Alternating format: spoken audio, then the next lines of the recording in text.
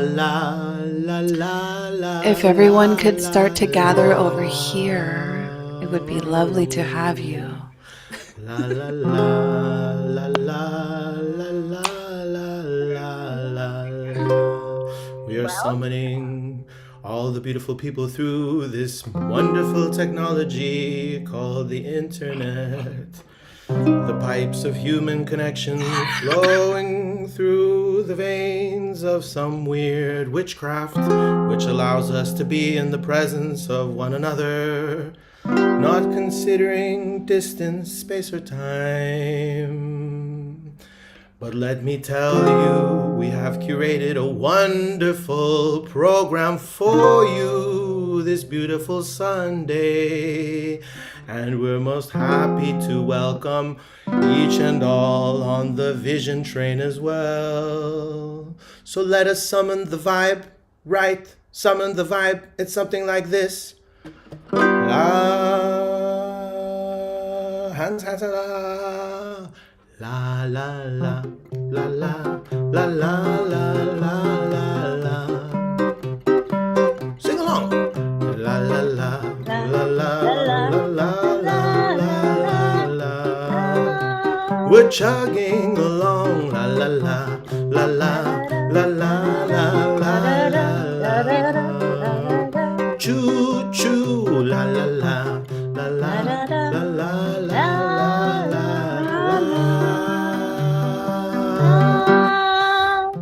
You may have not met each and every one of us yet. So let me begin with the first introduction. May I present to you the lovely Mariette. She's there.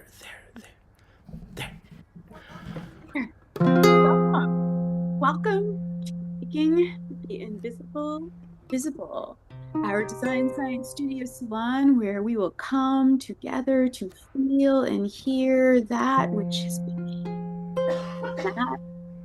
imagining as we imagine worlds of the future. Together in our hearts, minds, the cohort of the fourth cycle of Design Science Studio beams to you from all over the world and from SIU campus in Carbondale, Illinois. Together. My goodness. Right? Together in this hybrid situation. Together. We are embodying the technology that permits us all to sing together. La la la la la la la la la la la. La la la la la la la la la la.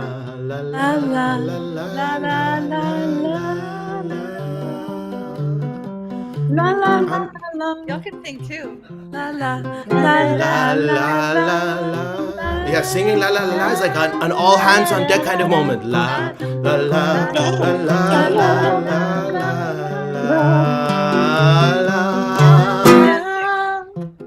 Music is fantastic witchcraft. It is truly a way of summoning a collective spell, casting all of us together from distances far. Oh well, my goodness. It is a moment of presence if we are all singing the same. We know that we are present. It's simple and plain. And now has come the time to present Zara, which is actually holding space in reality over there at that campus in Illinois University. Did I say that right? Is she in Illinois University? Illinois University. Yes. So won't you put your hands together and give a virtual clap for Zara? 1, 2, 3.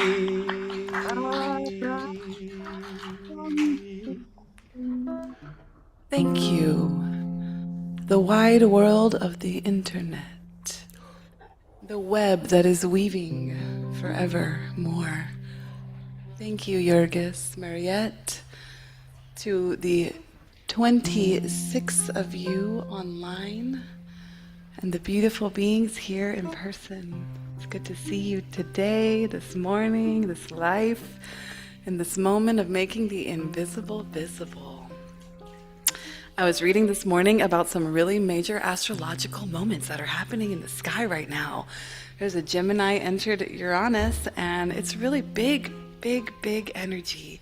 And it's so incredible that it happened during this weekend, that we have all been together in this really incredible conversation, dialogue, and ever-evolving, fascinating experience in this creative collaboration that is life. I would love to just, in this moment, say thank you so much for this university, to BFI, to the Design Science Studio, to all those that were involved in creating this really incredible collaboration and inviting everyone into this space, and those who have been weaving behind the scenes in the multifaceted dimensions that we weave. Thank you. Thank you for all of you who are here in person, who are those of you online. Thank you, thank you, thank you, thank you, thank you. Thank you for the most precious offering that you have is your time. So I just really want to just say that. Thank you, Roxy, the team here, to all of your incredible hard work and energy that has gone to creating this incredible collaboration in this space, this actual space that has been really beautifully transformed. I'd like to offer a short prayer and blessing this morning just to open up the space. I have, since there are just a few of us, I would love to offer, if you want, I have some really beautiful agua florida. It's from Colombia. It's rose. And if I can, I'm going to put a little bit in your hands. You'll clap 3 times, make some energy with it, and then inhale 3 times really deeply, as deeply as you can. So I'm going to do this really quickly. I'm going to offer y'all energetically online, so hold out your hands. I'm going to put that in your hand right here. Be sure to spray the lens. The lens will love it. If you spray right into the lens, we'll get it properly. I'm joking. A ver,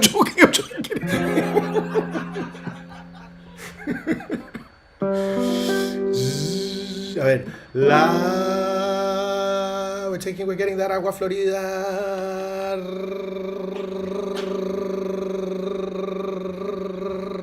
from Colombia, sabroso. Woohoo! La la la la la la la la la la la la la la la la. Bendiciones, blessings to all. I'm going to invite us to take a deep breath this morning. The deepest breath that you've taken so far in this beautiful waking dream that is today. Ready? And on the exhale, make a wild sound.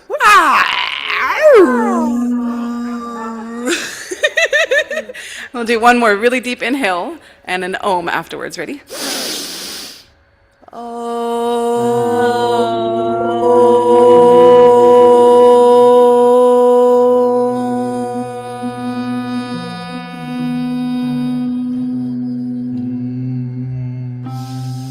Okay, one more, and we're going to make a silly sound, okay? We're going to go deepest inhale you have. Ready?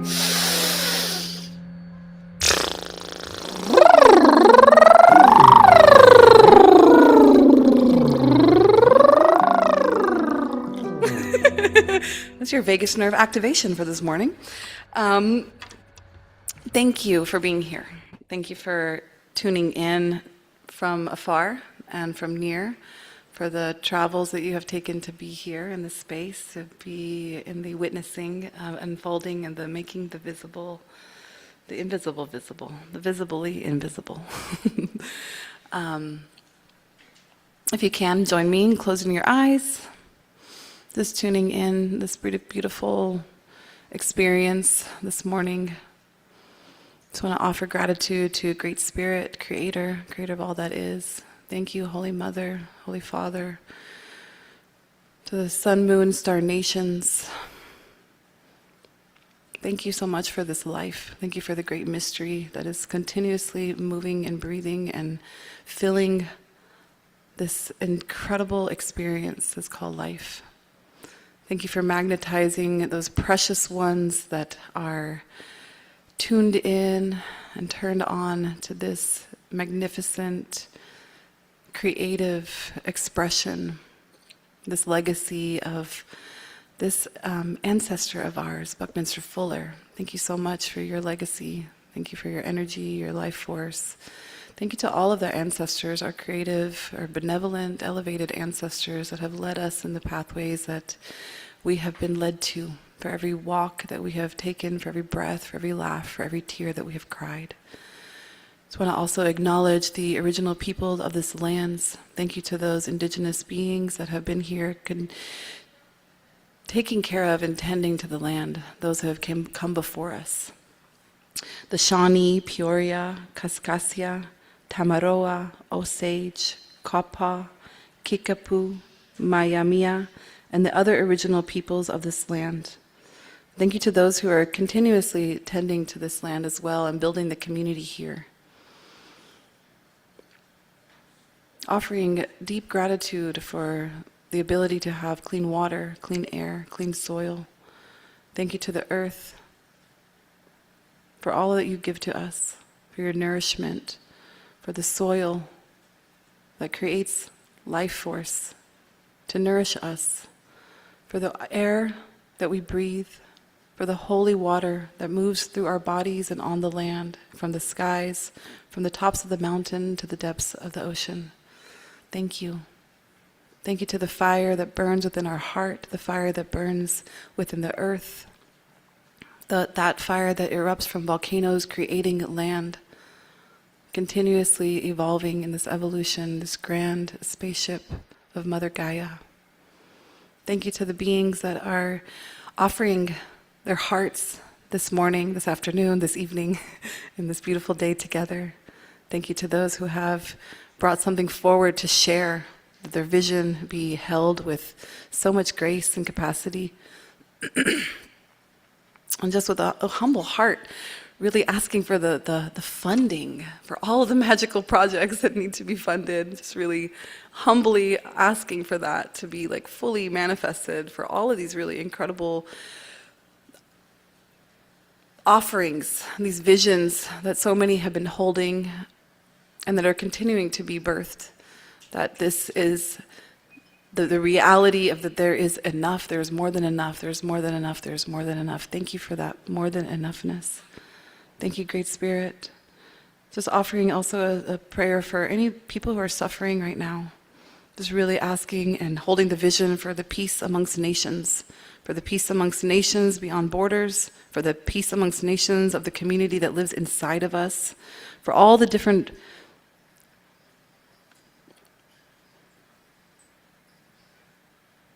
life forces and vitalities that move through us as human beings, as a microcosm of the macrocosm.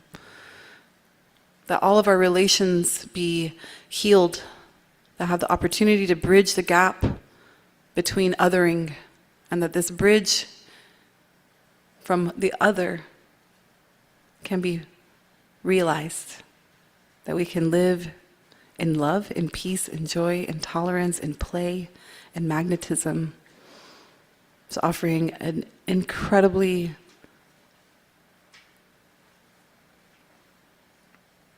special blessing for those who are carrying this lineage and this legacy, for those who are tending to the earth, tending to this possibility of making the world work for 100% of all life.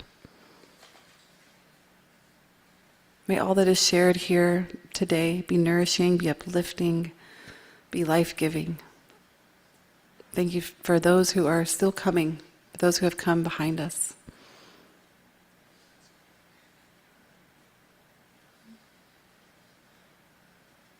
Oh, Amen, Ashe. Blessed be, and so it is.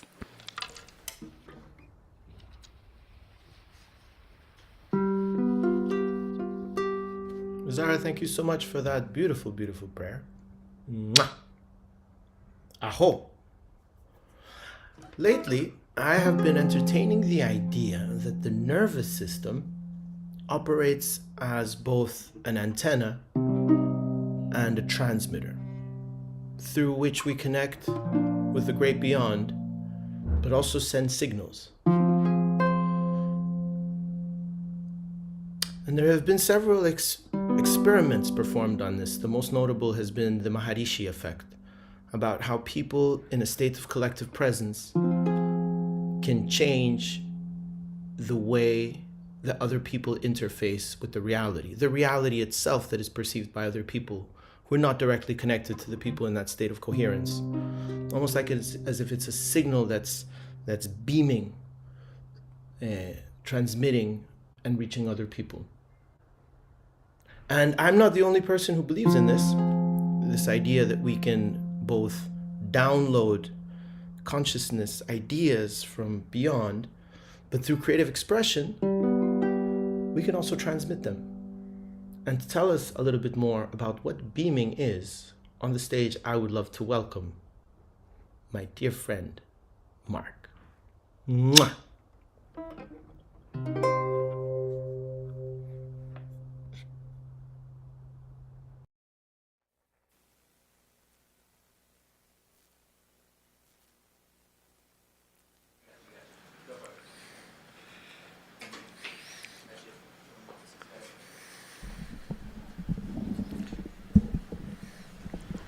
Thank you.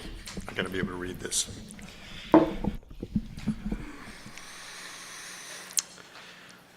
Hello, everyone in here and out there in the noosphere. Since Roxy insisted that I come to Fuller Futures, I've garnered the courage to get on stage here and share this story I arrived with in 2020, joining the inaugural cohort of the Design Science Studio.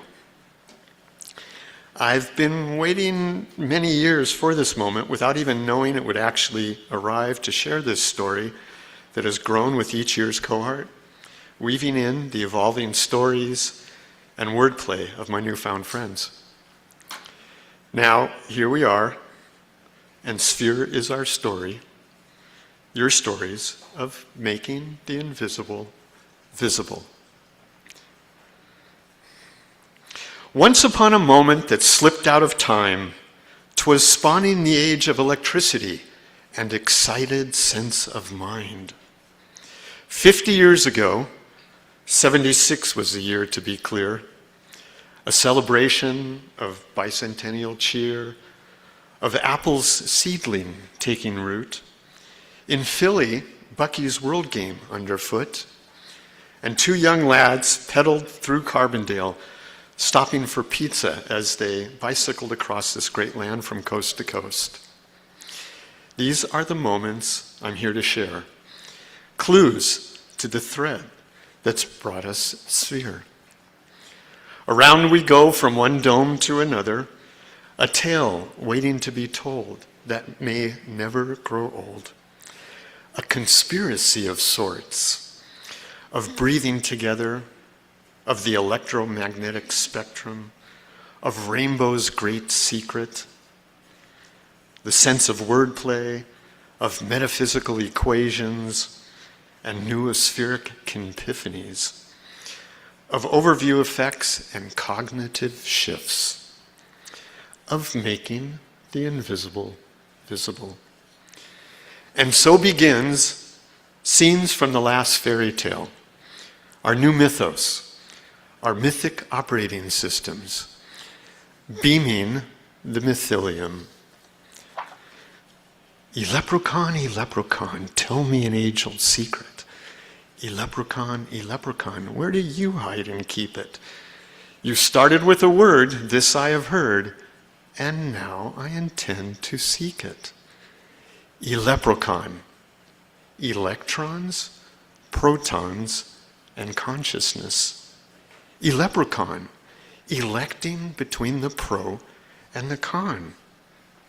A word that magically appeared on my drawing board in 1979 while researching the electromagnetic spectrum, researching for a silkscreen poster that I was asked to create for our design firm, a poster depicting the spectrum as a tool of understanding, of making the invisible visible. This was 1979. One of my partners at the Dolphin Farm, our marketing communications design studio, so named because dolphins are such good communicators, he had worked with Bucky and Medard to produce the World Game in 1976. I did my research in the library at the local community college, as the internet was still not available to the public. But it was under development by DARPA, the Defense Advanced Research Projects Agency. Our design firm was actually using this means of connectivity over distance, testing it for business purposes, which eventually became known as email.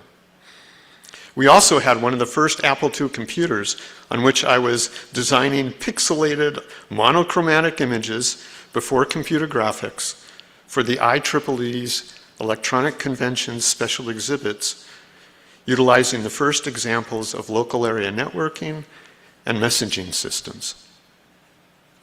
So there I was at my drawing board with the words scribbled all over it, referencing what I was learning about the electromagnetic spectrum and other topics interesting to me, such as the evolution of human cognition. Then the question suddenly came to mind.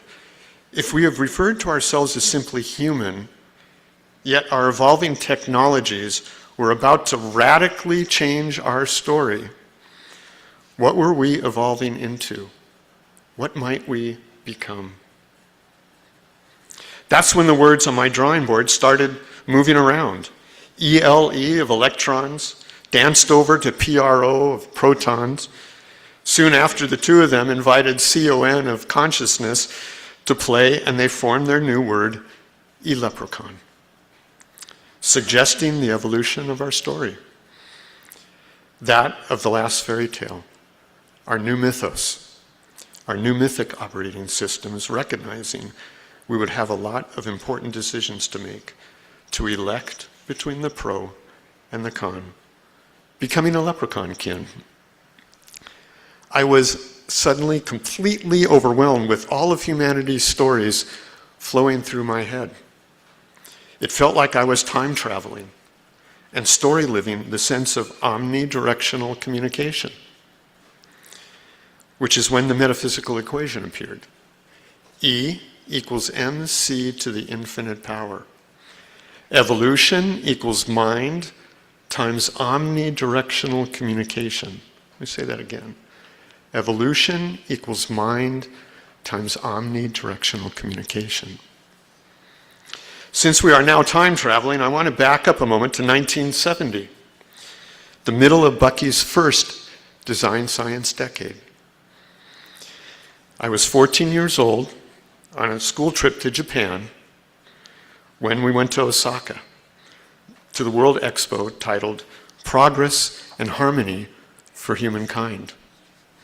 It was there I saw my first geodesic dome, the EAT Pavilion, an experiment in art and technology, EAT, experiment in art and technology. Artists and scientists came together to share our creative capacities in an immersive experience of the overview effect, as first witnessed and expressed by the astronauts of the 1968 Apollo mission. From there, we went to Hiroshima, ground zero of the nuclear bomb, where I bore witness to our creative capacities for complete unbridled death and destruction.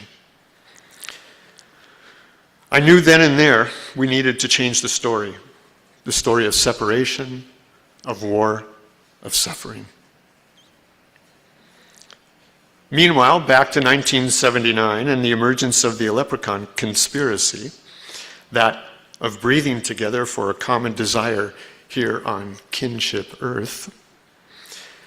That spectrum poster I was working on was actually inspired by a quote from Bucky.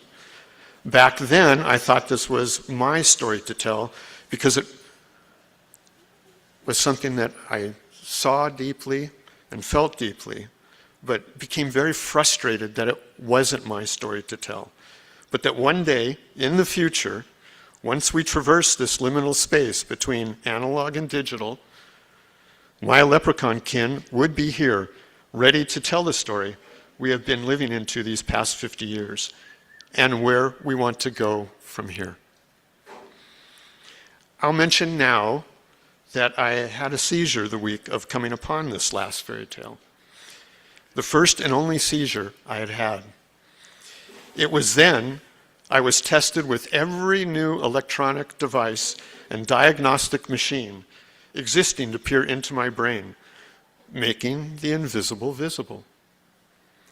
So, meanwhile, back to that quote from Bucky that inspired the Spectrum poster.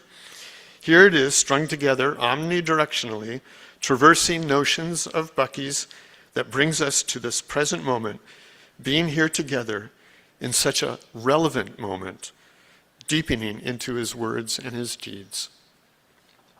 Here's his quote that inspired the Spectrum poster, and it's on the poster itself. Throughout history, we have made our judgments upon visible, tangible, sensorially demonstrated criteria. We may safely say that the world is keeping its eye on the unimportant visible 0.1% of the historical transformations, while missing the significance of the 99.9% overall unseen changes.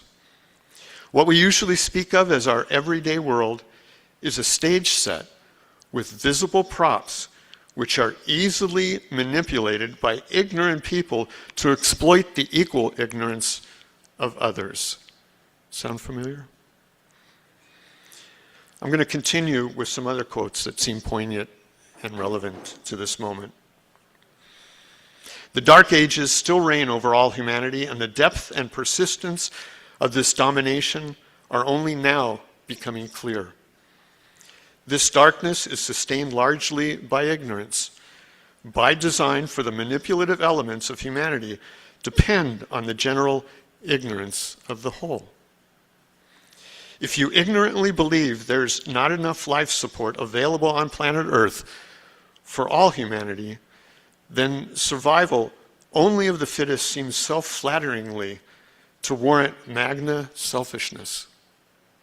However, it is due only to humans' born state of ignorance and the 99.99% invisibility of technological capabilities that they do not recognize the vast abundance of resources available to support all humanity at an omni-high standard of living. It is now highly feasible to take care of everybody on Earth at a higher standard of living than any have ever known. It is no longer has to be you or me.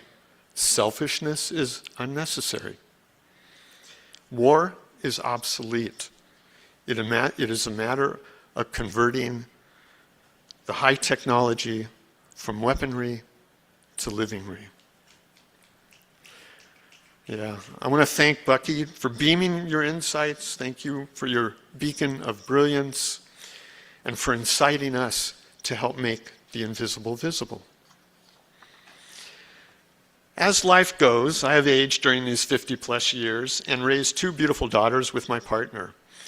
As the girls were growing up, they wanted to hear bedtime stories, but they always asked for real stories of my life's experiences, travels and tales, clues to what makes me who I am and what kind of world I want them to be able to grow into. I get emotional in these moments. I feel this deeply here with you all. As they became more independent and the internet appeared, I was able to venture out into the noosphere, the commons of mind enveloping humanity's epiphanies from time immemorial, belonging to no one, yet there for all.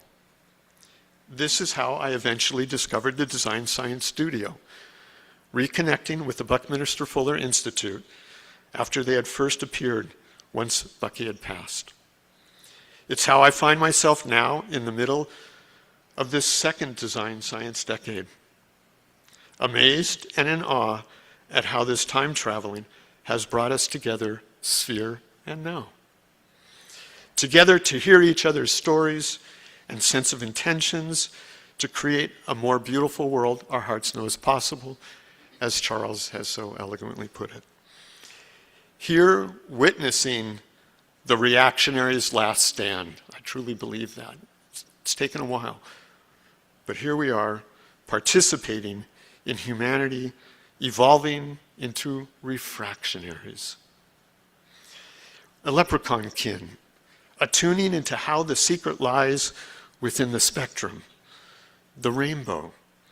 It's not a pot of gold at the end of it, but nature's genius in encouraging our ability to refract and reflect the potential of what the future holds. This is how we have arrived at beaming, being the mediums, the backcasting, evolutionary, alliance mediums. You are all familiar with forecasting. You look over your shoulder and you see the trajectory that we're on and you say, that's where we're going. Right now, that looks pretty ugly. And that's why we're looking at backcasting. To visualize that future and work our way towards it from where we are now, backcasting. Yes, we seem to be a verb, as Bucky put it years ago. We are the story livingly. It was just last month it became super clear to me, traversing all of these years, that I've arrived at that day long ago anticipated, of being here with you all, my leprechaun kin. To hear how we have envisioned such a beautiful world and shared how we got there. The stories our future ancestors will be living into and telling your stories. And once again, last month, crazy it is, I had my second seizure. 47 years since the first. I've just arrived here from our dome home in Oregon after all the electronic testing and seeing the neurologist who confirmed once again I still have a brain in there. But like the first time, they had no clue why I had a seizure. I have some ideas about that, considering the moments that these have happened. So I'll just leave it here by confirming this is, in fact, a true story.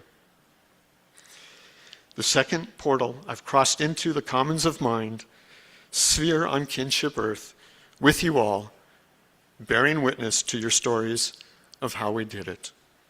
Of how, like the game telephone, whispered from ear to ear, yet over generations becoming confused as to how the story changed so dramatically, so dangerously, not believing in what we heard. How when that story returned full circle from whence it came, we discovered it was never meant to be divide and conquer. The original story was divine and conquer. Divine and conquer. To be intuitively in accord and trust in what nature has blessed us with. To be encouraged, to have the courage to trust in yourselves, ourselves, in each other. This is our story of beaming Regenera. Beaming from the heart of the Regeneissance, of making the invisible visible. Thank you.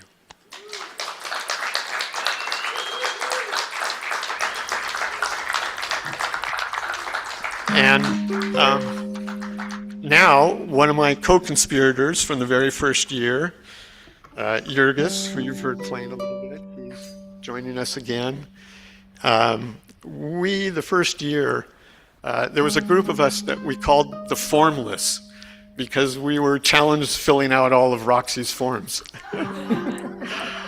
And so I had actually done some sessions on rapid prototyping with Tom Chi, one of the BFI on the board of directors. And then Tony Patrick came and did a session on backcasting, and when he was sharing his talk, he was talking about he was involved in Marvel Comics, and I scribbled down on my pad, which I always have next to me when I'm listening to these stories, BAM, like a cartoon thing with the star. And I looked and I thought, oh, backcasting alliance mediums. And then I was like, yeah, but I'm about the E word for leprechaun and evolution. So I threw the E in there and we had beaming. And the next thing we knew, we were the backcasting evolutionary alliance mediums, and our troubadour, Jürgen, who's joined us from all corners of the earth, sometimes in person, but always through the heart. Yeah, right Always. there. Always. Take it away, Jürgen. Mark, it is so beautiful. Like, can we get another round of applause for Mark Smith? Mark Smith, who is also a wordsmith, also a repository of regenerative mythology, but also an accelerator of sorts. And I have about 10 minutes with you. And I thought, wouldn't it be lovely for us to practice what we preach? To download, transmit that mythology in a moment of collective presence. If you are game and you're up for it, can we see a show of hands and a yes, please? Yes, please. Yes. Okay. Yes, please. Yes, please. Let us backcast.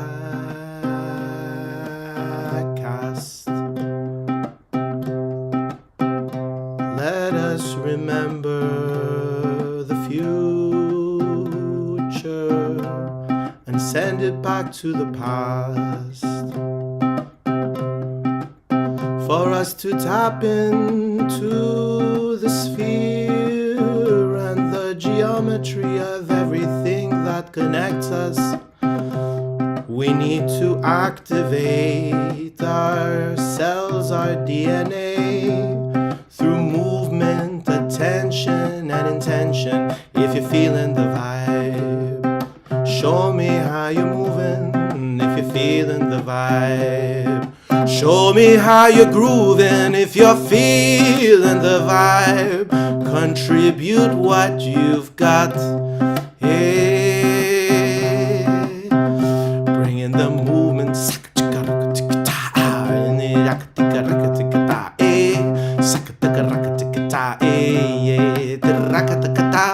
If you've got hands, I'd like to see them clapping, holding the rhythm down. Sending messages to this web of information, letting it know that we're here.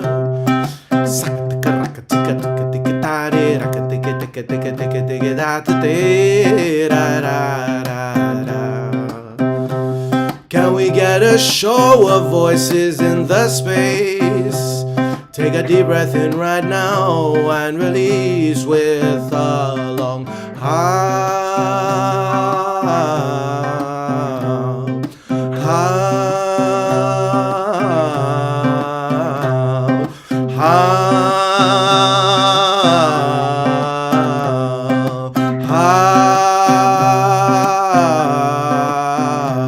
Let your voice be heard in the rooms adjacent to your own.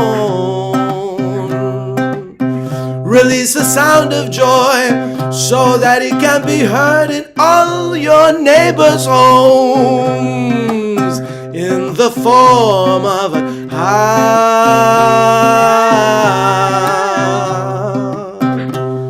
A ver, DSS gang, go.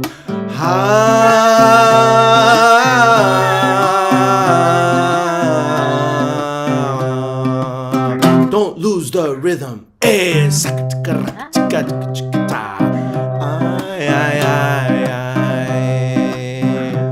We're putting ourselves in a state of musical vibration so that we may perform this incantation.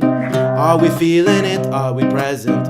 Are we feeling it? Are we present? Are we feeling it? Are we present? Let us see you radiate beautiful emotion through your face with a lovely smile into the dark eye position in front of you. Go.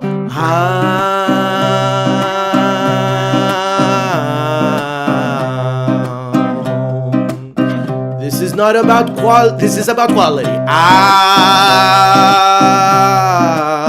Quality of emotion. Beautiful. Now sing with me. I remember. I remember. I remember. I remember. I remember.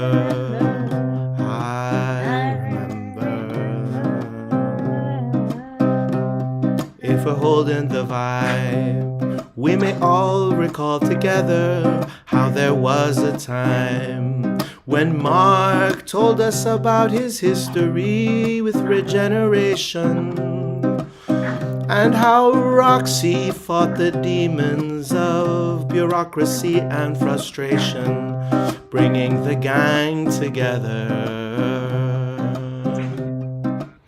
And then there was that astrological convergence, and everything shifted. All of the sudden, all the parts came together. I remember. I remember. Do you remember? I remember. Oh, yes, vividly. I remember. I remember. I remember. I remember. I do remember. Yeah, we all remember. Do you recall? Do you recall what happened next? My memory's fading, so now I ask you all, what do you remember? What do you recall? Tell us one and all. Tell us. What happened next? Might do a mic check. Might be the behind the scene text, but sometimes I get into the front and then I flex because my mind is the inner light shine. It's imminent. It's the thing that no imitation. Why are you waiting? What you contemplation? Start the creation. Hey, we're here on purpose. We're here on purpose. We're here on purpose. We are here on purpose. Sing it with me. We are here on purpose. We are here on purpose. We are here. We are here on purpose. Beautiful voices. I remember that one time when we were all. I remember that one time when we were all online. Here on purpose. And all of the voices sounded absolutely amazing. I was surprised. I was confounded. How could it be that not only was it voices, but your souls were alight and blazing? Could it be the astrological shift? Could it be? Could it be? Yes, it is. Something to do with Taurus, Scorpio, and Gemini, and Uranus.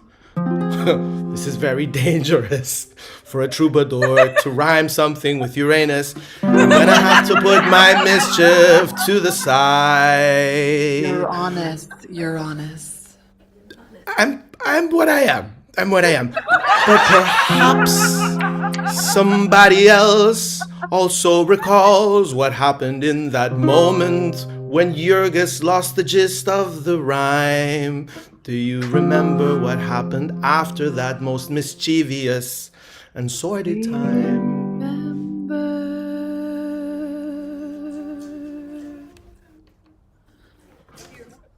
I remember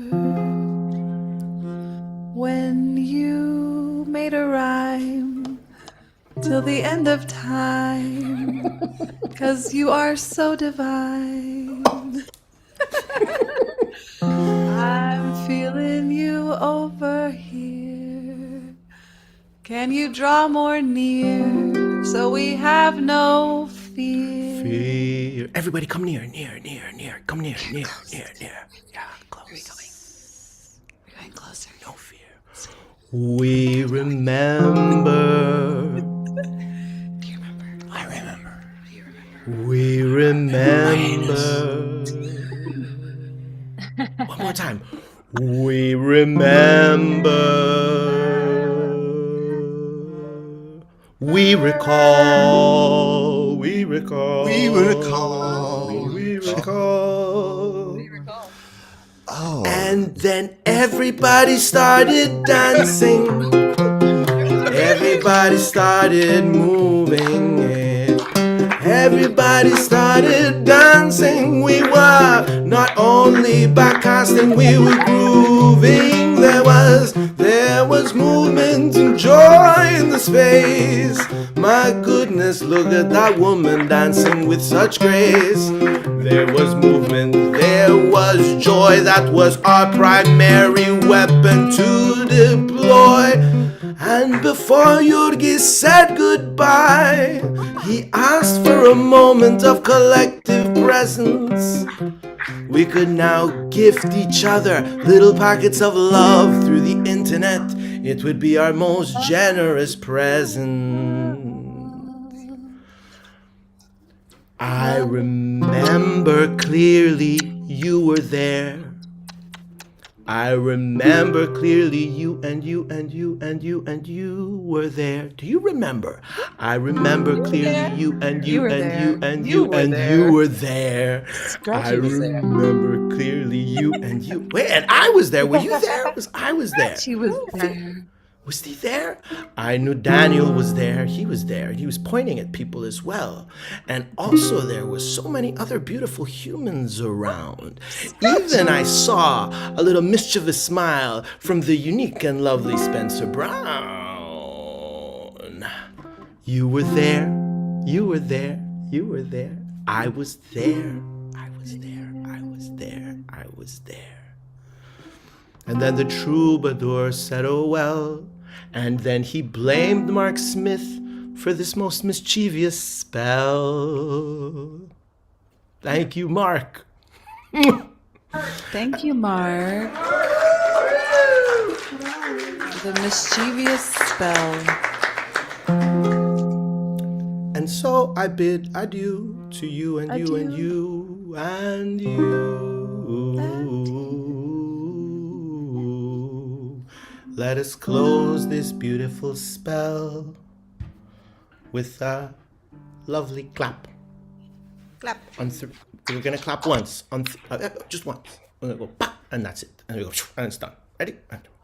On three, that means 1, 2, pa. Got it?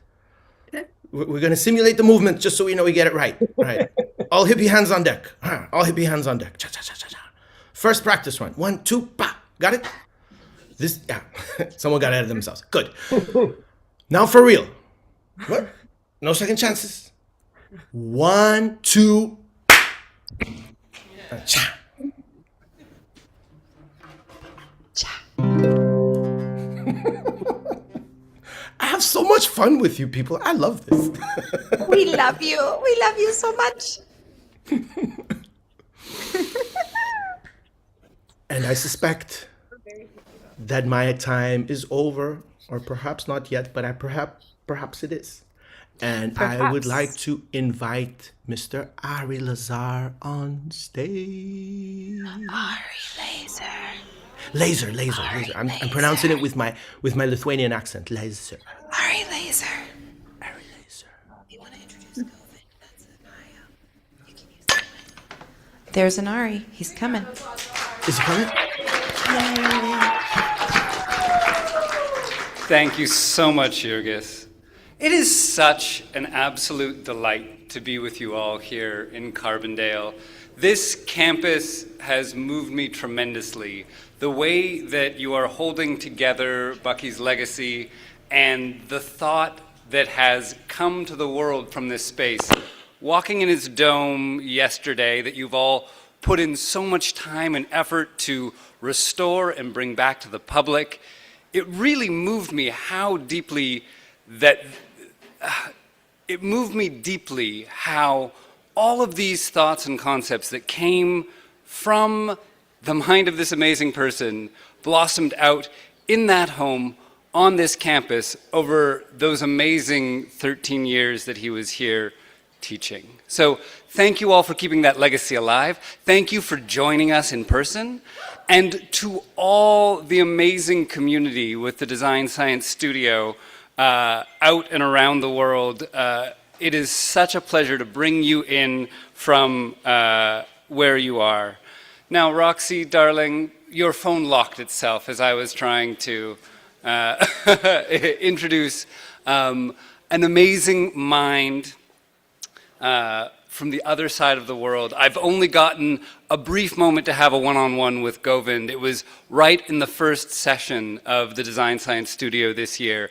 And just the few things that we talked about and the perspective he was bringing just brought me alive completely, both to what we do as an organization and to who this individual is. So let me introduce you to Govind Chittarath, a multidisciplinary designer working across architecture, nature, and technology to explore symbiotic, regenerative futures. Please give a warm welcome to Govind.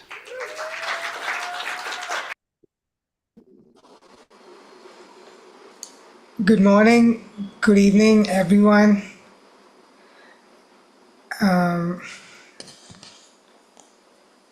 Thank you to the entire community, and thank you to everyone from around the globe. I hope I'm audible. Am I audible? Perfect. My work is driven by a deep-rooted passion to integrate nature and architecture, moving beyond static constructs towards living adaptive systems. At the intersection of ecology and technology, I explore how material, biology, and computation can come together towards a future where architecture is no longer separate from nature, but fundamentally symbiotic with it. My work explores this shifting paradigm. It begins with the indoor environment, where we spend most of our lives, as a starting point to reintroduce life back into our spaces, but the intention extends far beyond that. What I'm presenting today is both an idea and its pursuit through research, prototyping, and artistic exploration, an attempt to imagine a future that feels optimistic and worth working towards. I put together a video of the project, and I'll let it take you into that world. Let me just share my screen for that.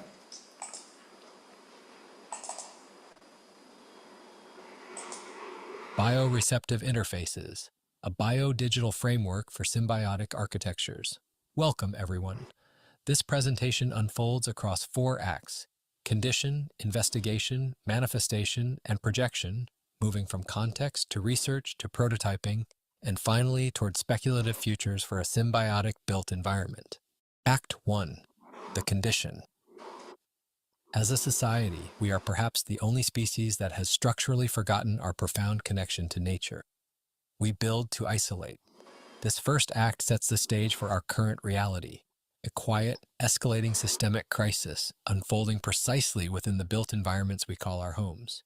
We live deep within the Anthropocene. To understand the scale of our impact, consider this. Today, the mass of human-made materials on Earth exceeds the total mass of all living biological matter. Alongside this, pollution across all domains continues to impact and reshape the environments we inhabit. Our built environment alone is responsible for nearly 40% of global emissions. Every building we construct is a massive ecological event. And today, that event is not only extractive but deeply polluting. But the crisis is also deeply intimate. On average, we spend over 90% of our lives indoors. This great indoor migration exposes us to highly concentrated pollutants, volatile organic compounds, and elevated levels of carbon dioxide. In our relentless pursuit of comfort, we have engineered life out of our habitats, and now our health and future demand that we bring it back. The core of this problem lies in our contemporary architectural philosophy, which treats the building envelope as an absolute, impenetrable barrier, a literal wall erected between humanity and the living world. This sealed paradigm deliberately eliminates the vital biological exchange that once connected our interiors to planetary ecosystems. We seal ourselves within sterile containers. But architecture does not have to be an inert, dead artifact. This brings us to the core provocation of my work. What if architecture could literally breathe? Not as something superficial, but as a deeply integrated, living ecological system. This is the central thesis this project seeks to answer. Act 2. Investigation. To achieve this, a new system must emerge at the complex intersection of material science, biology, and technology. We are looking at the convergence of 3 distinct domains, each one essential and deeply interdependent upon the others. 2 primary concepts define this new framework. First is bio-integrated design, seamlessly merging living biological systems with the built environment as functional ecological infrastructure. Second is bioreceptivity, the specific material quality that actively encourages and supports the sustained growth of living organisms. Together, these principles transform the building envelope from a defensive barrier into a nurturing, life-giving substrate. These 3 domains must converge into a single, performative whole. Material scaffolding provides the physical architecture.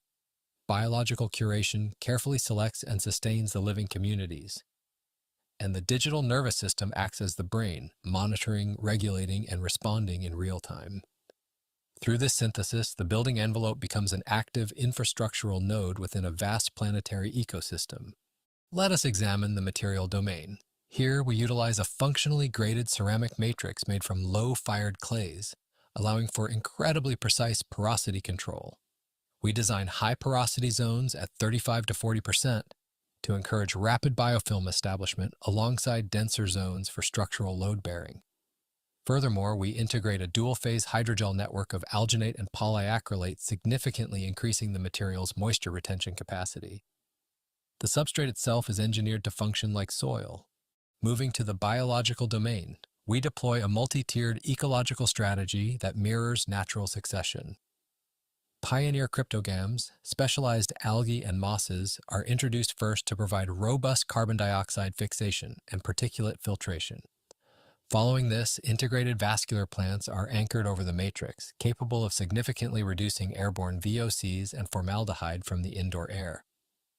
The life here is curated for impact based on existing research and not accidental, and the technological domain binds them together. We implement a hybrid sensor architecture combining high-fidelity environmental monitoring with localized plant diagnostics. Behind this sits a modular AI pipeline leveraging large language models and advanced statistical algorithms. This digital brain handles real-time anomaly detection, anticipates maintenance needs, and conducts predictive indoor climate modeling. The system constantly listens to itself, learns, adapts, and guides the user's behavior. To manifest this physically, we turn to advanced robotic fabrication. A dual cartridge robotic extrusion system produces seamless compositional gradients within the clay. We developed custom serrated nozzles enabling highly non-uniform extrusion, generating high-fidelity surface textures that increase the total effective surface area by 38%. This data-driven toolpath generation elegantly bridges the digital parametric model directly with physical material performance. Digital precision yielding an organic result. This morphology is guided by algorithmic growth. We developed a custom phototropic growth model that translates actual biological growth principles into digital morphogenetic processes. The form is algorithmically driven by simulated environmental forces, calculating phototropic vectors for optimal light exposure, canopy convergence, and necessary organic variation. This computational pipeline directly integrates programmed hydration gradients within our fabrication constraints. Act 3. Manifestation. This is the moment of translation, making the invisible visible. the theoretical frameworks become physical, tangible artifacts. What was once a speculative question now becomes a functioning prototype, ready to be placed in the real world. To sustain life, we developed an artificial hydration cycle that seamlessly integrates programmable automation with passive biophysical processes. A central water reservoir utilizes smart drip irrigation to distribute moisture directly to the hydrogel-embedded clay chambers. Passive capillary action and solar adaptive porosity gradients take over, perfectly balancing evaporative cooling and the specific humidity required for biofilm formation. It is a living, breathing cycle, beautifully automated by AI analytics. This culminates in our primary prototype.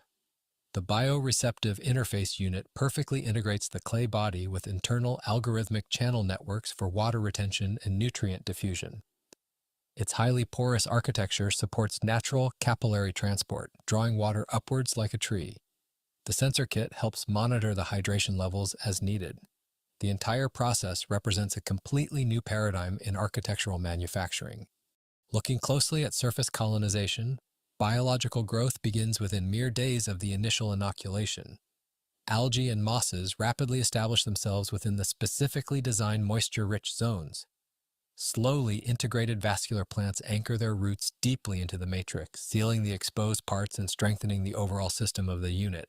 The ecosystem doesn't just sit on the architecture, it integrates with it. It breathes, purifies, and responds. And the measured impact begins to indicate the potential of the system. In a 60-day pilot, we recorded a particulate matter reduction of up to 28%, alongside measurable environmental improvements. We achieved a sustained moisture retention of around 60% through the dual clay hydrogel porosity gradients. Crucially, this remains functional at the scale of a standard architectural tile. While still a proof of concept, these results demonstrate that bioreceptive interfaces can move beyond theory and begin to deliver measurable improvements to our indoor environmental quality. Act 4. Projection, our final act. Here, the work shifts from research and prototyping into speculative exploration, using design and visual narrative to extend what has been developed into possible futures. We move from the object to the interface to the network and finally to the world. The horizon expands outward. What began as a functioning prototype now becomes a lens to imagine a living, breathing world. Let us imagine these speculative futures, buildings as porous, breathing organisms that heal the air, transit hubs as living urban filters, cities as sensing biological systems, underground networks quietly connecting life across scales, coastal settlements integrated with tidal ecologies. A civic future where progress is measured not by what we build, but by the ecological richness we create. We invite you to explore the Symbiocene, a world where architecture does not displace nature, but hosts life at every conceivable scale. What you see before you is a vast tree of vision cards, suspended in a spatial network. Each node in this sphere pushes us to imagine exactly how symbiotic architecture could manifest in the real world. These are not just images, they are glimpses into a possible, thriving future where our built environments and natural ecosystems are fundamentally indistinguishable. What you're seeing is a translation of the work into speculative form. These visions, shaped through art and design, are grounded in the same systemic framework, allowing us to project how matter becomes a medium for life, and architecture starts to shift from extraction toward restoration. The path forward is regenerative, buildings that breathe, filter, and grow, architecture that earns its place in the living world. These visions are portals into that future. We have the technology, the materials, and the imperative to ensure our built environment acts as an active participant in the planetary ecosystem. It's upon us how we walk into a world that is very much possible. Thank you.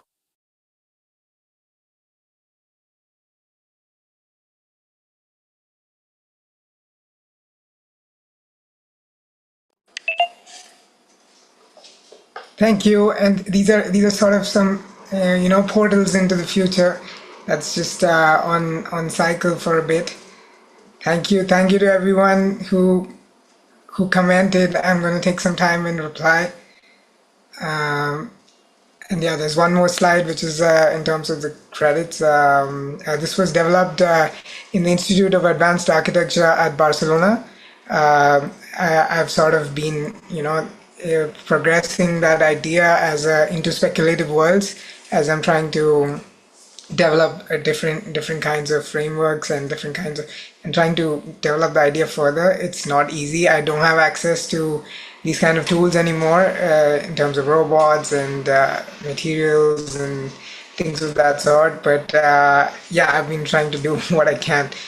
But thank you to the DSS community. I've been sort of surprised with all the amazing ideas that's out there, and I'm really, sort of taken aback by the amazing ideas that's out in the DSS space, and just sort of taking it slowly. I wanted to present this a little earlier, but yeah, here I am. Thank you.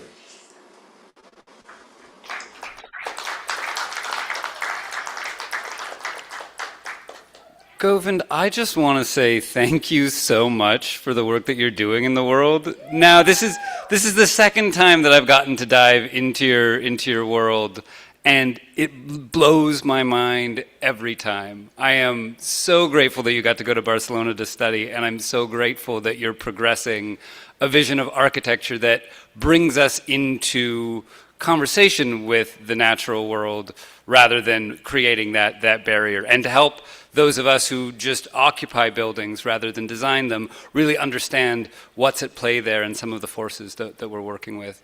My hat goes off to you. I'm just so delighted you're a part of our community. Thank you so much.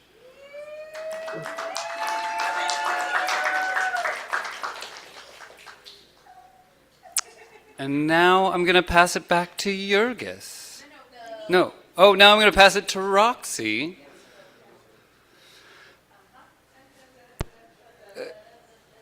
This is one of those back behind the scenes moments that y'all get to witness. It is my absolute pleasure to hand the mic over to my co-collaborator here at the Design Science Studio, Roxy Shohadei. I'm trying to hug you. I'm trying to hug you. Love you. And then I get to invite you right back. So we're going to do a little set change because Ari and Ben and Shannon are going to join me up here, and we're going to have a little panel. It's going to be incredible. Also, I just made for everyone who is on the stream, could you just do a little pan for this room that is beautifully filled up? It's pretty epic, all these incredible humans who are here. Even Buckminster Fuller has arrived. Oh, fabulous. Thank you for joining us.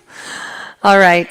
So we're going to just quickly evolve the set up here. But while that happens, I just want to say hello to all our friends online. And this is also going out to 8 different channels. It's being live streamed to 8 different channels, including the Buckminster Fuller Institute's very giant Facebook page, the YouTube for DSS and BFI, the Vision Train. We're on the Vision Train, so there's something called the Vision Train. You might have noticed in our partner materials. It's led by one of the graduates, evolutionary design scientists of the Design Science Studio. Her name's Amanda Sage. If you are a visionary, are you familiar with visionary art? Does anyone know Amanda Sage's work in this room? Got some hands up. There's a beautiful piece that's right behind Dina. The wave over there, you can see with the yellow and the big giant wave. I invite you to look very closely at it over yonder. So the Vision Train is a nonstop art jam that has been happening nonstop for 7 years. Amanda Sage, who's an incredible painter, leads this community. And they've been leading a Zoom room full of artists and creatives that has not closed in all those 7 years. And so this is actually teleported onto the Vision Train. And there's lots of community from all over the world tuning in, which is super exciting. I'm super honored to be here. I am the director and co-founder and architect of the Design Science Studio, and we were founded in 2020. And I'm going to lead a panel discussion about sacred geometry and art. I'm going to moderate these brilliant, brilliant artists. So give us just a moment. If you haven't yet and you are in the physical space, I invite you to definitely explore the art on the walls. The zine is on the stand and they're gifts. You may take one, and the different screens that are around. You can explore the new exhibition.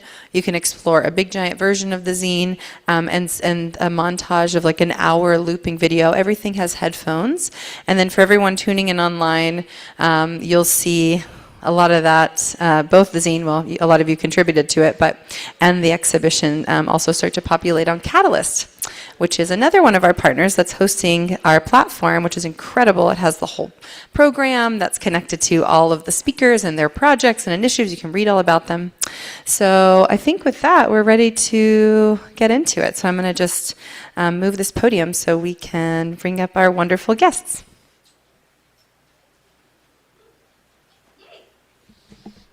Thank you for being here. Thank you all for being a part of this incredible festival.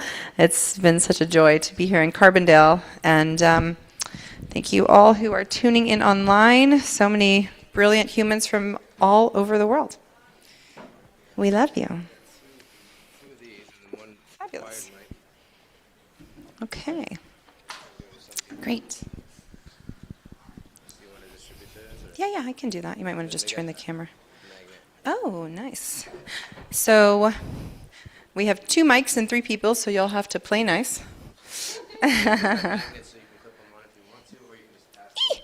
Uh-oh, the magnet came off, Ari, if you want to take. Yep. Shannon, did you still want me to share your website on the screen? Yeah? Oh, I think this is off. On purpose. Okay, great. You have things to share? You want your websites?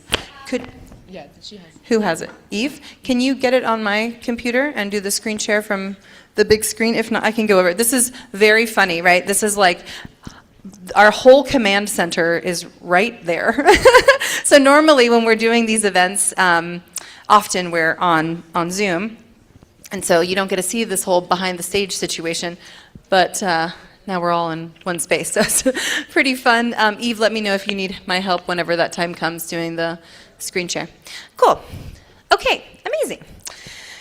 Wonderful. So it was funny last night. I looked at Shannon and I said, "It's just you and Ben Lauder and Ari. This is the incredible group of humans that I get to facilitate a conversation with." And Shannon said yes. And it really just landed for me. What a joy this is. And I just feel very grateful for Elizabeth insisting that we devote a long chunk of time to this conversation. Sometimes because we have so many creatives from all over the world who are a part of the incubator of the Design Science Studio and the broader partner community and visionary community, we only get to do kind of longer form things if they're in what we call choose your own adventure time, where we'll have a few things happening at the same time. So it's really nice to get to be in this conversation all together. And I am actually going to invite each of you to just share a little bit about your background to get things started so everybody knows a little bit about who you are. Shannon, do you want to start? Sure. I did prepare a real short thing that I would love to present. Perfect. I feel this week I've been in Bucky boot camp. And it's not war boots, not the kind that you wear to go to boot camp, right? It is not the kind that walk all over you. It's the kind that we wear when we garden, when we walk in meditation together, and when we build the world we want to live in. So at 50, I started visual art again. Before that, I was a writer. And these 2 words, synergy and synchronicity, really helped me start my journey. It started with the artist's way. Books are such a core of what led me here. And I started a focused reading practice at that point. And I ended up here at SIU. I've been here for 3 years studying for an MFA in painting. I didn't know you would be throwing me the best kind of going away party. And one of beginnings and endings, but mostly beginnings. At 62, my art is a spiritual practice now. And I know, I knew many of Bucky's ideas earlier, synergy, parts, and the whole, but really now I have a new vocabulary. Like Bucky, I love systems and acronyms, and I have one for you today. Whenever you're very afraid of taking action in a new situation, like now, and your heart's like this, I think of barf. You feel like barfing? Take bold action and recover faster. My goal in art, I didn't know it until yesterday when I saw the play, is to regenius myself, to do something with it. Genius is the Greek word for generative power, the inborn nature from gene, to give birth. It was also a house spirit, a little protective spirit of a specific place, a genius. So showing that we can start right where we are with our story, our self, our family. And my journey here was to explore my ancestors and learn to paint. I visited the 16 great birthplaces of my great-great-grandparents to understand myself, my history, my Mormon religion, the utopia of Salt Lake City and the draw, and DNA. It started from 16 and the geometry to 8, to 4 great-grandparents, to 2 parents, to me. And I didn't know, all of that when I started, but how did I get here from them? What did they have to teach me? One of my teachers walked into my studio and said, "It's so complicated." So my mantra became, complexify to simplify. I needed to go down the rabbit holes. I needed to work through all of that complexity.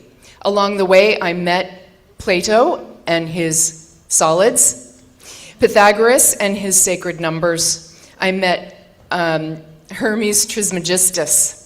I met the magician and political activist Giordano Bruno. I met Marie Curie, Copernicus, Kepler, Flood, and many others, Newton and his alchemy and his optics. I met Maria the prophetess, who was the first person to write about alchemy and invent the alembic. And this reading practice really helped me in this final project. My show was 3 parts. It had the journey imagined, which was black and white. It was the diagrams of belief, of how we believe through number and through diagram. The second part became color. The second room was the journey experienced, where I show all the ephemera and the experience that I did as I moved through these places and studied the ancestors. And then the third part, and if you want to just flip through these, you can just go as fast as you want. This is the grandmothers and then the grandfathers. You see some of this work in the hallway.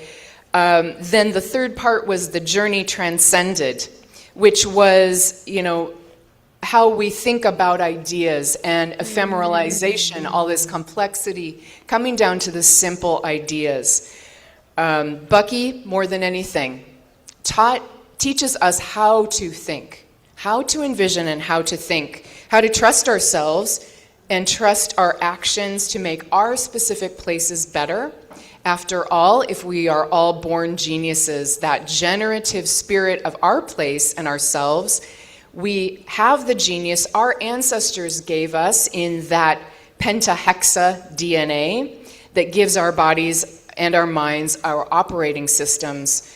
From one genius to many others. I will end with a Bucky quote from Doria, who brought it in and meeting so many amazing people this weekend. Bucky said, "Never forget that you are one of a kind. Never forget if there weren't any need for you in all your uniqueness to be on this earth, you wouldn't be here in the first place. And never forget, no matter how overwhelming life's challenges and problems seem to be, one person can make a difference. In fact, it's always because one person that all the change that matters in the world come about. So be that one person." And with that, I pass it on.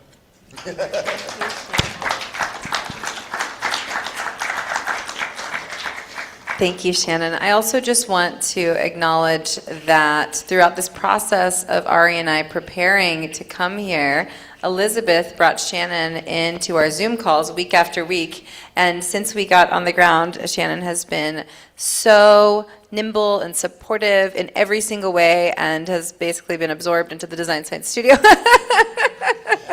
We are so grateful for you, Shannon. It's such a joy to hear some of your background and how your path with sacred geometry has also very much woven with your ancestry and our relationship to the past and to the future that we're weaving together. So grateful that you laid and prepared so much context. And I was appreciating, Ari, that this particular big piece that you have here, and Ari has a sculpture here in the middle of the room. Maybe Mage can turn the camera for those folks who are online. And this particular pattern, which Ari, it has a name. No, it's it's Islamic sacred geometry, right? Yeah, it comes from the Alhambra in southern Spain. Yeah. Yeah. I have integrated this into some of my paintings in the past, and I'm half Iranian, for those of you who don't know, and half Colombian. My mother's here.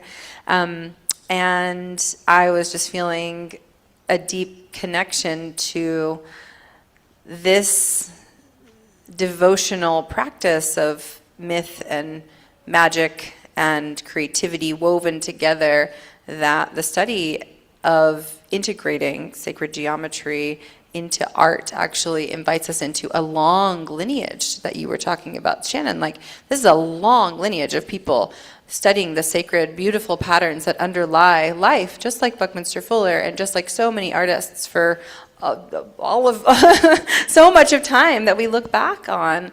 And so I just was reminded of how magical it is. And as we're beginning this conversation, I love that you brought ancestry, and now, kind of on the heels of magic, I want to invite Benjamin Louder here, because I know your current series is Math, Myth, and Magic. Am I right? Yeah, that was close enough.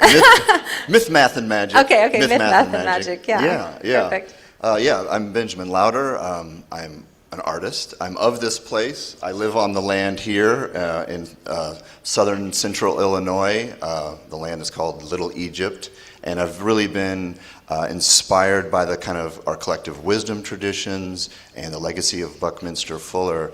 But that all really kind of catalyzed for me when we built a home for our family, that we wanted to be in alignment with seasonal sun angles so that it naturally heats and cools itself.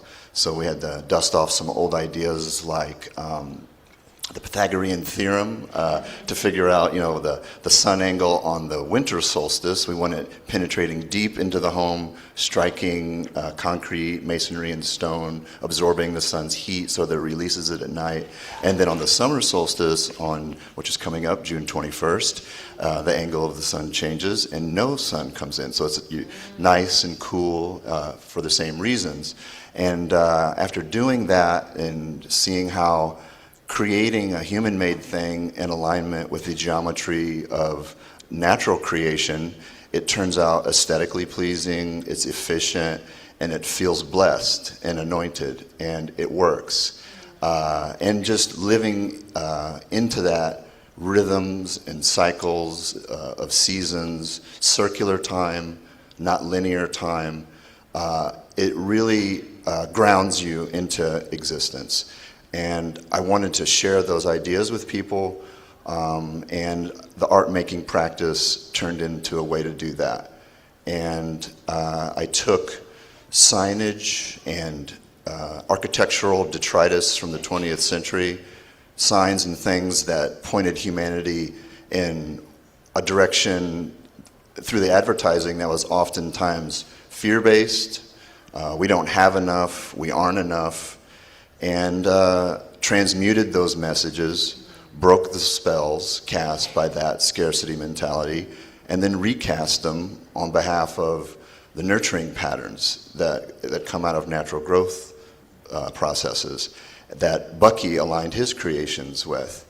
And he was the perfect mascot for those values. So having gone to school here, and I must admit, when I was here when I was 17, his legacy didn't resonate nearly as deeply as it does today after having built the house and truly understanding what he was after, trying to understand the operating principles at work in universe. So I kind of leveraged my specialization in semiotics, which is how people attribute meaning to symbol systems, and applied that to, again, transmuting those advertising and consumerism messages towards more abundant and cooperative, evoking the wisdom traditions of the past, and trying to make new signs that point towards a future in which we kind of make it through this evolutionary threshold, integrate dualities, embrace cooperation and abundance over scarcity and conflict. So the art making practice is a way to bring all that together. Wow, so many layers. That's amazing. So coherent too. Like I really went there. I am, yeah, just, wow, okay. I just learned so many things. A lot of times the metaphors behind art can be harder to find, you know, like I hear you and then I can see that, you know what I mean? But that was just so clear, like you're taking the work, you're upcycling it, you're literally like doing this devotional practice of reforming it for the future, like signs pointing in a new direction. Yeah. There's things too I want to mention through doing the physical act with intention and trying to be present and taking that, you know, Marshall McLuhan, you know, famously said the medium is the message. Yeah, so that's really, it takes on a meta level when the medium was formally a message, so that you have to neutralize that old message in a kind of a ritualized ceremonial way while you're doing it, and to actually like transmute what was there energetically previously without like throwing it away or diffusing that energy, but like moving it and rechanneling it. And I'll testify that creates a feedback loop of synchronicities that just keep amplifying and amplifying. This region and this place, when you guys were setting the vibes here, I felt like the spirit of this place, this geography, this region wanted to come through, and this is a really, really special area. If folks don't know, the eclipse transits that happened in 2017 and 2024 crossed each other here. Two, right? Like one right after the other. One right after the other. Yeah, 27. And it's marked on the land now, correct? Yeah. On the water. Cedar Lake. And for me, the synchronicity around that was when I was a student here, I had a very transformative experience within a few hundred yards of where this eventual crossing would be. And it really, this is the kind of thing, it's like, you know, make a talismanic object that encapsulates that whole experience. And I want to, if I could share one little bit of testimony too about like on the eclipse. Go for it. Bucky's house was in half done being repaired. And the board said, could someone stay in the house? Because there's lots of people coming to town. So I was like, yeah, I'll stay in the house. So they're like, oh, it's very hot. It's going to be like 100. I'm staying in the house. So I was there, and I kind of got to thinking, like, okay, well, this feels very auspicious. Where would Bucky have left the most kind of residual energy in this space? And I thought, well, the loft library would be the spot. So I go up there and kind of just do a little bit of intention setting. Thank you, Bucky. Thank you for giving your life into this mission. Yeah. And can we just please have your blessing to transmit it, keep it going? Yeah. And it felt really good, but the fruit of that really kind of ripened in December of that same year.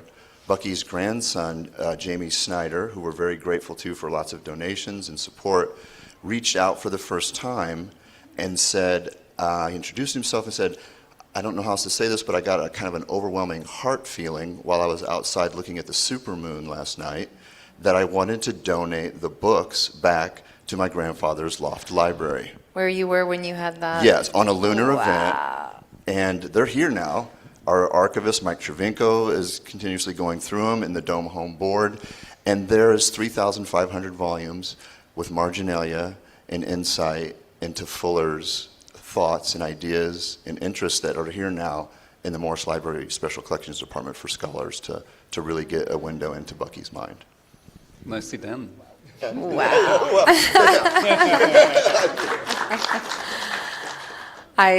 Just a few quick points in response, and then we'll hear from Ari, and then we can just start to weave in conversation, and don't feel like you have to come back to me before you want to speak. But I did just want to reflect a few things that came up for me while you were sharing just then.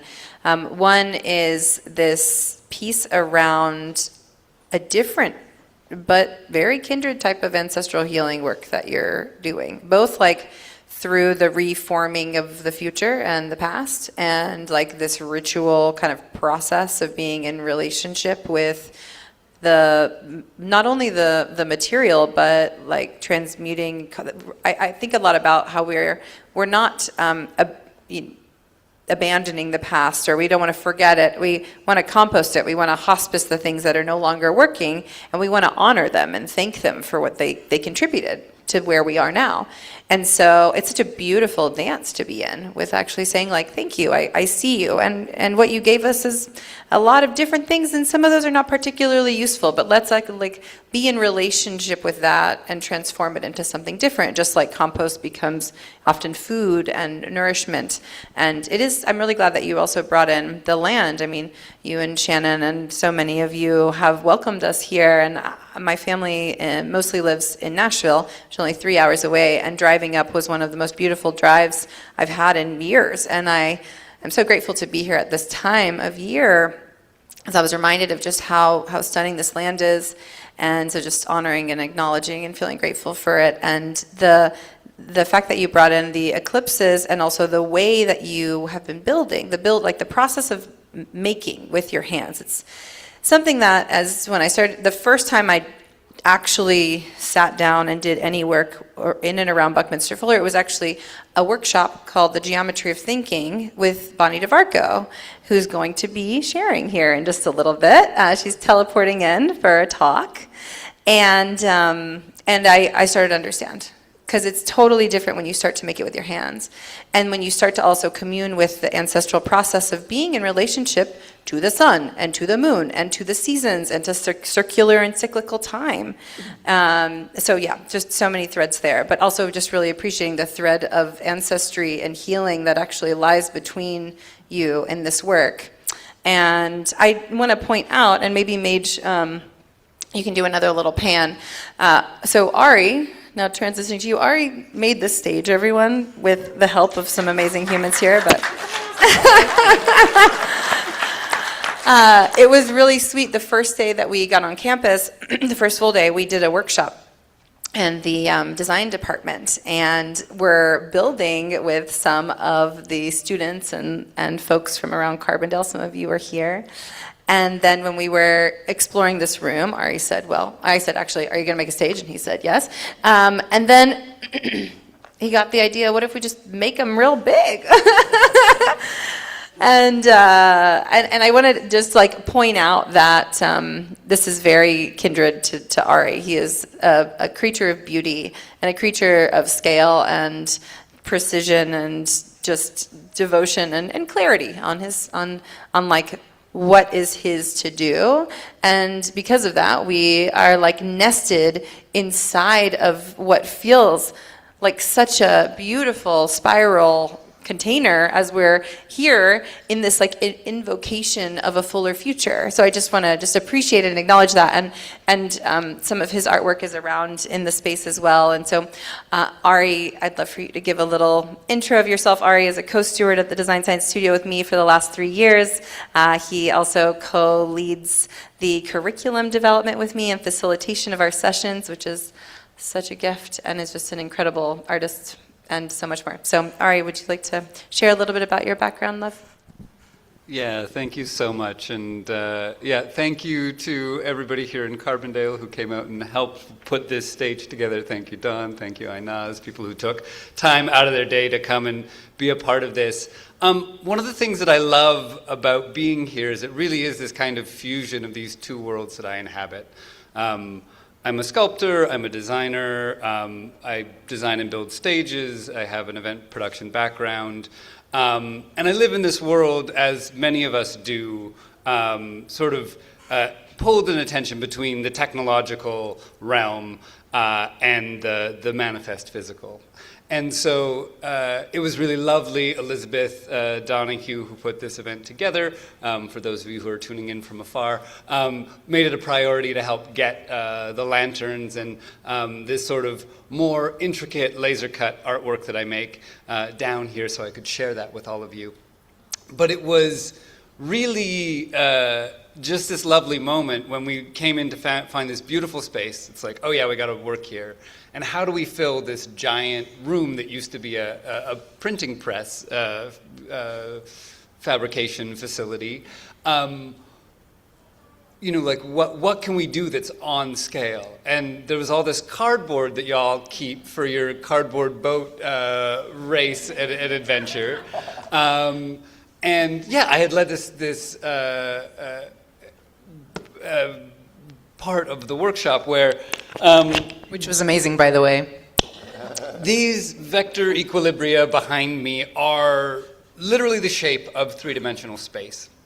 For those of you who know Bucky's work, you know that he's passionate about the tetrahedron, about the idea that space is quaternary, that it is out of threeness on a flat plane and fourness in 3 dimensions that we get all the forms that exist in the world. And you can simply take a hexagon, these are all made from hexagons, and fold these lovely little bow ties and yield these forms. So it felt so wonderful to be in this space and be creating a compass and straight edge out of strips of cardboard, you know, really going back to, if we're on a desert island, how do we create from a place of proportion? Because just like you, the both of you, I truly believe that living and being in relationship with these patterns measurably improves not just the quality of our lives, but the quality of our thought and the quality of our attention and awareness of the world. And so it was particularly joyful to be able to create together like this. That form behind you, both over there, the icosahedron, Roxy saw me do a special dance and jig when that thing started coming together, just because it too folds out of these lovely tenfold polygons, a decagon, and it's so lovely to be in this conversation between the form that gives, you know, structure to the world and the form that gives life to the world. And maybe that's where I will pass it back to all of you to start this conversation together.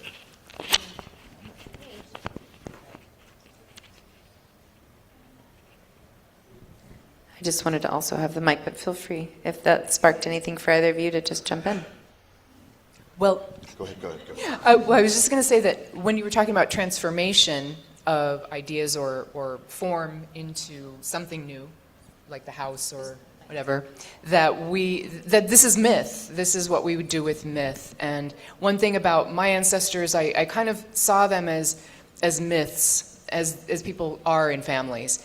And so thinking about how do we take the quanta of the world, the data, and create a myth, create a god, create a goddess, create a story, create something new from it, and compost it into something that is useful. And that's really what I love about Bucky's ideas too. It's not just about sitting with it, or as Medard said, writing a book and putting it on the wall, but it's about how to take our myths, our art, our forms, our math, our magic, and make it into something that we live with in every day in the world that makes our place better, but then can make our neighbors better and our community better. And it's that ripple effect that goes out from there. Yeah, Ari, I'm dealing and working with heavy, old, rusty, splintery, sharp stuff, and I look at I get jealous of the ephemeral, light focus on the geometry, and I really love it. It's inspiring to me, and I love your ability to probably disassemble it and have it be flat and easily transport it, and you really are an inspiration. It's got my mind thinking about the possibilities of making this more ephemeral and lighter expressions of this geometry. So wonderful. Thank you. Yeah. We've been talking a lot about analog this weekend, just in various conversations, and just how nice it is to be around people. And we have a lot of challenges that way, right? We had a lot of analog challenges in just putting all of this together. But in that, we got to interact with people. I got to learn a lot about myself. We got to share all of this information one-on-one with other human beings, and that's one thing I love about oil painting. It's so analog. It's stone that's been ground down into a powder. It's insect, husks or chemical, sort of combinations. It's alchemy that go through this real specific transformation into a paint that then you put on a surface, and can only be in one place at a time. Now we have digital and we can take pictures of that, but there's something really intimate about working with a surface with something that starts out in one form, water, oil, and then becomes another form on the surface and dries and stays and is very flexible. I can roll it up, I can move it around, and it's luminous, it's transparent, it's opaque. It has all of these living qualities that I think this is what Buckminster Fuller talks about with form, that even my paint is alive, right? And I help bring that into a new transformation, a new life, by putting it into a different form on a flat surface, creating illusion and creating reality there, and letting it do what it wants, and I listen to what it wants to a certain extent. And in that process, I'm listening to my ancestors and their ancestors, and I'm also listening to the underlying patterns of math. And ironically, I'm doing an independent study this term, and before I even met Benjamin, saw his work, my reading list is called Math, Magic, and Art. And then I was like, oh, who's this guy that has this show up, at Cedarhurst? I went up there and I'm like, what? And it's called Myth, Math, and Magic. Myth, Math, and Magic. So it's great. It's a synchronicity. It is. Yeah, so.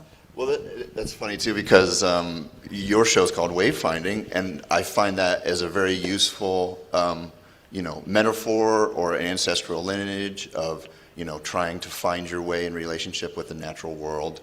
Wayfinding, not necessarily signage that I'm dealing with, but the broader sense of understanding star maps, like the Polynesian Pacific Island culture that Bucky was so fond of, that came out of Indonesia and Bali, and navigated by the stars, and then also just being on land and navigating with a compass or land surveying, triangulating.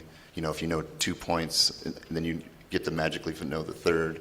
All those wayfinding things. Stars, the other ones. So you have a 4D, Make sure to use the mic if you're talking, because of our lovely online community. Yes, but just the last thing about that is when you're talking about the communities that went over water, they made these boats, and there's a book called Wayfinding you should all read. It's amazing.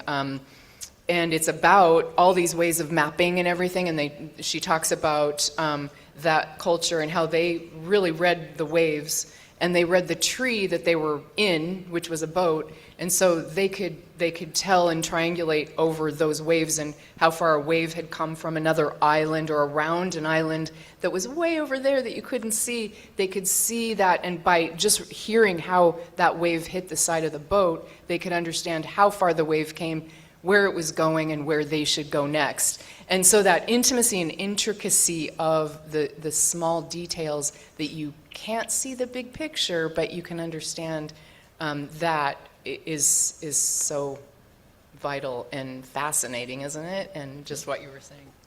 It strikes me that the term geometry means literally measure of the earth.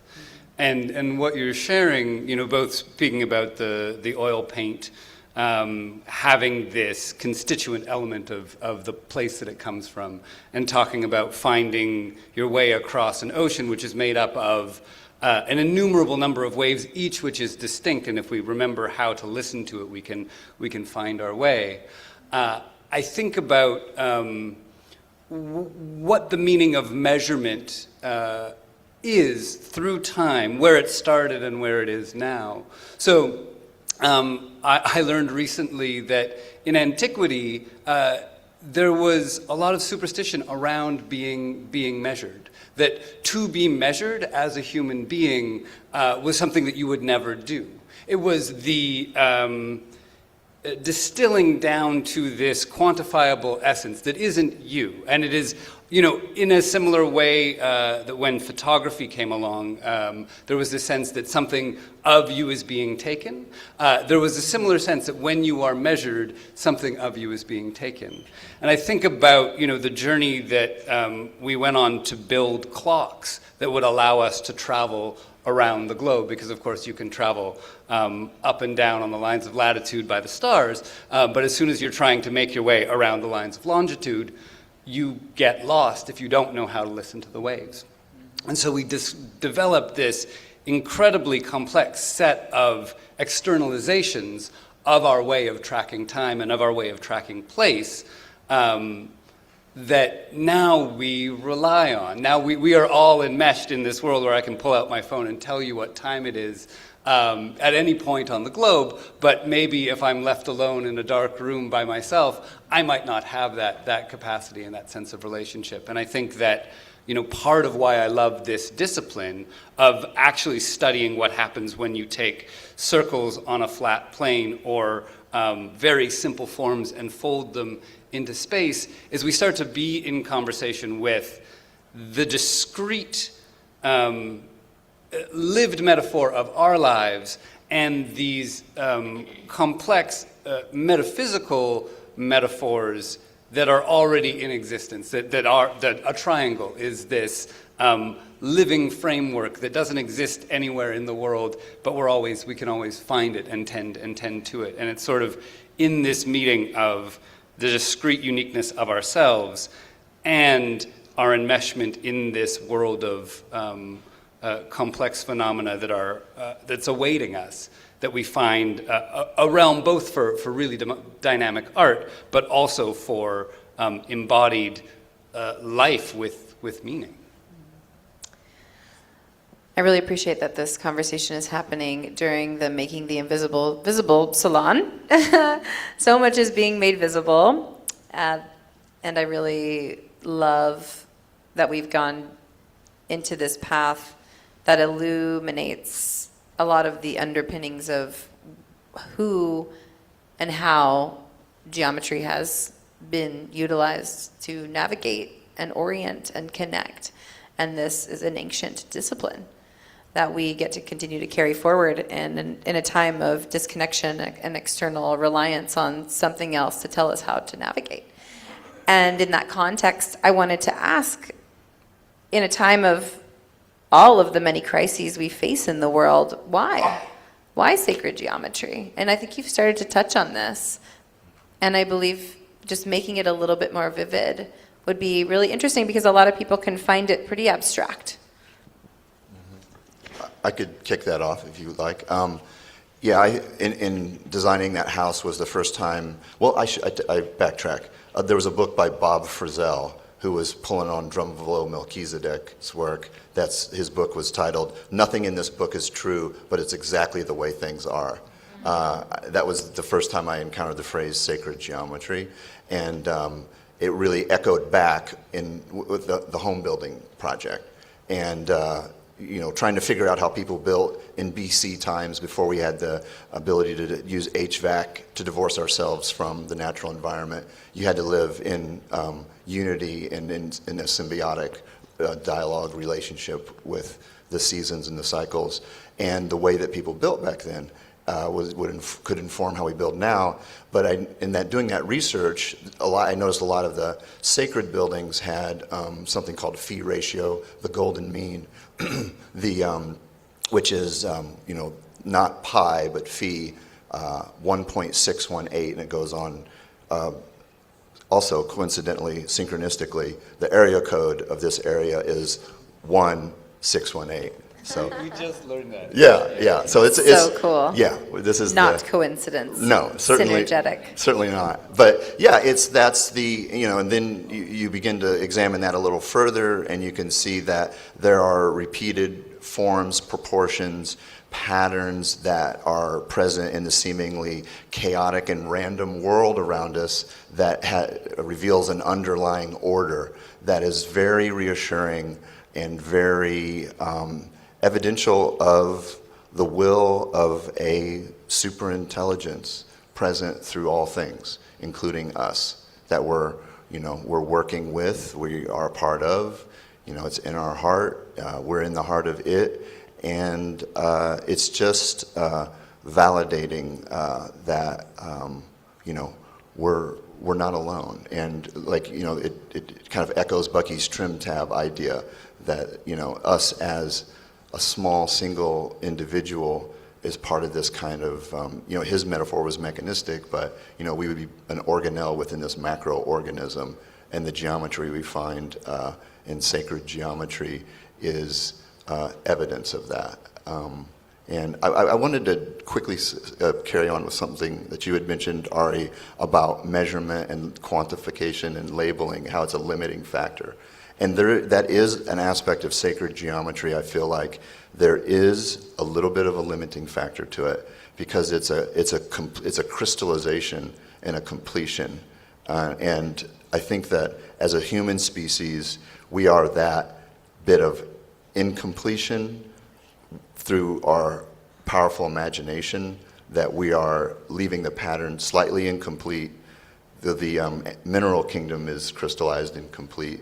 But we are that little bit of open-ended chaos within creation that's forming the emerging new pattern. So I just wanted to carry on with that. I totally agree with that, and I think that really works with this idea of self and community and extension out into the world, and how do we make a difference. But math is like that. We start with 0 and 1, right? It's this small kind of node, and you can go backwards into negative numbers and imaginary numbers and irrational numbers. You can go forward into large numbers and multiplications and all of that. So it's sort of this fulcrum, the turning point, the center, and then it adds up, and it gets form, and it gets line and plane and 3D and 4D and all of that, and that we live in a 4D world. Obviously, we are 4D. And I think Bucky said that somewhere, I can't remember the term, but like you said, each one of these forms has nodes and vertices that connect with other ones, right? So that's why we're all connected, and the idea of looking at the quantum world at our edges, we aren't solid, right? I'm connected here physically with everyone here. We just can't see it, it's invisible. And so when we make it and bring it into the world, and we kind of acknowledge those vertices and the connections and all of that, then that's where our action and our metaphysics takes over, because even though we can't see it, the actions that we have together create that completion. So we need openness and we need completion. We need 0 and we need 1, and it's this play and dance, the yin and yang, that is always active, and that's the motor that keeps everything moving, right? We couldn't do just the one or the other.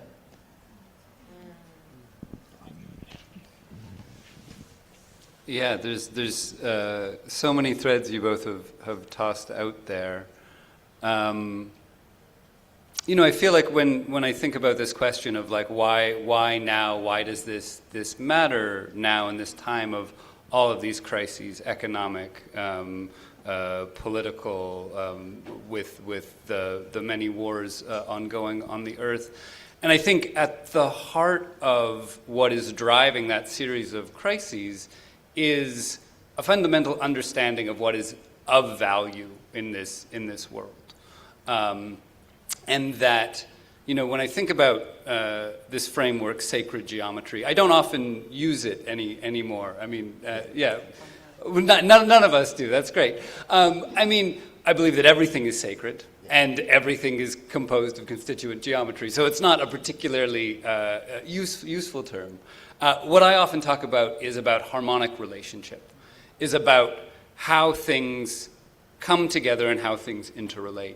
And ultimately, that is what is at the heart of what is sacred in the world, is how do we tend to this greater puzzle that we are a part of, and how are we then tended to in ourselves.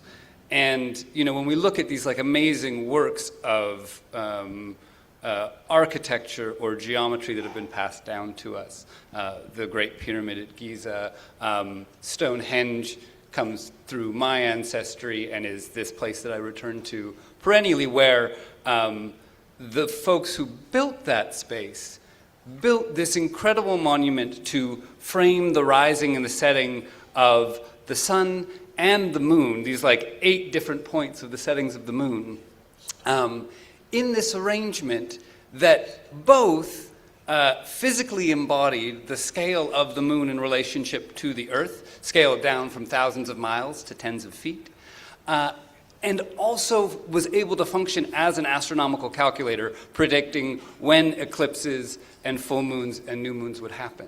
And it's this relationship of the physical thing. We are here on this unique spot on Earth. There are no other places like it. Nowhere else Stonehenge would be able to do what it does. It's this very specific line of latitude where the thing that it's able to do as this set of gateways and windows happens is very unique to that spot. And then it is showing this cascading of this lived, I used the term metaphor before, but synecdoche is maybe a better term, where a part represents the whole thing. And so it is this idea of how do we, in our actions, in our embodiment as human beings, as creators, as designers, as city council people, sitting here, how do we embody the primary archetype of our existence? And that, for me, is what I'm able to find in this exploration, and what keeps me wanting to share it and teach it and be in conversation with people like you. I love that you said archetype, because there's this fabulous book called Deciphering the Cosmic Number. You should all read it. It's about Wolfgang Pauli and Carl Jung and their relationship between quantum physics and and psychology, and how Carl Jung wrote a book about alchemy and psychology, and he put all these dreams in there, and it turns out later that most of them were Pauli's dreams. But Pauli didn't want to sort of come out and talk about how he had discovered the mandala in his dreams and was really trying to improve himself as a human being to his physics guys, because the physics guys would laugh at him and they wouldn't take him seriously. So there was all this back and forth, but he really was seeing the connections between archetypes and how we play our own myths out in our lives, and how we take on different archetypes, and how that is connected to math and geometry and all of the wayfinding in our lives, right? So it's so many things are connected that these thinkers like Buckminster Fuller and Pauli and Jung and Maria, the Jewess alchemist, and we think about. But archetypes, I think, are really interesting because we get to choose every day what kind of archetype we're going to play that day. And you have been the magician this week, right? And Roxy as well. So it's been really interesting. We can take on different personas, masks, types of parts of ourselves. We can dig into ourselves and create ourselves as we're going in so many different ways. And that's it's just an example of this geometry that can be unfolded and changed and transformed. I think it's so fascinating. Thank you. I was just reflecting on the grounding of this conversation being about the sacred. And as I have continued to get to know Bucky's work over all of these years, one of the things that I've really appreciated is his connection with the divine and the sacred, and these underlying patterns and principles of the universe that very much point to a lot of what you all have just uncovered around how these underlying patterns and principles show us how interconnected, interwoven, interdependent, and capable we all are of being a harmonic frequency for all of life. And so I want to thank you all for the work that you're doing in the world and for elucidating with us why to do it, how to practice it, and what some of the underlying things that intrigue you deeply are. And in closing, is there anything that you want to share about your relationship, because we're here at Fuller Futures, and your relationship with Bucky and Bucky's work and what that's brought to you, and an invitation for anyone online or anyone in person to explore, to carry this sacred practice forward. You kick it off? Yeah. So I want to, we've talked a lot about, nature's coordinating system and human coordinating systems like longitude, latitude, and, Bucky, he patented the Dymaxion map, which is a more accurate worldview. If we're going to be able to make it, in inventory things, we at least have to have an accurate picture of the world. He was a nautical guy. In order to get to where we want to go, we're going to have good charts to find out where we've been, where we're at, to plot our way. And interesting aspect of that is that he used the 90th longitudinal meridian as the spine of his Dymaxion map, a line of longitude, like you were mentioning earlier, that he did that in the 1940s, and this university expanded in the 60s to a location that was actually on the 90th longitudinal meridian, where Bucky was able to actually build a miniature Earth geodesic dome that he called the geoscope. I was helping restore the dome home, Bucky and Ann's house here in Carbondale, and I went over to the sister campus in Edwardsville to talk about sustainable home design, parked in a parking lot and saw this geoscope sitting there that I was unaware of. And to your question about how Fuller's work, has touched and informed us personally, I ran in there really quick and said, did Buckminster Fuller design this place? And I got the idea that it straddled the 90th longitudinal meridian. And when you go in there, you stand on that line, and Bucky rotated that miniature Earth so that its 90th is over the actual 90th. And there you find yourself standing in the heart of the planet, essentially almost your heart aligned with the heart of the planet, and you look up and you see your place in the world. And then because it's translucent, and if the stars were out at night, you would zoom out to the cosmos and see the world's place in the universe. So through architecture, this fractal, self-similar system is revealed from the singular human to the planetary to the universe.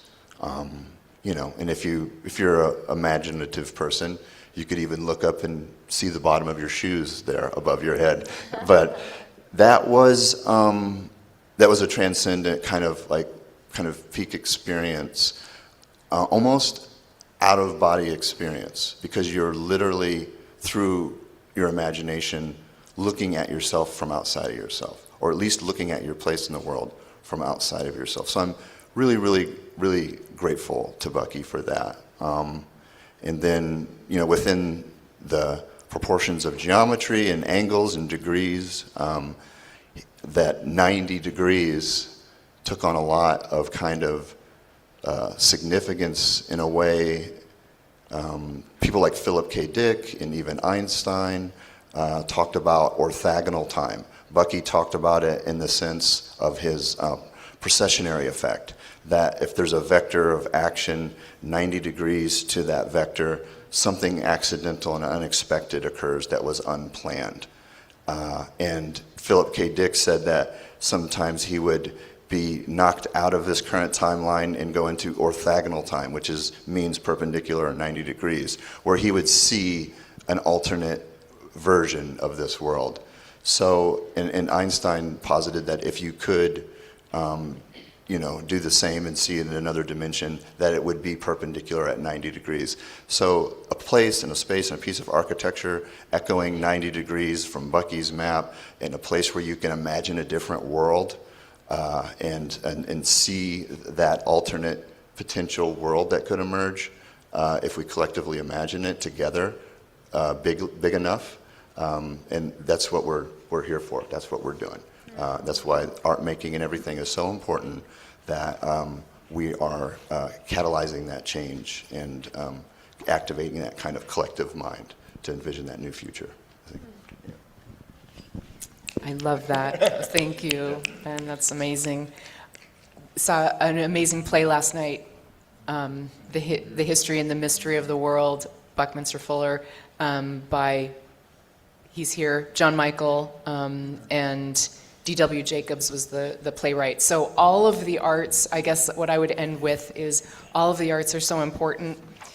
Matisse, late in his life, couldn't paint. Late in life, he didn't have, he kept making art till the very end, and he was cutting out paper. He was like carving paper, shapes out of paper, and he said, "Thank God I have forgotten how to draw."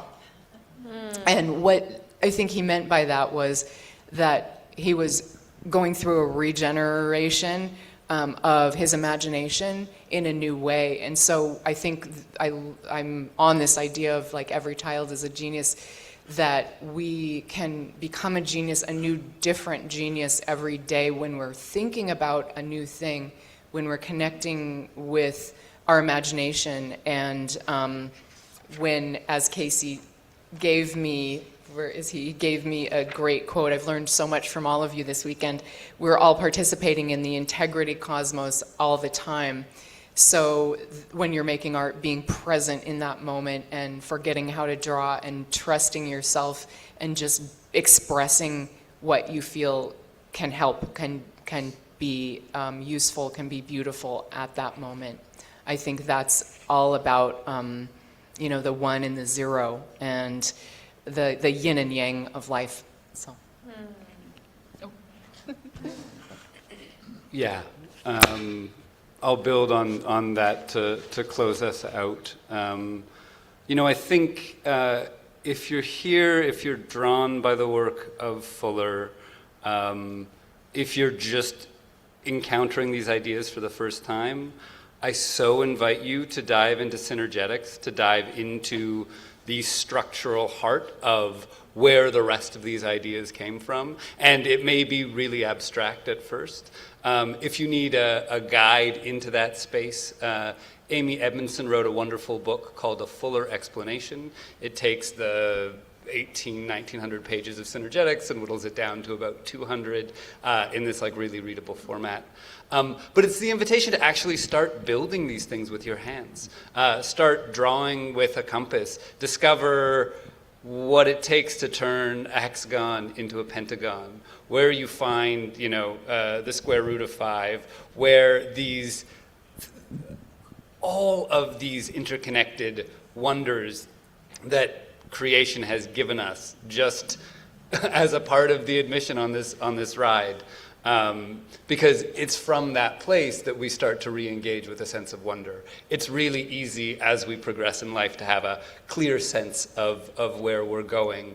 And it's when we open up that space for something else to live that we really get a chance to discover the unexpected and the invisible.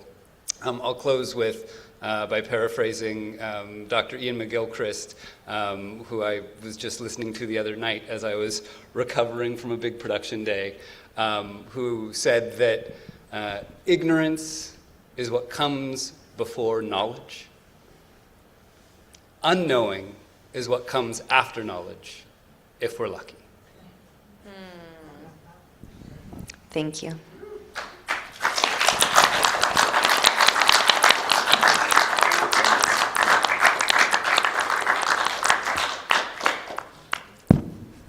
This was so rich.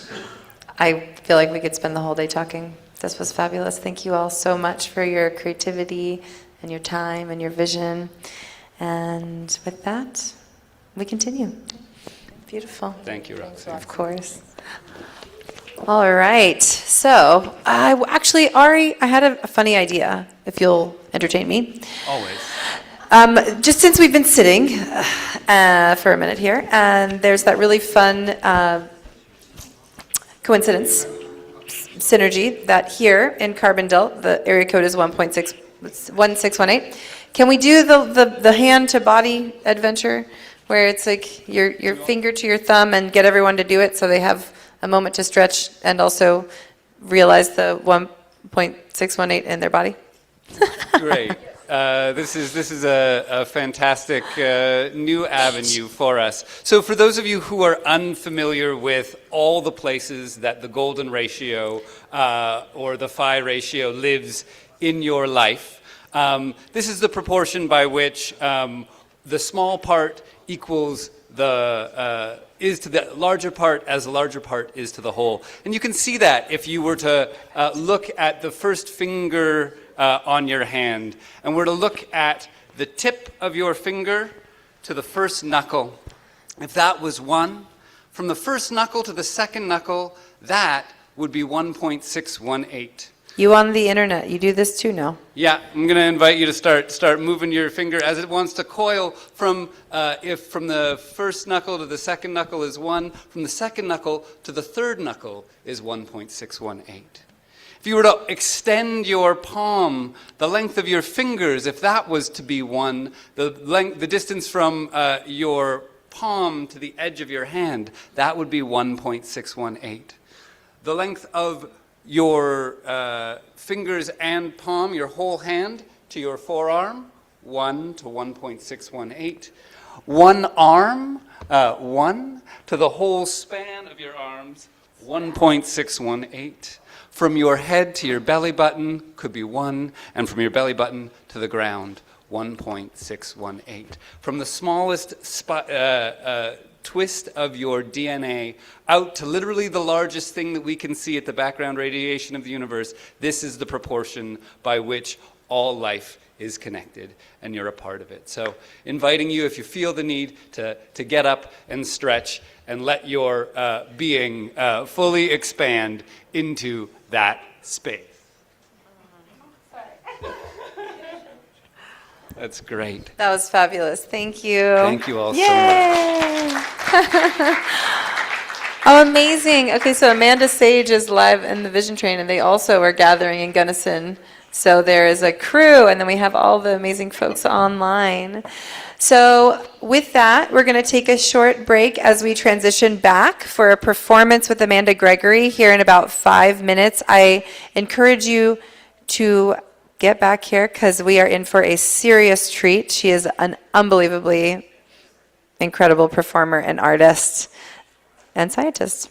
So with that, see you in 5 minutes. And maybe if you have a little tune you can play, let people have a quick wiggle, and we will reset the stage.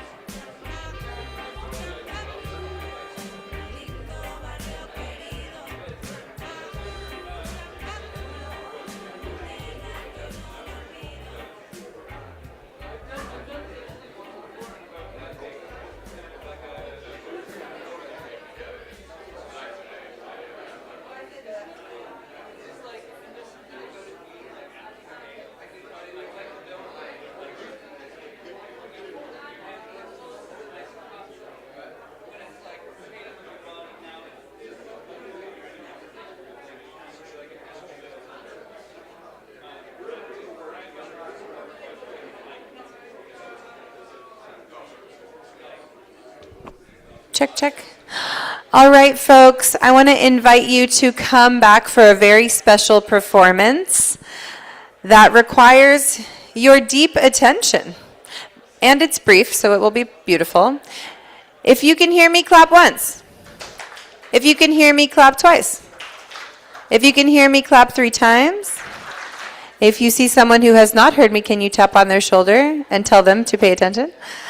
Beautiful. Can you all please do us the honors, if you're willing, to come for a performance that is only going to be happening for a few minutes. And you need to be between these 2 speakers because it's a stereo performance. So you will have an audio immersive experience. And I will begin. Mage, if you, actually, Eve, could you spotlight Amanda with me? If you could bring Amanda on spotlight with me.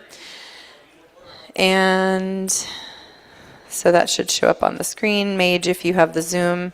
Is this the Zoom feed? Perfect. Fabulous. Amanda Gregory, my darling, can you come on screen? Perfect.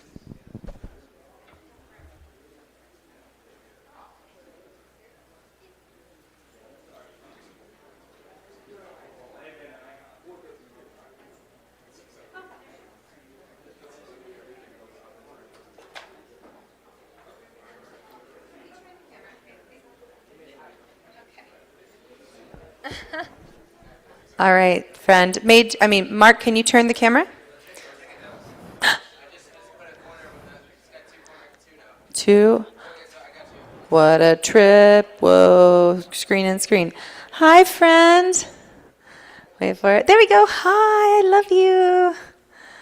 Let's see if we can hear you. I love you. Yeah. Let's see. You're going to say something again? Just make sure your audio sounds loud and clear. Hello? Nice. Beautiful. I am going to introduce you, my dear.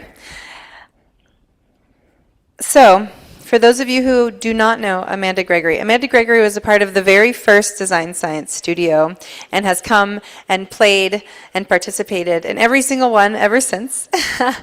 She actually came in person for the Buckminster Fuller Institute's 40th anniversary and did an incredible performance at the Gray Area Theater in San Francisco. And she performed as a part of my wedding, which was part of our sacred union, and that was really special.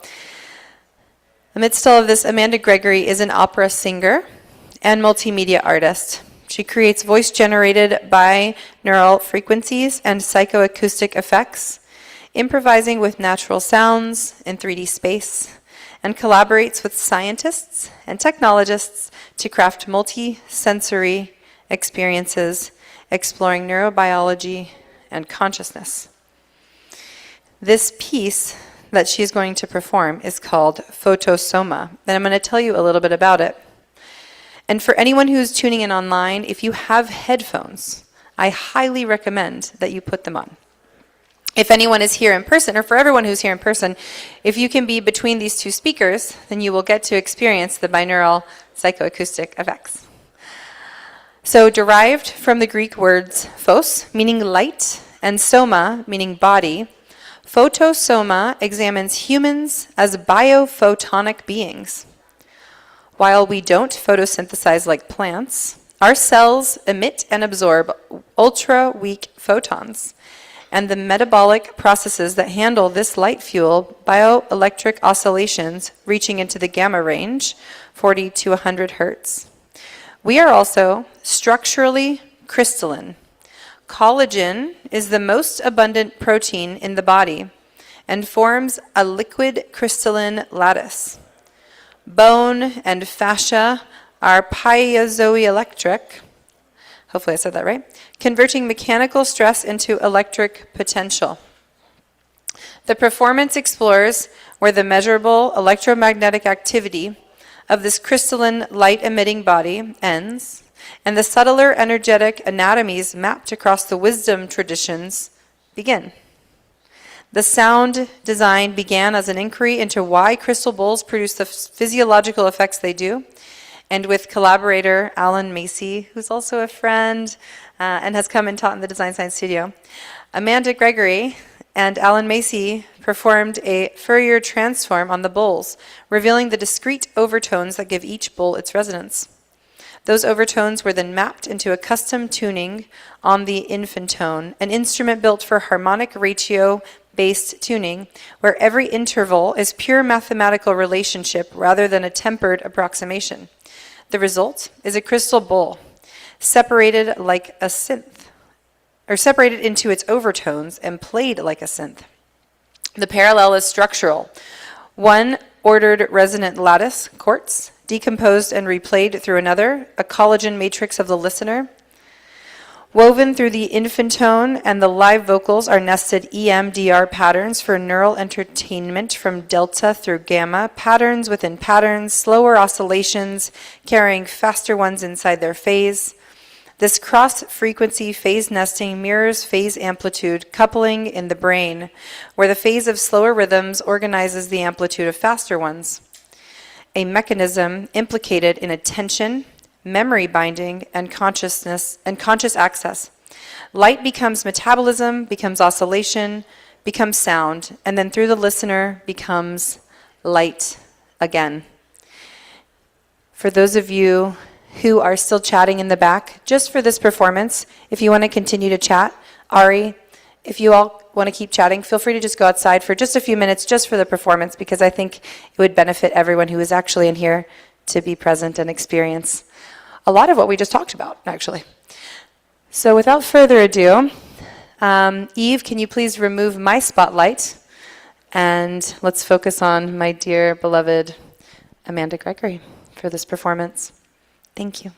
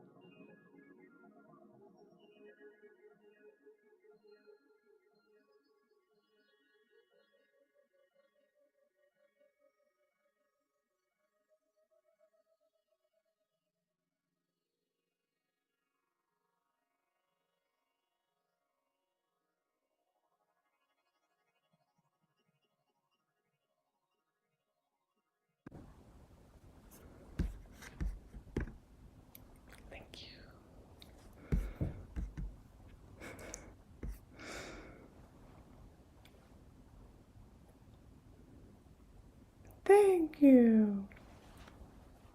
Wow. Amanda, that was so incredible. Amazing. If people want to come off their mics and express any gratitude for Amanda, feel free. No pressure. Thank you, thank you, thank you. Incredible. Wow. That was so powerful. Amanda, you performed and offered these gifts at Gray Area for Bucky's 40th anniversary, Buckminster Fuller Institute's 40th anniversary party. That happened to be where I met Roxy for the first time. And so your performance just took me on this like 3 year, 2.5 year journey of it gives me I feel more hope right now in this moment than I have felt in a really long time. So I wanna thank you from the bottom of my heart. It feels in this moment that we can really do this. Thank you. Thank you so much. That's those words go very deep, and it's so good to be back with you guys. And I equally share this reminder feeling of how we have each other, and we also, as having each other, have each other's other. There's a ancestral support. There is guides. There are guides, and we're never alone. And in holding this collective vision. And I'm thankful for the sacred geometry of our network of consciousnesses and our network of light. Thank you. Thank you. That was wonderful. I now have the honor and opportunity to introduce our next speaker, Gigi Vandenbroek. She is a techno-mystic storyteller. Oh dear.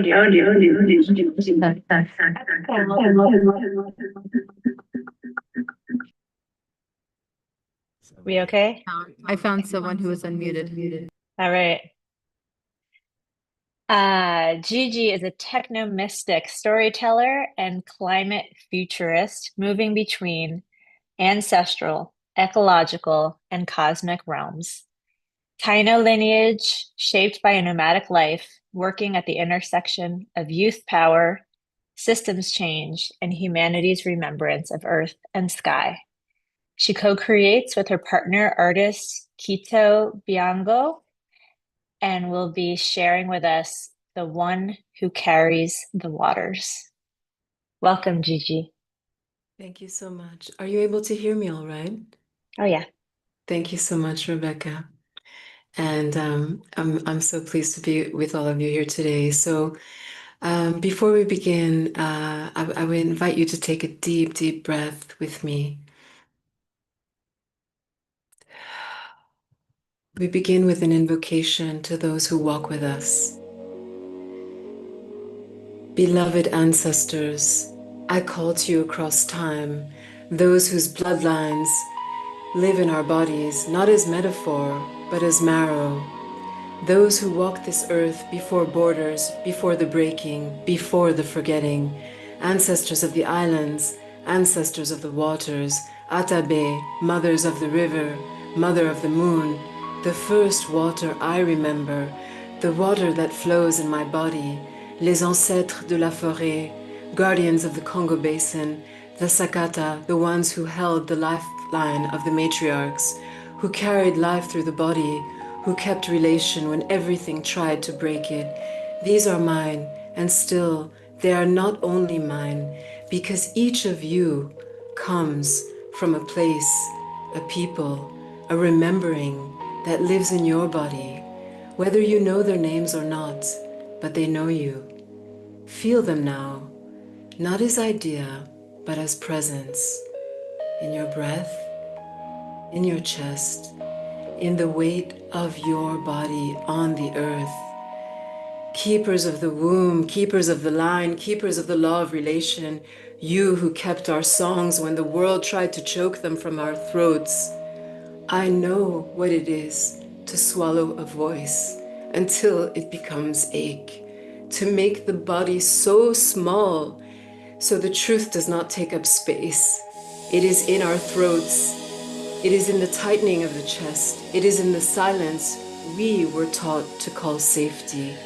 But something has refused to disappear.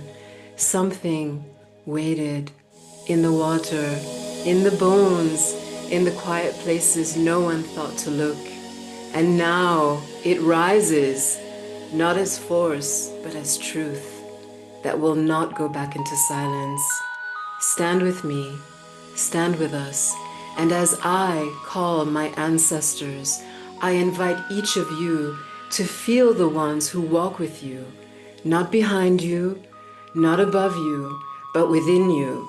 Grandmothers, grandfathers, mothers, fathers, children not yet born, children who are already listening, animal kin, rivers, mountains, wind, stone, fire in the heart of the world, great Mother Earth who carries us, even when we forget her name. Open the path. Let the body remember what the mind was taught to forget. The pattern was never lost. It lives in you, in structure, in rhythm, in relation.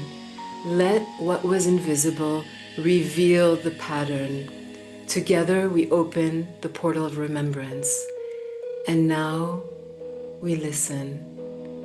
Let us listen to the Mother in all her names, and beyond all her names, Mama Kucha Pachamama Yemeja Oshun, Isis Hathor Sekhmet Inanna Ishtar, Kali Durga Saraswati, Lakshmi Parvati, White Buffalo Calf Woman, Spider Grandmother, Mami Wata, La Virgen de Guadalupe, Mother Mary Kuan Yin Tara, the river, the ocean, the dark fertile soil, womb of stars, the many faces of the feminine, remembered, mismembered, erased, silenced, and still speaking through water, through memory. Let us listen, not only with our ears, but with our bodies. Let us listen as if we too are being remembered.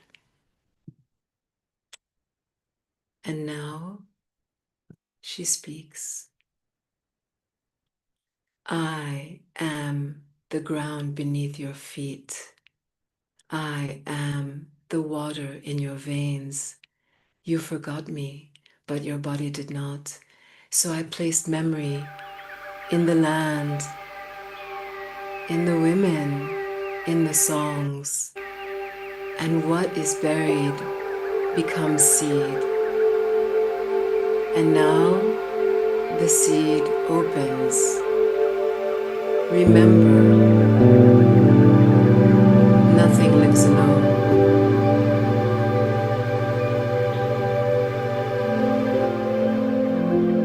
To the Andean peoples, Mama Kucha is the mother of the waters, giver of seas, Womb of rains, keeper of tides, the one who remembers every river ever born, every tear ever shed. She governs tides, storms, rainfall, and the fertility of the waters. To Andean peoples, she was never a myth, but a living force. Her name carries the breath of Quechua cosmology, where water is not a resource, but a relative. She is the first cradle and the last witness. She holds both grief and renewal. She is mother to the fish, to the whales, to the gardens of coral, and to the waters that flow through our human bodies. To honor Mama Kucha is to honor life itself, la vida. To forget her is to forget that you, too, are made of oceans. Let us listen together.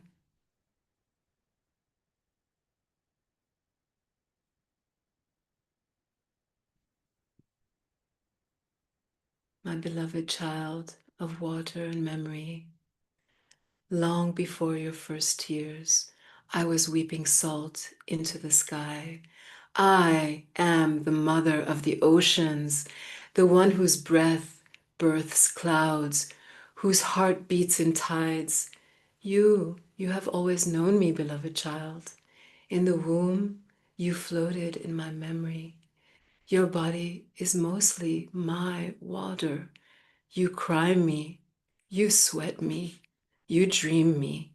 I am Mama Kucha, Mother Sea, she who holds the waters, the cradles of storm, and keeper of calm. I am the pulse beneath all life, the shimmering skin of the earth, the sacred vessel of Pachamama dreaming. I cradle the coral cities you have not yet seen. I carry the songs of whales older than your nations. I guard the pathways of turtles who remember the stars better than any human map. But I also carry grief now. Plastic in my belly, oil on my skin, ice melting like prayer beads, slipping through careless fingers. The rivers arrive to me, choking, thirsty, exhausted from their long journey through wounded lands. Still, I do not turn away from you, because you too are water. You are movement, you are feeling, you are change. When you listen deeply, you will hear me calling, not in words, but in the hush between waves, the rhythm of rainfall, the stillness of snow, the ancestral language of water that your bones have never forgotten. Gather the ones who still remember. Speak the names of rivers aloud. Offer water to the roots, to the ancestors, to yourself. Remember the old teaching, Yaku mamaka kausai me, water is life. You do not need permission to begin again. You only need to remember that every sip is sacred and every child is a tide waiting to rise. I am with you always in the oceans, in your tears, in your blood, in your dreams.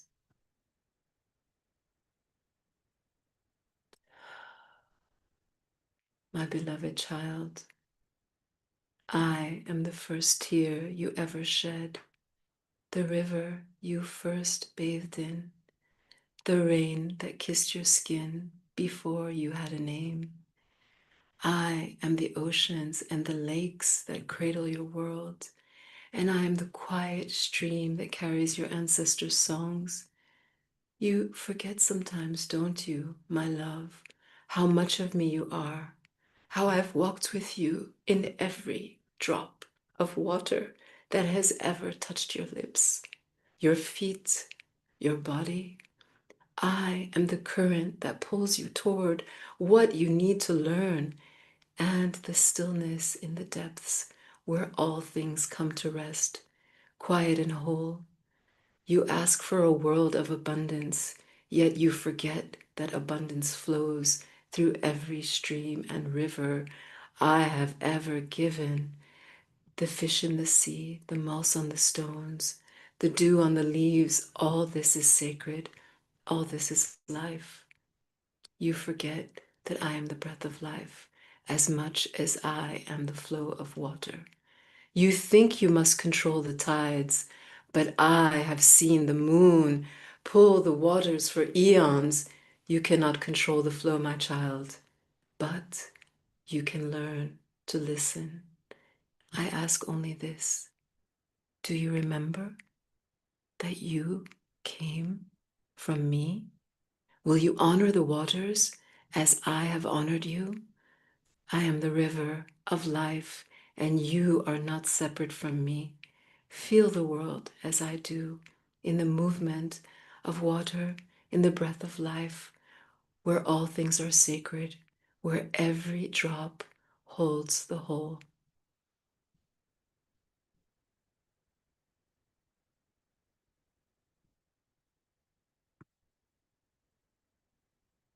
And now I would like to turn to all of you and ask, what part of this letter, this love letter from Mother Earth, feels like it was written for you today? Where in your life or in this moment of global tension do you feel the waters calling you to listen, surrender, or return? And now I would like to leave you with a closing invocation. May your heart move like a tide today, softening when needed, rising when called, and always returning to its center. May the waters inside you remember their ancient source. May every tear you shed be a cleansing, every breath you breathe a blessing, every pause a small homecoming. Walk gently, flow bravely, and trust that you are held by currents wiser than fear. Thank you.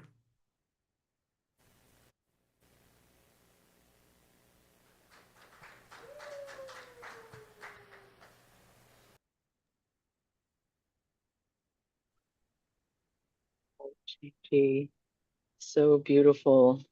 As always, your words are just fire wrapped inside of elegance, and it has genuinely left me so moved. I feel like the entire experience of listening to your beautiful invocation right now stripped my soul naked and left me feeling powerful and vulnerable somehow at the same time. Really appreciate the heartbeat that is so special in you and all that you bring. Thank you for sharing that with us. Thank you so much for your presence, all of you, and for your beautiful words, Rex. Every word flows from deep within my soul and is medicine for all of us in community. So thank you. Thank you.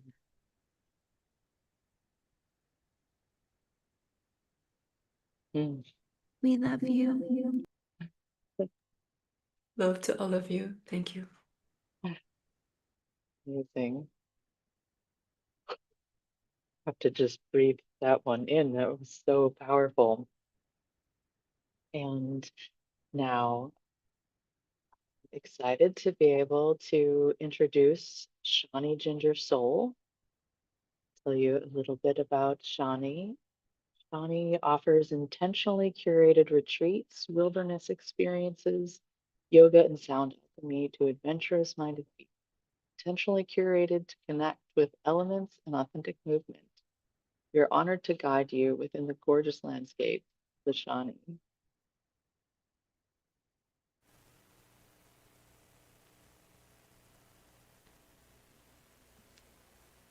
Thank you so much. Hello, hello. It's been so lovely to be with everyone this whole week here at Fuller Futures Festival. But we're going to go ahead and take a moment here so that we can set into a 3-part yogic breath. So I will go ahead and guide you to this breathing meditation, but I want to invite those that may feel called to sit on the floor to go ahead and make their way there. Or if you're sitting in a chair and you're going to be doing this meditation from your chair, just allow yourself to get a little bit comfortable. Maybe start to uncross your legs so that they are flat onto the floor. And we're going to go ahead and connect just first here to the natural rhythm of our breath. So feel free to close your eyes if you'd like to do this here within. And just start to notice how with that breath, as you inhale, that belly starts to rise. And as you exhale, that belly will draw down towards your navel. Not trying to manipulate it, not trying to adjust anything here, just simply noticing that organic breath that comes within, that life force, that prana.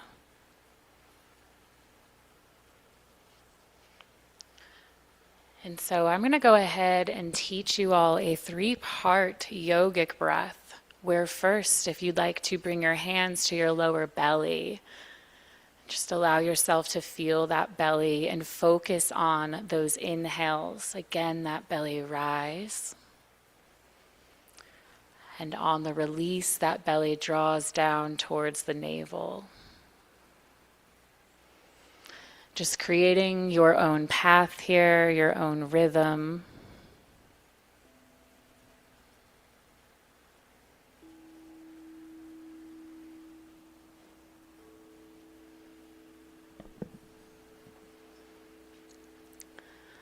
And carrying that breath, maybe start to notice how your inhales start to lengthen.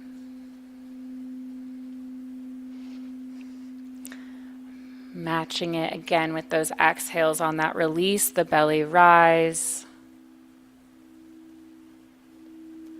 The belly draws back in.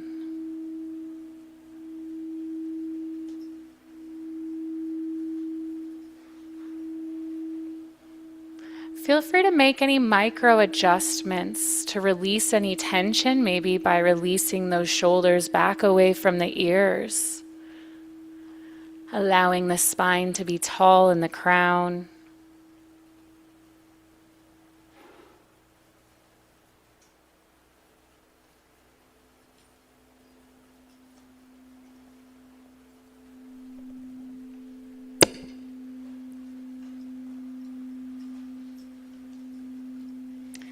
And now we shift to our second part of this breath by sliding our hands up to the rib cage.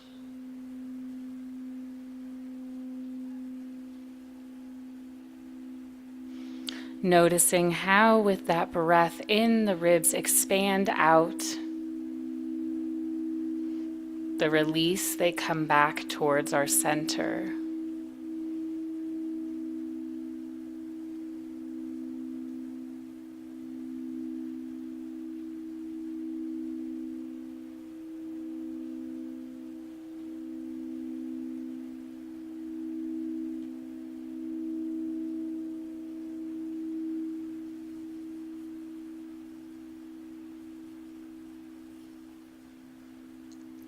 Wonderful. We now bring our hands to the heart space center, the chest.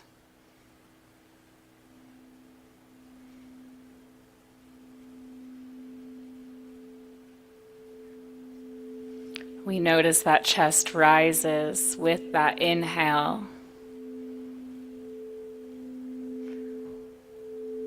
How it falls on the release.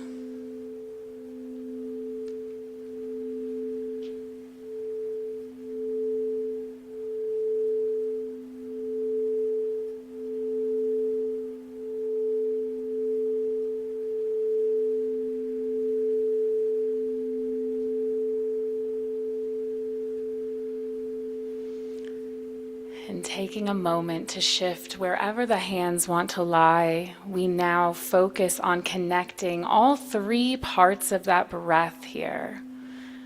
This allows us to take the most fullest breath of our day. We start with the belly, moving up to the ribs. all the way to the heart space center, 3 parts linked together.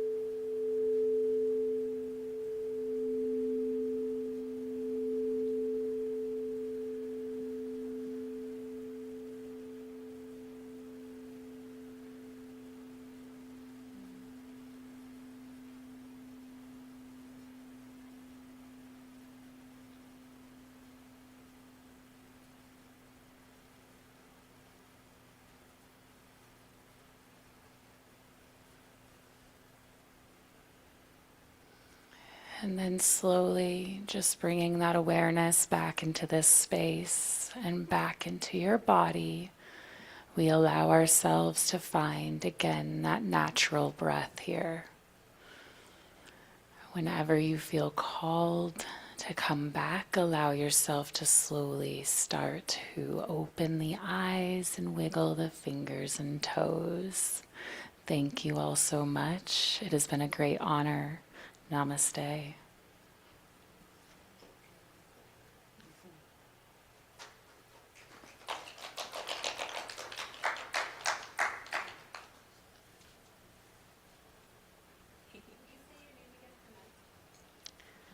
My name is Shawnee Ginger Soul.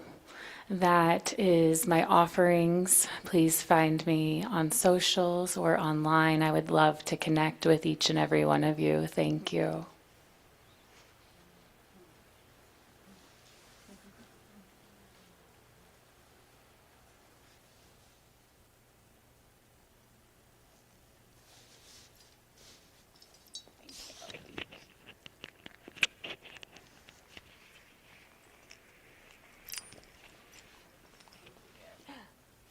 I just, I'll come down here since that's where the camera is. I just wanted to thank you for how warmly you've welcomed us here. I met Dina on Shawnee. I didn't know this was your other name. Here, I'm going to get out of the camera. There we go. When Ari and I did our first workshop, or when we arrived. Yes. And I just wanted to mention for all the community who's online, especially who don't know you here in Carbondale, and for anyone who's here who doesn't know you, whenever you introduce yourself as someone who is supporting like tourism and community here in Carbondale, I guess I had just never thought about that as a role. And the way that you model it is so, it shows how much you care about this place. And it was really sweet that you have been so supportive of us being here. We obviously put in a lot of effort to come out here and contribute. And it's so great to get to see and experience other parts of your gifts. And I hope that those of you who are in Carbondale continue to follow up with Shawnee and support and connect. And thank you for all that you do. I really appreciate getting to know you.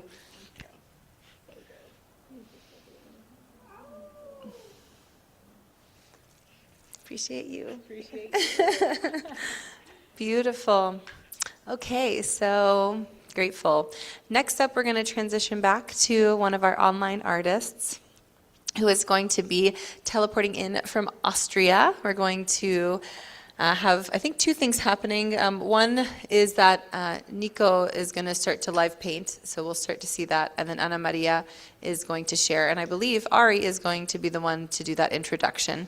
And since I didn't see him here, I squatted, and I see him now. And here he is. So come, Ari. And I too shall squat. It has been another absolute delight in the program this year to get to know Ana Maria Montanen, a multidisciplinary artist and filmmaker exploring the intersections of nature, movement, and design. Through dance, film, and installation, she explores vanishing landscapes. I hope you enjoy this work.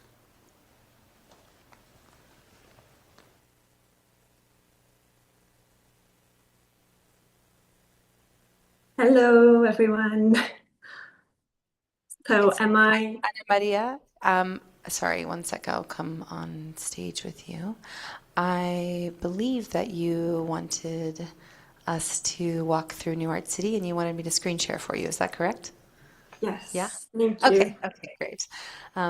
So feel free to frame it up and I will start to get us into the exhibition. And just for everyone who is online and also everyone who is in person, this is the first sneak peek that you're going to get to see into the exhibition. So this is, I guess, the official opening of the exhibition. And we're going to have an art tour later today where we'll get to hear from some of the other artists. But I'm going to stop talking now and let you lead. Thank you so much. Thank you, Roxy. And yeah, thank you so much for the whole community. It's been so touching to hear everyone, and Gigi made me cry. And quite overwhelming, to be honest. There's so much energy and so much, wow, inspiration flowing from so many places. And we will transition to a glacial landscape, well, a glacier exhibition, which I think we will enter soon. So over the years, I have been going on the glaciers here in Europe and witnessing their rapid melting. So my piece is on the right side. If you turn to the right, yes. And yes, and the opening is right there. So we're entering in the space.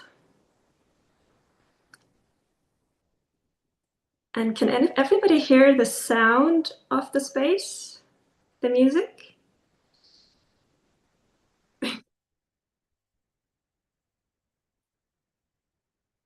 Sound isn't shared currently. Okay, that's okay. But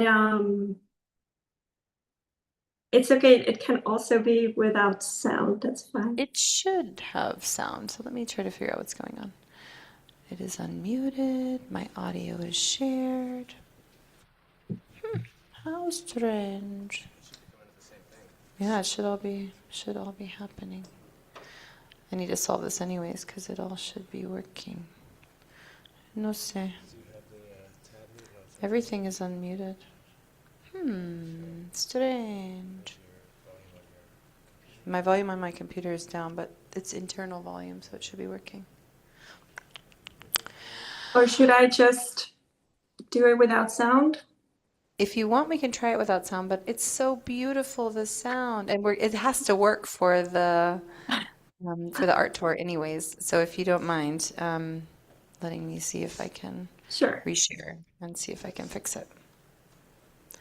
I mean, I can talk a little bit in the background so far about it. That so yes, about 10 years I've been going to the glaciers in Europe, and I have been photographing them. And having a dancer's background, I think I allowed my senses to be exposed to the environment in a way that I allowed it to somehow go through my body and feel the landscape, because the landscape is so visceral, it's so demanding, it is so loud by being just there. And when Gigi was talking about Pachamama and the waters, it so beautifully transitions into the glaciers, which to me are like living water towers. And I have been asking, maybe at some point in history, maybe we were all part of glacier. Maybe some molecules from the glaciers have passed through us. It's all like this living water. And up there in the glacier, I feel like it's nature at its harshest edges. It's Mother Nature in its raw, harsh, edgy form. And meeting her there, we have the sound. Yes. Okay. So yes, so glaciers have... The glacier is the raw, winged jaws of the mountain. We have a little poem inside the crystal.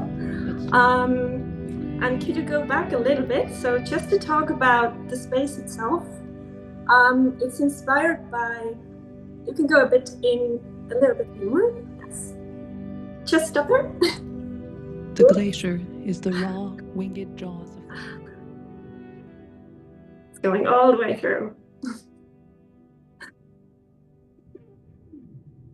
I know it's a bit pretty tricky to navigate the movement in the art city.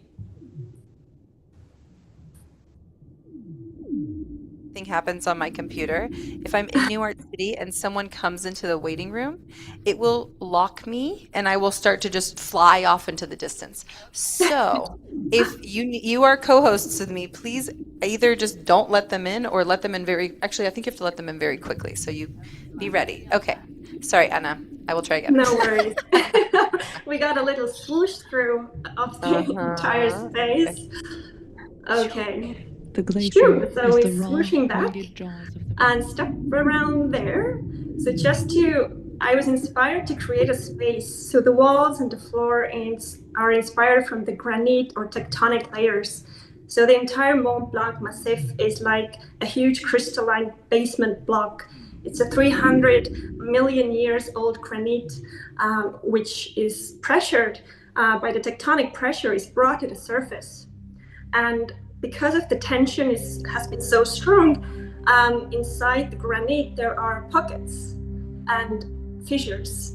And inside the pockets, the mineral-rich waters can flow, and it's a perfect environment for crystal growth. So there are quartz crystals growing inside these mountains. So this space here is almost like this crystalline environment where crystalline bodies can emerge. So we can go a little bit closer. Maybe we can go inside the crystal, into the... Yep, if you just go a little bit forward. The glacier and then a bit is upward. The raw, winged jaws of the mountain, singing in storms. But slowly, yes, we are losing there's the image. as we forget to listen. So if we can see the image a little bit, I think you need to move up. Light rushes through. It looks like the flying has been turned off in the world for some reason. So I might need to... This is great. This is a good editor in real time. Give me 1 second because I want to be We get a nice practice a little bit. It's a warming up. Yeah, let me just turn the flying on really fast. Everyone can see the back end of New Art City, which is very cool. So just so you know, New Art City is an amazing platform created by some friends, and they Dimaxian City, here we go. Perfect. Space style. Space details. Where is my flying feature? World settings. I know. I don't know why someone turned off the flying, but we're gonna fix it. If I can find it. Yeah. Flying. It says flying is on. Weird. I don't know what's happening. I'm gonna publish it. I just changed it. Ian just changed it to what? Oh, fabulous. Okay, well, I'm gonna refresh it then. Thank you, Ian. Appreciate ya. I need to be able to fly if we're gonna do this. All right. Love you. Okay, can you move this? It's in the way. Thank you. Okay, we'll go back. Let's go back. So to look a little bit of the layers of the glacier, so Mer de Glace in the last 30 years has lost 170 meters of thickness. And if it continues melting this fast, we will lose most of the glacier in the next few decades. But still the upper parts are still 300 to 500 meters thick. And if we go inside the crystals, a little The glacier is the raw, information. winged jaws of the mountain, If someone wants to visit singing later, in storms. we can go a little But bit slowly, closer. we are losing its language Closer to as we the forget to listen image. with everything we have. We can. So it's a Light cut rushes through through 300 rivers and meters threads, of a glacier. fragments of And you just to and I say, awake from amid the 70 to rain. 300, the glacier becomes this kind of a bright blue plastic. It doesn't break anymore. It moves very slowly, and the age is 100 to several hundreds of years of frozen water containing layers of volcanic ashes, layers of pollen, and also there are air bubbles trapped deep inside these layers, which contain gas from hundreds of years ago. And it's bright blue, and it's very beautiful. When fresh glaciers are collapsing, unfortunately, we can see those pieces of blue glacier pieces. It's very dense, pressured water. Water bend and fly. We can go outside of this As you crystal. can blend within the elements as a And mineral maybe, flower. yes, Fire and maybe flower turn left as a filament of to air. a couple of pictures. I entered the landscape with dancers.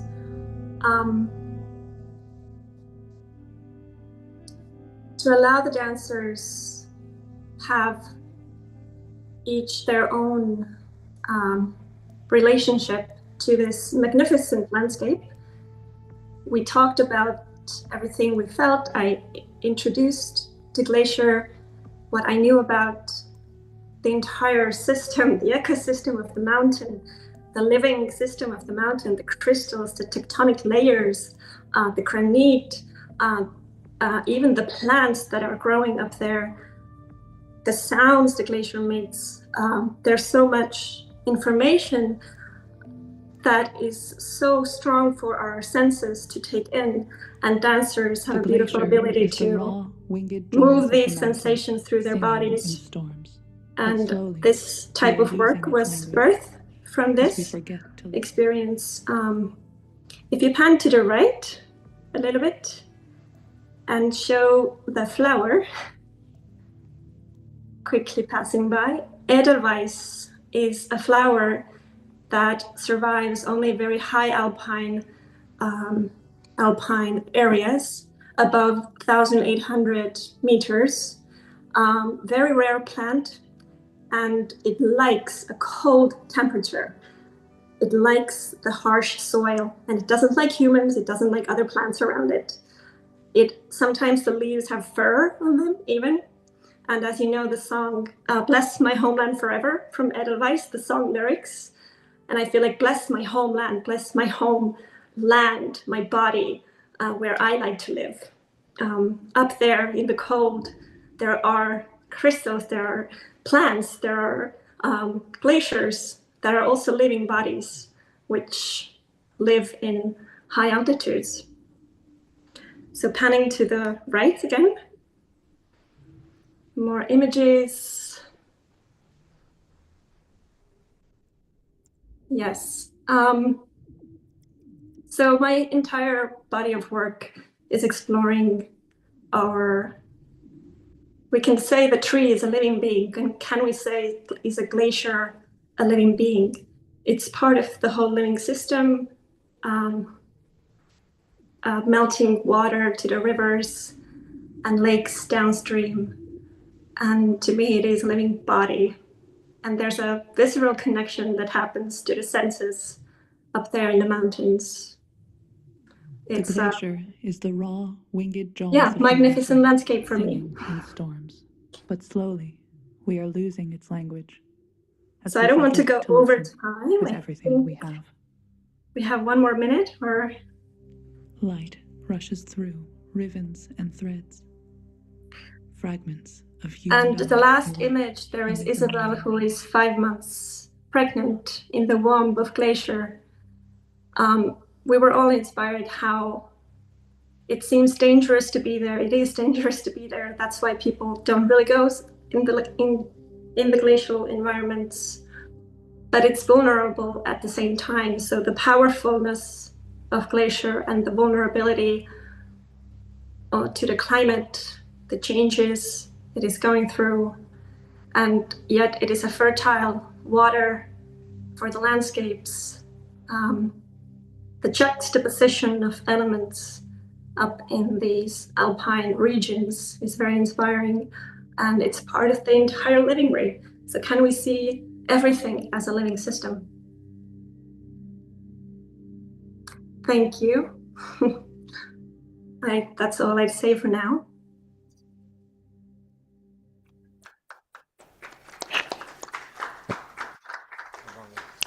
So beautiful, so inspiring. Thank you so much. Thank you.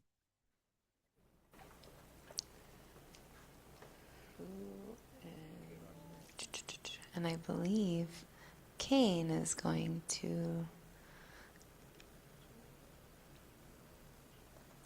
share.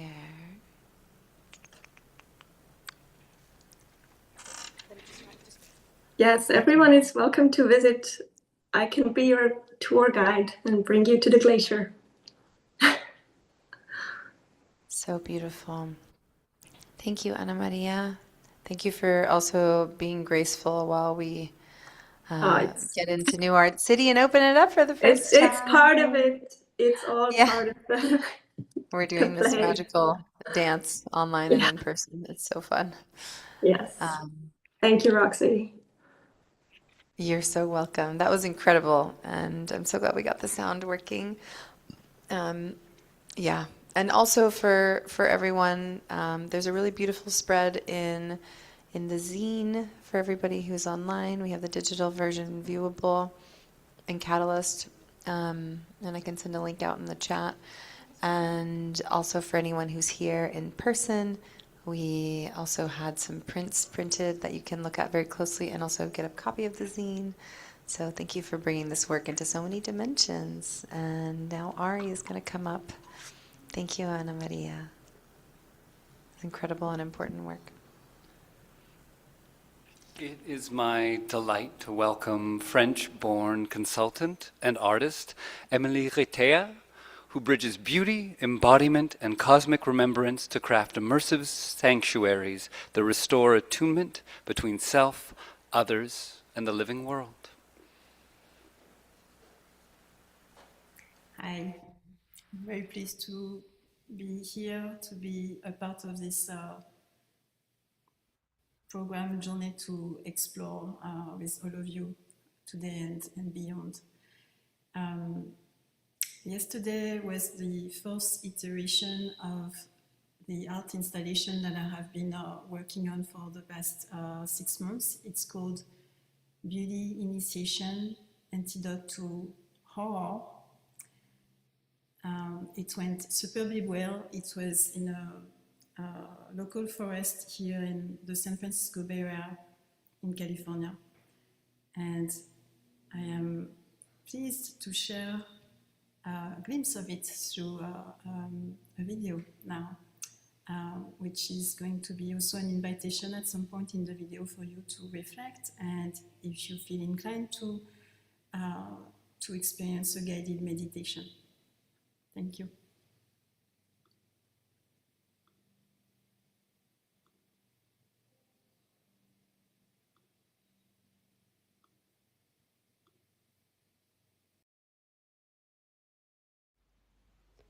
Dear ones, welcome to Beauty Initiation, Antidote to Horror, an immersive art installation and somatic journey in nature designed to return us to our interiority and the subtle pulse of the earth and expand our concept of beauty. It is a participatory ritual, a co-traveling experience of the body, the heart, the soul, and the living canvas of nature. We often think of horror in headlines as something far away, in war, in distant tragedies.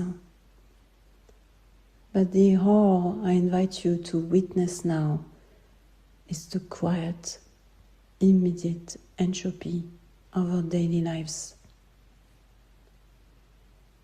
It is the grayness of the rush.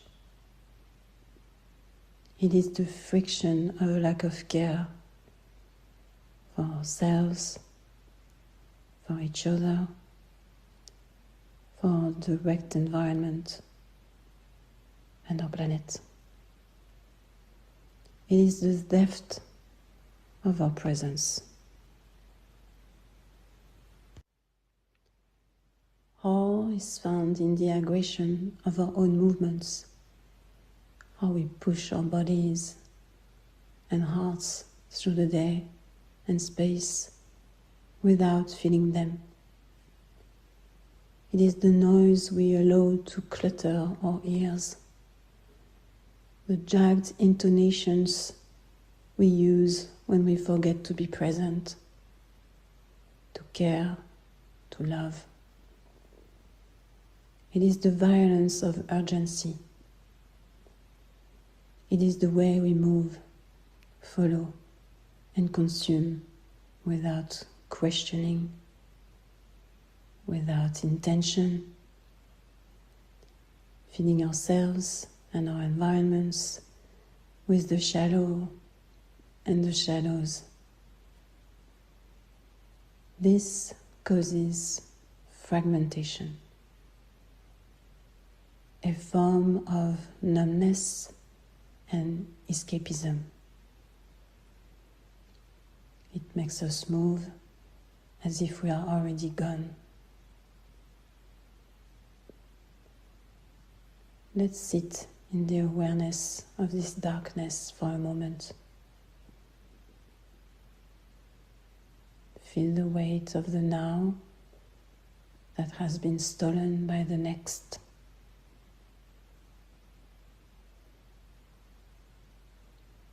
Notice the resistance. Notice the chaos.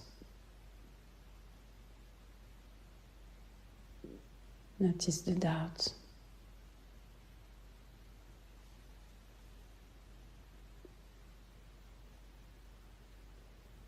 And now, come back to a space of neutrality.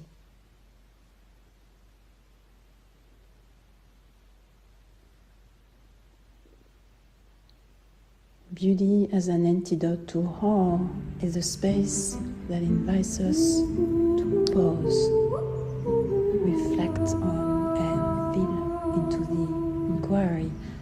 How do we want to live with ourselves, other people, our environment, planet Earth and the universe? Beauty is not simply aesthetics. Beauty is a compass. Beauty is a balm. Beauty is readily accessible. Beauty is free. Beauty expands.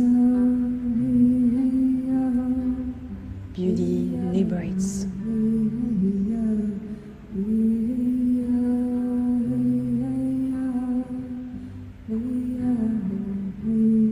The following stories are part of a series I titled Beauty as an Antidote to Awe.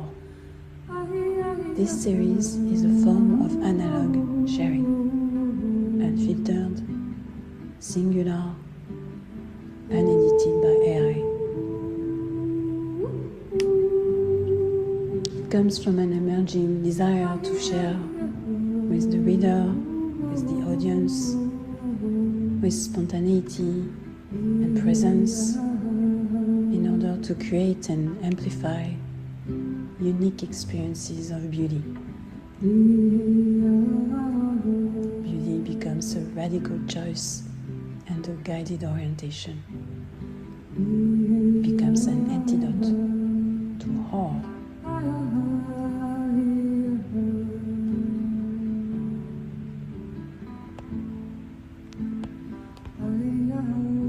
Analog story, 12:37 p.m. All is when you rush, when you act small, when you people please, when you suppress parts of yourself, when you doubt, when you act selfishly.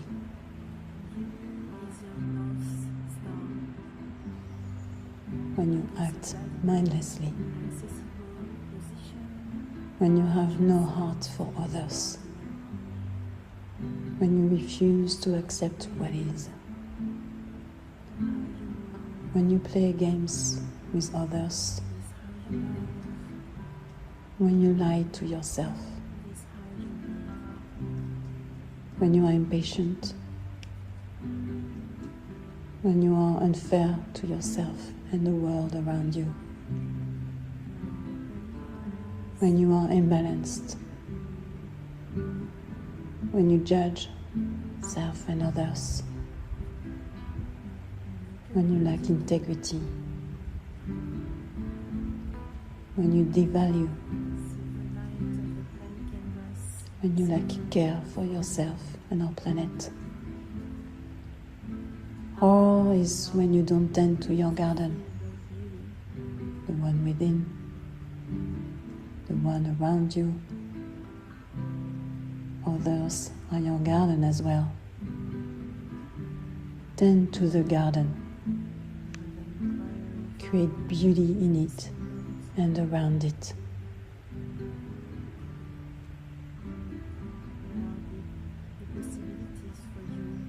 Analog story. Woodside, 12:24 a.m. Beauty is when you are vulnerable, when you feel too much, when you are damaged, when you are complex, when you are childlike, when you are scared, when you are flawed, when you are weak, when you forget, when you fail, when you make space for imperfection, you breathe in and show up. Beauty is when you are human. Now, I invite you to soften your gaze or close your eyes. You may lie down. We move from seeing and discussing beauty to becoming it. Allow the weight of your body to settle fully into the support of the earth beneath you. Let go of the need to understand and simply permit yourselves to drink in the stillness of this moment. The involuntary. Feel the beauty of the involuntary. Your heartbeat, your breath, the blood in your veins, a life force that drives you to exist without you having to ask. It is a mystery, it is a gift. Feel the beauty of gravity. This is the Earth's way of holding you. Feel the weight of your bones, skin, heart. You are not floating in a void. You are being embraced by the planet. Accept this embrace. Let go of any resistance and soften every part of your body.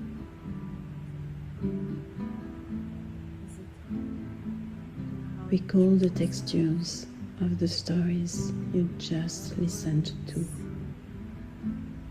The unfiltered nature. The raw, naked honesty of life. Let the words and the sounds of the stories you just immersed in ripple through your body. Let them settle into your bones.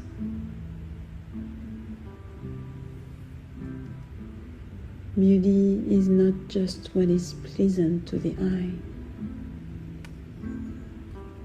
It is how you move. Imagine your thoughts right now as colors, textures, sounds and tastes. Maybe they are soft, bitter, spicy, smooth, ethical, simple.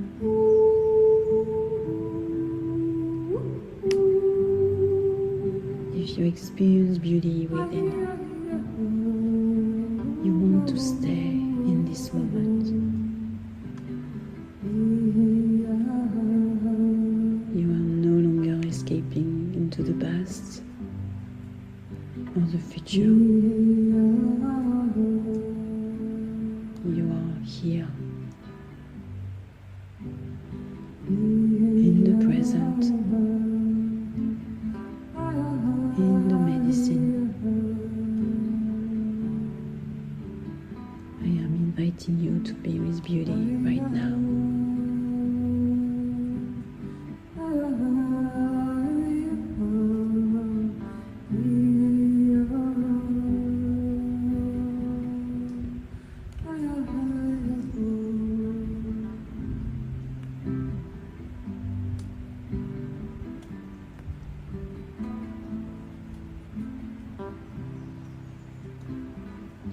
Now open your eyes and look around you. See the light of the blank canvas sitting before you. We are a collective field of beauty.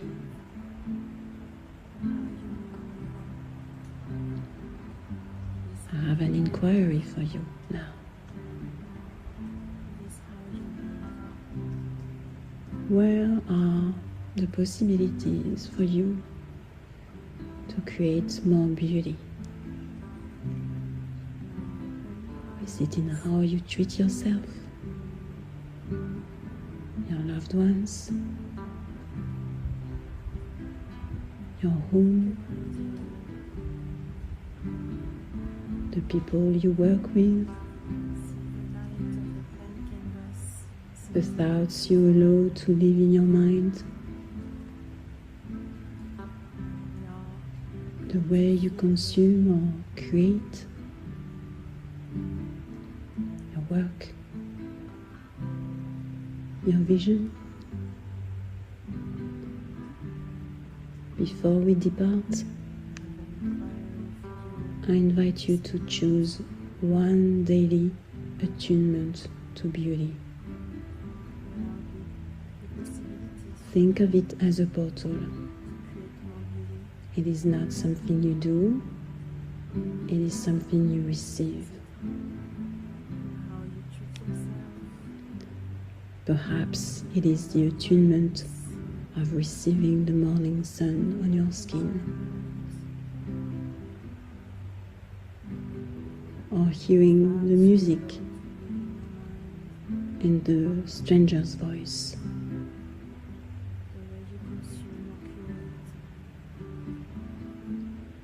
Beauty is not a luxury. It is a life force. It is the reason it is worth living. Beauty is a radical choice and a guided orientation. It is a compass for individual and collective realignment and regeneration. Go and be the antidote. Be beauty.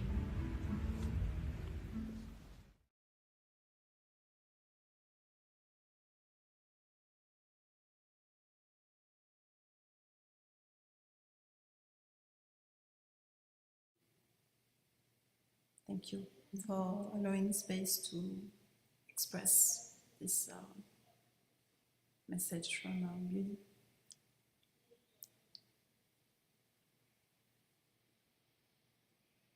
Emily, thank you so much. It's always an honor to be able to witness the vastness that exists inside of you and all of the multifaceted components that you manage to hold in one breath.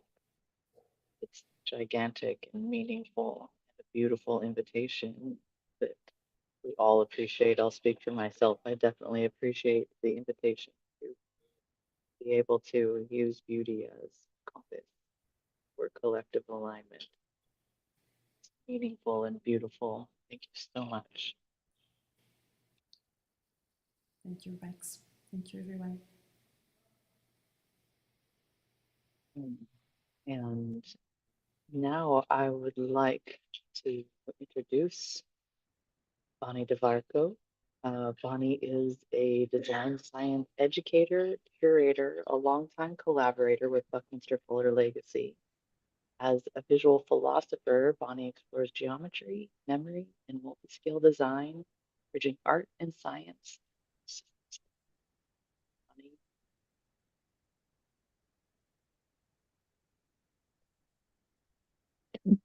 Thank you, Rex, and thank you, Design Science Studio artists, for inviting me to join all of you. Emily, so beautiful and slow, and it helps me know how to speak this a little slower. I was planning something that's going real fast, but it's going to be a lot slower.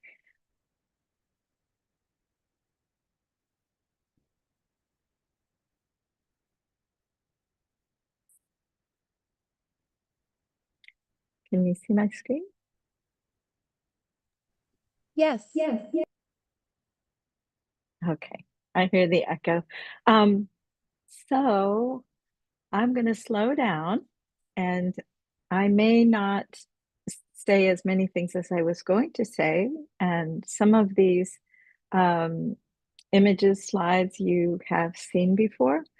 And many of you already know so much that I don't even need to add into this understanding of the invisible that Buckminster Fuller had, but also that Leonardo da Vinci, we're on speaking terms, so he's Leonardo to me, and Einstein had. How did they see the invisible? Well, they did it through generations. They did it through moving past scale in order to see something I call the pattern that connects the patterns that connect. So we're going to look at how they did this, concentrating more on Bucky. And the features of the invisible that he saw led him to understand something he called trending toward the invisible. And this is at the heart of the idea of ephemeralization, doing more with less. He imagined that he could create bubbles. He derived so much of his inspiration from the bubbles in the back of the vessels that he sailed. He was a sailor. He saw greater things in the constellations. He was a navigator who used celestial navigation practices, which are based on spherical geometry.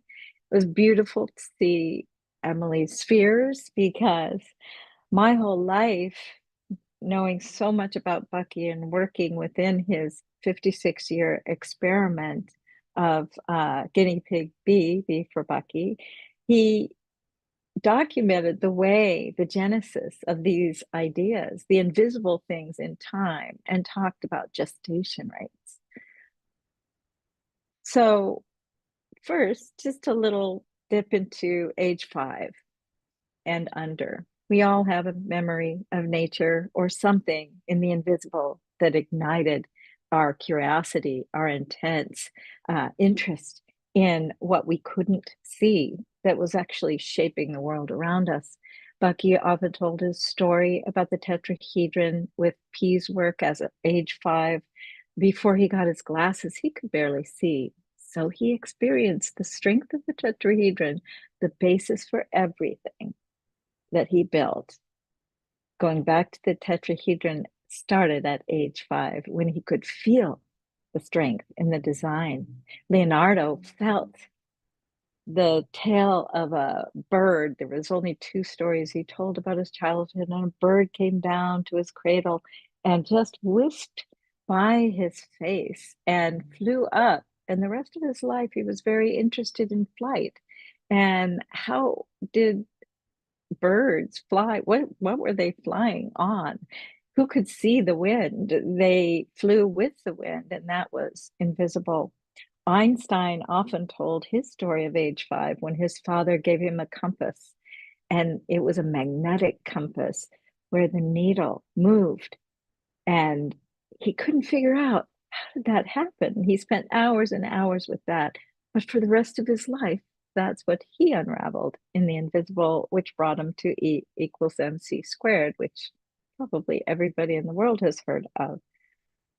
Now, Bucky was called a Leonardo of the 20th century all the way back before the 1940s. And there were articles written about that.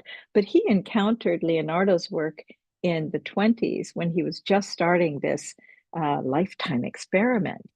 And what he experienced was this parallel. He was already inventing things, and he had these great ideas about what was changing the world right then. And he saw Leonardo as a kindred spirit. He looked at the invisibility of time and tried to capture that in this lifetime experiment where he was able to track the genesis of his ideas. And the way it first came to him in 1928 on Lincoln's birthday was through this sketch time lock that he did in a series of about 108 sketches he created after this connection to some kind of force that taught him how important it was to see the changing world and look deeper at how he could, as one human being, make a difference in the world. So Bucky, as a kindred spirit, of course, saw Leonardo, and especially he wrote about gestation rates at first in 1944 letter, which I more recently brought back out to see. And he saw that he designed hexagonal prefabricated house designs he had in his sketchbooks. And Bucky had already done that. He had already started to build that way and thinking that, you know, the triangles that come together in a hexagon was the proper way to build. So he talked about the 500-year gestation rate, this invisible force of ideas where thought creates new forms to carry itself forward, new souls to unravel the mysteries. And Bucky was on that track with Leonardo. How did they do it? Well, they looked deeply into nature. They were both expressing deep ideas in fluid dynamics before it was even a subdiscipline that's one of the most important disciplines of the day today, with all of the kinds of communication and transportation that we do. Up here, you can see Leonardo showed how water braids, and there's vortices and water. And he did this centuries before our studies on turbulence and vortexes. He saw those And he also used them to depict braids on women's hair. Now, Bucky and Leonardo made biological breakthroughs in shape and form because of their ability to see on a microscale, to see inside of things. And what Bucky had created in his long arc of synergetic geometry, which started as a geometry of energy, he really settled in on the tetrahedron and the sphere, and he knew that the icosahedron was the closest to the sphere. And when he designed his system of geodesics of any size, any shape, any type of material, those were looked at and experienced by scientist Donald Caspar, chemist, and Aaron Klug, who were looking at viruses, virus structure in the microscopes, electron microscopes revealed the structure over here. And they went to Bucky and said, wow, we see that the structuring principle is in your geodesics. Same thing happened with buckyball discovery. And Leonardo, with all of his anatomical studies, he opened up the hearts, and he wanted to understand the architectures within the body and without the body. He knew that the heart was one long muscle, and that muscle wraps around itself in a helical fashion. It also has vortices in it. And he saw that the heart's valves closed through vortices, not through force. And he diagrammed that. 500 years later, surgeons have rediscovered his breakthrough just about 20 years ago, I believe, or maybe a little more than that. And there are instruments that allow you to see on a very, very tiny scale as you're doing surgery, and do surgery that way, called the Leonardo. In most hospitals have one.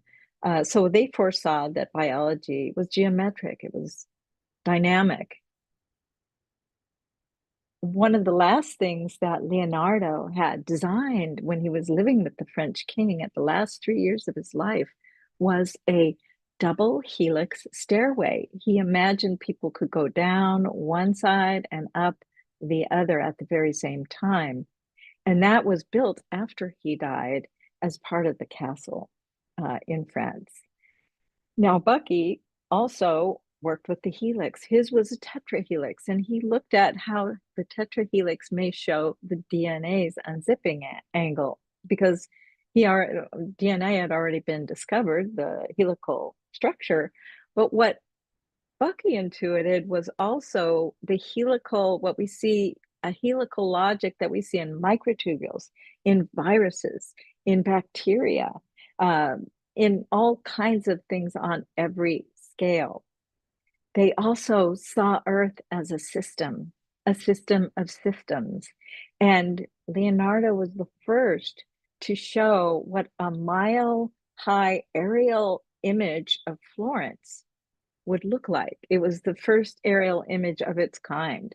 And of course, he did it by trying to create the scale that you would see it at to exactitude. And at that time, he also was able to see the way that the rivers were very much like the blood vein structure of your body. So he saw this nested structure, this pattern that connects all these patterns that connect, where Bucky was creating the miniature Earth. He saw Earth as a whole system. You can see more of it from the inside than you can see from the outside. 1/3 on the outside, 5/8 on the inside. He imagined we would do stewardship of Earth from the inside of these little planetaria. And here's Shoji Sadao as a student, 1952, one of the very first geoscopes, called Miniature Earth at the time, was built at as literally one of the very first geodesics. Now, that's a design science story that happens over time. And Bucky really continued that idea that most of the things that he was designing would not matter for 50 years. People would just not understand how important they were. But it also runs through minds. And if you go back to Islamic geometry, which was because in Islam, you're not allowed to show the graven image. So they were masters at taking the 2D plane, tessellating it, and actually turning it into 3D without any kind of strange changes, a fluid way to go from 2D to 3D. And that was all the way back to the 8th century.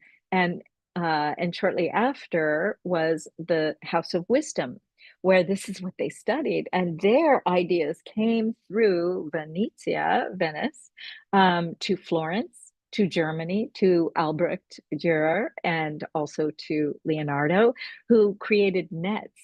They also did knotworks, extensive knotworks that showed five-fold symmetry on the plane, on 2D, that could be folded up into polyhedra of different types. Penrose, Roger Penrose, went back to Dürer. I saw him at Princeton and was in the front row. I was so amazed at his story of going back to Dürer and Leonardo and to Kepler. He was the great love. He had a great love of Islamic geometry, but it was really through Dürer and Kepler that he was looking at fivefold symmetry on a plane, and that's when he worked for 10 years to discover how can you tile the plane with only two shapes and have a type of periodicity, quasi-periodicity, that grows, that nests, that shows shapes at different points. But when you're looking at the whole, you don't really see how it periodically you have the same shape. Penrose did see that, and he was able to take it further than Dürer did. But then when quasi-crystals were found in 1982, Dan Sheckman who was a crystallographer. Now, crystals weren't thought to have 5-volt symmetry because that was part of life. But if you look at that continuum of life and non-life, there is no distinction when it comes to the geometry of life. They flow one into the other. They are part of each other, like we were seeing with the glaciers, with the stones. They're just operating at a much slower pace. So time itself, this invisible nature of time, is expressed through a pattern of a type of geometry that connects all the other forms. And you can see them as nested continuum of symmetry and asymmetry, quasi-periodicity, and various people will find that they can go back to the same thing. Now, there's been new studies just in the last 10 years about the Muqarnas back in Islamic geometry. If you look on the left, they figured out that at the House of Wisdom and all of these beautiful artisans of the Middle East, that they knew the secret. That if we just realized it, we would have found quasi-crystals a lot sooner. Another design science story, and these are just peeks at much longer design science stories I've been working on.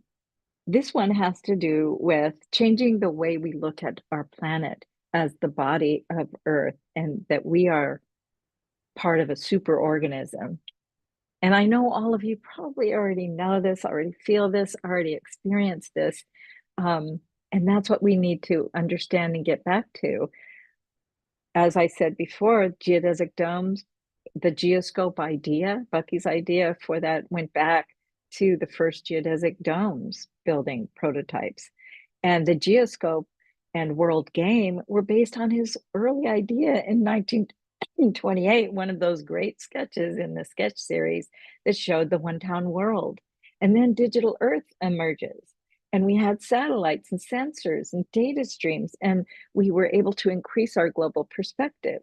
We went to the moon, and Artemis just took astronauts to the moon again, go a little bit further and to look back on Earth from the other side of the moon, which is so profound, especially because they called their little spherical part that they were inside of when they came back, integrity. And Bucky said, everything is a pattern integrity. Google Earth built on the digital Earth that came out of the satellites and sensors, and there were many. They ended up buying, Google bought one that was very robust and then amplified that. Now everybody just uses it. Kids grow up on it. I remember when it was in iPhones for the first time. Many of you probably do too. And digital twins of Earth are now popping up that allow us to simulate and inform, that allow us to predict and steward our planet through planetary modeling and through big data. And so we can design our future. So there's a convergence between art and science. There's such a need to bring them together. So I want to go back to my gestation, right? With just one of the things I did is I worked with Ed Applewhite, who wrote, with many people who worked with Bucky were my mentors, many of them. And Ed was my closest mentor. And we were following the Buckminster Fullerene, tracking everything about it at that time. I was studying about viruses and also about how Bucky's geodesic domes, that story of the chemists going back, the biologists going back to Bucky. How did you do it? Oh, it's the pentagon, five-fold symmetry. And they found it in quasi-crystals. So this goes back to 1991. I wanted to connect all of those things together. Geodesic thinking, virology, quasi-crystals, and cosmic order. But now I want to return to the fivefold way with something new that just happened 4 days ago. 4 days ago, something was just confirmed that we knew back then. Ed said, you will live long enough to see this. And I knew he was right. Unfortunately, he wasn't able to. Nor was Bucky. But if we go back to the fullerene, that was the largest macromolecule. It had fivefold symmetry. They went back to Bucky to understand its shape, its form. Viruses, the virus story I mentioned, and coccolithophores, which come together in big white blooms on the sea surface to cool sea surface temperature, which is actually a steward role. And they also have a geodesic shape. Quasi-crystals also with the fivefold symmetry. Bucky's, this is a radome, which were put all over the world. They could put in the 60s, 50s. They were able to go onto the top of Mount Fuji and also in the Arctic. But now, with the JWST, the James Webb Space Telescope, the infrared images that have just come back, as they were studying them, they see, now we knew that buckyballs were the most ancient and the most abundant macromolecules in space. They are the third form of carbon, and they form this blue layer around this TC1 nebula. And they could finally see and study the structure. And what they found was it wasn't just a ring around that they were looking at. It was shaped like a geodesic sphere, the same as the buckyball shape. So form is nested. Geometry is the language. Geometry is the invisible connecting point, the pattern that connects the patterns that connect. That Bucky, Leonardo, and so many others, Johannes Kepler, Einstein, some of our greatest scientists, and so many artists already know. We know this through intuition. And the combination of science and art is so important for humanity to understand our place in this continuum of pattern.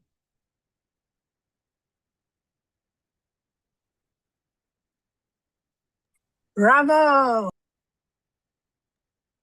Wow, that was amazing. Thank you.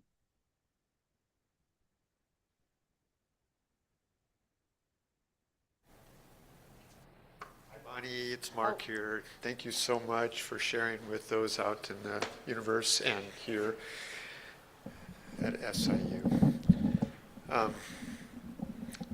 What I'd like to do is offer this opportunity to speak with you a little bit from those that are here that might have a question. You are a walking, living, breathing history of Bucky and all that he's brought into the world. I see a lot of messages coming in online, but I'd like to open it up to anybody here who might have a question for Bonnie. Don't be shy. Or just want to say hi. Or, yeah. Yeah, Gregory. Do you want to go up, Gregory? Come on up here. Come on up to the mic. Hi, Bonnie. Thank you for that. Can you just review a little bit that connection that was just made 4 days ago with what we saw from Artemis? Because I didn't quite get it, but it seems like really important. From Artemis or from the JWST? Whichever the one you pointed out. That I think it was the last image in your. Okay, because Artemis went out to the other side of the moon, the dark side of the moon, with astronauts just a number of weeks ago, and we discovered new things, amazing things. And what I was showing was the JWST, James Webb Space Telescope, has been bringing back all kinds of new information about our universe. And the most recent one, 4 days ago, a group of scientists who had been studying the infrared images of a nebula far out in space called TC1 Nebula, they finally found what we knew was there, buckyballs, clusters of buckyballs surrounding the nebula. And they're shaped like, we know what buckyballs are shaped like, but the cluster that they create is also the same shape. And that is so profound because Ed and I talked about that all the time. That's why I'm in front of a nested Earth, nested in the geodesic patterns that connect through space, through time, through scale. Thank you, Bonnie. Yeah, here you go, Ben. Please. Hi, Bonnie. It's good to see you. Hi, Ben. I was curious, a couple questions, I guess. When Bucky was drawing the great circles around the globe to get to the eventual Dymaxion map, and Shoji redrew it as a icosahedron. Do his original great circles adhere to a five-fold way? And do all of these five-fold way patterns, is it the icosahedron that's at the basis of all of them? And then the frequency of triangulation gets increased on them? Is that so? There are actually 3 classes of domes, and the dome that was the geoscope was a rhombic tricontahedron that Shoji had created. And it was Shoji who made the breakthrough of taking the map, which was a cuboctahedron since the 40s, into, in 1952, he showed it. I know all of these artifacts, but I even had to remind him that it was 52, and you were the one who he drew it for the UN. It's unpublished. That was based on the icosahedron, and Bucky was a purist, so he thought geodesics should be five-fold symmetrical based on the icosa. He thought that is the closest to the sphere. Now, with great circles, those are basically energy tracks around with the spin of the polyhedra. So there's five-fold and four-fold, six-fold. There's 7 different great circle spheres. There's 31 great circle sphere is the icosa. And that's the magic of life, is the five-fold symmetry. And that's why finding it in quasicrystals, finding it in carbon was just magical. 1982 for quasicrystals, 85 for buckyballs. And then the viruses even earlier, 62. Just so many profound things with five-fold symmetry. You could talk for hours on it. It was fun to look in the books that got donated to the Morse Library Special Collections Department here and see those RNA virus shell construction journals that were in there that I guess he would have been looking at.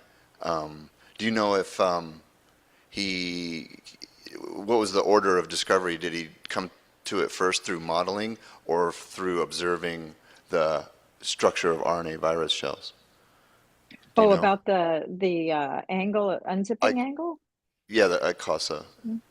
Well, what year are you talking about? Because Bucky knew Croto. Bucky, not Croto. Bucky knew Klug, Aaron Klug, who was the discoverer of the structure, and he knew many scientists throughout his life. The editor of Scientific American. So if it goes back to the 60s, he hadn't really quite gotten to the tetrahelix yet. So the 50s, is when they discovered 53, the double helix. I think it's more interesting that Leonardo, it was his last design, as well as a spherical mirror, that they intuited something so profound that we're only beginning to discover the power of. Yeah. Well, it'll be fun that we should go look and double check and see what the dates of if it validated what he already knew, or if it was, how old those journals were that were in there. So thank you. Yes, and there's many more. Thank you so much for your question. Good to see you again, Ben.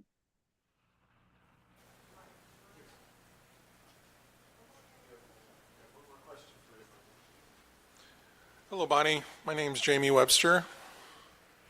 Hi, I'm Jamie. wondering about the pattern itself that creates all other patterns.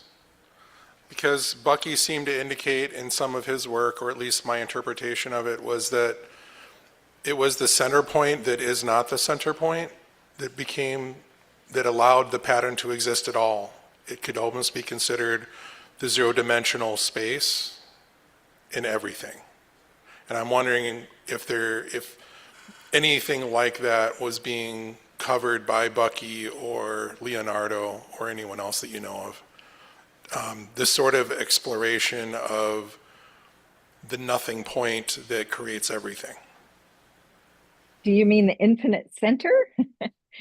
Yes, that would be another way. And I would actually classify it as the trans-infinite, because infinity indicates Goes both ways. Is linearity. So this would be the omni version. Well, but as they say, there's turtles all the way down. There's turtles all the way in, and turtles all the way out. And there's as much infinity inside the center as there is on the outside. And that is the secret that Bucky had, is he designed from the center. He always designed from the center outward. And that was his key to understand geodesics and the Dymaxion map, because as you know, you don't get chord factors, which you don't need to use anymore. Computation is better. But you go from the center and then measure the angles, so you can have all different manner of and classes of different types of geodesic domes. He unlocked a very important key.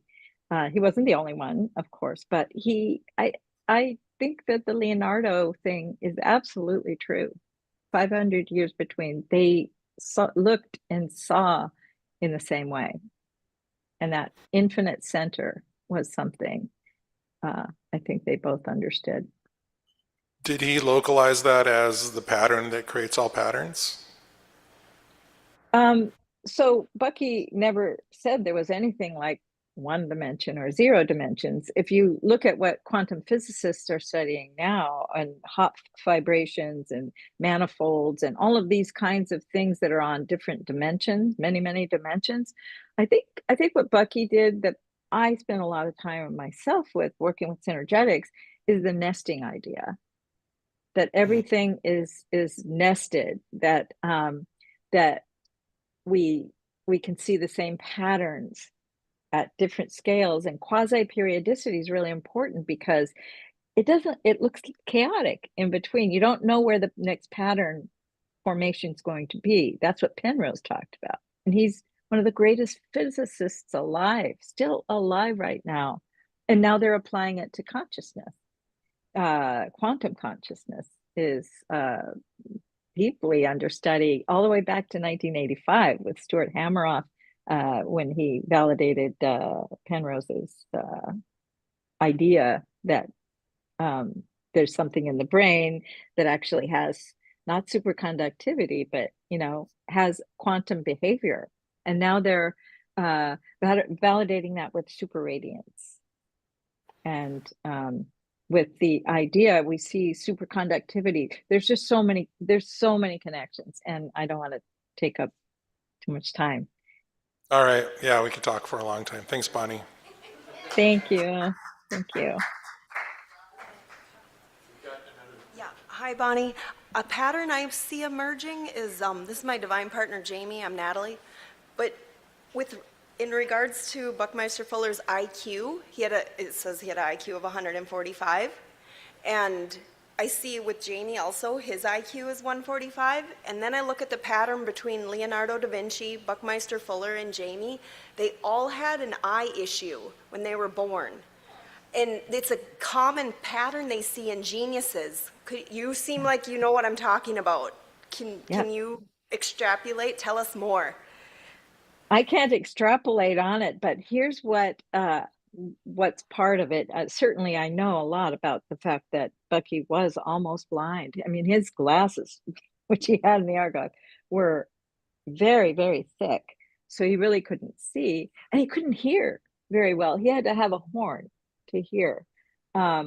So I think that the limitations, our strengths. And I don't know the work that you do. I would love to know more, but I think that it's even more than an IQ. It's a different kind of intelligence that is looking through a wider aperture, if you will, to see these patterns. I can see them everywhere. If you're a model maker, I have a model right next to me that I've made, and I'm sure you saw a lot with Stroopy and others who are geometers, or maybe you do that yourself, but I can see all of those symmetries within symmetries, and then you can start parsing these things out and seeing the same patterns reoccurring, and that's what they were looking at. So was it the fact that Bucky was in Mensa? Was it the fact that they both had high IQs? Or was it that and their limitations? So I think Stephanie had a beautiful presentation on how she sees, because she's limited in her eyesight. And so I think that our senses are tuned even clearer when we have deficiencies. I'm a systems integration architect. And as I listen to some of what you said, I almost see it as there's a constant state of procession involved with what is going on. The dynamics involved just seems to be the constant state of precession as you break systems into wholes and then combine them into another whole. There's just this constant orthogonal right angle outcome that comes from that process. So that's, I want to share that. Wow, that's amazing. And there are new studies showing that with time, that time is processional as well. But it's amazing that I want to talk to you further at some point. So please. I would love that. Yes. Thank you. Cool. Thanks so much for your question. Oh, Bonnie, thank you so much. And I'm sure everybody has more questions, but we have a lot to happen with the day. And again, thank you always for the generosity sharing with the Design Science Studio and opening up the archives to us at one point, and everything that you do and that you carry forward. And there's something about intuition and the sense of mind not being contained in our brains, and that we're just attuning to something that we're not quite sure what it is, but we feel it. Thank you. Yeah. Thank you.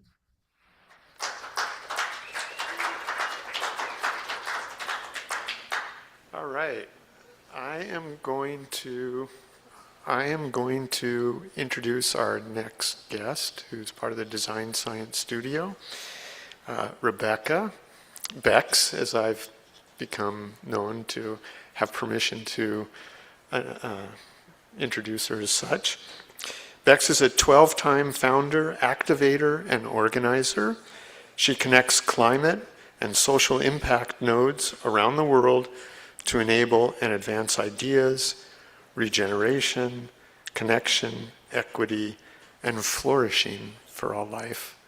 Welcome. Thank you so much, Mark. Can you hear me? My audio okay?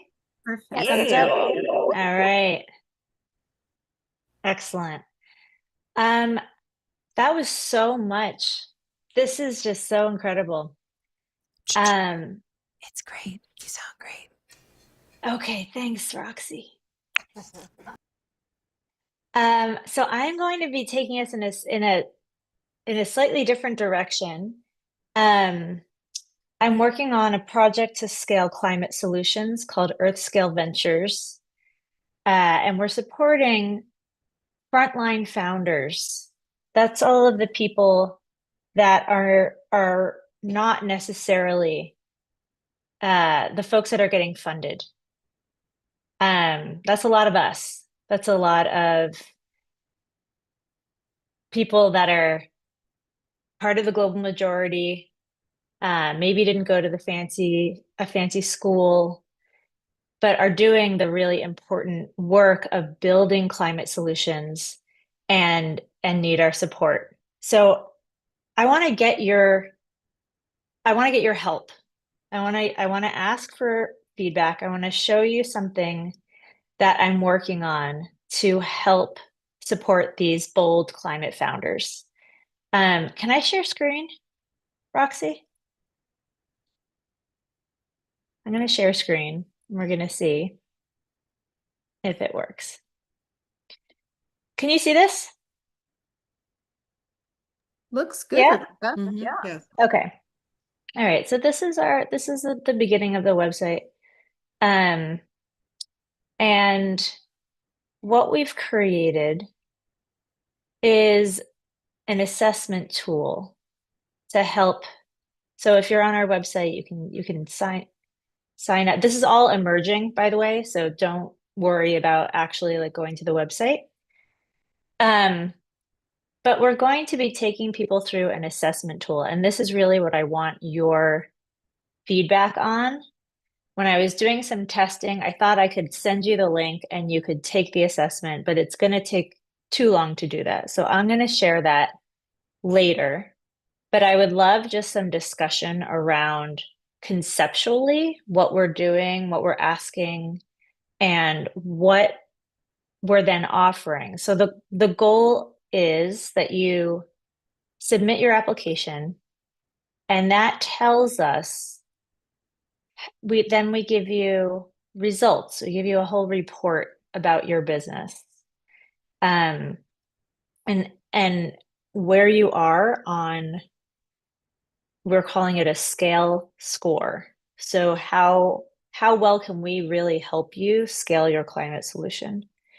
And we're asking questions like your company stage, target market, your technology description, your sustainability impact, team. Have you raised money? Are you a first-time founder, or are you a second or beyond time founder?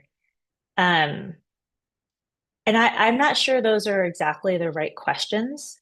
So that is one area that I would love feedback on. And then also, what would be valuable insight that we could share with you about your company to help you? So this is a readiness profile. I love a spider chart, so you can see, what you're doing really well and what you could be doing better. And so what I would love to do, and I think there might also be room to catch up on time a little bit. I know things have been delayed, and we're a little bit backed up.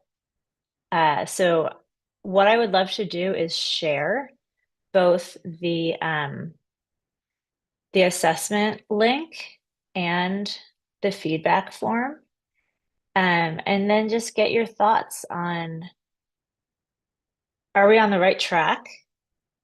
How can we do this better? And thank you. So if anyone wants to share anything now during the talk, that's welcome.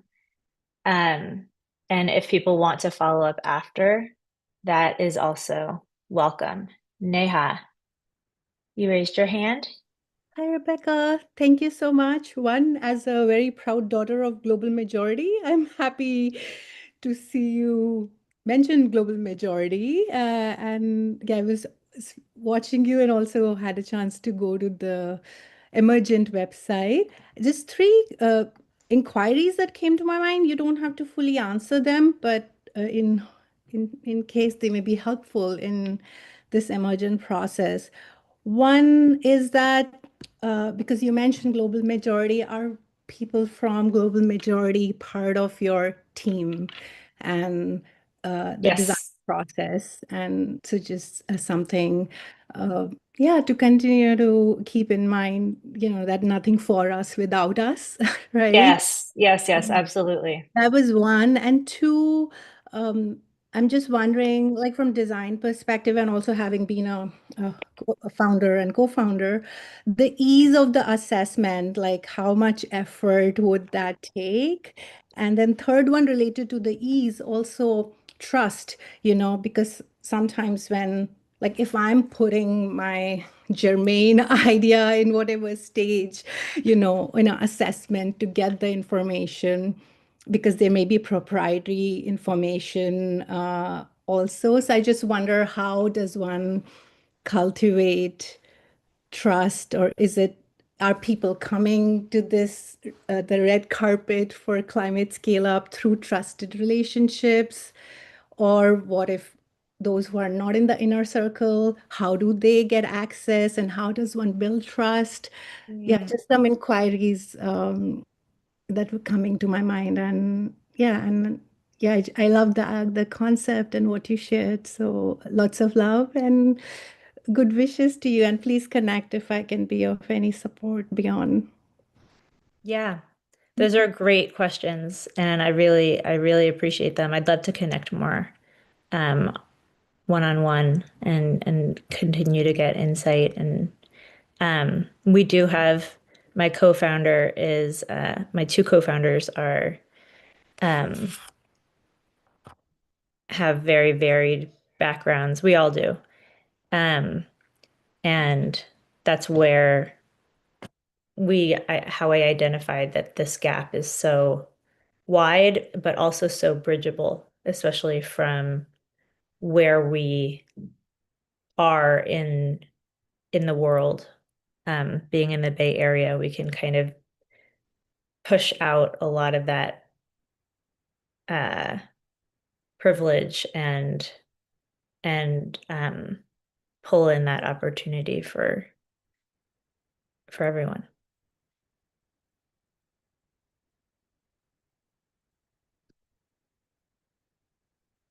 Thank you. I will share some links in the chat. And if there aren't any other comments, I think we could keep moving.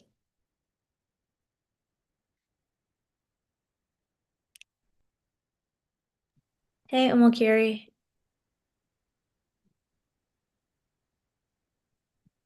Hello.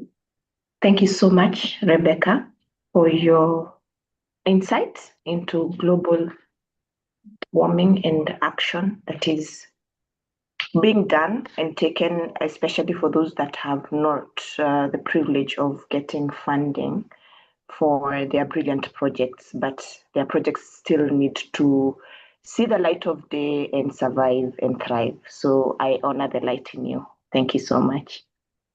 Thank you so much. Next. We have Gigi van den Roel. Am I okay?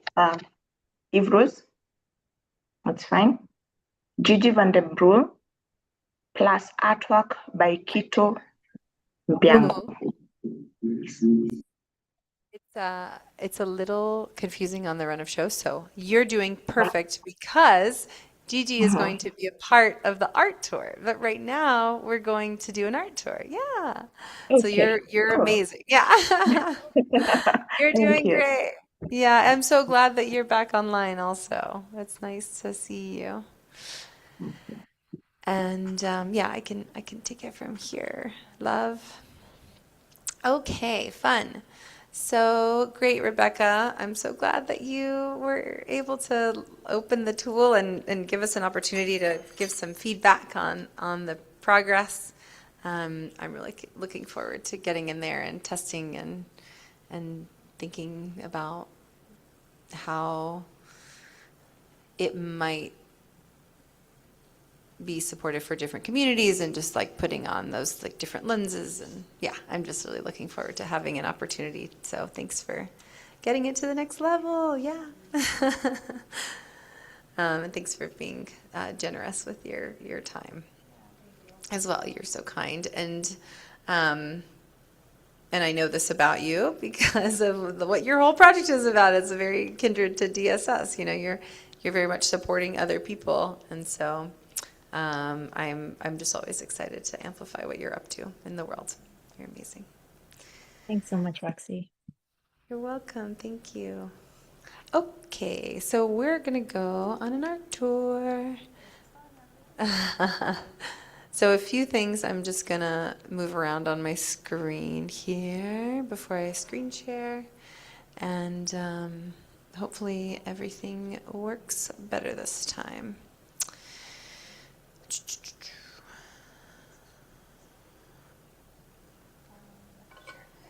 Lovely. So it looks like we're going to have at least Della and Gigi and Patricia sharing a bit about their pieces. I believe Daniel also wanted to share. If that's true for you, Daniel, feel free to just let me know in the chat. And yes, perfect. Okay, great. So I just did a new update in the Catalyst, not to the schedule necessarily, but definitely to make sure that Catalyst has everyone and the exhibit easy to find.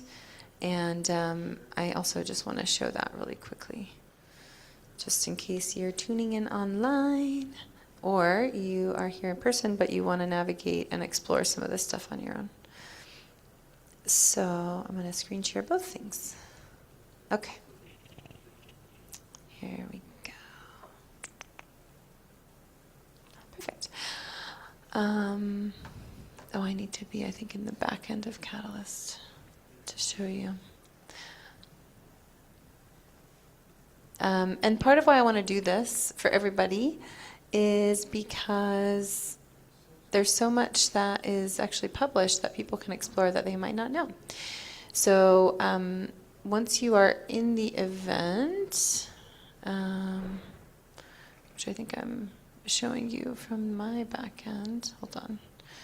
I want to show you as if you have already gotten a ticket because that's what people will see in the dashboard. So I'm going to just go to the spaces, which basically whenever you have your ticket and you go into Catalyst, you will see something that looks a little bit more like this. And so if you click New Art City, you can actually explore and like read more about some of the pieces, which is nice. And then you can click on the link to go explore. And then the same, just to show you all real quick, for the zine is if you, oops, I don't know, I went the wrong way. There's a zine button, and if you click the zine button, then it will allow you to, here we go, zines. It'll allow you to, oh, there it is, perfect. click on the piece, and then there's a button that says Files. And so we've actually uploaded every single one of the spreads into the zine. That was all Doc. Thank you, Doc, for doing that work. So if you're in Catalyst and you want to explore one of the spreads from that was published in the zine, you can actually go in and look at all of those independently, which is really special. Okay, so now we're going to go into the world. And I'm going to start by bringing up, I think Della was first on the list. So I'm going to bring you up, Della.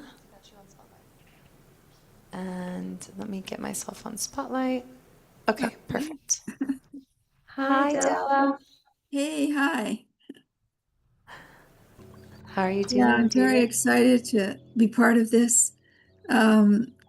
The easing, I think that's amazing that it's the inauguration of the easing, the new, and I am very excited to see that too. Yeah, this is going to be fun. I'm going to put this little lapel mic on. Tell me if you can hear me okay so I can use my hands. Yeah, it's great. All right, Della. So I believe that Ian helped you build your Yes, he Inti sure did. I told him he should come by today, but I think he was busy with something else. But he's amazing, amazing world builder, and he helped me build this. And there's a lot of people to thank. I guess I just want to say, thank you to my husband, Dale Bertrand, who has been supporting this thing from day one. And of course, the sound in this, we got sound in our installation. It's done by Lila Paper, who helped me visualize the whole sort of concept today. And of course, Eve Rose has been encouraging me and saying, yes, you can do this, you can do this. And you have too. Yes, of course. And that really helps, of course. And Could you tell me which direction you're in? I haven't been in here in a little while. So much has come. Oh, wait, here you are. Are you in there we the are. There we are. Okay, out front, we've got the map of the land. And it all sort of started when I started thinking about how to do an immersive exhibition. And Eve, of course, is one of the experts, right? So she said, oh, the dome, the dome. So I started to think about creating 3 different stories together of mine into one. And that's what we've done here. And it's called Magical Dodo Galaxy. And it's a combination of 3 of my stories. And one is Dodo Land, the land where you can be whatever you want to be. And then I find it very interesting that my stories are in line with Bucky's philosophy. And of course, I met him in I guess it was 78 and 79. And he totally mystified me because he disappeared when I looked at him when he was lecturing and became so all of my stories are kind of like dedicated to him. Here is actually, when we go through these, I'll just tell you a little bit about them. The story goes, first of all, to Dodoland. Just go back a bit, Roxy, to the beginning. Yeah. So the Dodoland starts with the dragon ship that you see the elemental dodo. He's the one that is in the land that he's been on the earth as a dodo, and he's so sad because everybody laughs at him. And he gets to this land where he can be what he wants to be. So here's the dragon ship with all the animals who've become their craziest selves. And I thought it was really in line with what Bucky believed, that everybody has a gift, that everybody is unique, because this is all about being unique. And then they do art together, and this shows the art in this mandala. And of course, I use the mandala in my stories over and over again. And when we segue to the next story, which is the Eagle Child taking us to the Nature Wheel Island, it's also a mandala. And this is the sort of sun mandala that is part of the land. And we go in the 4 directions in this case and meet the little people of the rainbow. And again, it's connected to Bucky, because Bucky was really concerned about the environment and taking care of things. So when you're going through the exhibition, you can actually, when you get close to it, you hear the sounds of the different little people and of the different things. Like, for instance, when you get really close to the this one of the little people of the rainbow, it's droplets of water, which was really an important thing for Bucky, was the relationship with the water. And we've got the dances, the different dances, the dance of the, when you get close to it, you may even hear the sound. Anyways, when you get near, you'll hear different things, but that's the dance, the Earth Child dance. So in magical Dodo Galaxy, there's dancing, lots of dancing. These stories have actually been performed in New York, in Japan, in ballet, and so on, partially because there's so much movement going on. But this is the dance of the water with the dolphins that you're seeing here. And then there's the star bird, which there's a whole dance of the star fairies in this section of the story. And she says, there's always darkness and light will come out of it. That's what the starbird says. And for us to remain, remember the light and take care of the stars by making wishes. And then we segue into going into what's called Miracle Galaxy. In Miracle Galaxy, you meet the storytellers, the Star Galaxy storytellers. And that's the story that actually Julian Ramirez last year did an animation of that part of the story. And so there's that beautiful animation done by him. Lila Paper has done the sound in this exhibition when you go into it and you immerse yourself into the sounds. And each one of the paintings has got a link to a different website, because we have 10 different websites actually at this point. But the last part is about values and things that you believe in, like peace and kindness. And again, I think Bucky really got into that, because he really said everybody should be included. It should be everyone, not one person, but everyone. And so I've got the kindness angel saying to say to yourself, I and kindness are one. I love kindness, and I will take kindness action. And the same thing with peace. I am peace are one. I love peace. I will take peace action. And this becomes, the mantras are there to live your life in a beautiful way and to make the world healthy and happy. And that's what the story is really all about. So I hope people will go in the dome and experience it. You can click on it and hear the sounds, or click on it and go to the links, the other links that we have around my stories. And there's many of them. Yeah. I don't know if you can hear me. My audio I can hear you.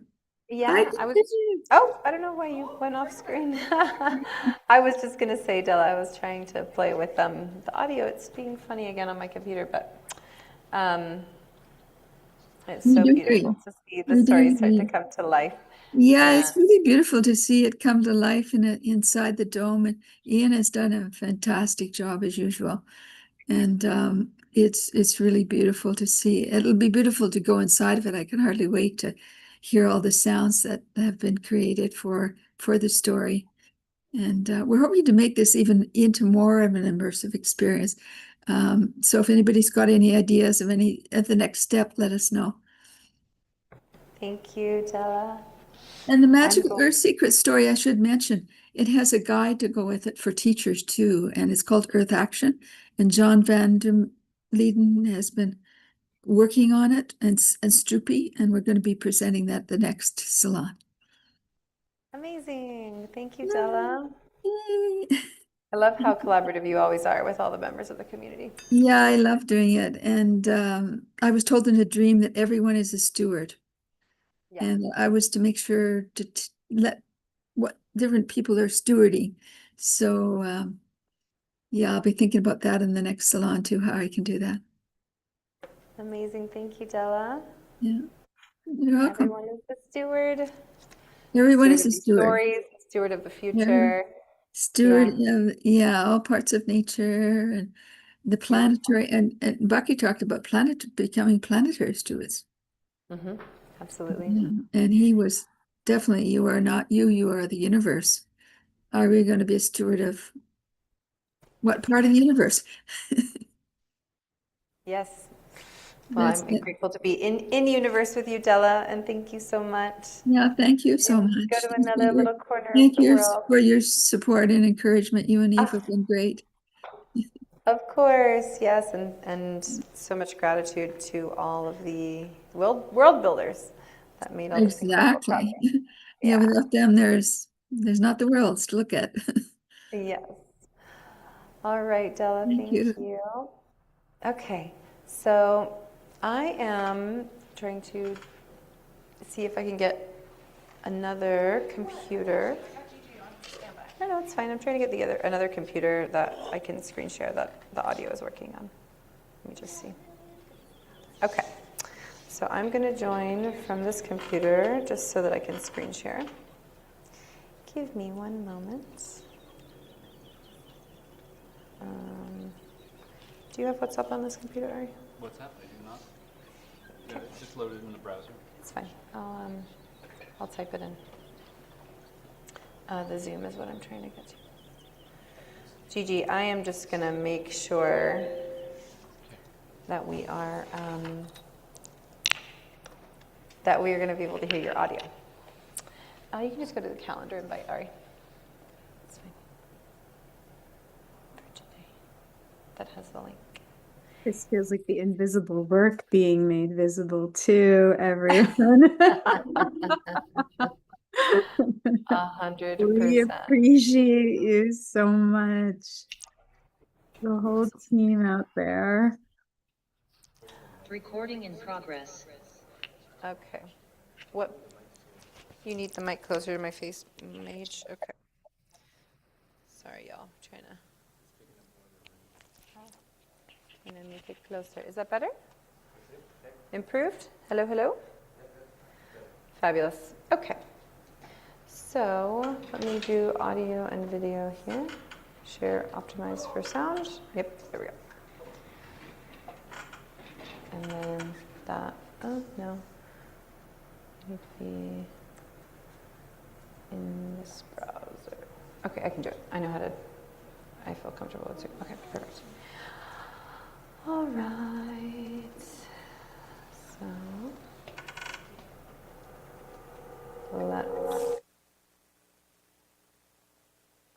let's see if that will work. Yeah. Let me try to leave audio. I don't know if it'll share audio if I've left audio. Do we hear anything? No.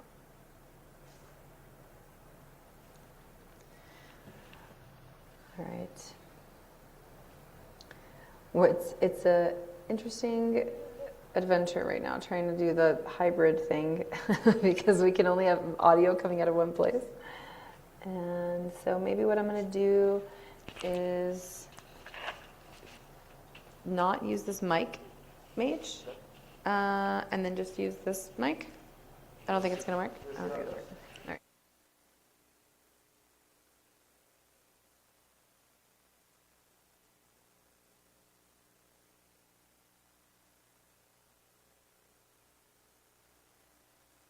All right.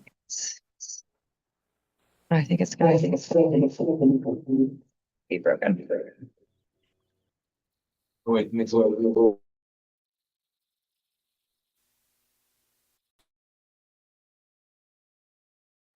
I think I have to use the mic.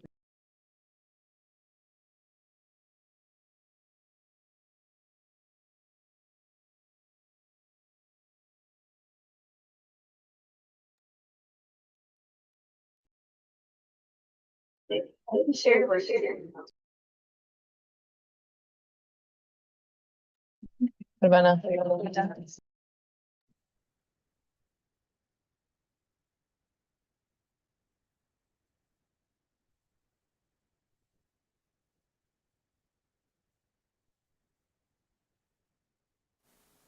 Okay. I think I'm still muted. Hello, hello. Check, check.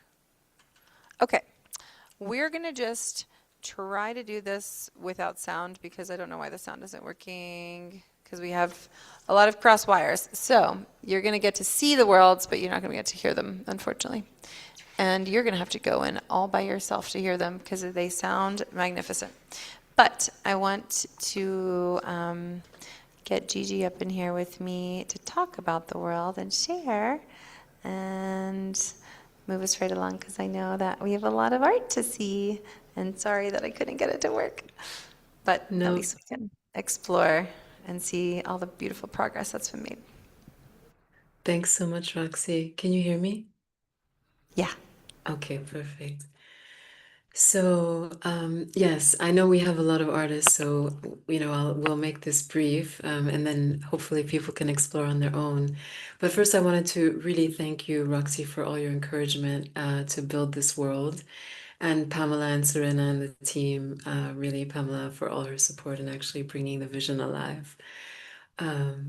So yeah, the name of the exhibition is Portals, and it's really set within this spherical dome. And so there's an opening sort of welcome invocation that there's a sound file here and a video file. It's almost like a welcoming of the mother of the world, welcoming you into this space. And yes, it's just 30 seconds, so Feel your body arrive. You may not know why you came, but something inside you does. Something quiet, something ancient. Your body remembers. No need to understand, no need to search. Just stay long enough for something to open. Take your time, let it meet you. Welcome. Take a deep breath in. Feel your body arise.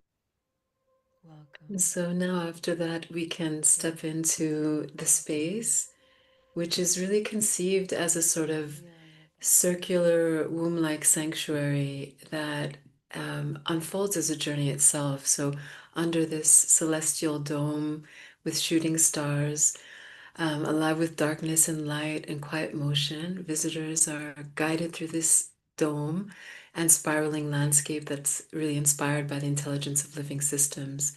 And within, you find a series of paintings. There's a large-scale painting that is called Let Us Flow Let Us All Travel Together like water flowing in one direction.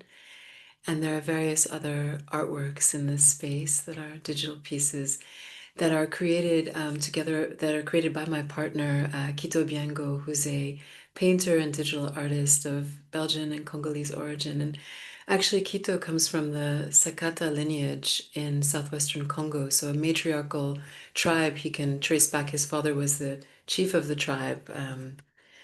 And so basically the matriarchal lineage, understood that life is organized through relationship, where women hold and transmit knowledge, and where memory lives not only in the stories, but in the rhythm, in the body, in the land. And bringing his lineage and my Taino lineage from the Caribbean that understands that the world was never divided between visible and invisible, but rather we have deep relationships with the natural world, with the sky, with the waters, with the forests, and what we call Zemi, the sort of spirits or the presences, the intelligences that exist all around us and are woven. So the idea is to kind of go on this journey, and it's a sort of a meeting point between these two ways of knowing, between the masculine and feminine energies.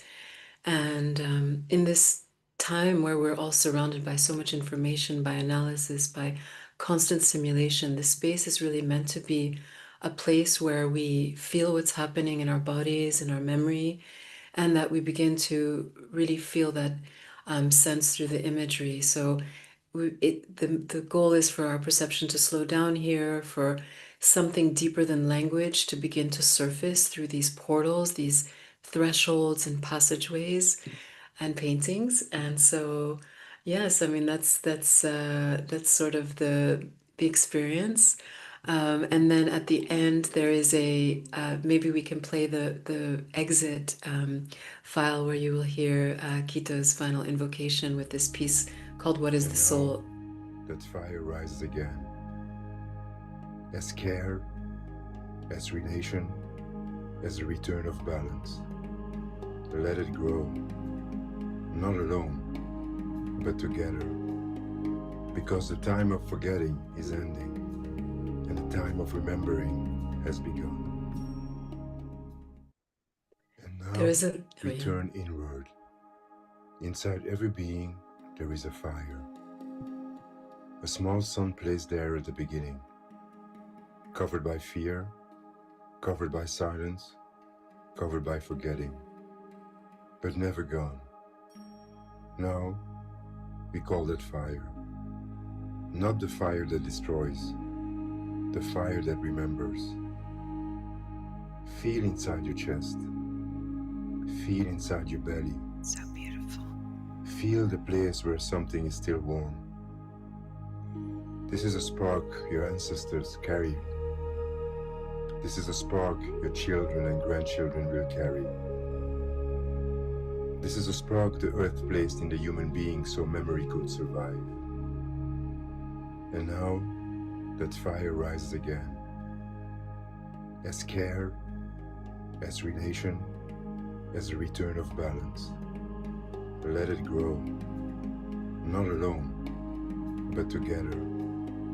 Because the time of forgetting is ending, and the time of remembering has begun.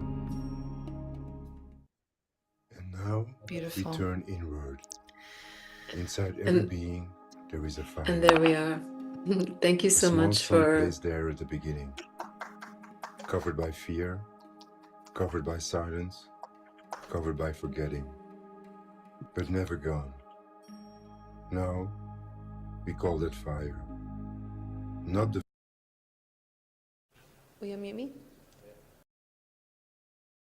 That was beautiful. Thank you. I'm glad we got the audio to work. It has a mind of its own right now.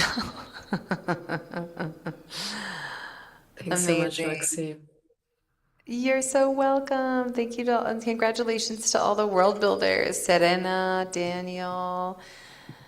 We had a lot of help from Ian, and I know Pamela helped a lot, and everybody collaborated. It's always such a beautiful thing to see what happens when everyone plays together. And speaking of playing together, I want to bring up, I think, both Daniel and Patricia. And thank you, Gigi. Okay, where should we go? If you want, I can screen share. I've got us queued up into a right spot, but if that adds complexity, then we can direct you. Okay, I will start. I will stop share. You can lead. Go ahead. Just 1 sec. Thank you so much for all this inspiration, Gigi, and all that came before. It's like Della said, sensing into this uniqueness, right, that each one brings to create this new earth we are all working towards to, each one in our own way. My piece goes more to the question of what if the next frontier of innovation is not just the technological acceleration, but really human regeneration, that spark, that fire, right? And how we listen, how we relate, how we heal, how we create, how we live and thrive together with our life. And this is kind of a paradox. We are living this time of acceleration where youth is asking for belonging, where many people feel very successful from the outside, but really disconnected inside, mental health issues and so on. Organizations ask for new cultures, people everywhere asking for meaning. And we keep trying to solve the external crisis without transforming the inner conditions that created them. And in a way that all of that goes integrated. So today, I would love to share with you something that is both an installation and a real possibility. I would love to have your help to share more and to talk more when I finish this short presentation. It will be also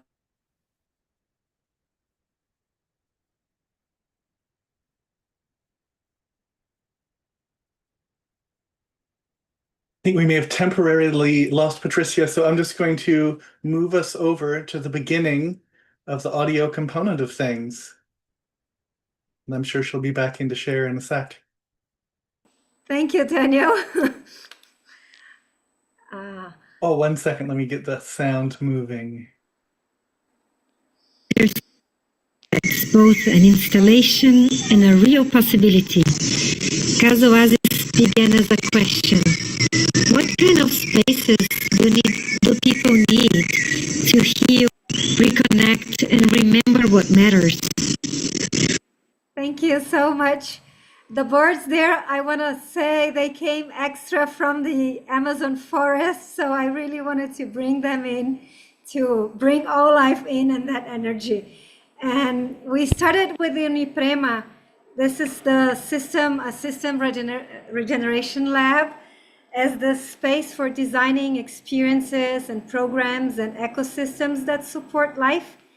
Because Casa Oasis is part of that broader platform, so I wanted you to have the bigger picture of where Casa Oasis is. The Regenerative Coherence Lab is also part of Uniprema, so today we are making also visible what was invisible before, like pieces spread. And so now let's go to Casa Oasis. And One thing just to mention, Daniel, if you can turn down the volume a little bit in the world, so if you click escape and just turn it down a little bit, it was peaking a little bit on the other side. So you see where it says art volume? You can just turn the art volume down. I think you're muted also when you're talking, by the way. Thanks. I've got the volume down now. Thank you. Yeah, but I don't think even we will use now the sound. It will be more like guiding. Just we'll have the whole explanation recorded there, so we can get that afterwards. But it's really, Casa Oasis is this, also it's a sanctuary, Gigi. It's a prototype of a future sanctuary. I love that the words repeat itself. So it's really this place where healing meets leadership, where inner work meets system change, where beauty, as Emile was saying, and nature and transformation, they all belong together. So people will enter now and we will see 3 different rooms, kind of portals or paths. One is for individuals seeking renewal. The other one is for organizations seeking healthier cultures. And the other one is for youth. So then if you go there, you will see in details the programs and how we work. Now we will kind of move through the individual path, and there we will see, we'll have different doors where people can explore that sanctuary through different lenses and approaches. So have the healing room, we have the connection room, the silence room, the future creation, and the contribution and coherence room. For instance, just to point that out, in the silence room, but this is valid for all the concept. I brought here just this example of a meditation from a partner from Brahma Kumaris to show and invite other partners that resonate with the same purpose to be doing this together in the same place. You know, that we can feel the difference it makes is that we are all working together. It's integrated. So, and on the connection room, we have there the name as connection room, and with some of the tools we use here, it's kind of you're not alone, and many different processes we can go through in each of those rooms. But like, for instance, if you are in the organization path, that room will be called trust and culture room. Or if you are in the youth, it will be the belonging room. So I'm just sharing this, but you know, those concepts go for all of them. And what they have in common is that at the end, they all go and face that big 3 in the center. That one is a Suma Uma that speaks deeply to my heart. And that's where we put the Phoenix Passage, which is this transformational guide, rite of passage. And this one specifically was created with Daniel. So I'm really happy we are doing this together, Daniel. And we will talk more about this very soon. And invite you all to this experience, which you have the opportunity to having a taste of today.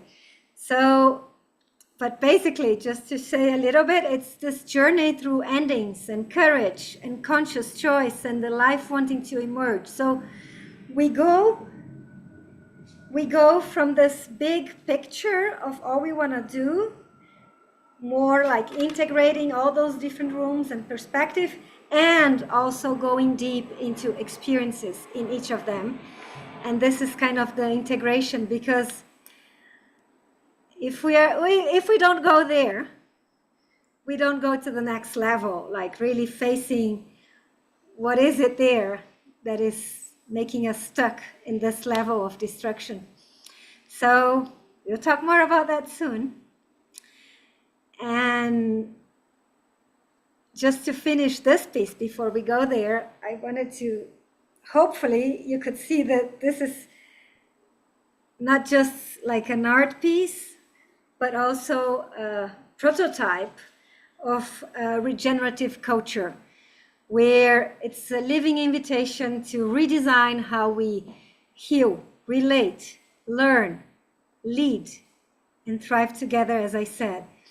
And the idea is that this is a prototype for something physical in the actual real world, you know, that like a retreat center together with a youth hub and a leadership sanctuary and this regeneration destination, where we have today like many things of that happening, but in different places, and they don't connect. And so here we would have that integrated.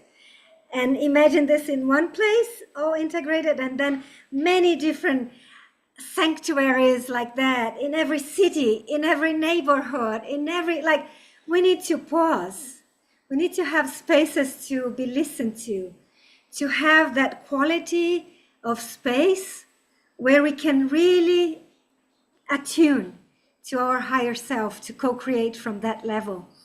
So this is the invitation.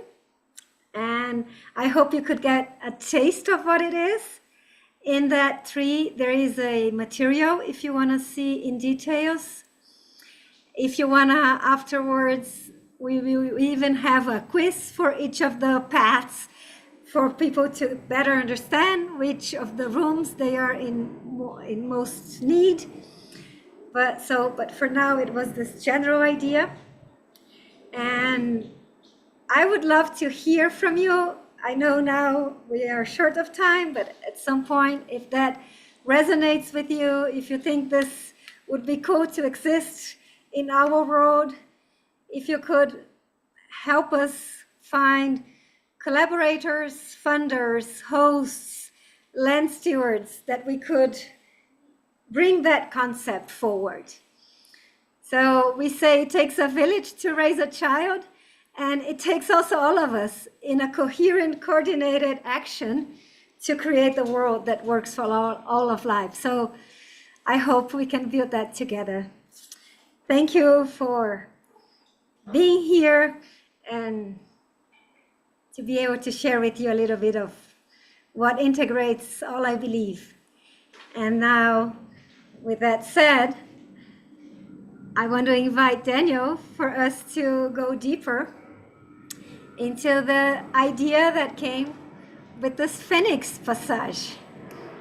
Yeah, and I'll just say with this piece, what I loved about it was that the way it came together was just Patricia and I having some real conversation together about life, and that the reason that an outcome came, why an actual piece came together, was because that wasn't what we were trying to do. That what we were doing was focusing on the relationality that was there between us, and just on the real moment that was happening, which that we were sharing, and that then led to the inspiration and the energy to carry through on the piece. So just singing the praises of relationality first when collaborating on things like this. So I'll take us through the gate that's here. And when you're in the exhibit, if you go through this archway, it will take you over to our world.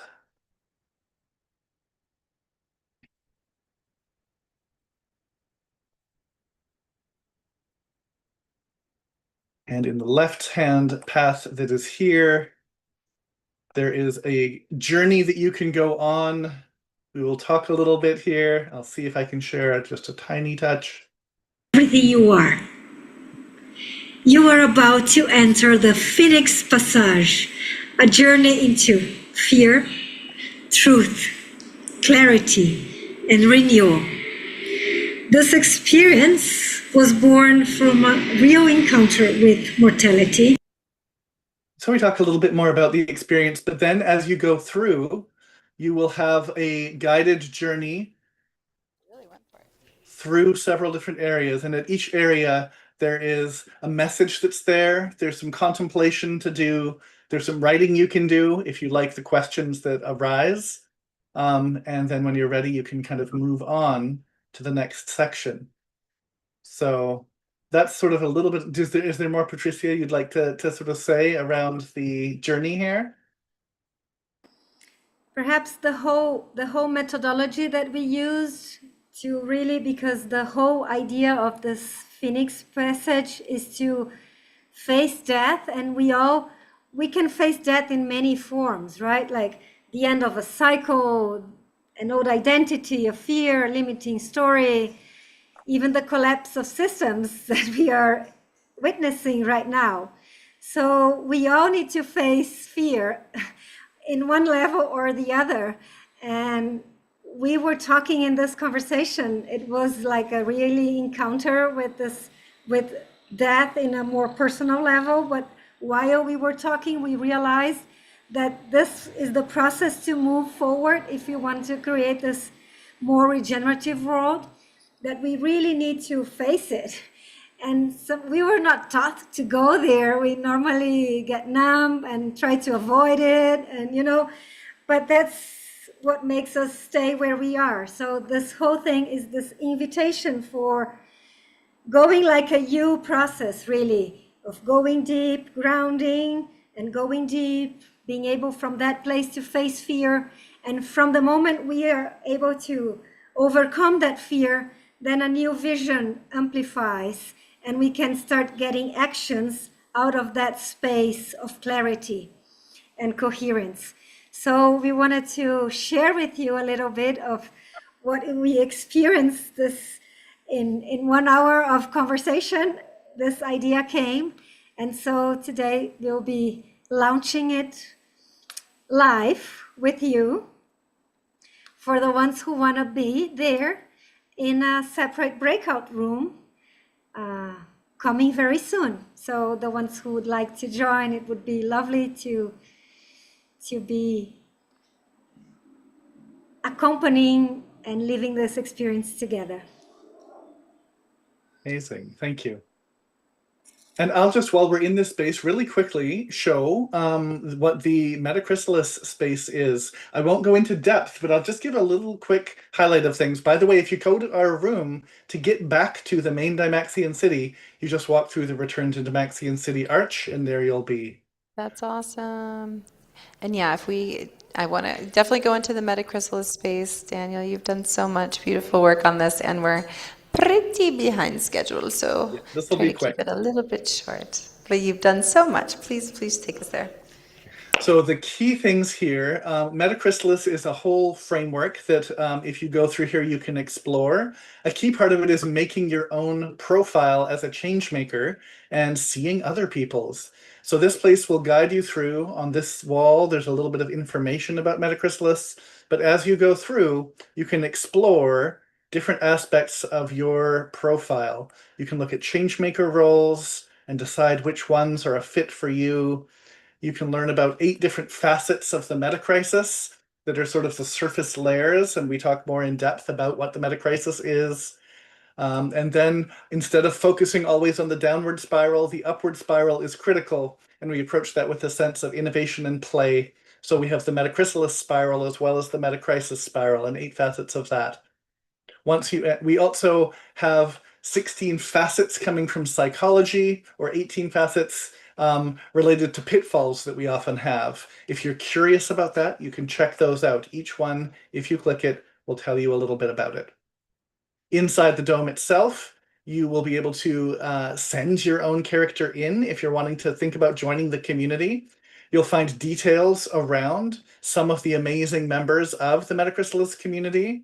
You'll see examples of how it gets used regionally with an analysis of how 128 aspects play out in Milwaukee. You'll get to see one of our amazing change makers and her work from North Carolina. And you'll get to see a range of the people and projects that are going on within the Fraser Lowland of British Columbia. Finally, if you want more information, there's a presentation that's available there, and this space will be continuing to evolve. Clicking the globe will give you a bit of a vision around the overall metachrysalis journey. Clicking Milwaukee will give you a Miro presentation showing in depth how the analysis of metachrysalis and metacrisis play out within a given region. So I would encourage you to explore the space. This is so incredible. Wow. You really went for it. Whenever you said, we're going to make our own world. I always hope people do, and rarely people do. And in the amount of days that you had, you created so much. Thank you so much. And thank you for supporting so many people along the way. And yeah, I think, Patricia, when would you like to do your workshop? I know, as Amanda Sage would say, the train has gone off the tracks in terms of time. So we can just have you share about the workshop for the people who are online. And Eve, is Mariette, Eve? Hi. Is Mariette ready to lead the breakout room? Yes. Have you talked to her? Oh, yep, she just popped on. Mariette, amazing. I'm Hi. here too. Hi. Hi. Are you planning on being the hostess with the mostest for Patricia's I am. workshop space? I am so ready to be supportive in that manner. So we've got the breakout room ready for whenever we're ready to go into the Phoenix Passage. I like Passage kind of better. And so so yeah, we are all set. So here's the thing we can do. Normally we would do like a whole other Zoom room, and I think that's what we have linked. But if you have a breakout room set up, Mariette, if you request ability to record, then you can just record the breakout room. And then y'all can go in. Perfect. Okay. Patricia, do you want to share any more about what the workshop is about? No, it will be about this rite of passage where we will go into from grounding to connecting to one of our fears, to then going beyond that to more clarity and vision, and from that to action in an embodied, coherent way. So this is, in a nutshell, what we are going to do, going through those different 10 stations where we will still see the objects and we will visualize, but since it's the launch and we are live, we decided to record it live with the people who will be there with us. And they will have the opportunity, because we are together in a breakout room, to share what comes and make it more like intimate and deep. So if people want to join, and also journal, because that's a very wonderful tool that we use to access our intelligence beyond the rational part. We can make sure people that want to join us bring their notebook and their pen and their willingness to go there with us and open up for the next level of their lives. That fear may be kind of blocking it. So yeah, would be lovely to see some of you there. Beautiful. So just let us know if you're in Zoom, in the chat, if you want to go into the Phoenix Passage, and we will be sending you over there. And thank you, Patricia. I'm so excited. Mariette, do you have the ability to record? Did you request that? I don't see it.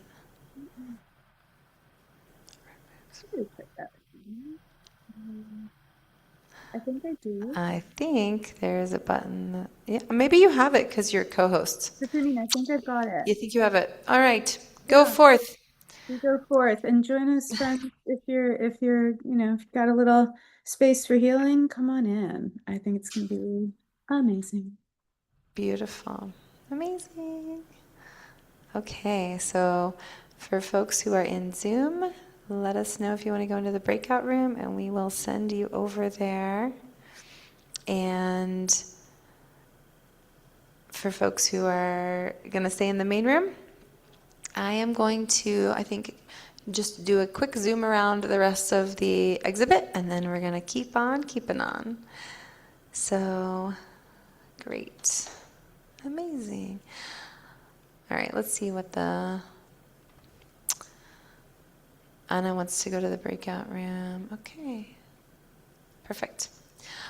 All right, so I'm just going to do a quick tour around, and we'll see what other things are in store for us in this exhibition. A human being so memory could survive. And now, okay, the beautiful. fire rises again. So, Escape.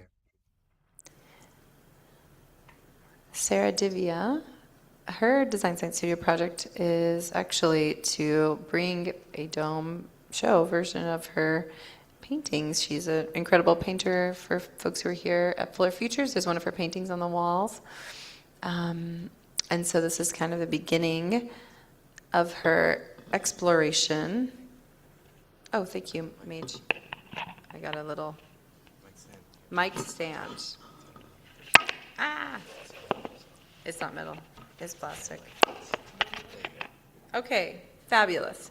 All right, so Sarah's project, this is kind of the beginning of her sketching out like what it would be like to bring her paintings to space like this. And it's so sweet because we are in a very Dymaxion, very dome spirited installation space in general. So getting to give her space to start to imagine this in the 3D is pretty special because you can start to see how that comes to life. And then let's see who else has some work. Ooh, Scott. Actually, I think I saw Scott jump in the room. I see you, Scott. Do you want to? Folks were supposed to share for 5 minutes or less, and the last few shares have been quite long and wonderful. But if you are willing to share a little bit, I'd love for you to explain this beautiful installation. Sure, I won't talk too long. And you might want to turn the audio off because there's a lot of action going on here. So, yeah, this is my vision for making an economy visible. My project is a policy framework for redesigning the U.S. economy. So the exhibit here is a series of videos that kind of explain the concept and what it might look like. Again, it's a vision. And the whole idea is based on the flow of a torus. Again, so you've got a lot of motion and action. And then, of course, the center ring here that symbolizes the motions of exchange and value and return. And I believe in the middle there should be a portal that goes to the website for the Prosperity Loop project itself. And yeah, I think that's it. Like I said, there's a lot of video there, so it's really for people to explore and take one at a time and see where it takes them, what they take away from it.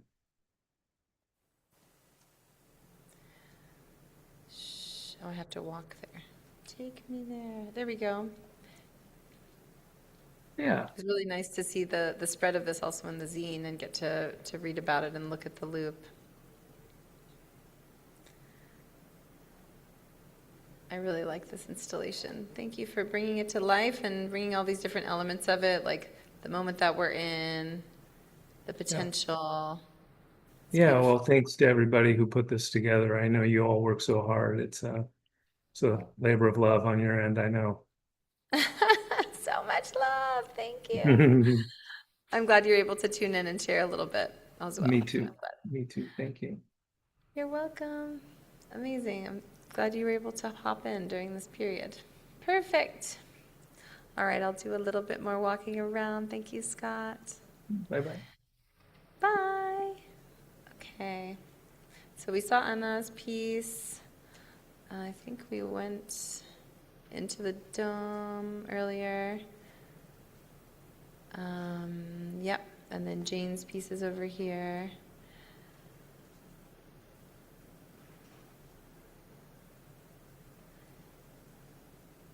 We saw Stella's piece. Oh, Nico had mentioned he wanted to potentially have a moment to share a little bit about his piece. Nico, are you still here? I see you painting. Oh, there you are. Hi, Nico. Hey.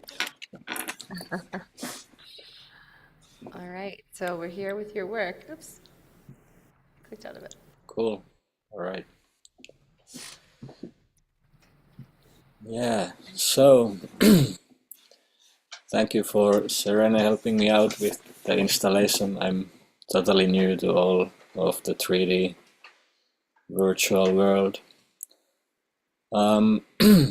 So these 4 works are part of my ongoing body of work called Embodied Visions.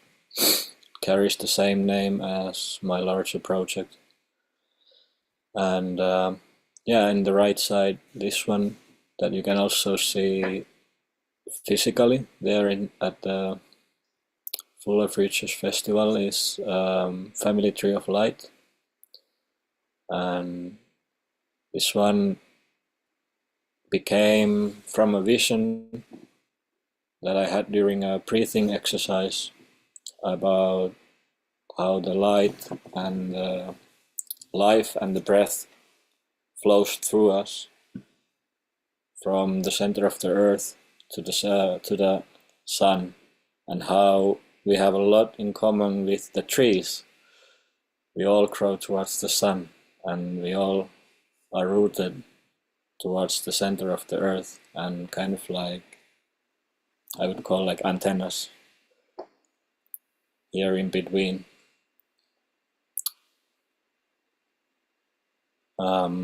Yeah, we can go to the next one. This one is the most recent one. This is called Through the Keyhole. And this originated in a live painting session while ecstatic dance. And this combines a lot of intentions from around 30-40 people who were taking part of the dance, and I collected all of our intentions in the base of the painting, and then started to improvise on that during the dance. And yeah, that's how it turned out. This one is about the connection of the unconscious and also our level of human consciousness, and then the higher consciousness, and how it all blends together, kind of like dream world and the invisible and visible world. And this one is called Mindless View. Also live painting, started during ecstatic dance and connecting the rhythm of people and the music and the painting. So shortly, that's about it. Thank you. Yes, and a lot of people, bravo, yes. A lot of people have gotten pictures or copies of the zine as well, and it talks about your project there. So yeah, really grateful that you were Yeah. able to pop in. And also maybe let's get a little up close and personal with the piece that you've been painting. You've been live painting during the session today. Yeah. This is going to be the newest addition to the body of work. Yeah. I don't know about the lighting here now. Wow. It's, yeah, so 4, 5 dancing characters praising the water, actually. So it's a dance for the water, located in a sacred place near my home. So, in a, yeah, sacred forest and lake. Wow, thank you. Beautiful. Thank you, Nico. Thank you. Well, I really encourage everybody to explore slowly without feeling the need to, yeah, have any of the pace of time direct you. Just be fully immersed in the work. There's, for everyone online, I put the link in the chat. I can put it again. It's in the Catalyst if you want to explore the exhibition. Also here in person, there is a big screen that you can go, put headphones on, walk around. It's really amazing. So with that, we are complete with the art tour, and now we are going to continue. So next we have, looks like John Van Meter, am I right? Mary, perfect, Spencer, okay. Spencer, teleport us in with Mary.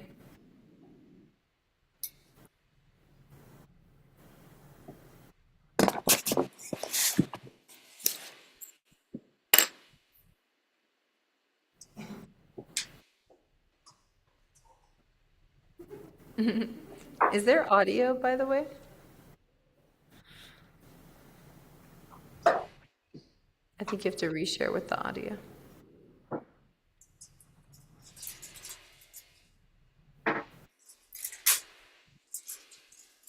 That was so cute. I love the animation. Hey y'all, it's me, Mary Kelly from the Oracle's Den. I wanted to introduce myself as an herbalist, a sound and essence practitioner. I work with flower essences as well as nature bathing to help people unwind and relax their nervous systems. I currently offer one-on-one sessions with my clients at an office in Belmarin Keys. I also play sounds at pop-up events, which can be located on my website. The methodology that I use with my clients is pretty simple. We go back in the history of your energetics. We talk about injuries, we talk about mental states and emotional states at the time that you were injured. And then I formulate specific herbs, flower essences, tinctures, and sounds to recalibrate the vibrations within your body, to make sure that the energy does not stay stagnant where you've been injured before or hold stress within your body, but instead flows freely all the way up and down your chakra centers as is designed.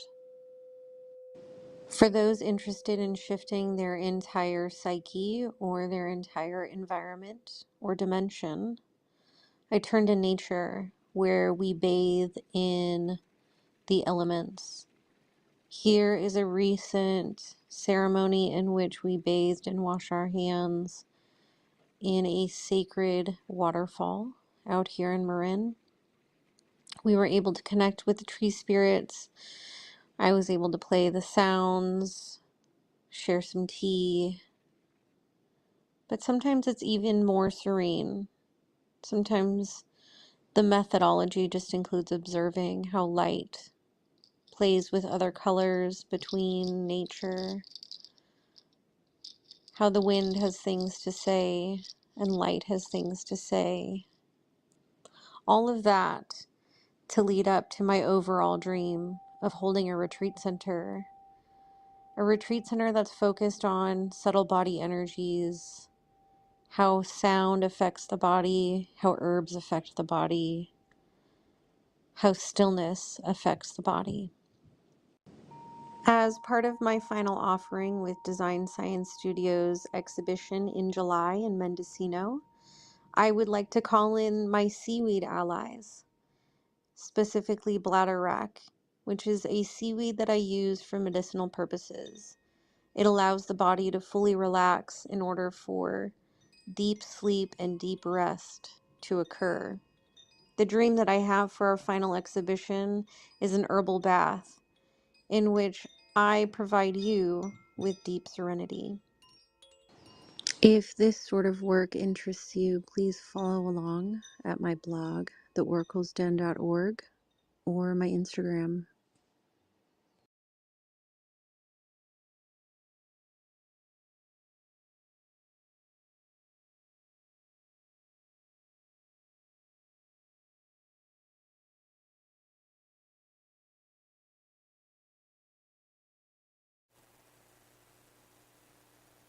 Doc, will you also spotlight Rex? I think Rex is coming up to introduce John, but I just wanted to welcome everybody to Wiggle Their Bodies. We're in it for the long haul. How's everybody feeling? How you doing, Rex? Great. I'm great. Thanks. How are you? I miss all of you there.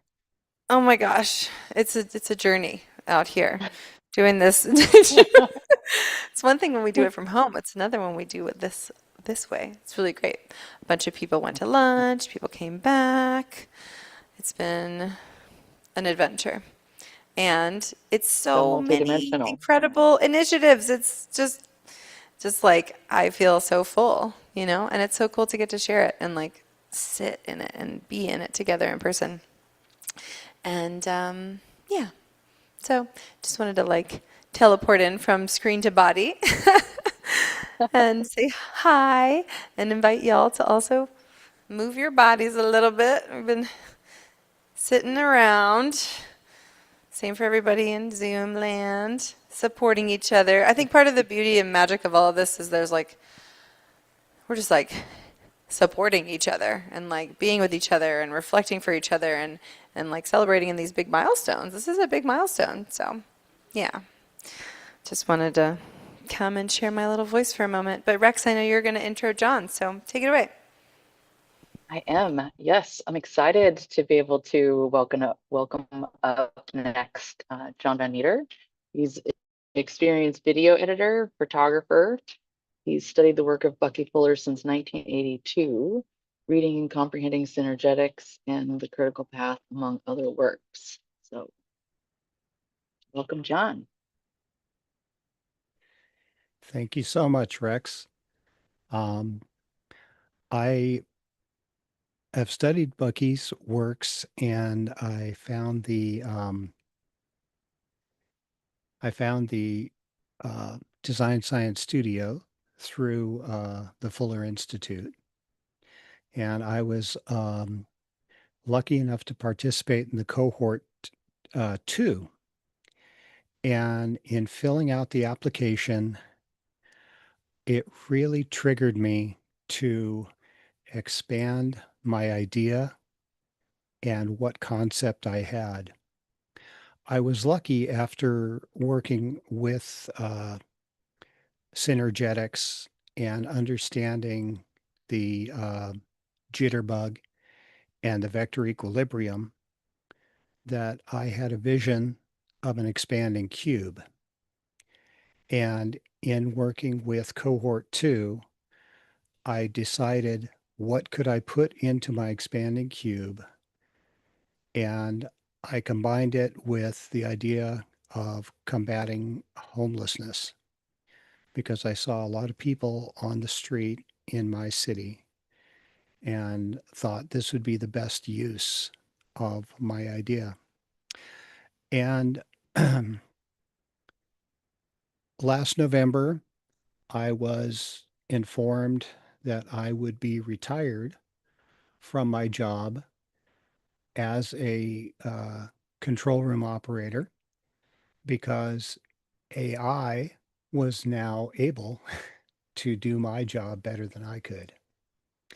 So we were encouraged to embrace our AIs, and I took and prompted my AI to write a script about my idea. So I gave it parameters. I told it to deliver it as a magic act because Magic Shelters is the name I go under with my concept. So I've created this video and actually had the AI read the script. And at the beginning, you'll see there's a little joke. I apologize to my mother, who was a voice actor for her entire career. And having an AI do it is kind of like ironic. So I have a little concept presenting my idea, and I have joined with people in my city, and I now volunteer many hours every week working with the unhoused population. So if we could roll my video.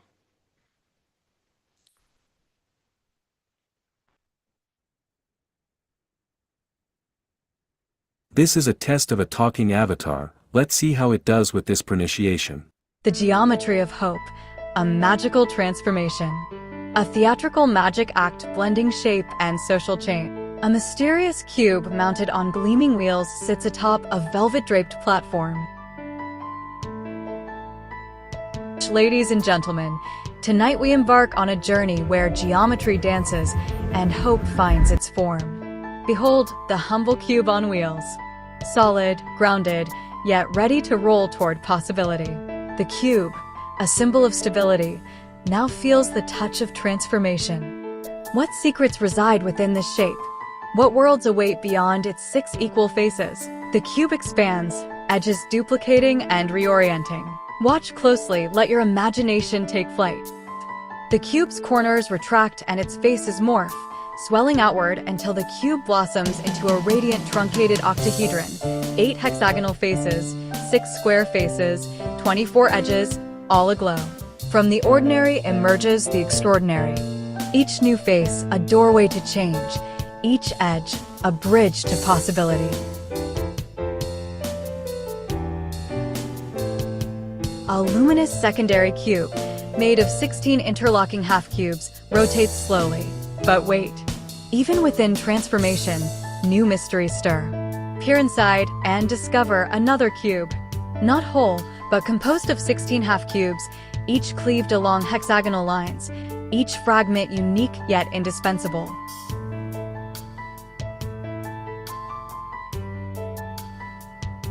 Geometry speaks of unity through diversity, separate pieces, perfectly fit. Together, they create strength. What lessons might we learn from this intricate inner world?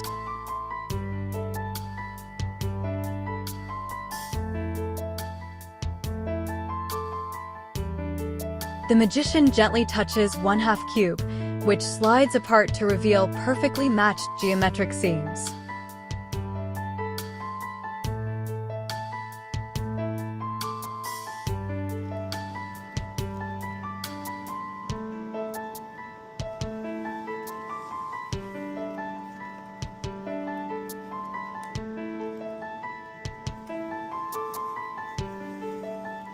The internal cube transforms into a glowing house silhouette, then into a network of connected figures.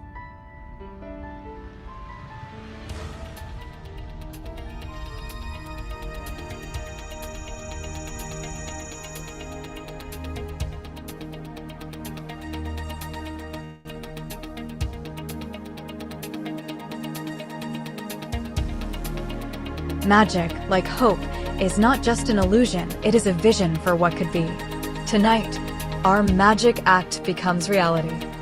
Let me introduce an organization dedicated to reshaping lives, much as we have reshaped this cube. This organization believes every unhoused person holds countless facets, like our cube within a cube. Their mission: to reintegrate individuals into society, restoring dignity, connection, and opportunity. Through housing, education, and compassionate support, they help each person fit back into the mosaic of community, no piece left behind. Just as our half cubes unite to form a whole, so too can we build a world where everyone has a place. When we see geometry in humanity, hope is not just possible, it's inevitable. This act is a celebration of transformation of shapes and of lives. It invites all to see that, behind every structure, there lies a deeper story, one of hope, unity, and human possibility.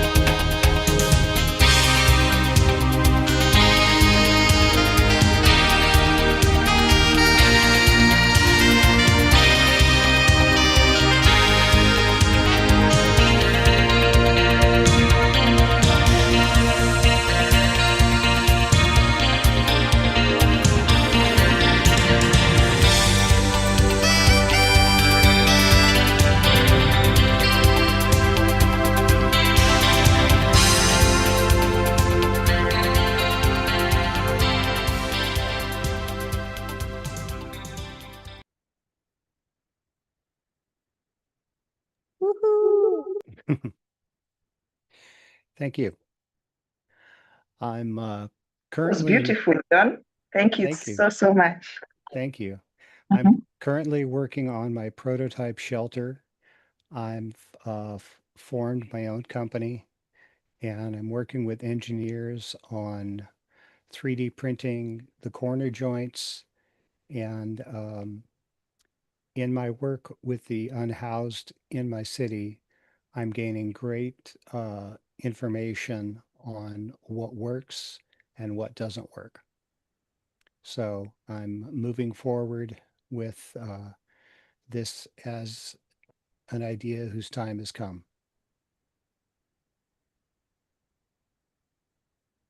Thank you, John.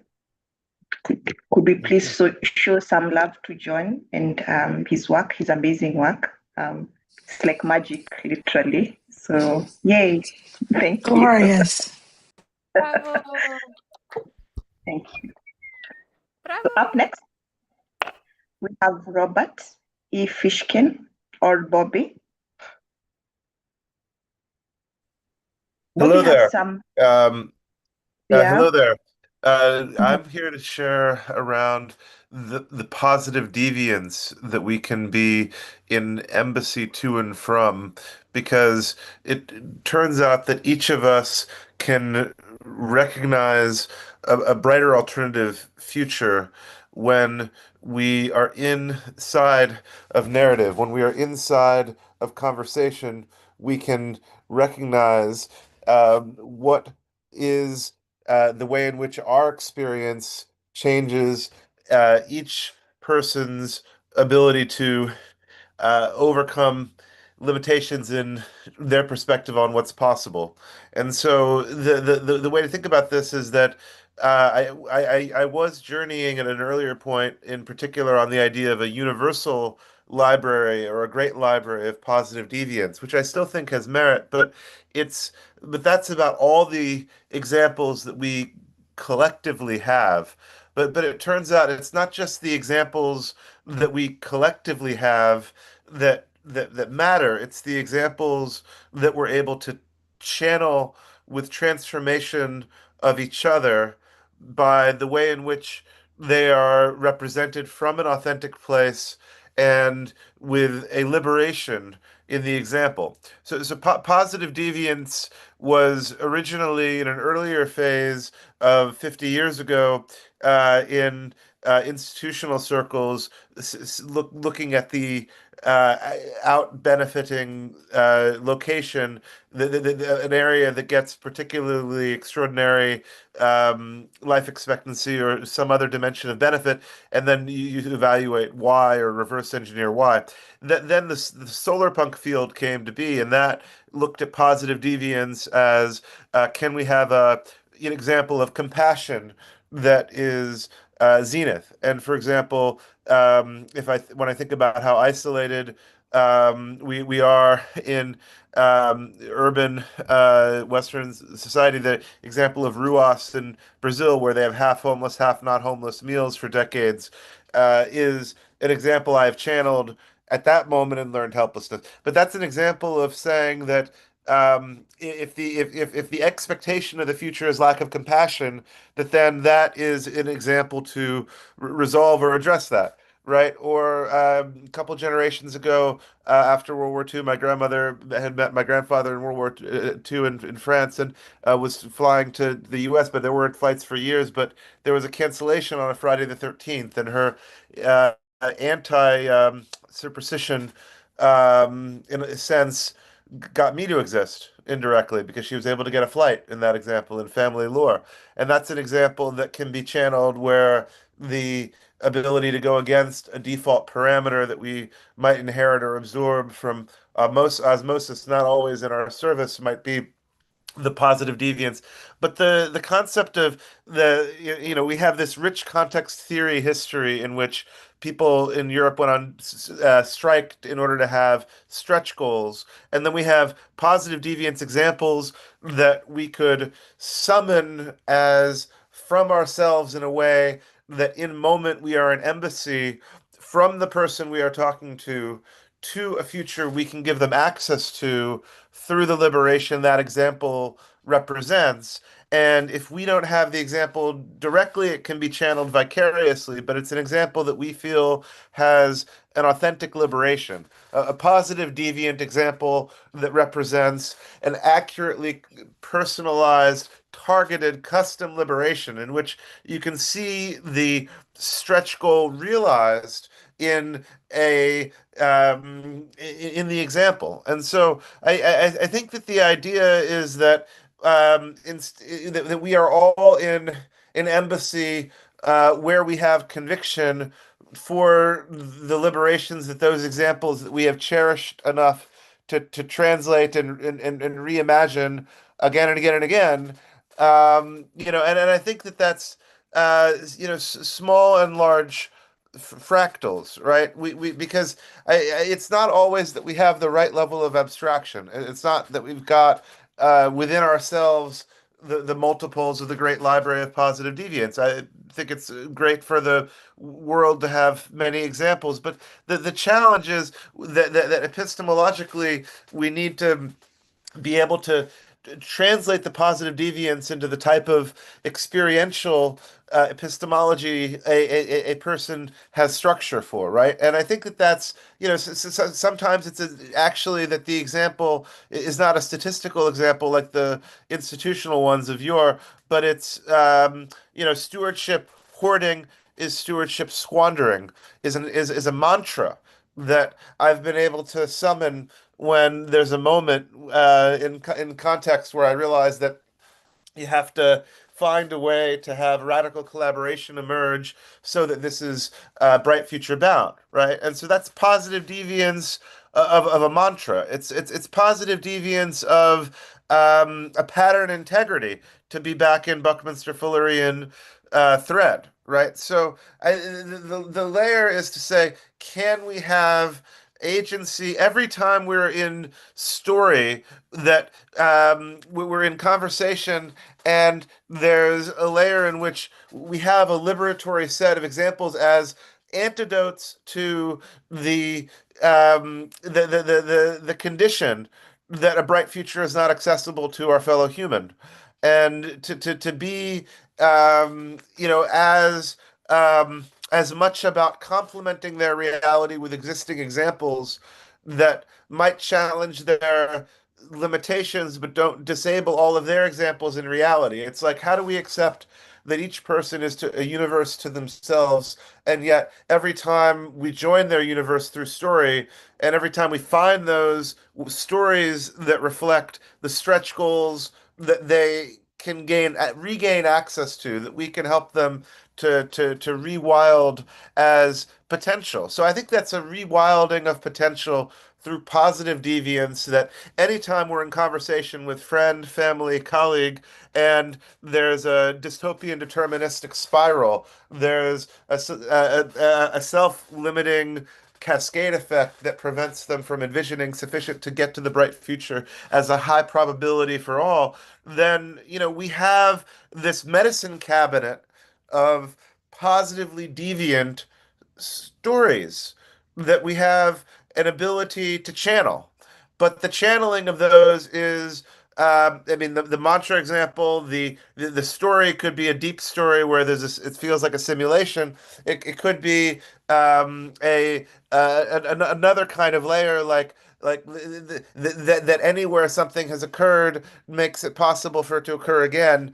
But it's always an antidote of one. It's not saying that anything must be so, but it becomes a unfoldability of bright potentiality. They could make it. It makes it plausible that a bright future is reachable and not just a spectral.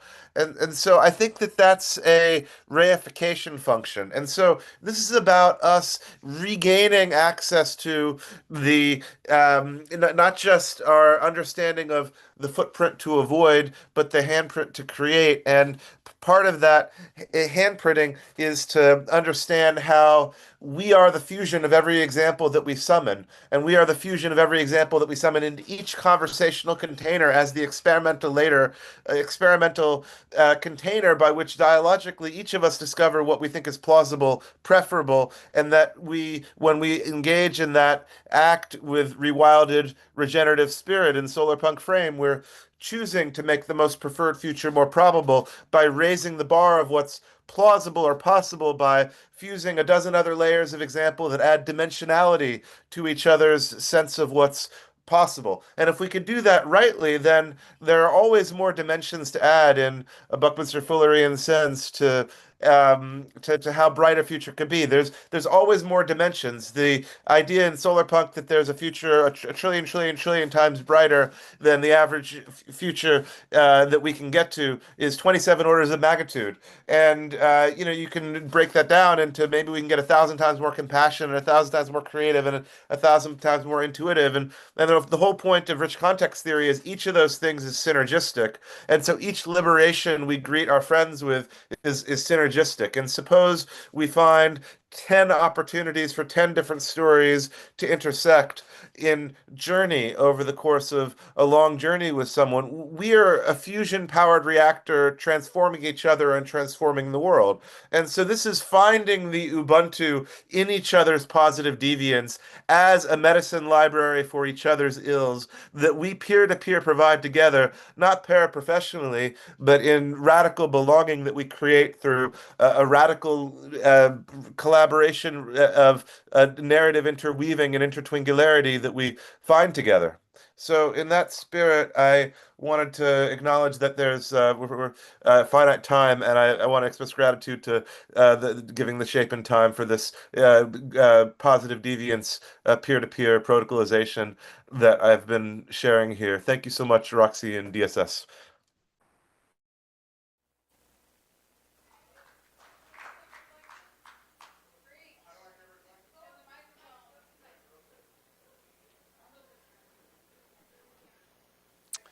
Bobby?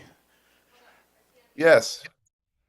My name is Casey House, and that was one of the most brilliant. I just walked in probably halfway through that, but that was one of the most brilliant channelings of why this work is important that I've heard in a long time. So thank you so much for that.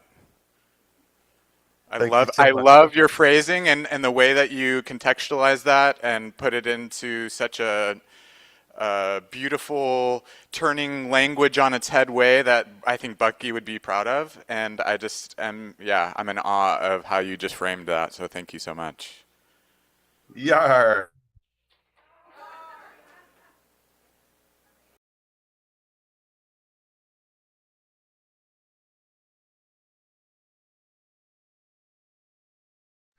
I'm handing over to Roxy unless there's time for questions or comments, but otherwise I defer back. Thank you so much.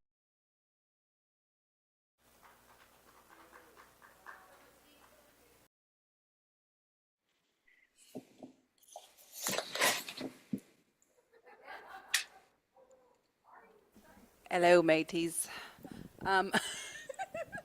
Bringing back a beautiful artist, Nico. Welcome back. Imagining embodied visions. Are you ready for this? Hi there.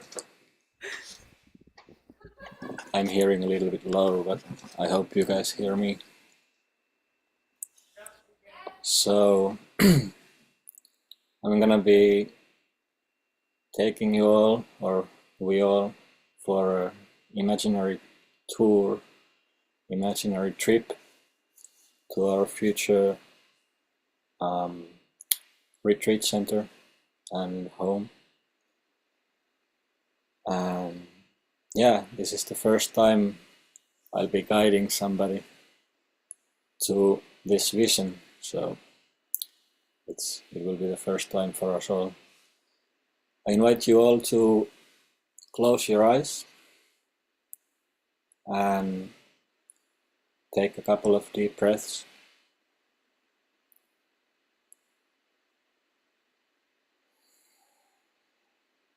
And as we are breathing, we can take our awareness into our body and let it wander.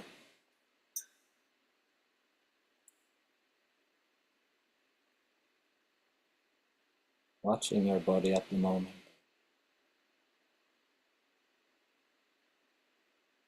How do you feel within?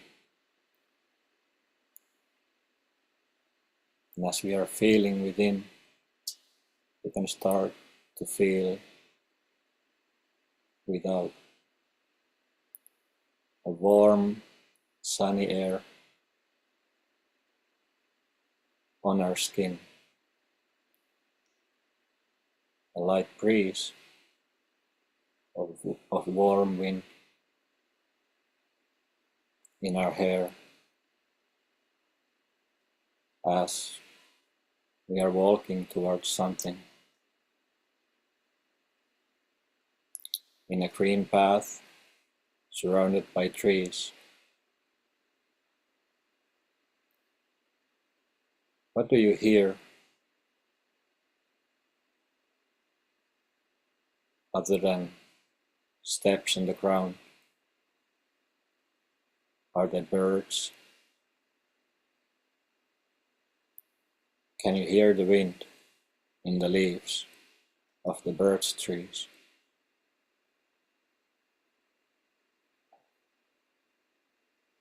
We are here, all of us, to spark our creativity, to be inspired, and to dive deep into our inner world, the invisible world of our inner visions, to embody them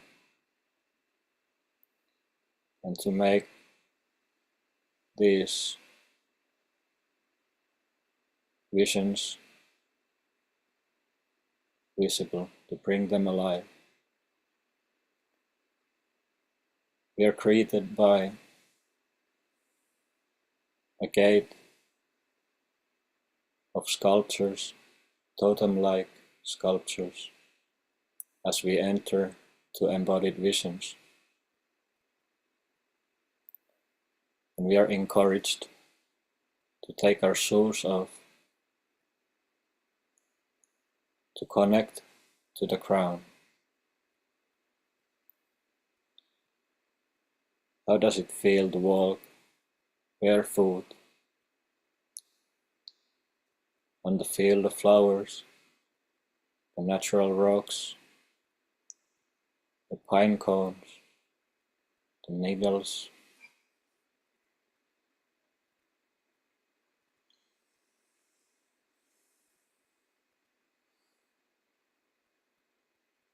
What do you see?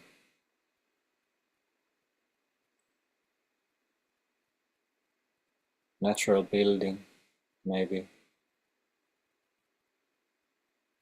A studio space for artists like ourselves. A dance and yoga hall for movement, for the embodying of our invisible world.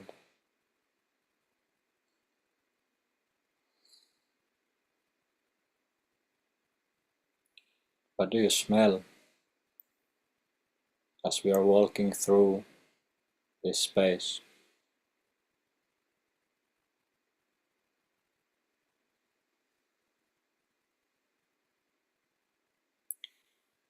Fresh organic food,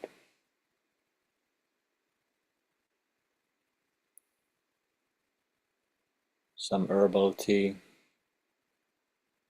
people enjoying on the terrace of this small restaurant.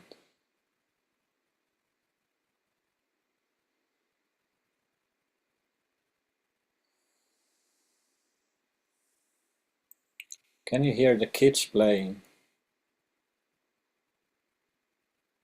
in a short distance?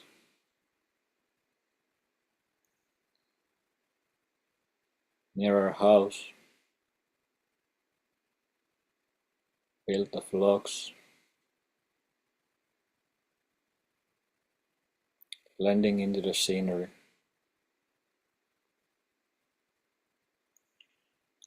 We are on a small hill, making our way down towards the shore of a lake.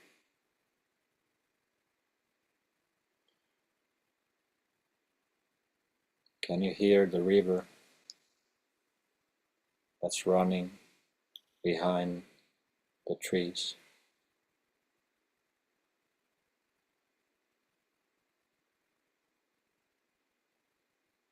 Here we are invited to lay down on our backs on this field of flowers and feel the earth with our whole body. And as you are laying down on your back, what do you see in the sky? Are there some clouds, or is it totally clear?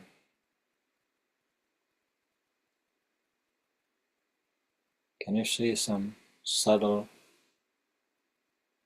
forms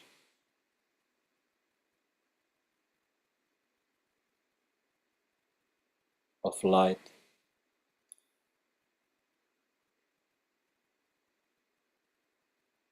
If there are some clouds, can you see the layers, the thin layers that they are formed of?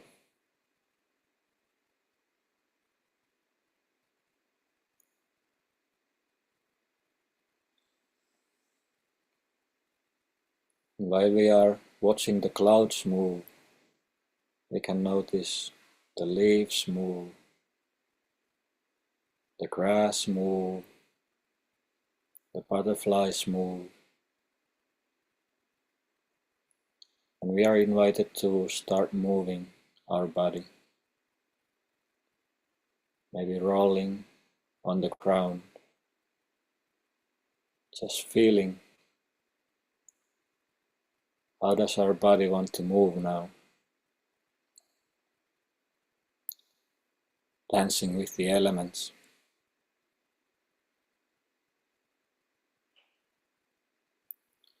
We are encouraged to take contact with the trees, take contact with the rocks, and make our way even further towards the shore, dancing, moving, crawling, however it is your body wants to move now.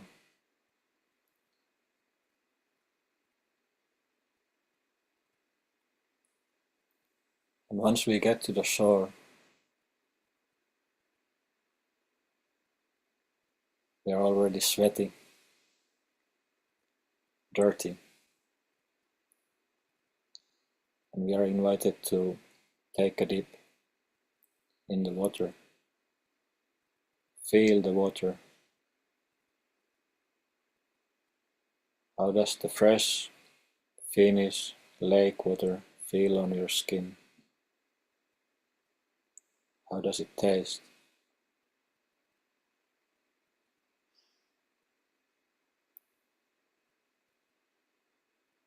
And if you put your ears below the surface, what do you hear?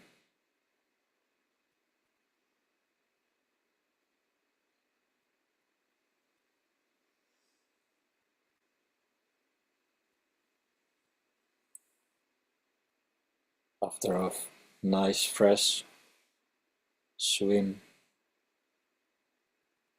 we are back on the ground, crying out, and again coming back to our body.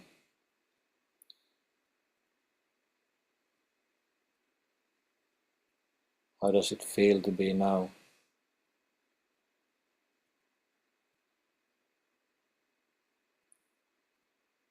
What's in our mind now?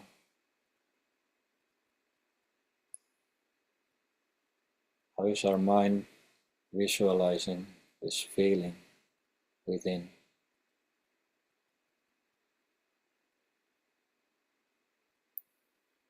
And how does it integrate with the surrounding nature?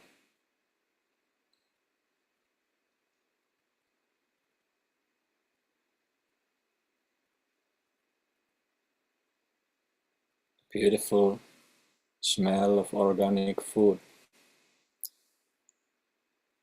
reaches us, and we are invited to take a lunch.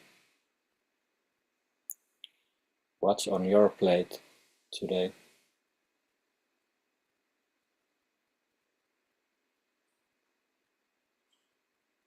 As we are eating, we are sharing our experience with other artists and people who have come here with us.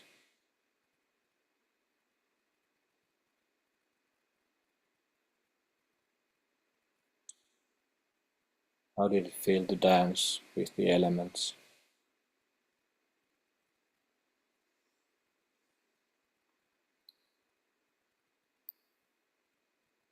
And our stomach full, we are headed to the studio.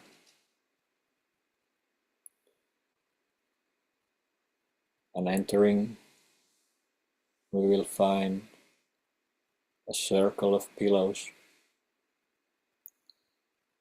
with a candle in the middle, and we are invited to sit down.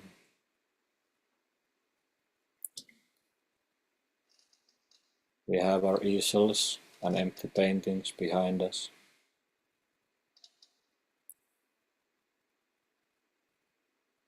and we are invited to sit with our inner world for a little while.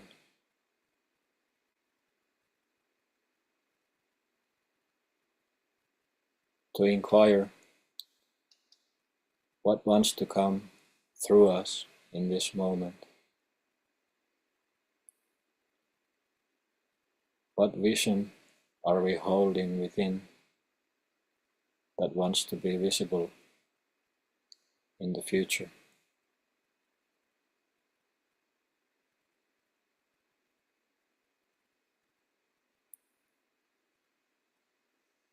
Slowly, we take our sketchbooks that we brought with us and our pencils, and we start drawing. In this moment, it doesn't matter what we are drawing. We are just moving our hand and letting it go.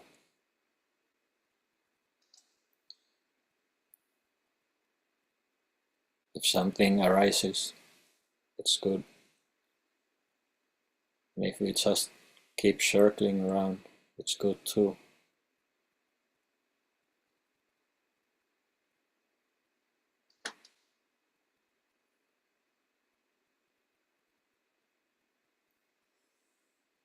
We are letting our body do the work.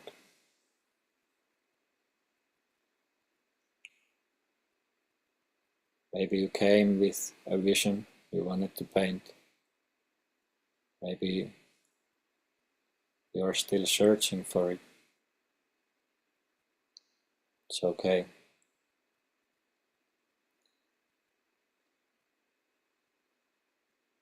We are invited to start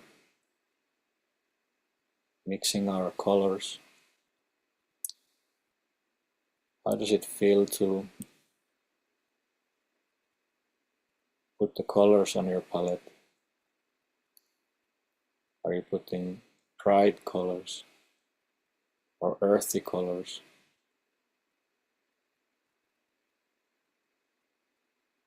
What kind of brushes do you have? Are they large, small, rounded, or square?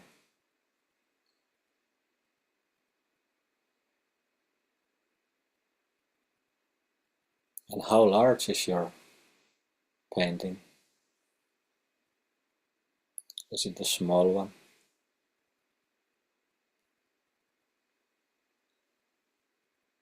Or is it a huge one?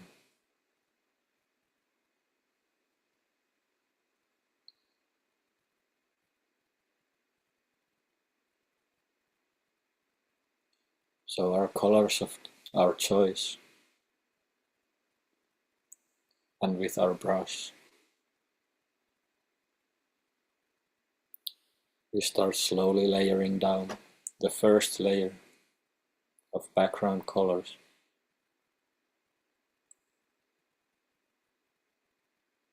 Do you hear the brush strokes on your painting?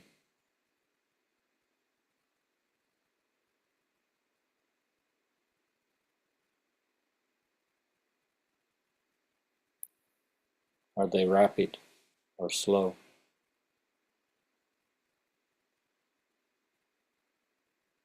Are they abstract? Or are you already painting something you're seeing in the canvas?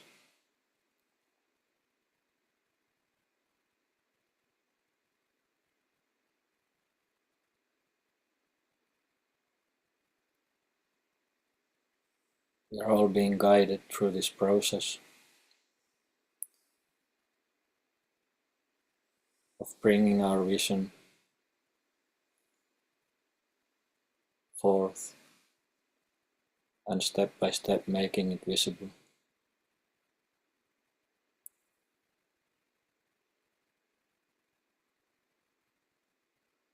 After a day of creating, It's time that we take a break now. We can look what we have in front of us. Take a few steps back and gaze. What's on your canvas? Notice the colors, the forms,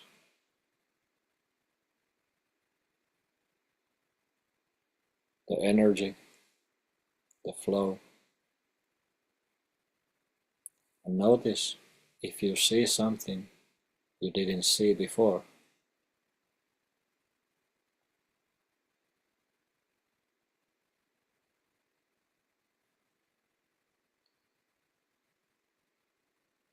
And we are guided outside to take a walk, to connect with nature again. Because in the evening, we are coming back for a session of ecstatic dance to further move our body and our mind within our invisible world.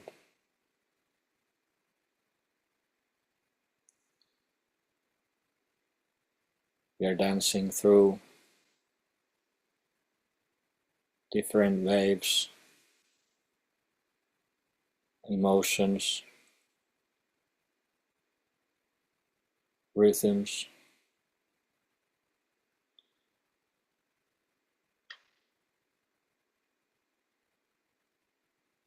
staying in silence.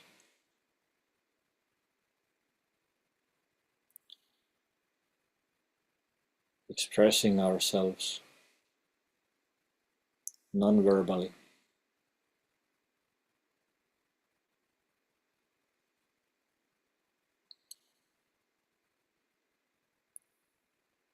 Letting go of the day and inviting the next one.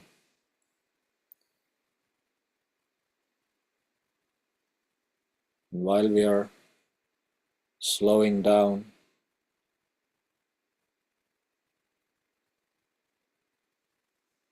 coming down of the last wave of the dance, we are invited to touch our bodies with our hands,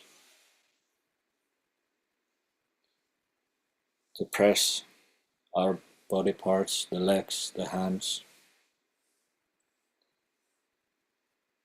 to bring our awareness back to this moment.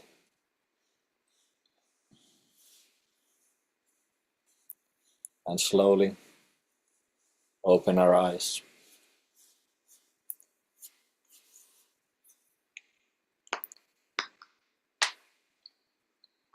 Welcome back.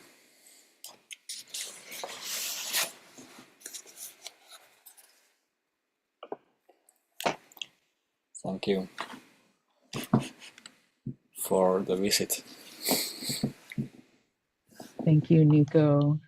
That was so nice to be able to have such a full-bodied moment of grounding and an ability to envision what we can all create together, what's deep inside of our grounded soul. It was really lovely. Thank you so much. Thank you.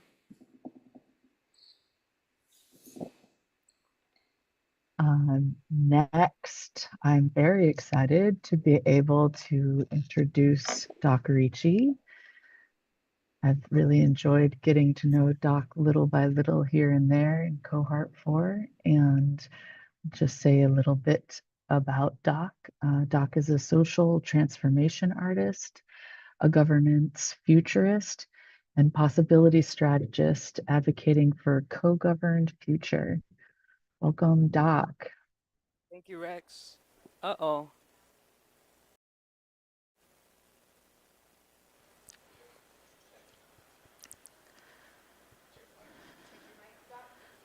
Microphone check, 1, 2, 1, 2.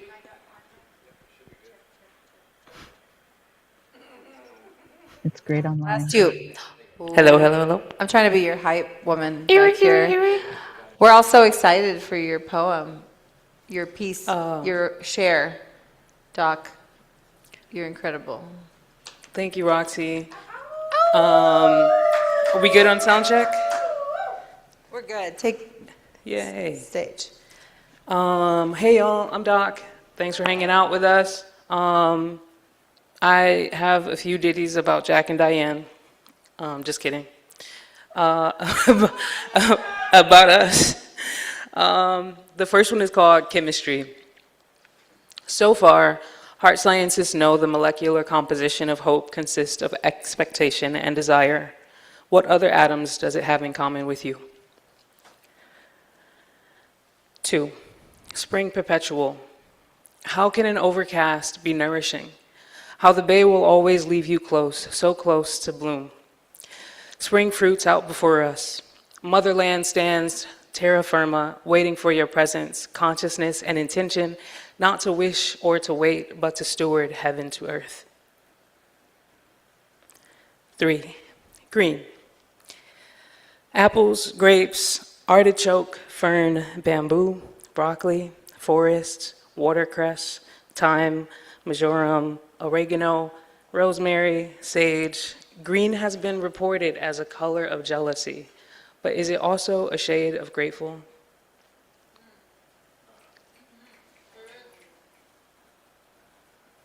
The fire this time. Bahar teaches me as I set periphery to the fire about shofar, a musical horn blown to wake the soul, reminded to atone for its actions, to repent, to be present to its maker. Shofar.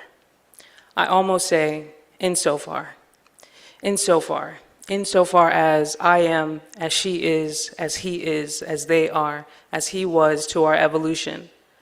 How manyth of a species, an apex, would we be to also extinct our rock, or to compress the traumas in the living being into just that, a rock that can't breathe, its blood's oxygen suffocated by microorganisms, the repair cells with war skills too soft to withstand. But in the fire this time, my friends play magic.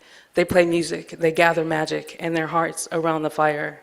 And I wonder to the times that I wonder the question, what were you doing at the end of the world? Were you loving, connecting, sparkling, twinkling, swinging? Were you freeing yourself? Were you freeing someone else? Were you making do? Were you making magic? Were you making worth? Were you making worth any of the things any of us do to make the living worth suffering, make the suffering worth living, worth being loved through? Were you making love? Were you being love through it? Were you love? Are you? Have you? Are you? Love through to the end of the world. Love into, making a world worth loving into. Loving like this is not anything like the beginning of anything looking like a good beginning in sight. Not even a downfall. Well, depending on how romantic, how romantic, depending on how romantic you can get. What were you doing at the end of the world that brought, that fucked, that wrought, the fight that wrought us together? What were you doing at the end of the world? Were you loving? Are you fighting to make more moments worth living, worth loving, worth not ending for? Thank you.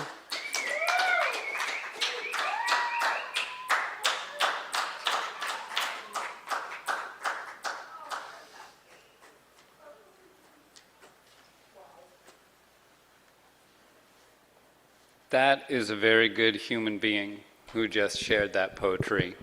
One of the joys of getting to be here on the ground has been getting to get to know Doc and see the way they show up to tend us all in this space right now. Thank you so much for that poetry.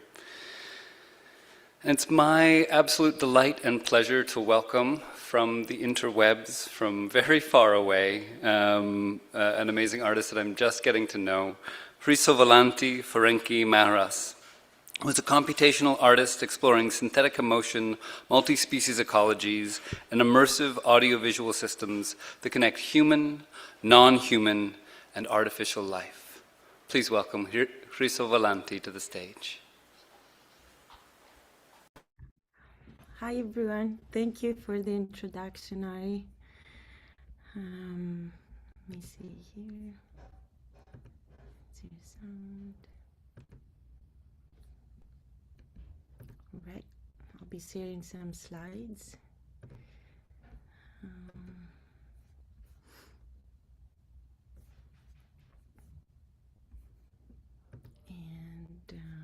Right. So, let's see. So, this work in many ways emerges from a reverie. By reverie, I mean it in the phenomenological sense, as has been described by Gaston Bachelard, a way of knowing through relating, through daydreaming toward what feels true. It is a way of knowing that resonates with what Umberto Maturana later described as emotioning, a knowing that arises through our continuous engagement with the world. And I mention this here because it begins to outline the ontological framework of emotion that I will be developing throughout this work. I experienced this reverie during my visit at a remote fisherman's village, which happens to be my grandmother's birthplace.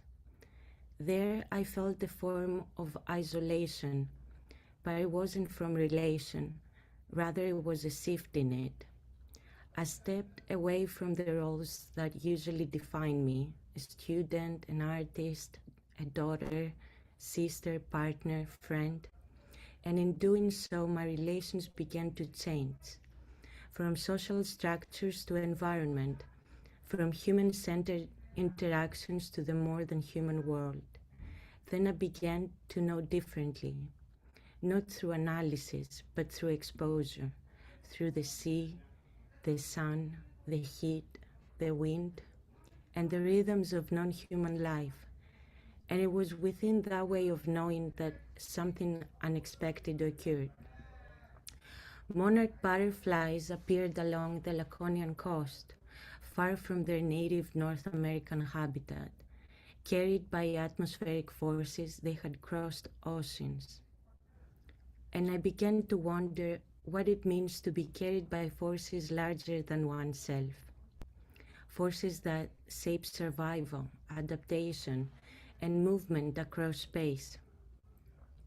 The question led me across philosophical traditions, to Zhangzi, who questioned the boundary between dreaming and being, between human and non-human, and to the Greek notion of psyche, the same word used for butterfly and soul.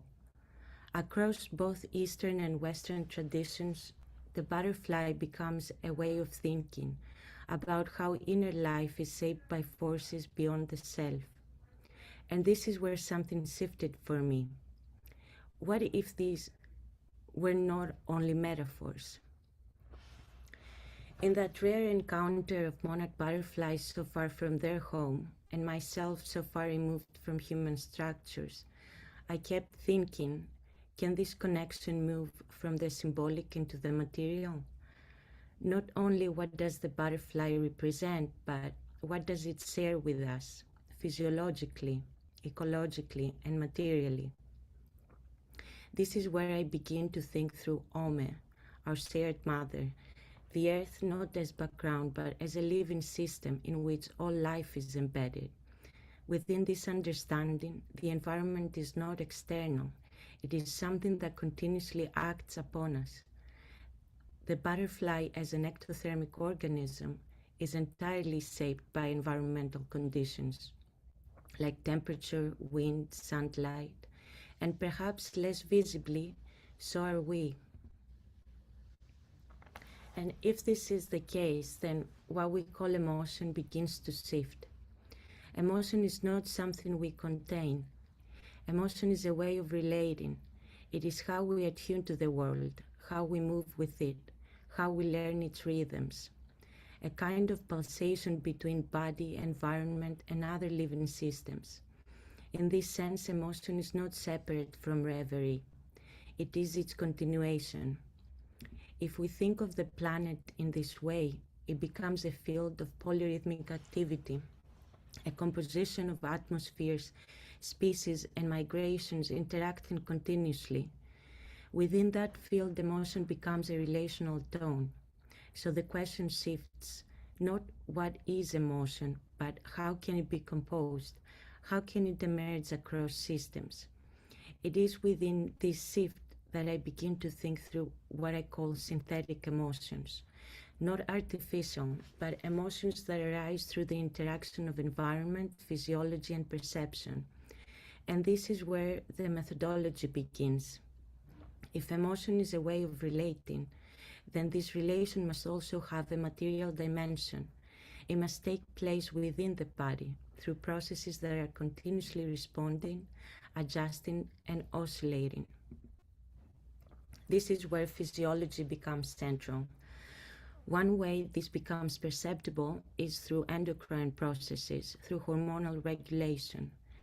The thyroid gland in humans, which carries the form of a butterfly, regulates metabolism and energy through ongoing chemical oscillations. At the same time, monarch butterflies as ectothermic organisms regulate their entire existence through environmental forces. What becomes visible here is that internal states emerge through continuous interaction with the environment.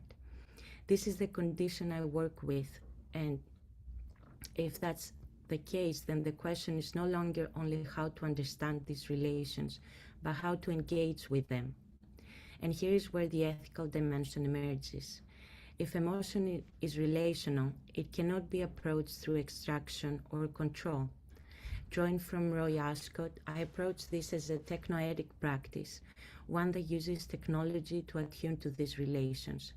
So the question becomes, what kind of systems can we build that do not represent these relations, but allow us to enter into them? And this is how the work takes form.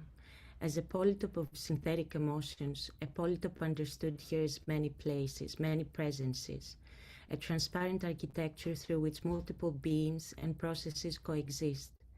This draws inspiration from Yanis Xenakis, whose polytopes brought together light, sound, and suspended structures to create immersive spatial compositions.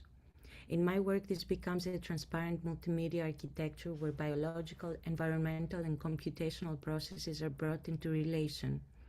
The installation unfolds as a constellation of nodes, each corresponding to conditions that affect butterfly physiology. Across the space, these nodes form a field, mapping not a single location, but the multiple places that monarch butterflies migrate through. As a whole, the installation becomes a polytope of migration, a special composition of distributed environments. Within this system, butterfly physiology is modeled as a dynamic process. This process generates sounds through the sonification of hormonal regulation and is distributed across speakers embedded in its node. At the same time, environmental recordings, wind, waves, leaves, birds are composed in a 10.1 surround field of sound. Light moves across the structure, expressing these processes through pulsation and synchronization. Participants move through this space, absorbing light and sound as if entering an internal living system.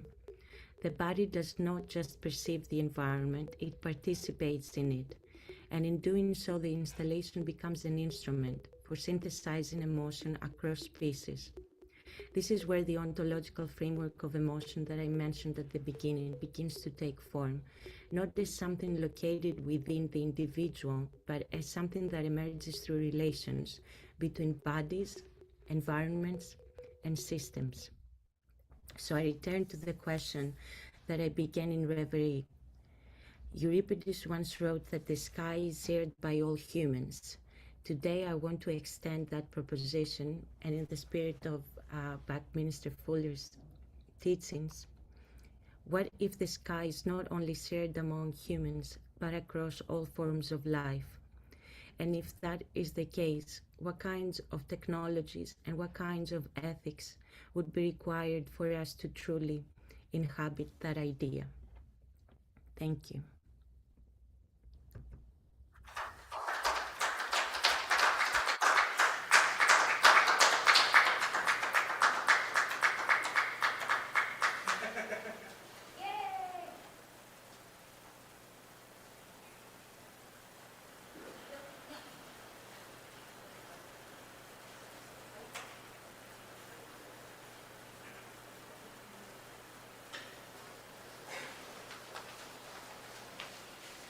Thank you so much, Yusuf-Alanti. I loved how you discussed the relationship between the butterflies, as well as the conversations that our nervous systems and the different systems with our bodies have with it, therefore evoking emotion.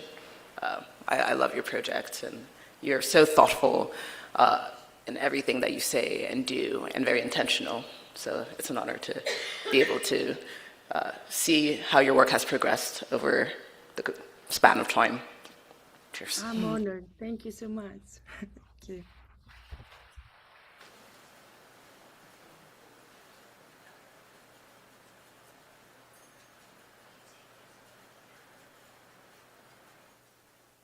So, hello everyone. Good. Hold on, Umukeri. Elle is pulling up your bio. So I'll come up and say hi. I am so glad that you're here. Thank you for all that you do. And we're really looking forward to this. And Elle is going to come up and share a little bit about your background for everybody who doesn't know you yet. They are so lucky that they get to meet you today. And thank you also, Yusuf-Alanti.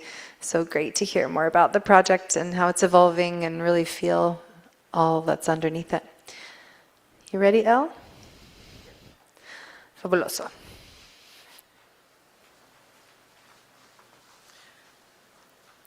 Hello, Carrie. When they told me that I was introducing you, I got very, very excited. So I'm really excited to introduce you, fellow African sister. Umukeri is a coach. Umukeri Jallo is also a polymath, an ikigai alignment coach, an education architect, and a think tank practitioner working at the intersection of African wisdom, future technologies, and human flourishing.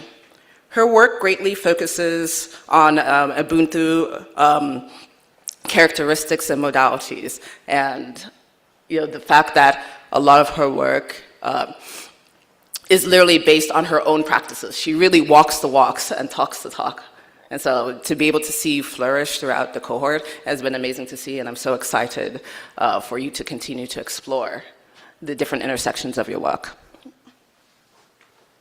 Thank you so much for that warm introduction. Above all else, I am a storyteller. I love telling stories, and I've done that since I was a little girl. And this is another story I want to tell about my project with the Design Science Studio. So it's not an idea because it is something that I already have blueprints for. It's called the Jardiji Kawindi Institute. The term Jardiji Kawindi means wonderful gardens in the Pol or Fulani language. I'm half Kenyan, half Malian. My dad was from Mali. He was from the Fulani people in Mali. And I have named this project or this institute as an homage to him. So it's a living Afro-Solar Punk school for ancestral intelligence, regenerative futures, and ethical technology.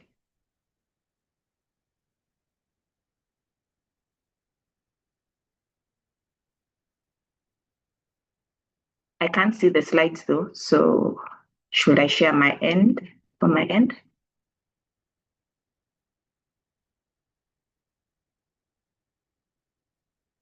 Sorry, I just saw that you would like us to share your slides for you.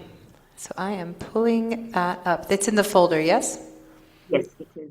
Okay, perfect. Give me just 2 seconds and I will get that open. Thank you for your patience. I see it here. Fabulous. Okay, it is downloading.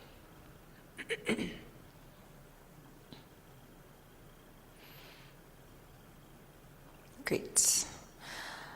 I have them. I'm just going to pull them on full screen and then I will screen share.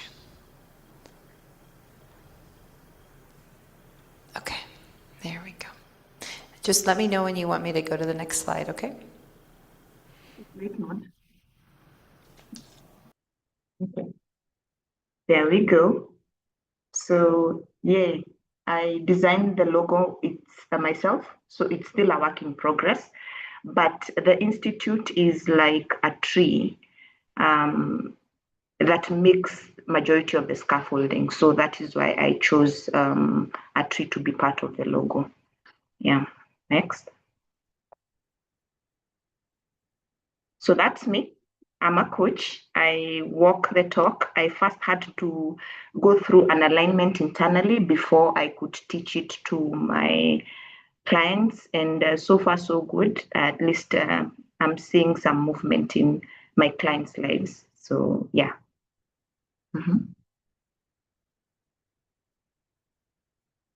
I love this picture. These are 3 Malian women.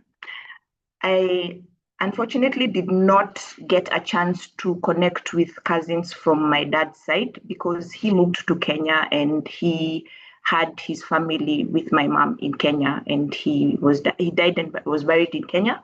But this is an image that I came across, and I imagined my cousins in Mali would look like this. So even if I don't know these women, they embody how my first cousins from my dad's side would look like.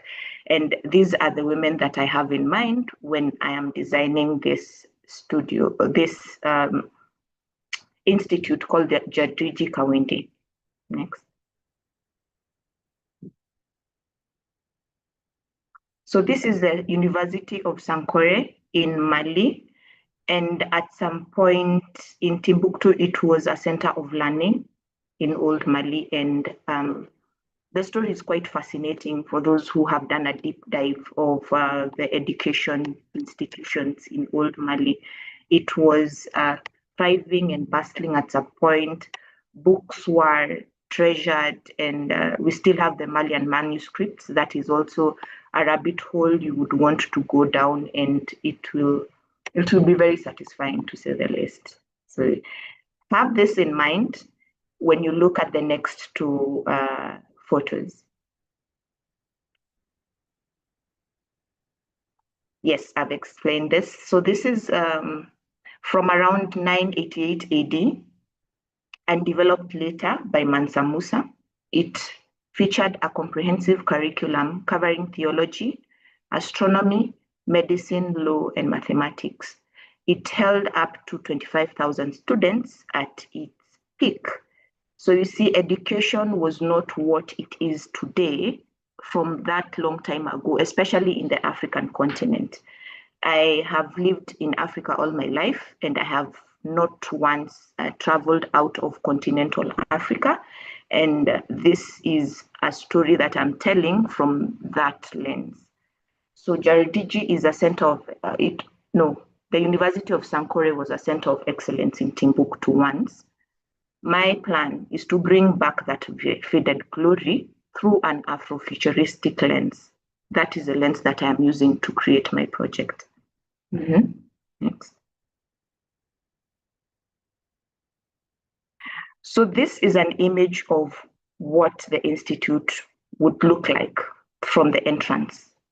I played with my AI tools and came up with this image because we are doing some future casting here, and I would love to see this come to fruition and walk this pathways full of mosaics and the domes and the solar panels, and it's just a vibe. It's so refreshing. Next.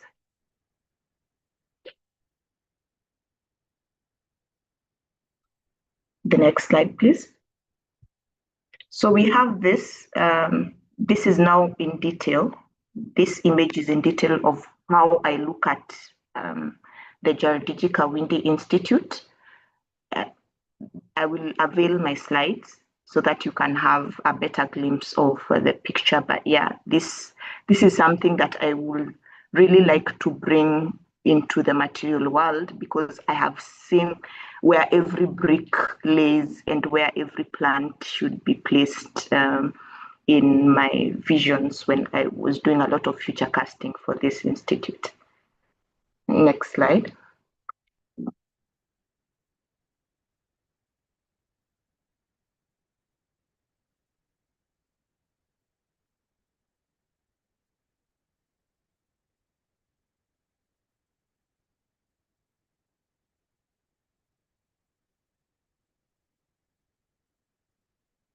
So the topic of today is the future of African women in AI. And I believe that this is a very timely way of asking it, because especially with the planetary alignments and with Uranus doing its thing with technology, we are about to see some great acceleration in AI. And I wouldn't want to be left out in the beneficial projects that will come out of this rush now, because the status is currently that there's an uptake of professional use of AI by African women, but there are things that I have noticed that need to be changed. I thrive in justice and what that means, especially for the African woman in different areas. I have dabbled in spaces, especially with the Red Cross. I have been a member of the Red Cross since I was a teenager, and justice was a main theme in many of my works. So this was timely, especially when it came to coming up with a concept for my project as part of cohort 4.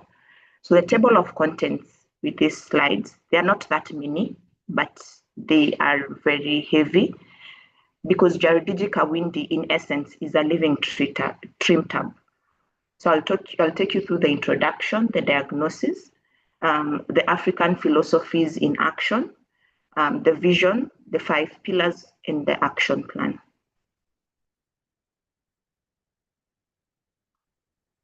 So what comes to mind when African women in AI is mentioned? I know there's a lot of exercises and events and happenings that are going on, especially when you just type that out on LinkedIn, African women in AI. A lot of women are doing great things in AI. I ask the question, what is ethical and how can we solve the problems that are listed in this slide? We have a gender gap in STEM, and that is something that is, it's not worrying, it's just that it needs to be streamlined, so to speak. And then there's access inequality. There's a data bias and repression. I can talk more about this in another session. And then we have infrastructure limitations. We all know that we do not house heavy duty data centers on the continent as compared to what OpenAI and Anthropic are doing. Yet we, as Kenyans, are among the top users of these AI tools, especially GPT, Anthropic. There's even there's a vibe going on in Nairobi right now where everyone is redoing their life mission using the Anthropic Claude tool to do that, and it's even doing rounds in social media. So yes, Kenyans use AI a lot.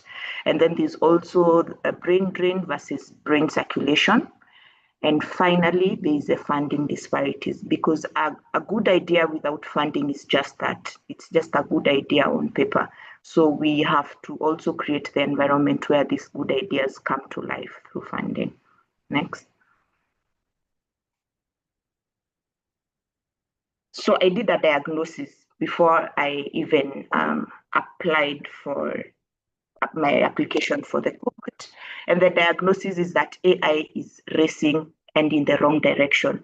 There's a lot of updates, there's a lot of new tools, a lot of new tricks that you can apply to make AI work for us and integrate. I remember during one of my classes, one of my lecturers was telling us that he is in charge of making his department at work fully AI compliant, and he was given 3 months to do so.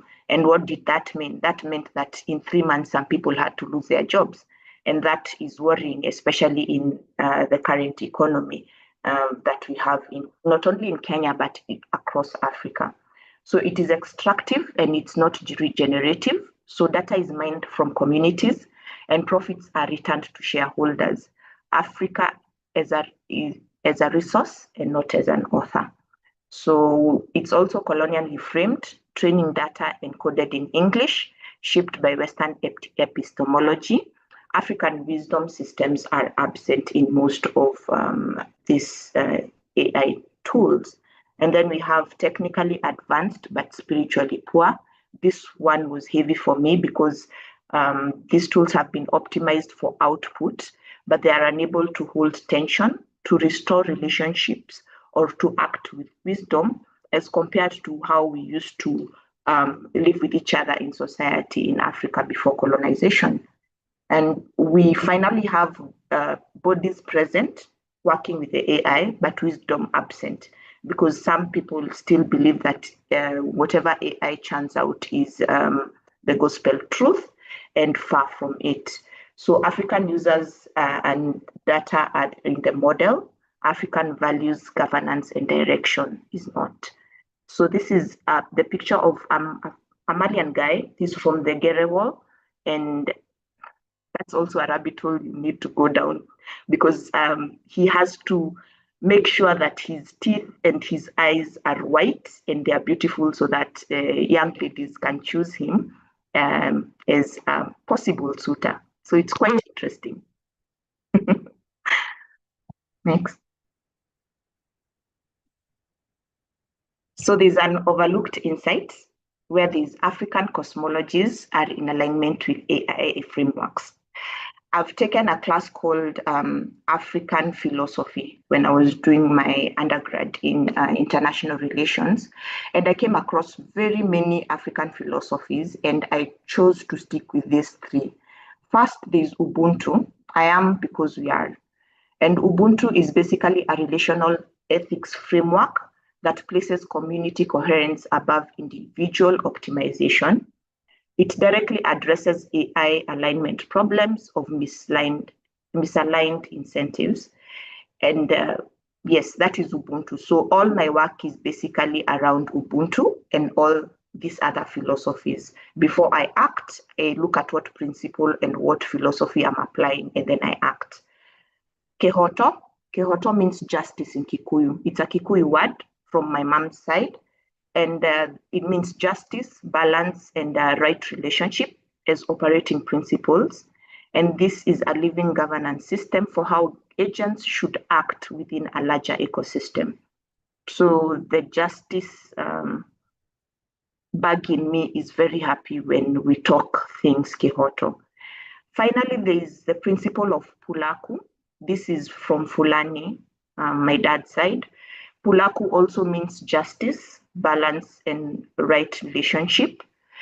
It also means that a living governance system for how agents should act in the larger ecosystem. So Pulaku and Kehoto are the same, and they have been working in the different regions that they belong to very well. There's documented evidence on how this synergy with justice and spirituality on the continent was a tough nut to crack for colonialists immediately after visit immediately or during the Berlin conference when they were divvying up Africa according to administrative boundaries. This had to be broken so that people became alone and scattered so that colonization could take root. But now we are looking forward and restoring justice through the African principles, and these are just 3 of the many that are available on the continent. It's a conversation that I would like to carry on. Yeah, just let me know. Next. So the vision, this is now the vision, what I future casted when I read up what I'm supposed to do. I want to set up this not just as a school, as a living ecosystem. So the Jardiji Kawindi, a place where African women and youth engage in artificial intelligence as an apprentice to human wisdom, not a replacement, and as a tool of sovereignty, creativity, ecological restoration, cultural preservation, and economic liberation. So we are prioritizing coherence over speed, harmony over scale, and restoration over disruption. So basically, the future of this institution relies heavily on the foundation and the principles that we'll take to put it up, to set it up.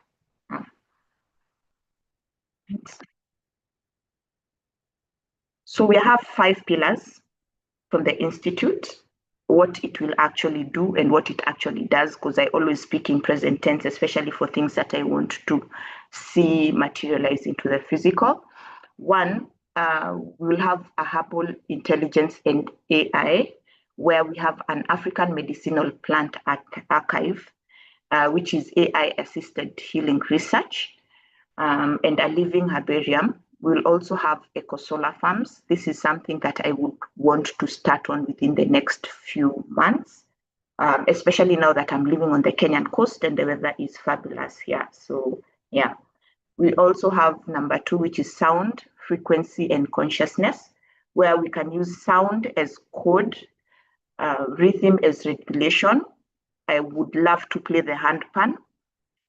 We can have some drums, some vocal healing integrated with herbal ritual. So this is something that I would really like to have as a studio here.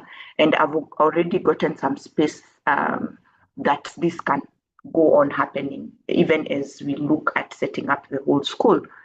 We also have number 3, which is an Afro Solar Punk design studio, where we have earthen domes, solar glass, living walls, and the campus is the prototype of the world it teaches. So once we reach the physical stage of having a physical campus, this would be the ideal structure and design of the campus.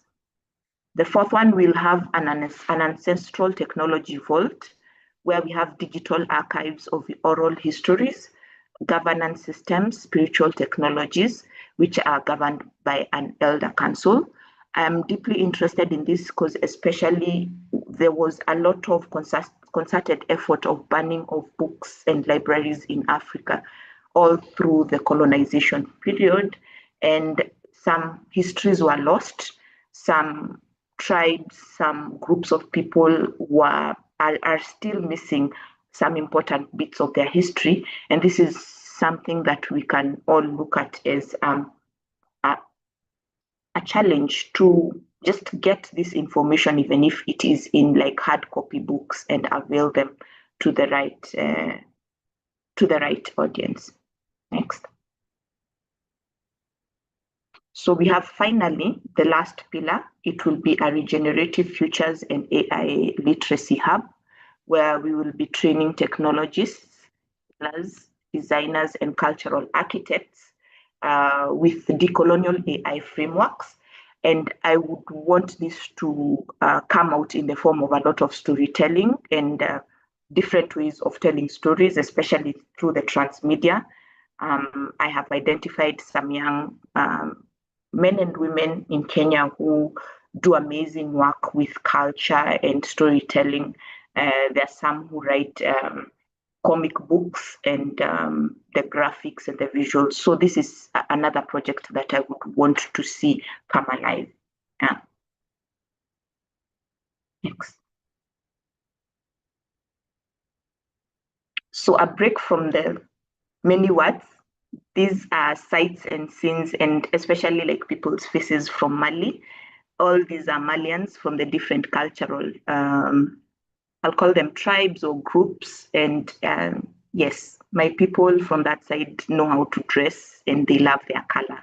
And of course, because of the rich heritage, they've never let that go. So yeah, next. So the prototype is in three phases, and I'll go through them quickly. We have the first one, which we need 18 months. And from month 1 to 18, we should have had a founding cohort. The founding cohort will have 30 women going through a 6-month immersive program combining AI, herbal science, sound healing, and Afrofuturist world building.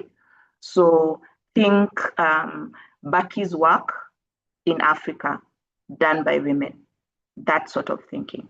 And then we also have an AI herbarium. We aim to have 200 plus African medicinal plants to be digitized with multilingual metadata, oral knowledge, and AI plant recognition. This is within the first 18 months from kickoff. And then the third, we have a sound and frequency lab where it can be a revenue generating wellness space from month 4, and simultaneously a research hub mapping African sonic lineages. I plan to incorporate this as part of my coaching offering. So yeah, let's see what that entails. The fourth one would be an eco-herbal garden. That is like half an acre of permaculture land with an AI-assisted solar irrigation, a living classroom and production space, because I would want to take children who are in the neighboring schools can have a visit and see what's actually going on, and also now replicate the same in their homes as well. We also have the fifth one, the herbal apothecary, where we'll have a product line generating earned revenue from month 6, connecting African plant knowledge to wellness markets. And of course, now within the apothecary, I have my blend of teas that I have been prototyping as well. I usually work with hibiscus and star anise. So there's something good cooking from my end. I'll let you all know once it's ready. Next. This is a phase 1 budget. Very simple. We're asking between $175K to $300K. And this is now, I have a detailed financial breakdown. So these are not just random figures. It is an 18-month seed phase, and it will be based in Nairobi, Kenya. And then 35 to 40% of the earned revenue should come up by month 18. So it's not just something that will look beautiful, but it will also benefit the economy and profits. A key milestone will have 30 women who will be certified through the institute. We'll have a live AI herbarium already set up and growing, and we'll also have an apothecary generating revenue for the institute. Phase 2. Yes, I've just mentioned phase 1. Phase 2 is growth and integration. That will be between month 19 and 36. We will need 600K to 900K. Again, I have a detailed financial breakdown if you're interested. So we aim to have 3 regional hubs, one in East Africa, West Africa, and then we can look at the other areas that would really benefit from having a hub there. We aim to have 1,000 women trained in African-owned AI models. So this can be from the brainstorm session to the setting up of the tools and everything else after. So it's an ongoing process, especially when it comes to like the heavy infrastructure, because we are starting this from scratch. And then I would also love to have university research partnerships. I'm already talking to my alma mater, the United States International University in Africa, where they are interested. Actually, the Deputy Vice Chancellor, he showed his interest after I sent him a proposal. So let's see how that goes as well. And then we can have a full digital platform that is live. The final phase, we can have global influence. So from months 37 to 60, will have $2 million to $3.25 million. And within that money, we will look at 10,000 women trained. We also want to cultivate into a diaspora network and activate it well within the ecosystem. We will also look at having a global model for the regenerative AI, not just for Africa, but for all the other nodes across the globe that are looking into regenerative futures. We also look at having be self-sustaining by year 4. And of course, finally, we will look at having AI ethics authority within Africa as an institution. So we can also have some contributions, especially when it comes to policy making on the continent. Next.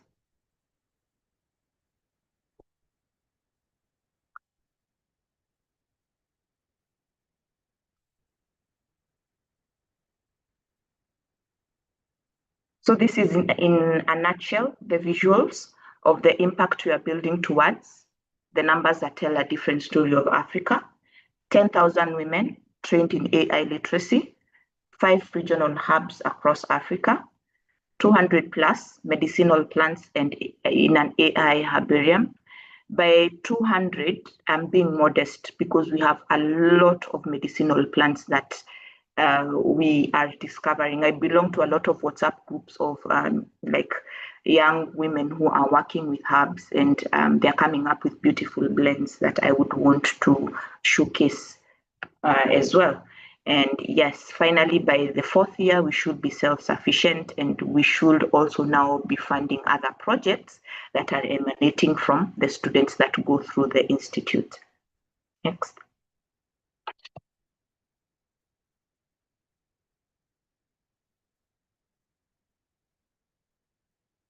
Yeah, so we have, once we have the financial stability, the regenerative revenue model, we have three silos. We have the earned revenue, the mission capital, and the ethical commerce. With the earned revenue, we have the herbal apothecary. It can generate $3,000 per month within month 12 if structured well. And then we have the sound healing sessions, everything from the handpan to the sound bowls. That's 2.5K. And then we can have certification of the people that go through the cohorts, the women and the girls. Apart from those that will benefit from scholarships, the ones that can pay for it will have ideally between $800 to $1,000 per participant. And this is subject also to, there's wiggle room for these figures because we also have to look at what are we offering these people. And then finally, we'll have the immersive retreats as well, where it can go anywhere between $800 to $1,000 per participant. And now with the immersive retreats, we can look at now also focusing on women leaders so that now they become agents of planting a seed in their different communities as well, because this is something that you pass on, like lighting a candle, for example.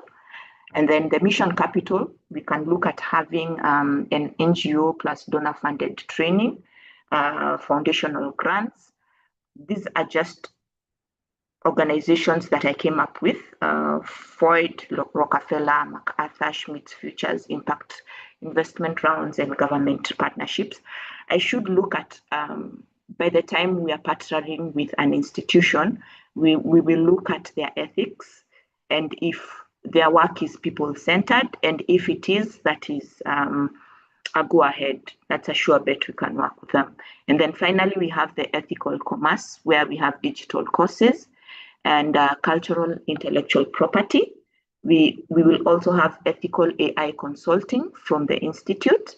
We have global wellness market access and a diaspora network licensing as well. So this is something that once you learn, you are free to teach as well. Yeah. Next. This is a launch schedule, very straightforward. After kickoff, the first month, the campus opens and the cohort begins. We want to start virtually. We can learn virtually before we go into a physical location. By month 4, we should have a sound lab and revenue live. So this means that the space that I have identified to have the studio can be up and running once we have the funding. And then by month 6, apothecary products should be launched because research and development has already been started. Let's just say we have all the recipes of all the teas and all the products from the apothecary, so to speak. By month 19, we should have paid certification with the cohort launch at the Jardiji Kawindi Institute. And then finally, by month 18, between 35 and 40% of earned revenue. This is something that needs to be self-sustaining within a few years, because also we are looking at women and girls that are looking to have their careers and their ways of earning and living being in harmony with the regenerative futures, because that is what I want to bring to the world. People start thinking of not just what does this venture put in my pocket, but how does does this serve community? How does this serve the future generations? Ideally, it would in an ideal situation, I would want it to serve like 7 generations. So this is long-term thinking, and especially with the strategy, it's a slow burner, but it's there. It's already there. Next. So this is an invitation. The 3 ways where you who's listening to this presentation can co-create with us. 3 silos again. 1, the old-fashioned partnership where there's no cost, but it's high value. We can have a conversation on how we can partner, but our principles should be based on Ubuntu. Ubuntu is I am because we are. We can co-design systems architecture, provide design science methodology, connect us to aligned funders, and host joint sessions on African cosmology as AI alignment framework and share intellectual scaffolding. So we are open to partnership on that front. The second silo is seed funding catalysts. So ideally a seed between $5K to $25K, where we can get seed grants for the AI herbarium and curriculum design, cohort scholarships, that is $1,500 per woman. We can have sound lab or garden equipment, named founding supporter status, and co-author with impact reports. So this is the second silo. And the final silo are strategic connectors for introductions and networks. And that is why I'm very grateful to be part of the Design Science Studios, because I am already in class with cohort 4 with amazing humans and all the wonderful work that they're already doing and all their class projects. And I'm simply in awe. Yeah. So the introductions to academic research, partnerships, and impact investors, we should be looking at different connectors, so to speak. Next.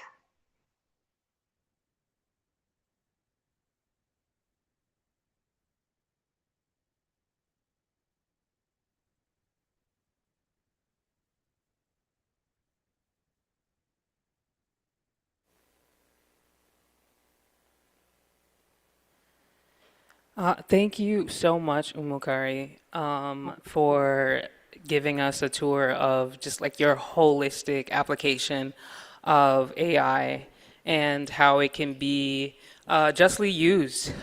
Can you tell me where you are again? And the tribes that you're referring to?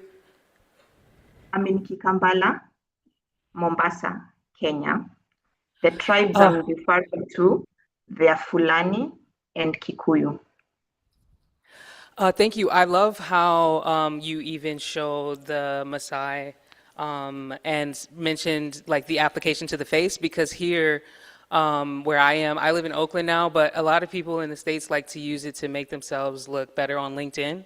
And so, you're like, it looks better when I was 26, I'm just gonna go with that. And like, now you're 40, at least, so, eyes white, and then also the herbal applications and the environmental places that can be immented. It was a really holistic tour.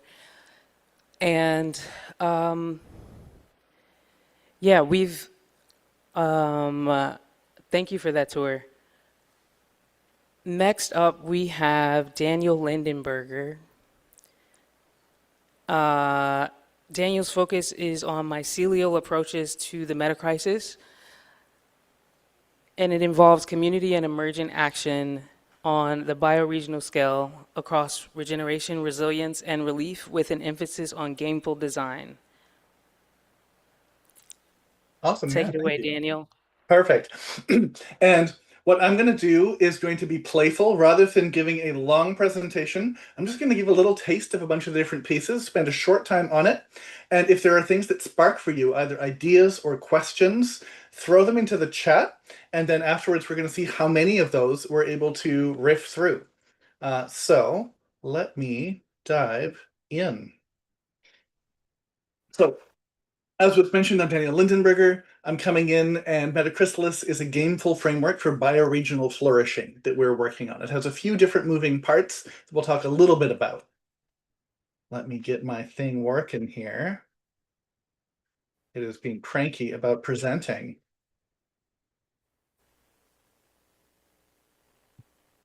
Let me try that one more time. There we go. So is that showing up?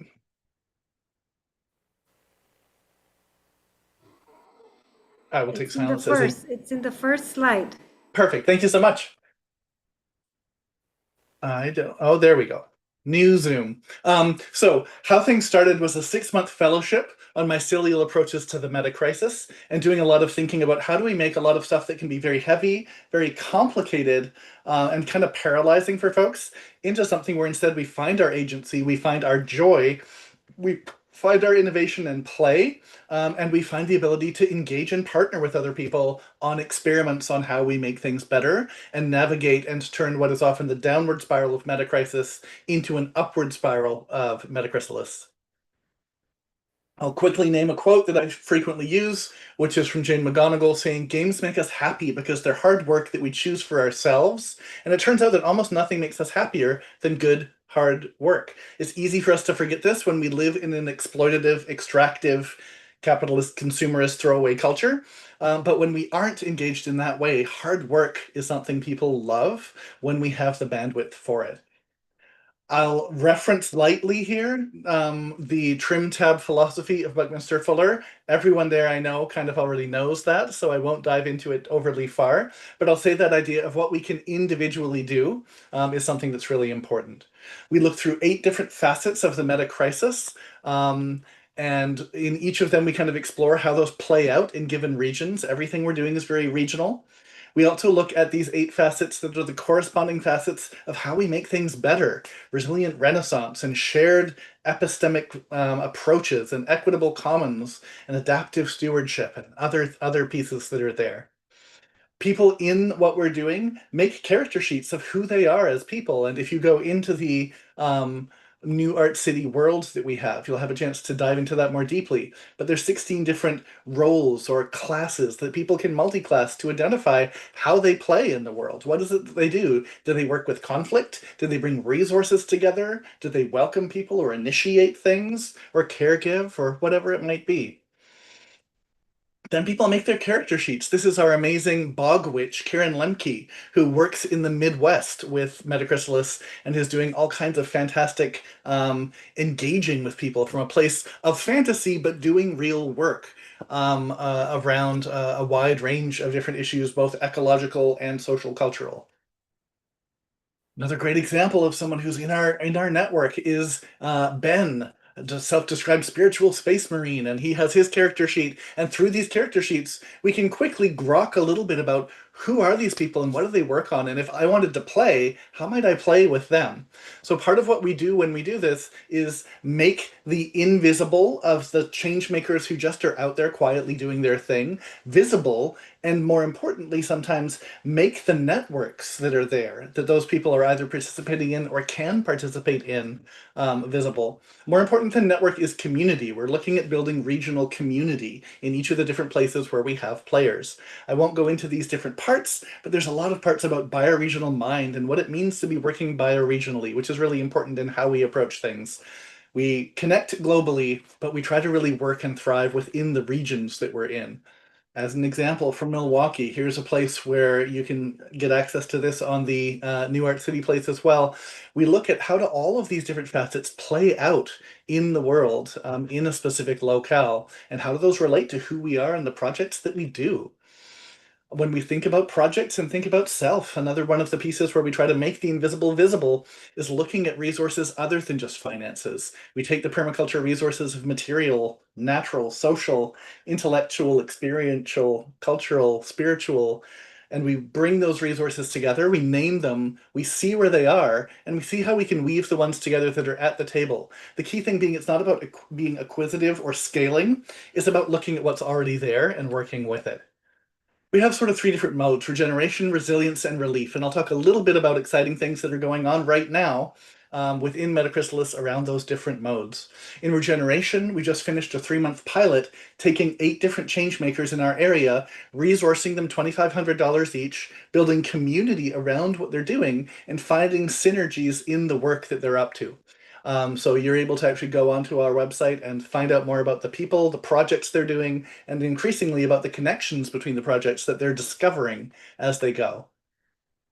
On the resilient side, we've just had confirmation last week that we're going to be partnering with a major academic institution around open sourcing their simulation software that's used for cross-team training and crisis support. So from the resilient side, that's going to be something that's standalone, but also is going to become a part of how Metachrysalis works, so that we can do black swan, meta-crisis-oriented forecasting and play together in communities about how do we address the kind of concerns that are likely or unlikely to come up in our communities and to build more resilience around them. And from the relief side, we're working and partnering with one of our stewards and changemakers, Jesse Manis, around the infrastructure and community that she has growing around doing crisis response.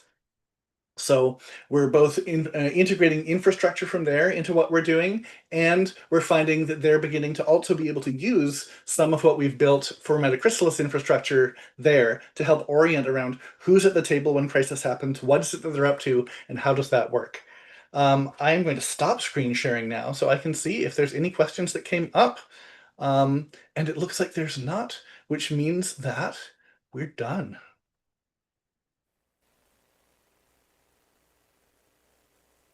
Oh, and I'll just mention, because this is actually really relevant info that you brought up there, Ryo Slavanti, that Thamazo, not just admiring, but wonder, and specifically the kind of wonder that Thamazo is often used to mean in ancient Greek, is the kind of awe that we're inspired by nature. So when you're looking out at a sunset on a mountain and are like, whoa, I can't believe that I get to live in a universe like this, that's Thamazo. So we try to bring that sense of play and wonder to all that we do. Thanks, that's it.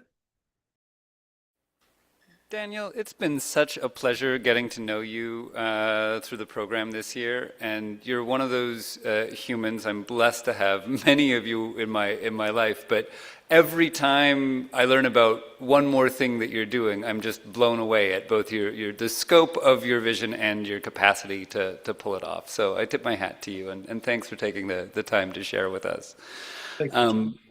It's my pleasure to share another person who fits into that category, Malcolm Knapp, who's an engineer, teacher, and systems thinker collecting stories of good futures. He works across the boundaries of engineering, art, economics, and community, searching for integration. Malcolm, welcome to the stage. Hello, it's great to be here. Thanks very much for coming out and seeing everybody.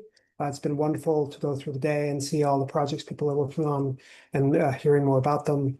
I'm going to share my screen. second. Oops.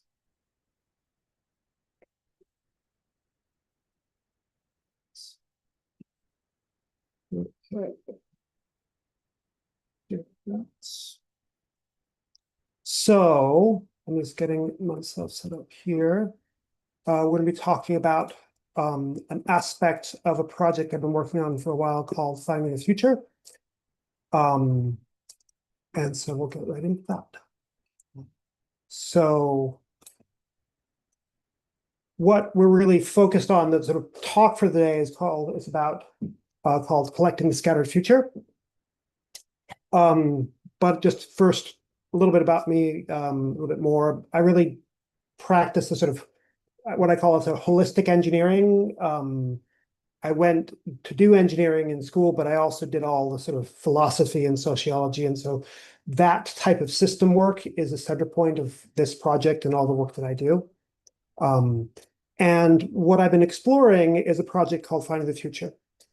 This is really to deal with the fact, or sort of that this is a project that is in process. I've been developing this over the last 5 years. And it is really about how we've lost the story of our future. You know, the world is filled with a future we want to get to. The world is filled with apocalypse and with dystopias. And what we need to do is we need to create a new story for the future we want to have. And so that's what this project is about. It's about finding that story and then building the systems we need to get there. Now, that's what you see here. This is the whole project in sort of zoomed out. There are these 4 phases to it.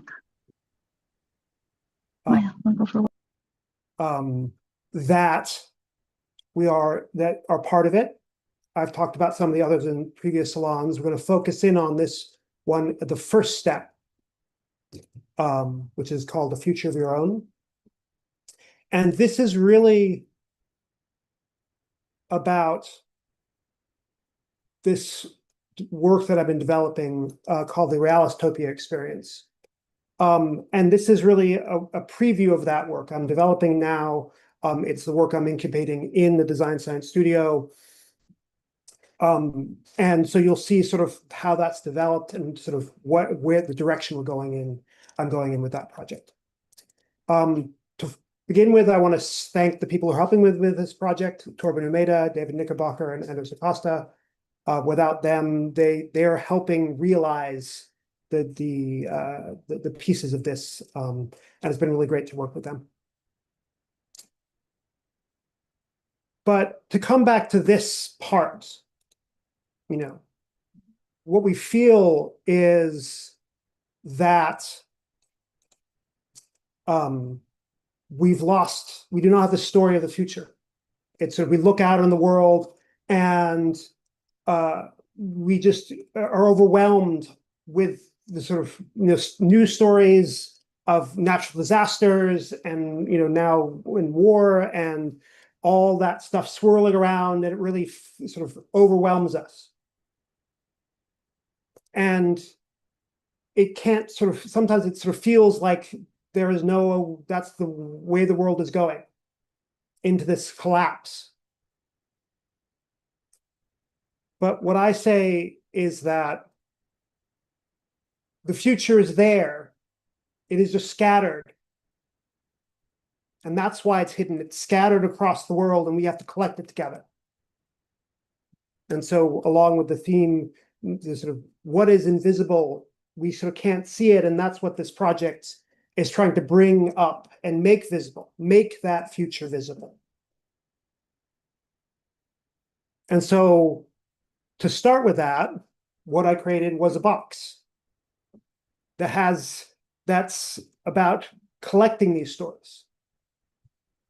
And I take this to events and talk with people there. And we go through a little exercise, the Realistopia experience. And then within that, they fill out this card. And what I get out of that is a piece of the future, a piece of a good future, the future that they want to see. And so that's what we can start at, sort of in the sort of blackness. You know, we can add that in, and we can sort of say, this is a piece that we want to build. And so here's one example. My piece of the good future is that the Mumbai coast can see dolphins again and communities can rebuild their lives. That's one piece from one person. And we do another, and we add that in as well. We make only what we need within the Earth's resources and make them to last, or return them to the Earth, depending. And now we have two. And we go further. I've done this many times over the last year. And each person has added their piece.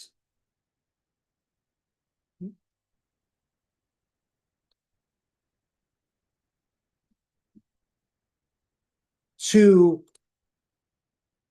this picture.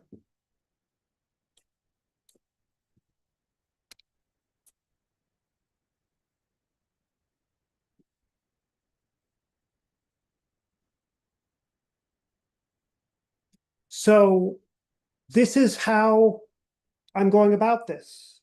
How am I bringing this to the surface? But as you can sort of see, this is just the beginning. And what I believe is that as we add each of these pieces together, we will get a narrative about the future that we want will come out of those, will emerge from that. That's what I believe. That's what I trust will happen. And you can sort of start seeing it there already. But this is only a small number. And what this is designed to do is this is a collaborative futurism project. I want to get everyone, as many people as I can, to add their piece into this story. You know, imagine that instead of, you know, there's 50 cards here, we had 1,000 or 100,000. Imagine that picture that we would create out of that story.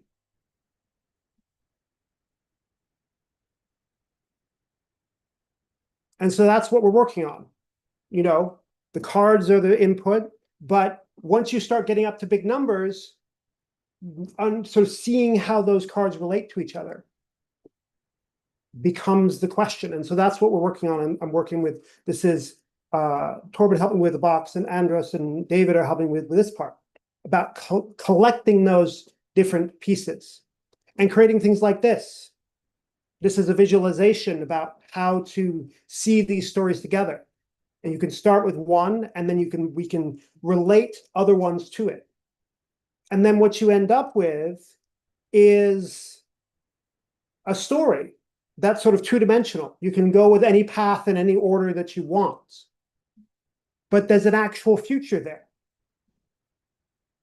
And that's what we want people to be able to do. They add their pieces, they come to this space, and then they can find the future of their own, that future that you want to see. You can find it within this place. And so we're actually started building that. So we've taken all those cards and we've actually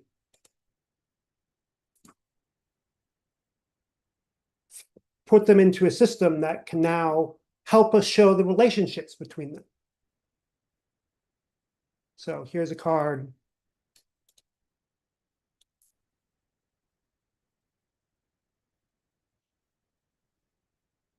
And then what you can do is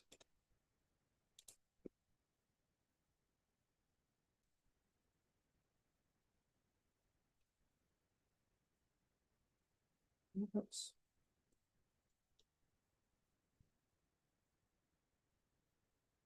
Select everything. And you can expand.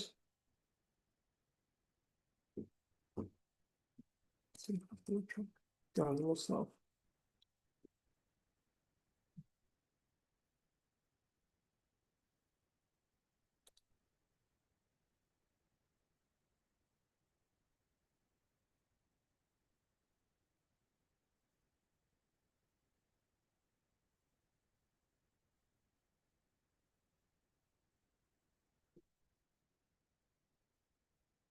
Give it a second. Okay, let's see if we can get this to go again.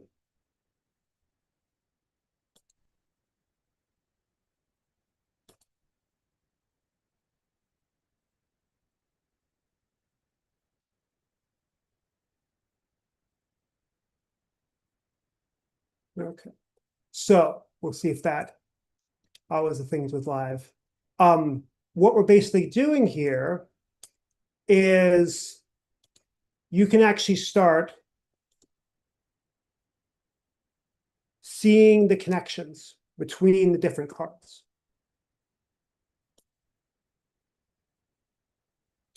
So here's where we start. And what we've done is we've related each of the cards to each other. And so you can start seeing this map, this chart of the future starting to emerge out of things, out of them. So this is all the cards. And then in the middle is all the relationships that we found. And again, as we look at this, this is not set up in a way, this is just the sort of starting point for this. But the source of this is people and what they want. And we take from that and look at that. And then from this group of relationships that we found, again, the idea is that you can start seeing some future emerge out of them.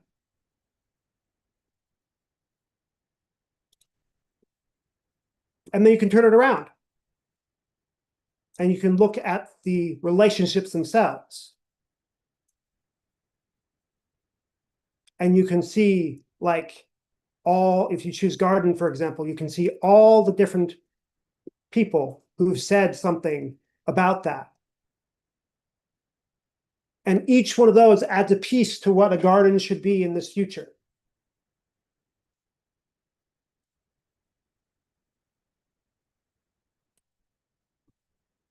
And you can start seeing the map of how those different things come together. And finally, what we have is what I hope to have is this idea of those pieces, those relationships, adding up to something more, adding up to something that is sort of, how do they all relate to them? What is the bigger system beyond them?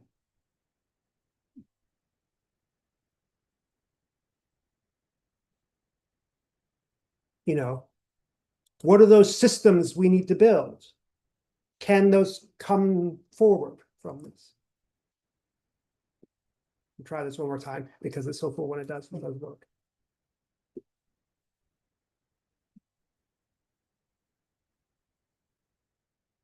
So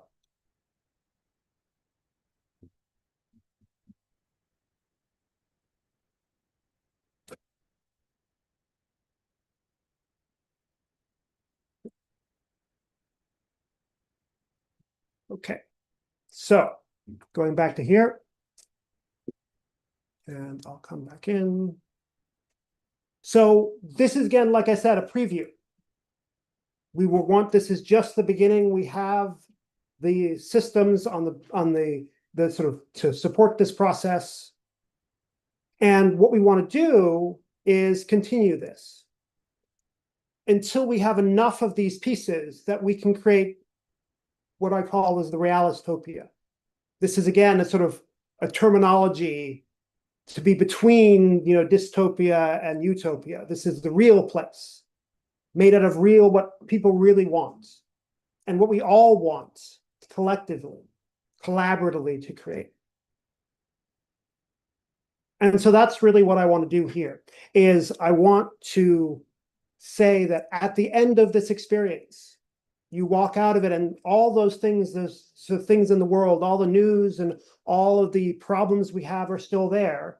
But then you start noticing the pieces of the good future that are there, the pieces that do exist. Those will start, they'll sort of sparkle. You'll pick them out. And that is the whole point of this project, is that when we can start noticing those pieces, we can start putting them together, and then we can actually find the future again. So this is a collaborative storytelling project. It is a collaborative world building project. And I want to invite you all to join in. I want your pieces. I want the pieces of the future that you want to see. And I want to do that at the final show, at the Regeneration Rising show. We'll be having an online version of this. We'll be having an in-place version of it as well. And I want to see the story of the future that we can create. And the story we can create together. So that is collecting the scattered future. That's how we're doing it. That's the plan. This is me. Here's the project. You can go to the QR code. We'll go to the website, or you can contact me directly if you have more questions. And thank you very much.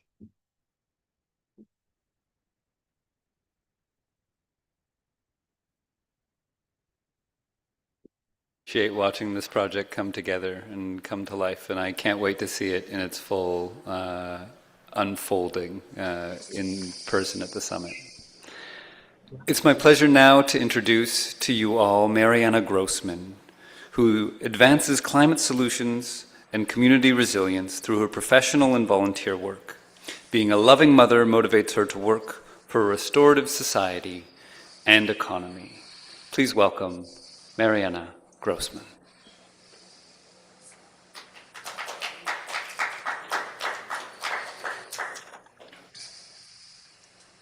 Listen, someone's gonna pin my screen. Will somebody be doing that? Well, welcome everybody. This has been an amazing day, and I know it will continue to be. I have a presentation to share. There I am. Hello, everybody. I have a presentation to share, and it really flows nicely from what Malcolm just shared and several of the other ones. Oh, I have my images reversed. Okay. Let me share my screen.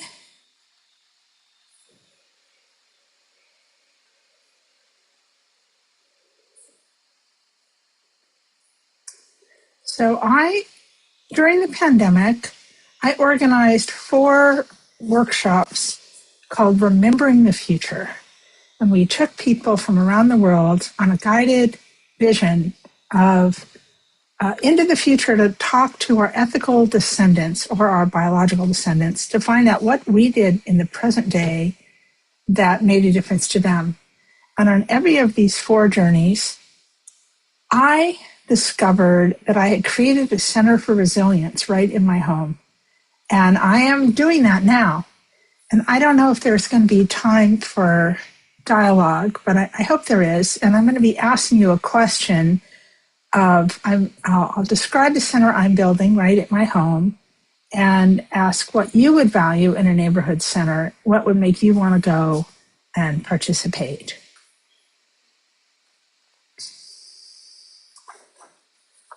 Okay, so I'm going to tell you a little bit about my vision. I'll give you a project overview, and then we'll have some dialogue and brainstorming.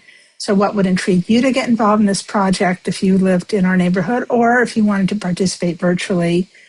How can I do a better job of sharing resources and the decision-making process in building and creating this center? And then how to inspire and encourage others to take action and to connect to other hubs of resilience.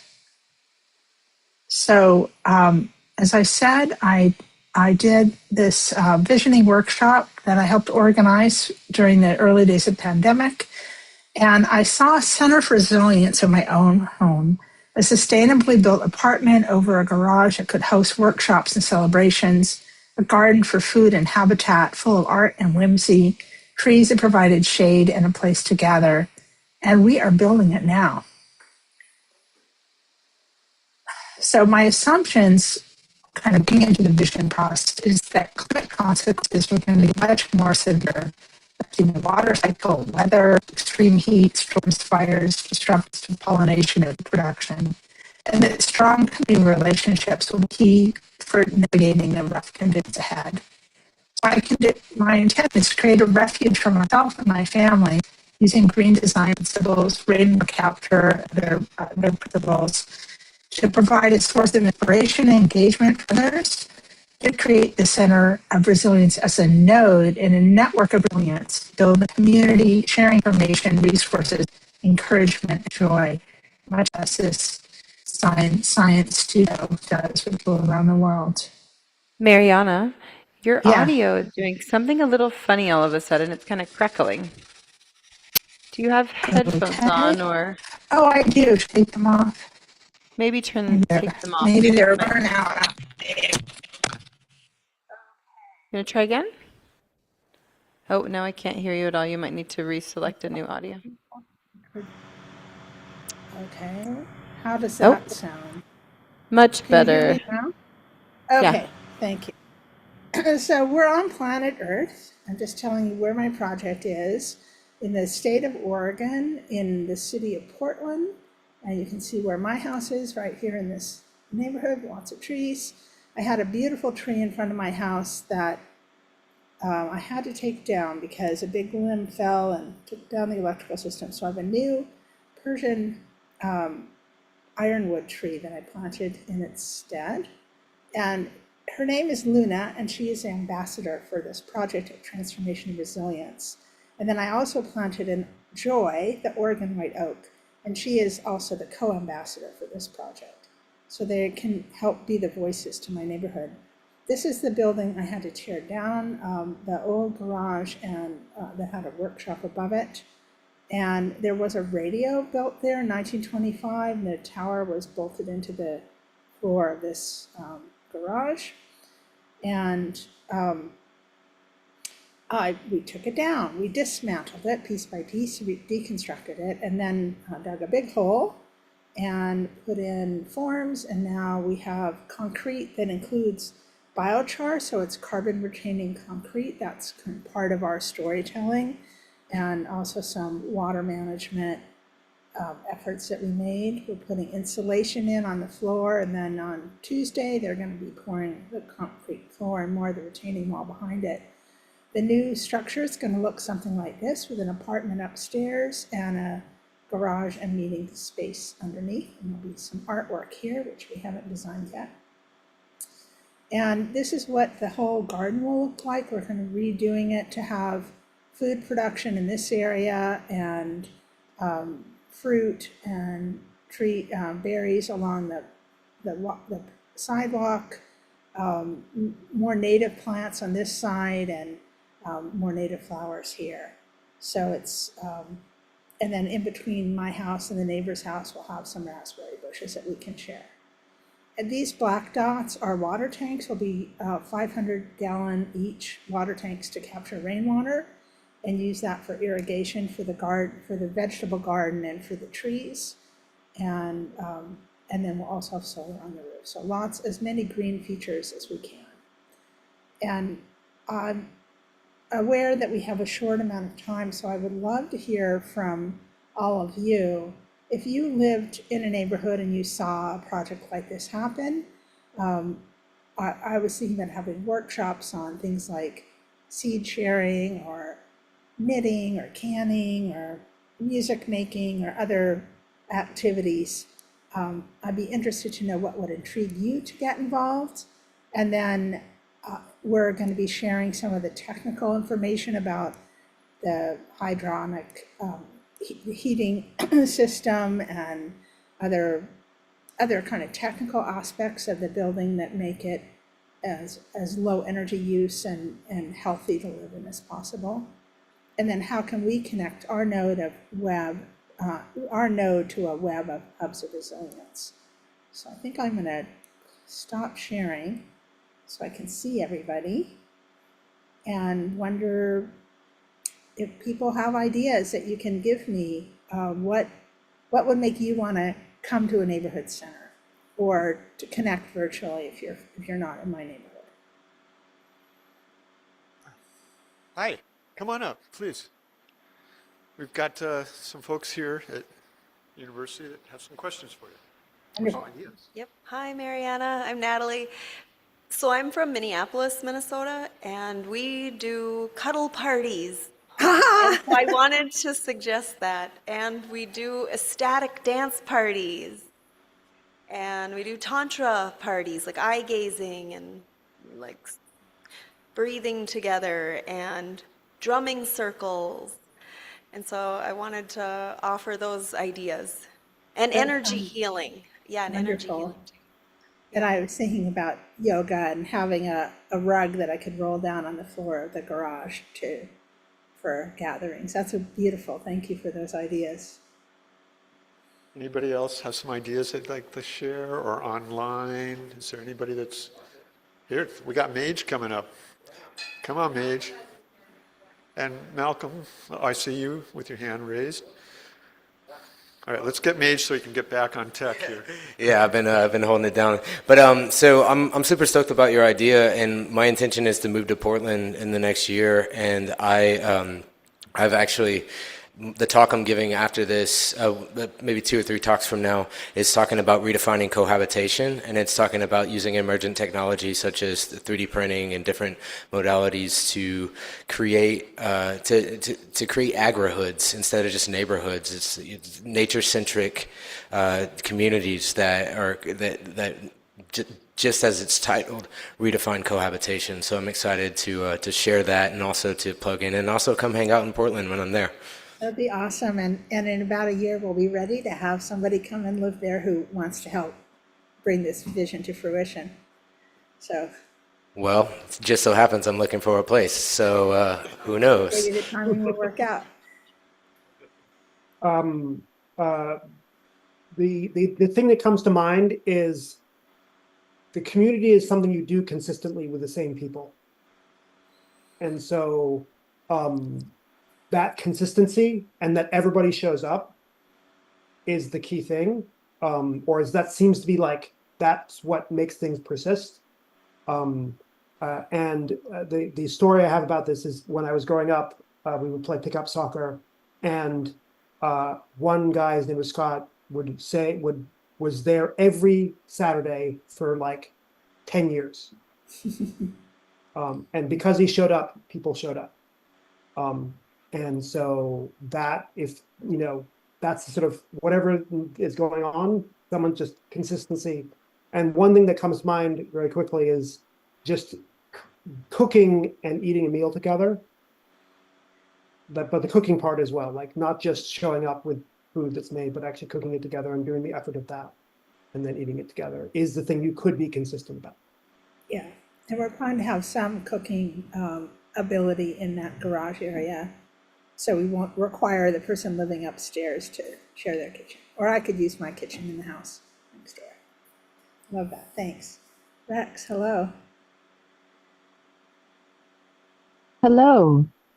I was just at a library recently, and they had an old school cabinet that looked like it used to be used for like the Dewey Decimal System, and it was filled with seeds.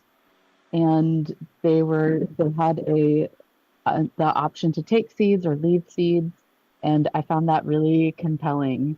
And I think that lots of times when I've roamed around Portland, during springtime, when there's just, every street you walk down, someone is like, please take some of these figs.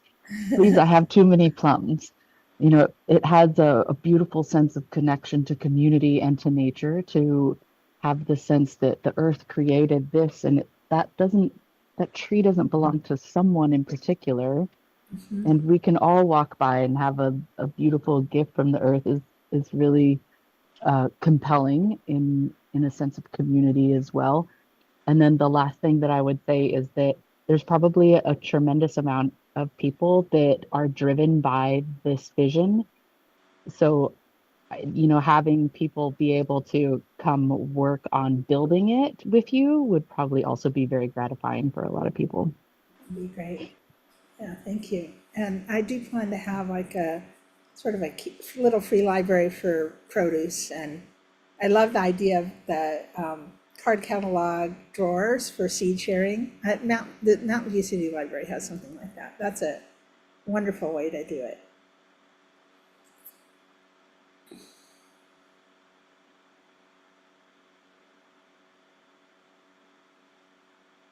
Anybody else? Up and share. Am I not on? I see that Patricia maybe had something that she might want to share, or Daniel. I know they were both had lots of things in the chat there.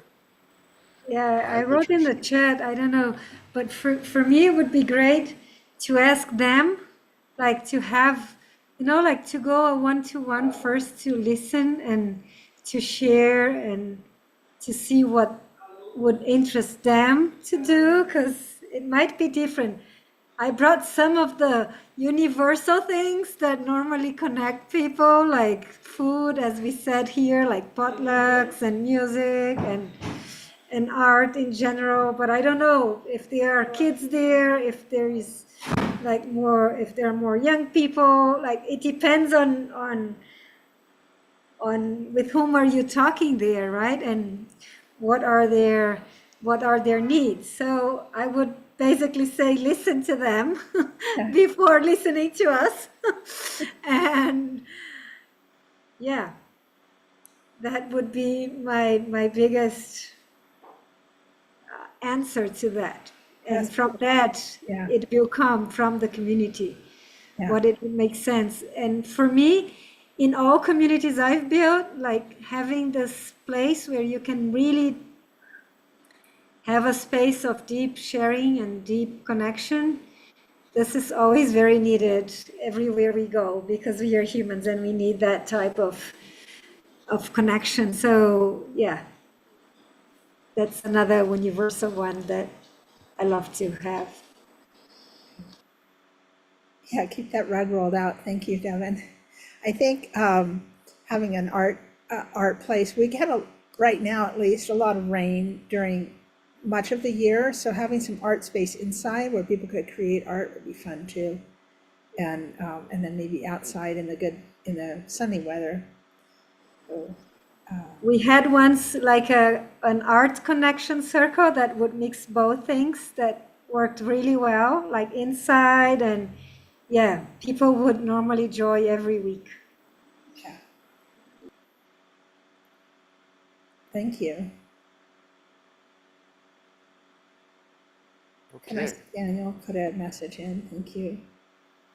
But just lovely that you are doing this, Mariana. Just deep appreciation for all you're doing and for this coherence of doing it locally and there and involving everyone. So I love your project.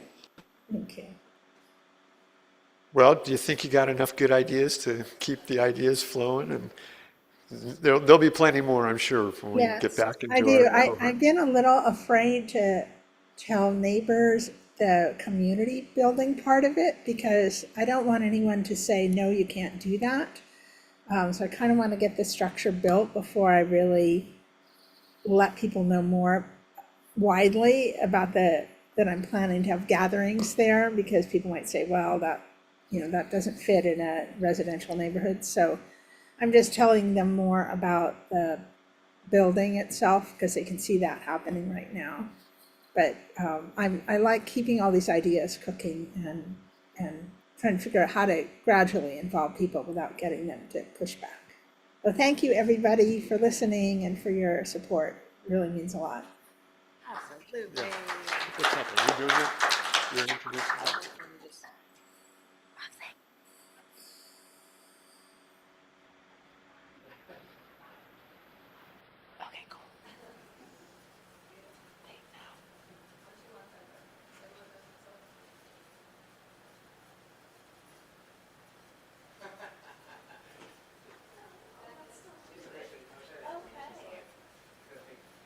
Next up, we have someone who is actually from Carbondale joining our collective.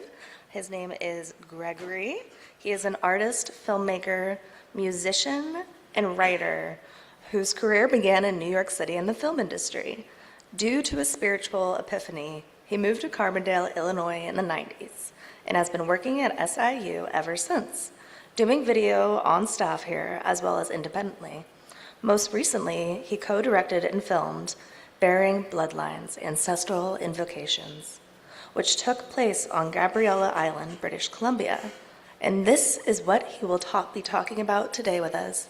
Thank you so much for being here with us. The floor is yours. Thank you so much, Eve. And I feel just so honored to be here in such amazing company with everyone doing incredible visionary work. And I can't imagine the work that Ari and Roxy and Mage and Elizabeth have done to keep this going. It's a bit of an endurance exercise just taking it in. I can't even imagine the work they put into it. And so, and the blessing this morning with the music with, I think his name is Jurgis, beautiful.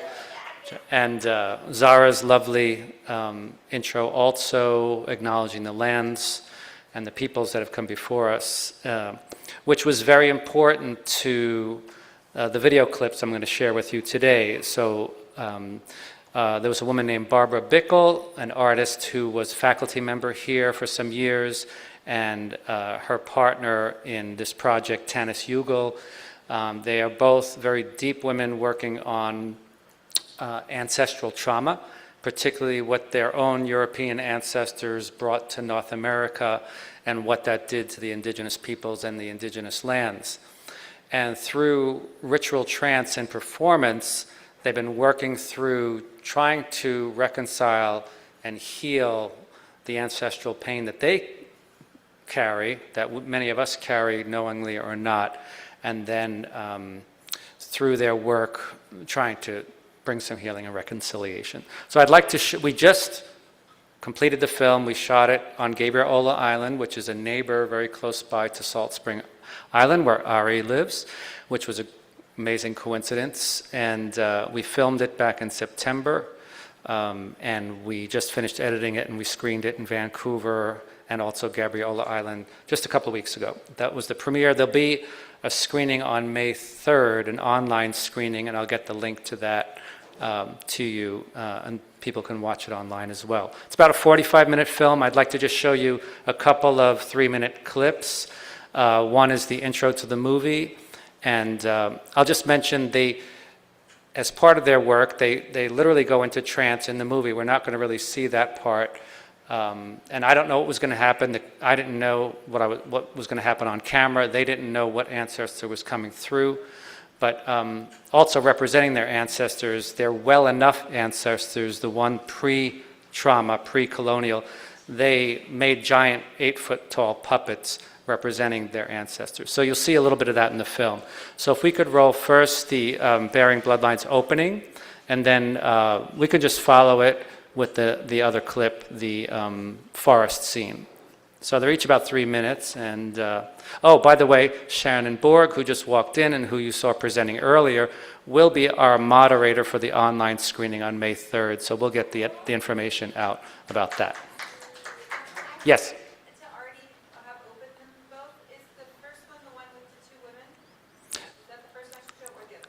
Well, they both have 2 women. The one that says opening, it doesn't have a title or beginning or...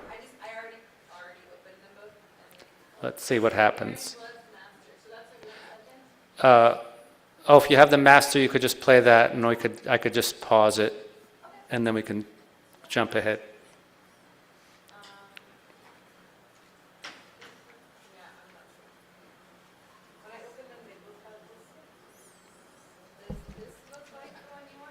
That is the second one.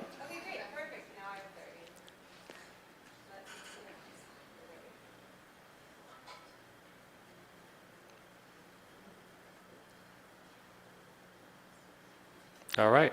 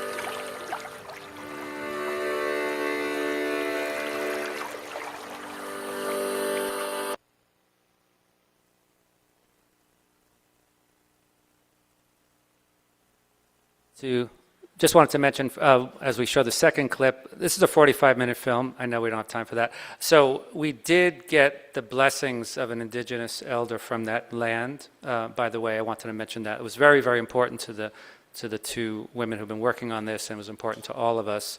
And so just wanted not to forget that. And so we'll just watch a second, the piece progresses a bit, and then you'll see a piece that's closer to the end, and it's a whole different environment.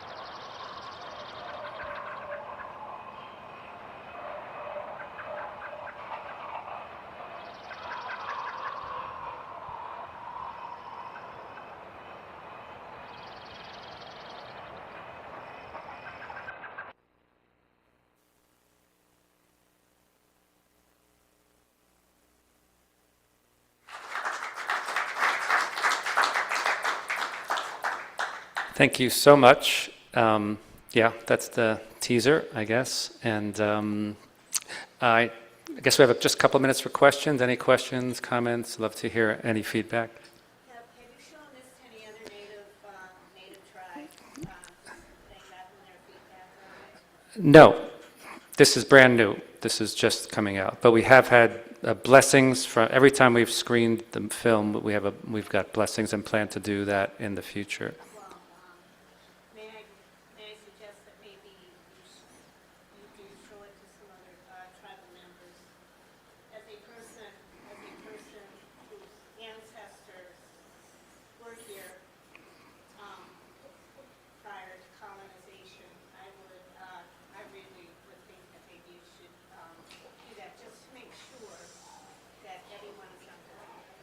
Yeah, we are doing that very actively and very specifically. Thank you for that. Anyone else? Questions, comments? Yes? So I met a group of people who are part of a Sufi community, and they had some, very long story short, had some roots here in Carbondale, and this was in New York City, and they were gathering in a small apartment in New York, and 7 people had already decided to move to Carbondale, and there's a piece of land where we have sustainable agriculture, et cetera, just outside of town. And so I came to the gathering, and they were going on a camp out on the land, and 7 people were already going to move here. 2 days into the camp out, I just felt so unbelievably moved, and like I just said, I'm moving here with you guys. And it was like the moment I stepped onto that land, we were just collecting wood for the fire. I just felt such an extraordinary peace that I'd been looking, I'd been searching for something and not quite finding it. And this turned out to be it, and that was 31 years ago. And so and the work we do as a community is very much in alignment with a lot of the visions we're hearing about in different ways here. Yes, is my time up, or you have a question? Okay, and then you can go.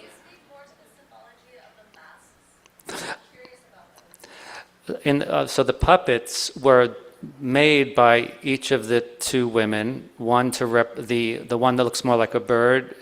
She calls it her avian ancestor. So Barbara really feels such a deep connection with the forest to almost the same degree as humans. What we did to the forest as well as what was done to the humans. And her avian, it's a pre-human ancestor. So they were digging way back into what they called their well-enough ancestors, the ones who did not create destructions, the ones who were still in the natural world and living in harmony with the natural world. So that was the avian ancestor. The lady in white, the very white-faced puppet, it's slipping from me exactly who that was to her.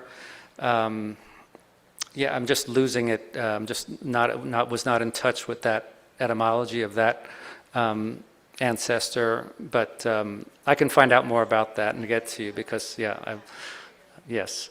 In fact, all this ancestral stuff was really new to me. I didn't even know what was happening when I was filming it. I'm like, what is going on? I was well into the editing process. I'm like, what are we making here? And but then I've learned, so much about the importance of ancestral, the gifts and the traumas, and then I'm hearing so many similarities. People are like, "Oh yeah, ancestral, this," and so this is a great learning experience, and feel so embraced by this group. I literally met Ari and Roxy on Tuesday when they gave or Wednesday, and now I'm here sharing this with you. Yes, sir. I guess we're running out of time, but yeah, go ahead. The forest was just a couple of miles from that coast on Gabriola. So that coastline was called Drumbeg. It's a part of Gabriola Island, which is just off of Vancouver Island. And the forest is right behind a museum on Gabriola. And that forest actually features a lot of Native American indigenous work. And the museum director just was so happy to have us do that, and then helped us get the film screened there.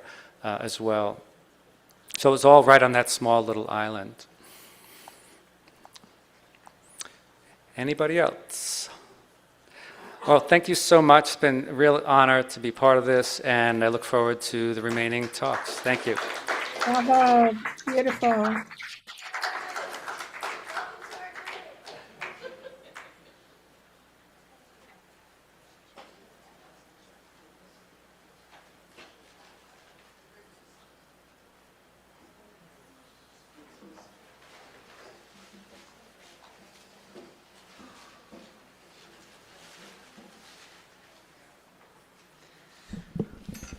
Well, just as timing would have it, we are going to hear from one more artist before we have our official closing of Fuller Futures, and then we're going to hear from a few more artists. And as timing would have it, the artist we're going to hear from happens to be my mom. Hooray! She's constantly encouraging other people to read her poetry, and we've convinced her to read it herself, which is very exciting. She's a very inspiring Colombian woman, and she describes herself as a passenger on the winds of time. Former college professional and school educator, poet and learner, born, raised continental areas, fully bilingual, mom, friend, supporter of science and all fine arts. She has always been such an advocate for a healing future and for family and for what it is that we can do together. And I'm lucky to have her as my mom. She's been working on a project in the Design Science Studio over the years called the Multiverse Poetry Journey, and she's collected many poems from the creators across the Design Science decade and has put them into a series of different virtual worlds, one being Utopia primarily, and currently in the process of also expanding into New York City. Mark just found this photo outside pointing at the building, and the poem she's about to read is called What If? So it will accompany her. Welcome to the stage, Moni Eugenia Shohadai.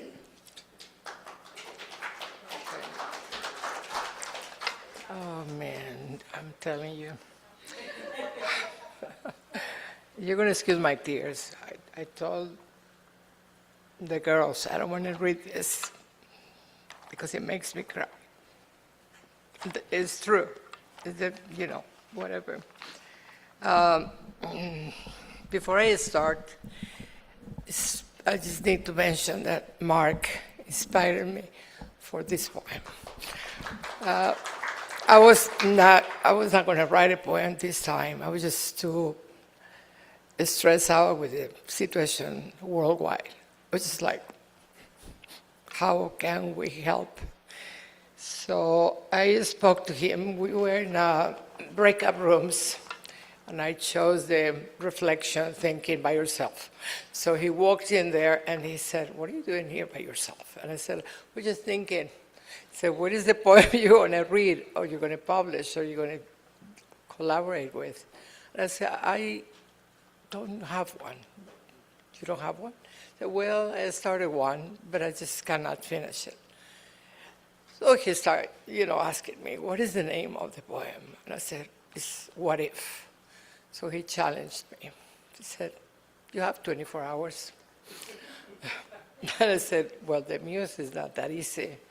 So, and then he told me a story that when he was in Japan, and I think he was very young, he started writing a poem, or he wrote a poem that it was called What If? So I said, okay, that's interesting. Also, I have been admiring this physicist, Nassim Haramein. Maybe some of you know him. He's very much following Bucky's trajectory. He's amazing. He talks about fractals. He opened my mind into things that I had no idea that I could pay attention to. And that's been a long time ago. I would say maybe 13, 14, 15 years ago. I had no idea about Bucky when I was in Colombia. I came here very young to do my master's in languages, but I had no clue that he was, was such an amazing influencer. So this is how it started. So he has a documentary that I recommend all of you to see. It is called The Connected Universe. And then he starts walking a path, and he says, what if? So, okay, here it is. You should read this one. And I cry. I'm not, it's just like, it's just to go to my heart too much. So, it's Roxy, come on. No. Okay. What if everything is a dream? I wonder, as I recall my last thought before closing my eyes. I rose along the sun this morning and a wind of warm peace filtered strangely through my foggy window.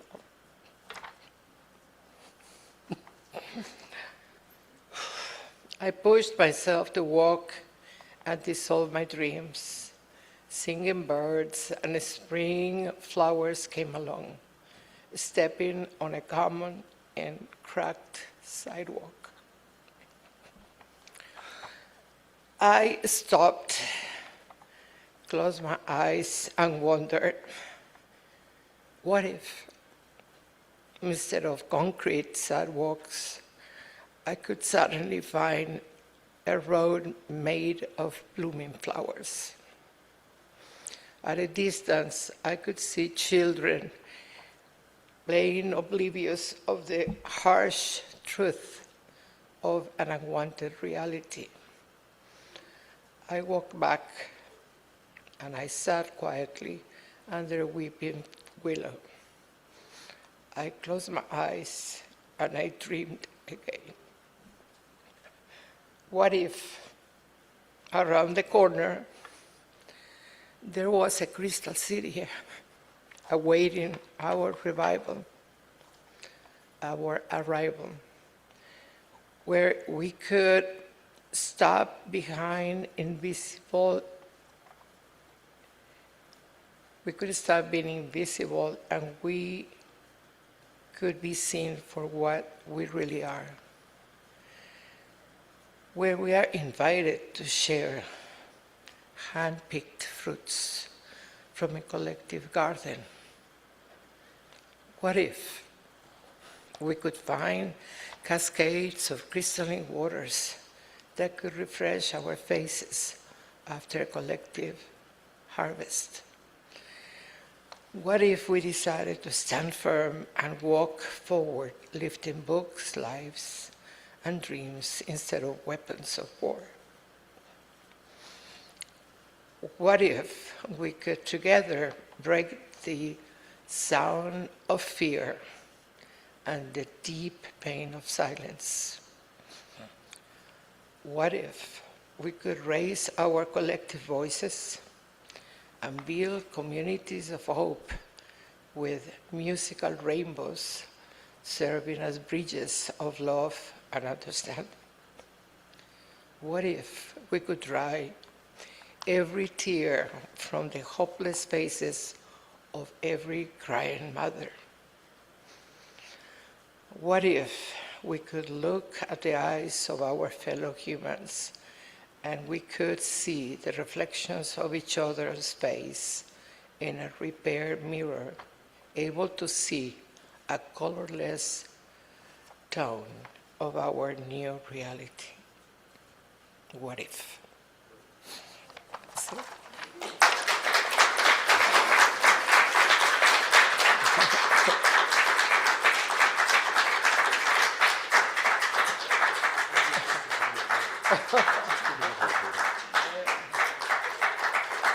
And what you see there is a synchronicity. He walked outside, I think, the back of the building, and that is written on the ground. Isn't that interesting? I mean, I thought, what? That's interesting. That made me actually.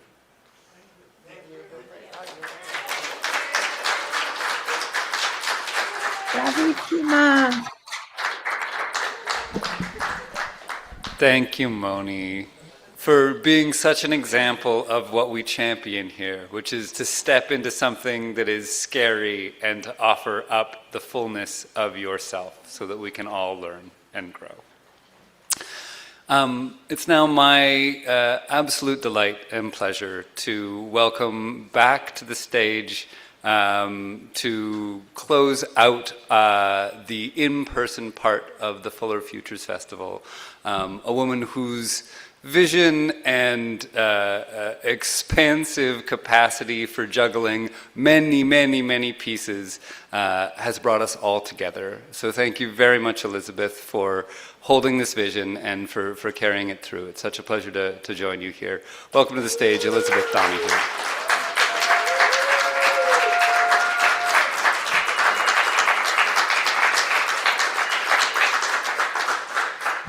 Thank you. And I needed to hear that part about something scary and stepping into the fullness.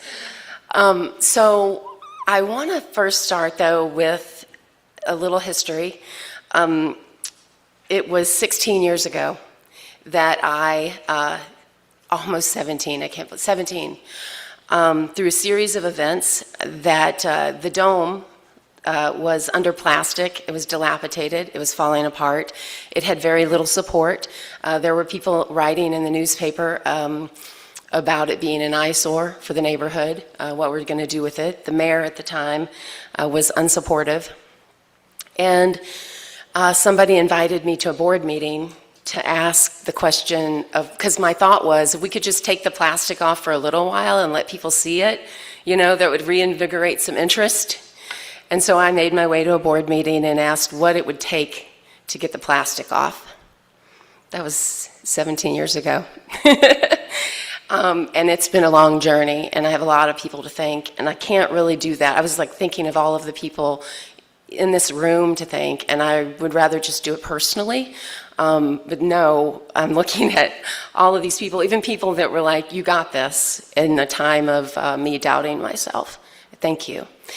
And so shortly after that happened, and I, because of Bill Perk, got a role as development director for the Dome for a while. We had the job of starting a capital campaign to get the Dome repaired, to get it restored. And through a series of serendipitous events, Ben Louder came along 16 years ago, and this event really works with Edwardsville. We see this, I see this, and I know you're along, as a connection of Southern Illinois. How Bucky connected Edwardsville and Carbondale, this event started with your collaboration with Buckminster Fuller Institute and us going last year. And so just wanted to invite you to come and say a few words as well.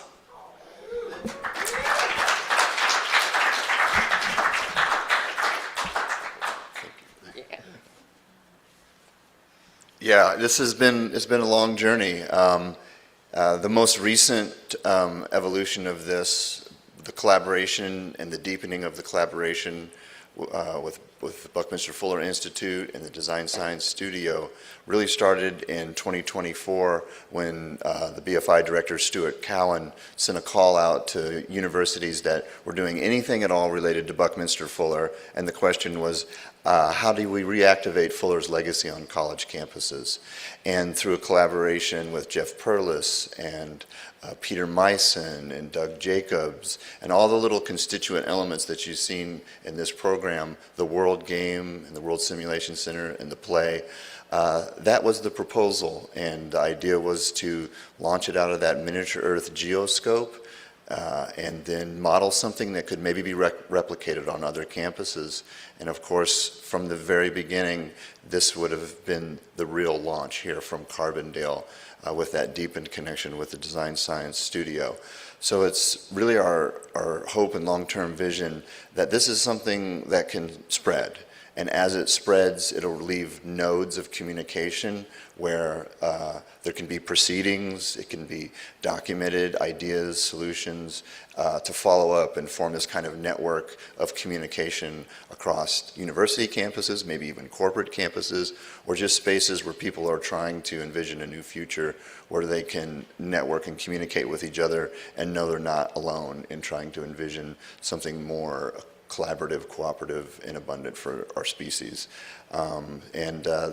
This feels like a really, really good start. There's a few other universities and a few other ideas emerging, and I think that we've really launched something here out of the foundation of Buckminster Fuller's academic and material legacy that's really got a great chance of spreading and making a lot of really important connections going forward.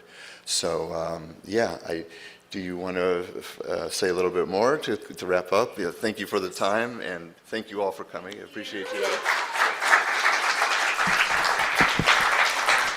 All right, yes, thank you, Ben.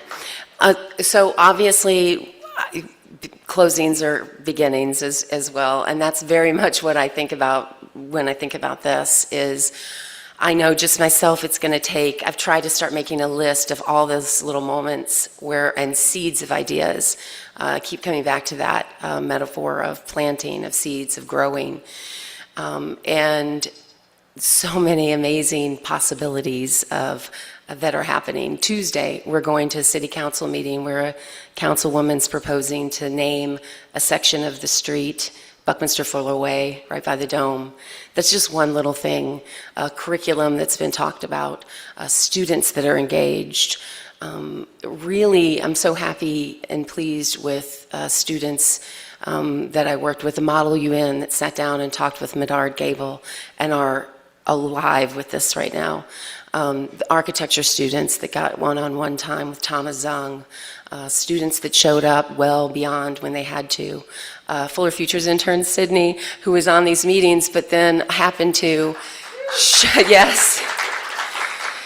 show up way more than any hours needed, and just I could tell, had her heart in it. And thank you so much just for helping me in those moments.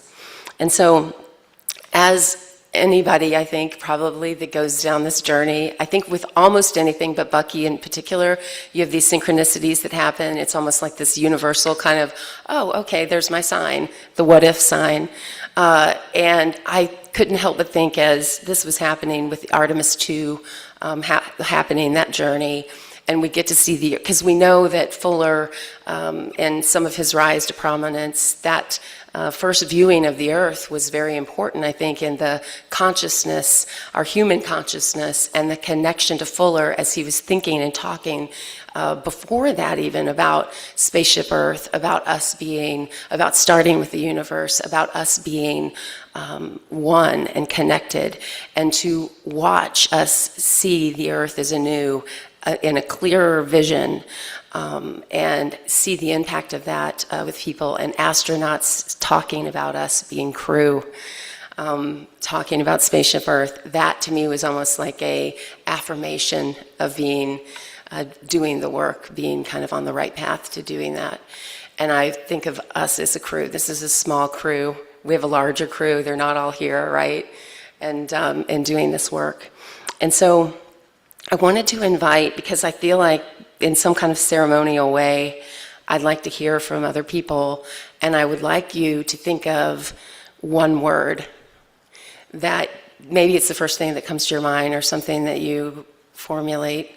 It doesn't have to be everybody, but I'm hoping that somebody would share at least a few, what that first word is that comes to your mind when you think of this. Jeff already raised his hand. Possibilities, hope, effervescence, inspiration, love, expansion.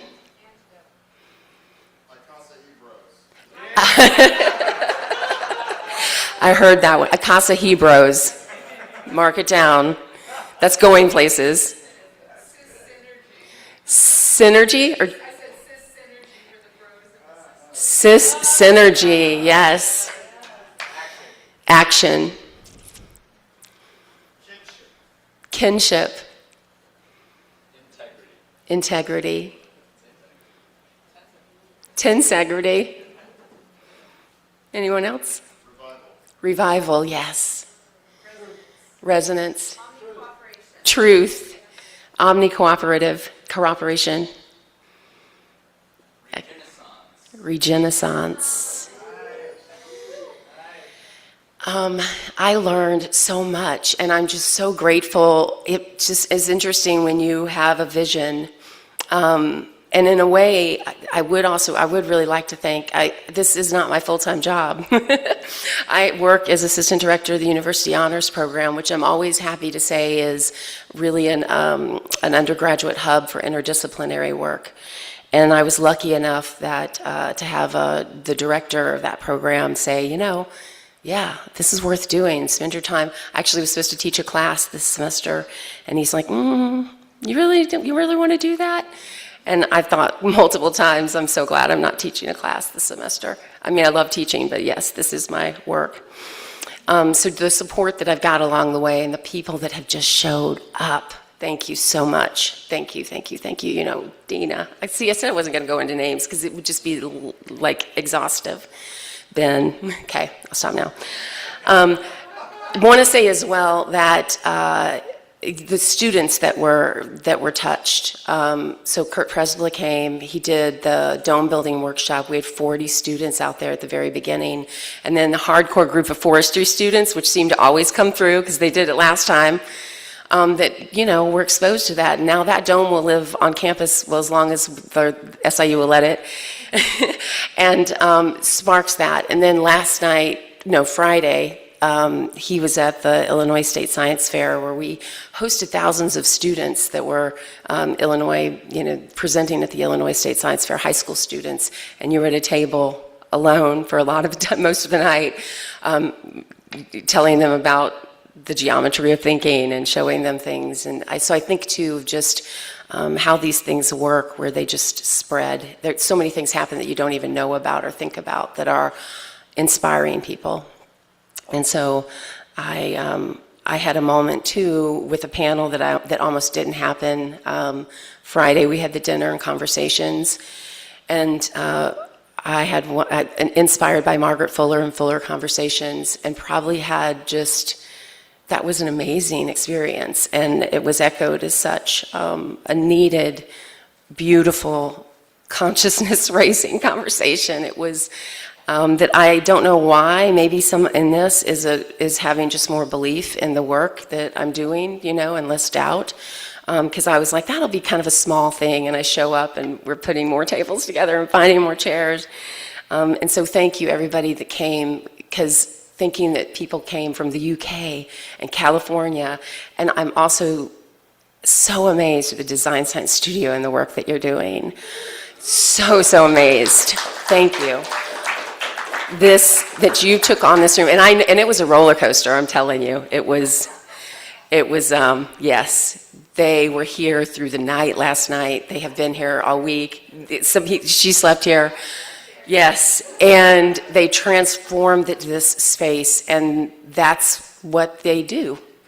And not just. I'm not even talking. I'm talking bigger than this space, and I hope that this is the beginning of just more collaboration all around for so many.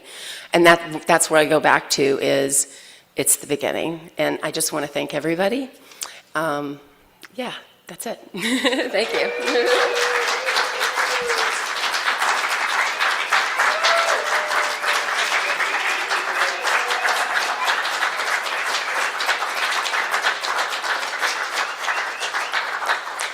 Can we do it together?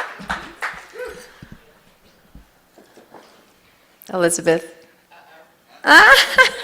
This is an intervention. This is an intervention. You're incredible. Thank you so much. You had an amazing support network, and you took on a lot by yourself. And I feel that Bucky spirit in you. Like, how much good can I possibly do?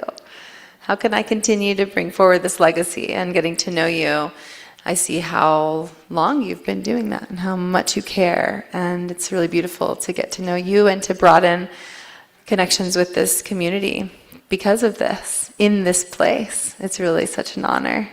And sometimes we don't even know. With that Terence McKenna quote, you throw yourself into the abyss and you find a feather bed. So I know that was technically the closing of Fuller Futures. We do have a handful of folks left from the Design Science Studio community and some other local folks who wanted to share for just a little bit. And then we're going to have music, which is exciting in here. We did spend a lot of time kind of creating a party space, so we should definitely enjoy it and have our little hang. And, something what? There's a wild raccoon in the corner. Hold on. Yep. Sorry. It's actually true. So Scratchy's been really holding on all day, just trying to wait for his moment. So I think you're going to get to meet Scratchy here in a moment. And I also just like mad props to Mage, who has been running the technical back end of this all day. And to Eve, his partner, also my right hand in the Design Science Studio. So many team members, but that girl definitely slept in here last night because she's not good at waking up early. And it was maybe 5:30 in the morning when we left. I put a rug on her. This literally happened. And beloved Ari, who I wouldn't have been able to do all of this with. It's a lot of work. And to my sister, my mother, to Doc, to Elle, to George, to Casey, all the other Design Science Studio Mark members who came out. It's a lot what we do, and it's a lot of, it's both like a lot of people, and we work hard to keep it at an integrous number each time. And it was an honor to get to bring some of that to life here together. And yeah, Ari, we're gonna actually bring Mage up. Mr. Mage is going to share because he's live. What? What am I doing? Oh. A big round of applause for Roxy.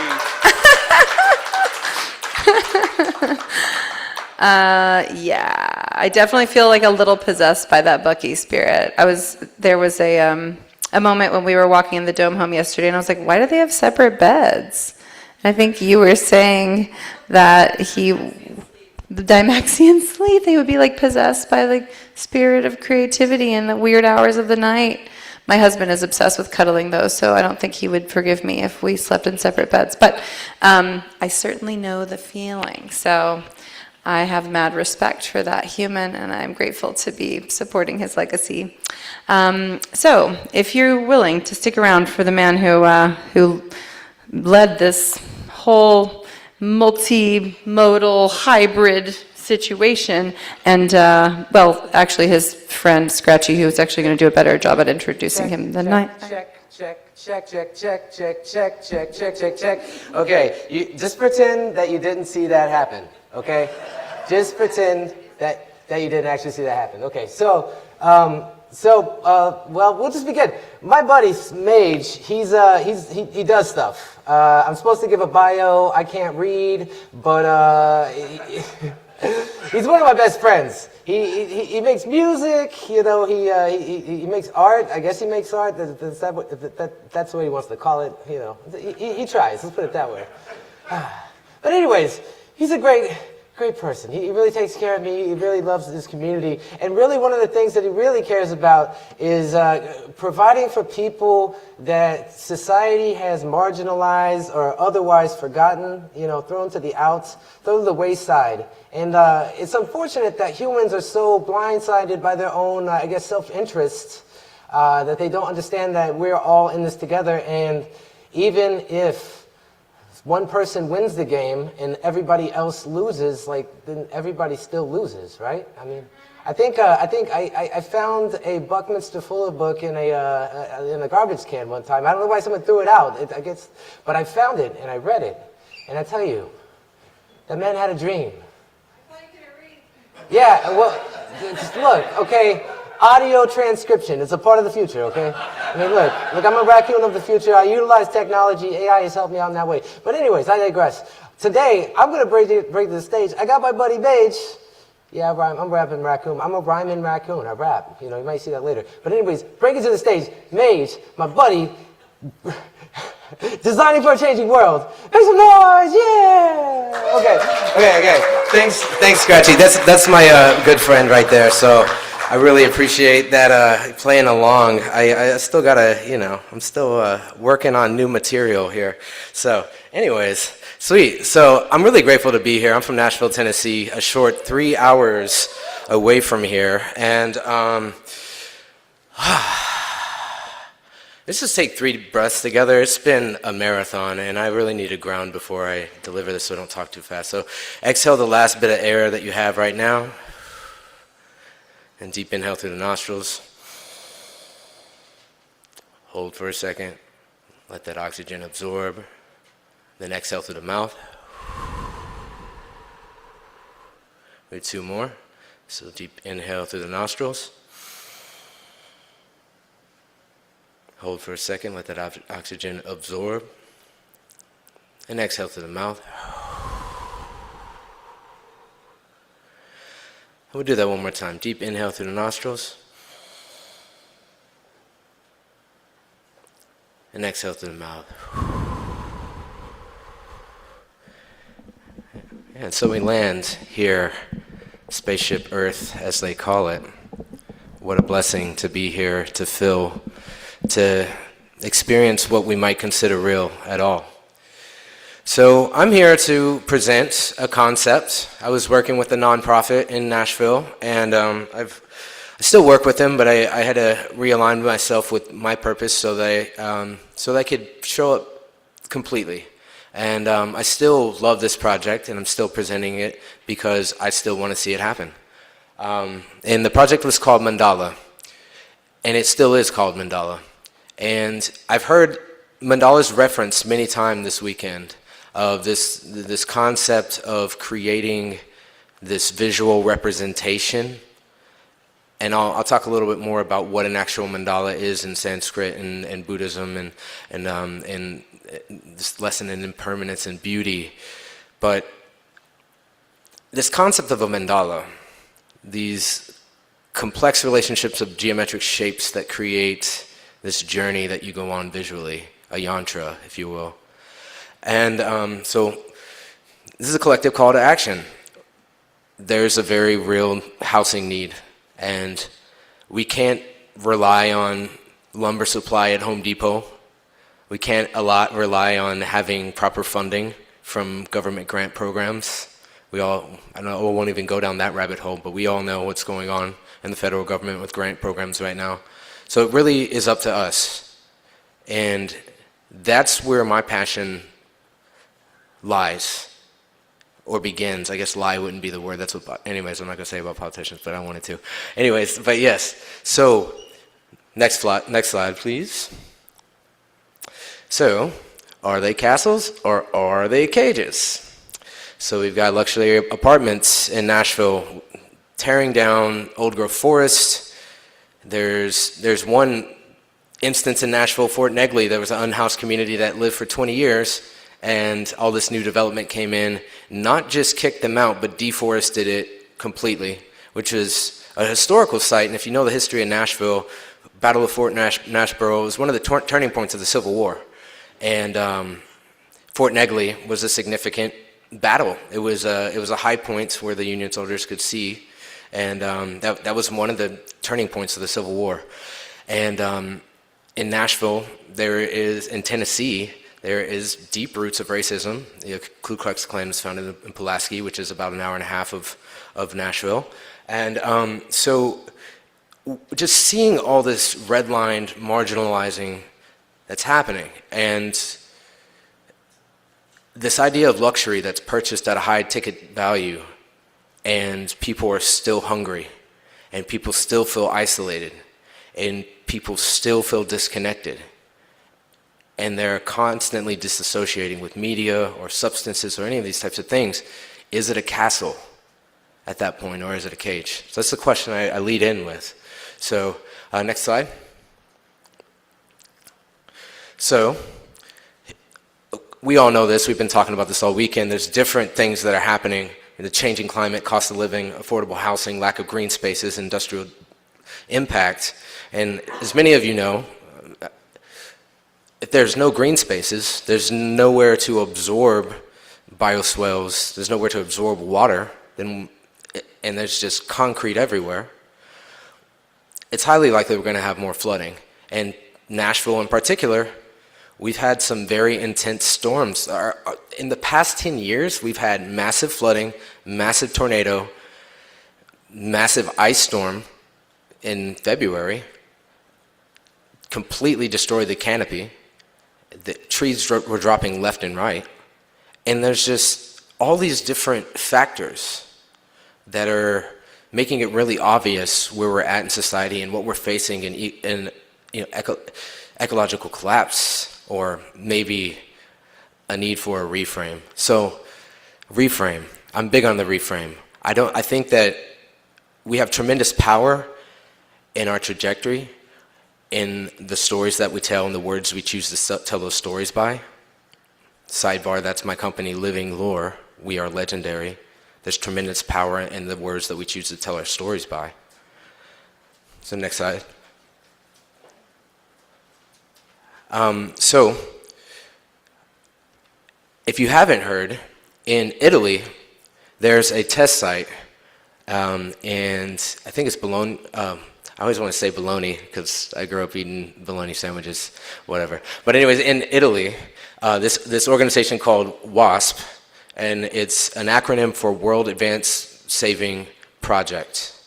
And they're in the developmental part, in the research and proof of concept stage of these 3D printed structures that use a crane, and it's essentially a scaled up 3D printer. Because it's vector space, like you can infinitely scale up vector, and so essentially it's a 3D printer on a crane scaled up, and they use earth-based materials. The structure on the right of the slide, that's 3D printed out of clay. That's sourced from local clay deposits. And granted, I'm aware it's still extractive, and we still have to be conscious of the resources that we're extracting because it's a finite resource, right?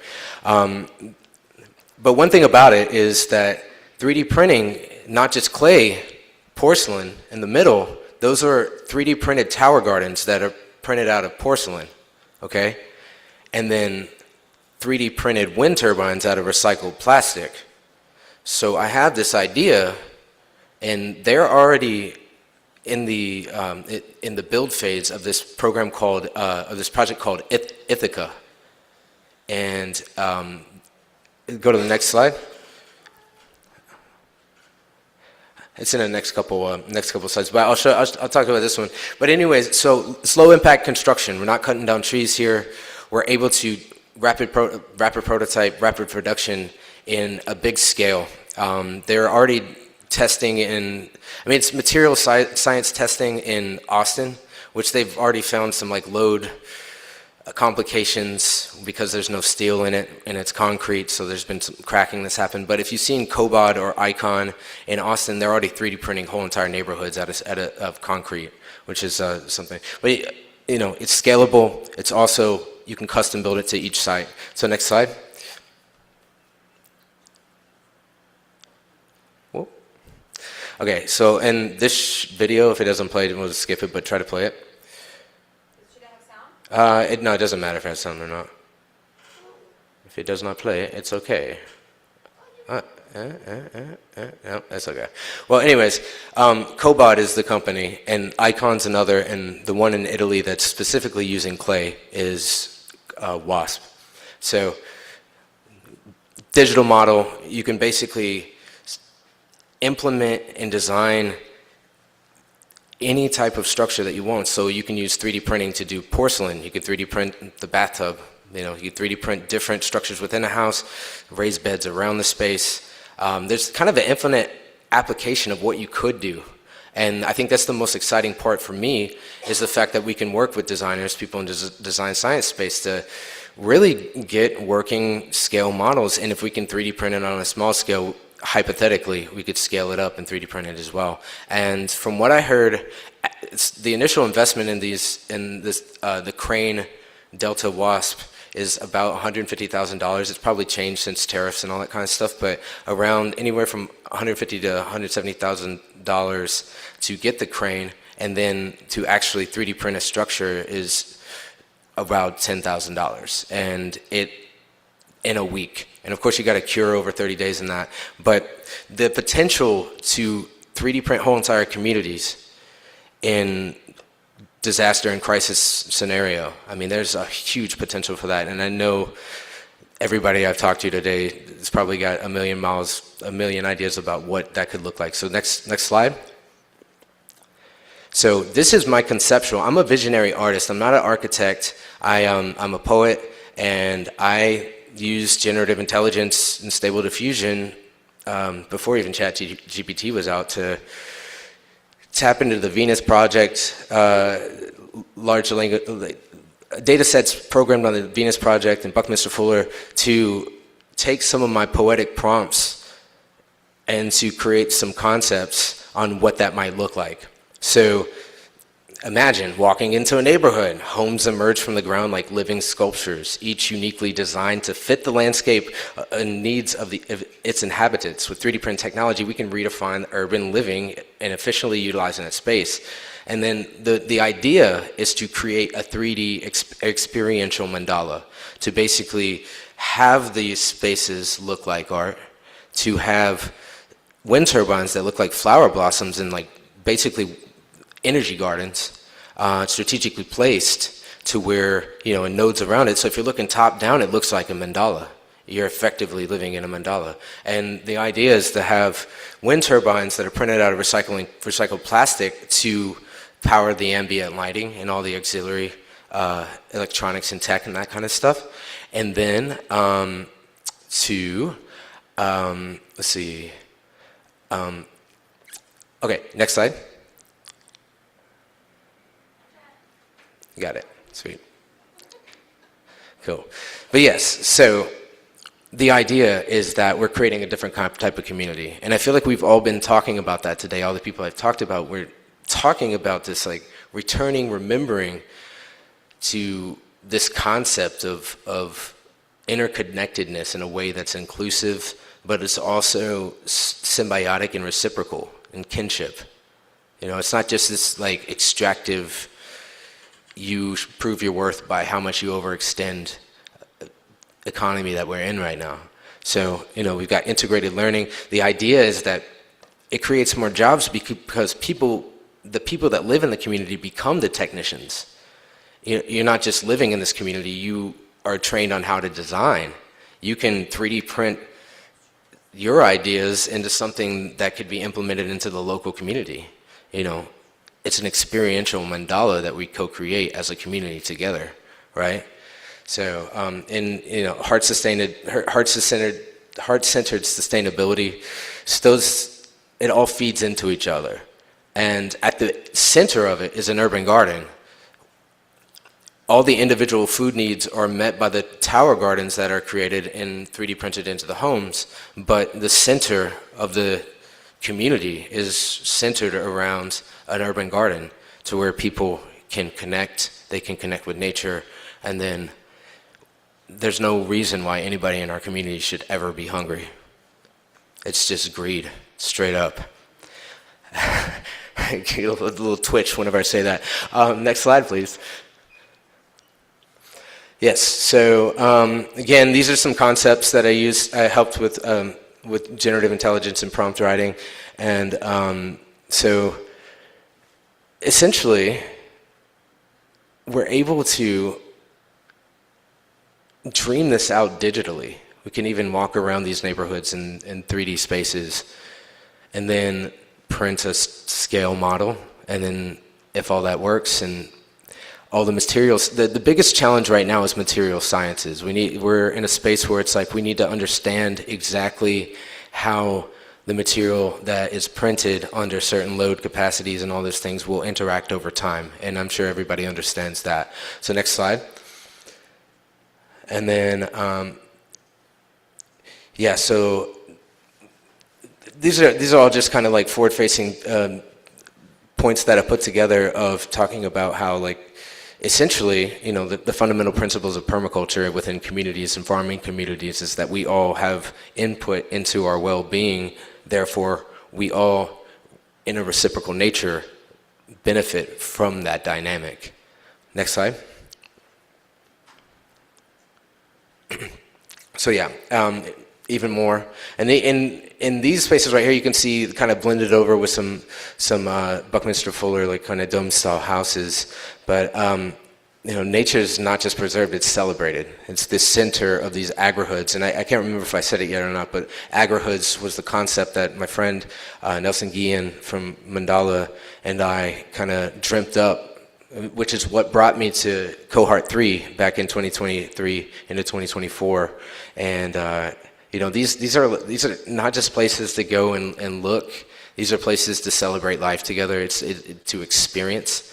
And I put an emphasis on this is an experiential realm that's co-created in a community fashion. And, it doesn't just stop at redefining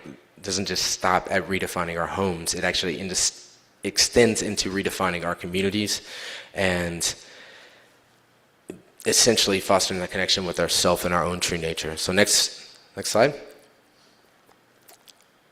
And this is a picture from WASP of their Ithaca project, and it's 3D printed, and it's basically what you see on the outer layer is it's passive solar.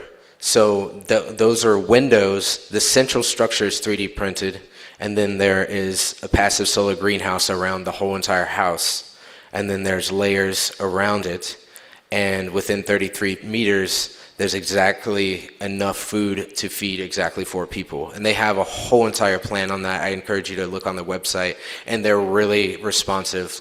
We had multiple meetings with them on Zoom just talking about what they're doing in Italy and trying to get that technology in Nashville. And ultimately, my goal, my dream was to not just build one, but to have a crew of people that travel and we seed sanctuaries. And for the next, so essentially we're going 3D printing the community hub, and then having a huge party celebration whenever it's ready, and then packing the truck up and going and doing it again. And then eventually have a whole entire network of nodes of these sanctuaries that are seeded with the same concept, same heart, nature-centered design and concept, and then all of a sudden we have a network to wherever we're going. That's the dream, at least. So back to what I was saying at the beginning. What is, put it on a train. Yes, Amanda, I hear you. So a mandala, we've been talking about a mandala a lot, and yantras, they are visual symbols that they carry us through meditation and contemplation through our observation. And they, from what I understand from some of the Tibetan Buddhist teachings, that they are intended to carry someone through this process of liberation from suffering into joy with these colors. And it's a temporary, it's impermanent. It's meant to be enjoyed and then washed away with the waves and returned back to the sea of vast potentiality. And you can see that every time. So next slide. And here's some examples from different cultures through the time that have used mandalas, and you even see the Christian stained glass windows into the Jainism and Aztec sun calendars and all the like. So next, and even the Islamic stars too.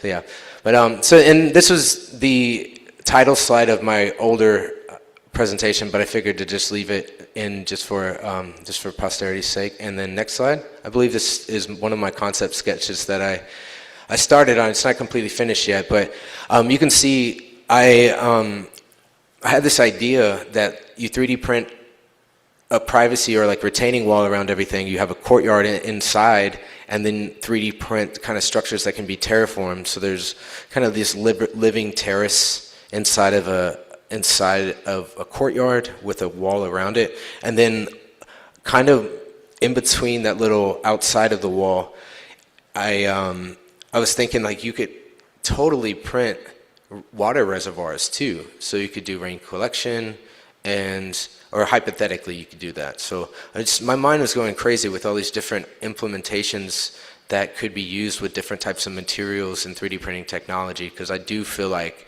that the skies are, the earth is our limit. The earth is our limit, right? So I really I wanted to share this. I'm not actively working on this project right now, but I still believe in it. And if there's some people that really want to, are fired up by this and want to talk and flesh out some stuff, I've got some sketches that I'd love to get some just prototypes made up. So next slide. I think this is about the end of the presentation here. Yeah, so and then I just go through, we were working with the Wondery at Vanderbilt, and they had their accelerator program where we went in with the concept that we're trying to do. So basically multidisciplinary practice. Next slide. So working with research teams working with different material science programs from Vanderbilt, the Wondery, and some other places, and then industry experts of people that do 3D printing and automated construction as well, and different academic departments to get some accurate research on the material sciences, because that's the biggest caveat right now, is that a lot of this is hypothetical, it's new technology, so we don't really have codes, we don't really have solid data on the longevity of this, but hypothetically, it's freaking awesome, and I really want to see it happen, right? So then, this was our proposed plan. We have the research-driven, and then goes into the integration of the renewable energy sources and wind turbines and different modalities coming in, and then refining it and scaling up. So next slide.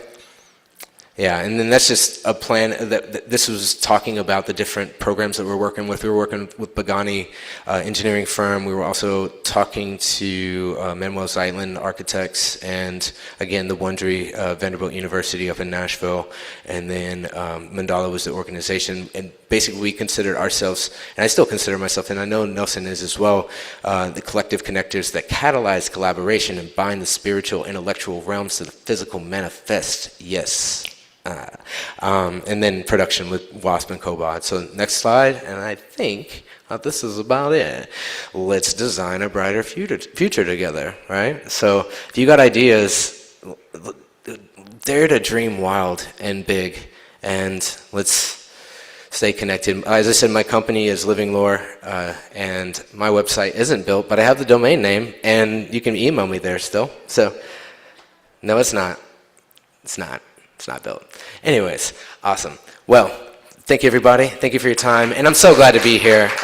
This has been such an amazing program. And, God, it's a dream come true. So, yeah, scratchy too, See it.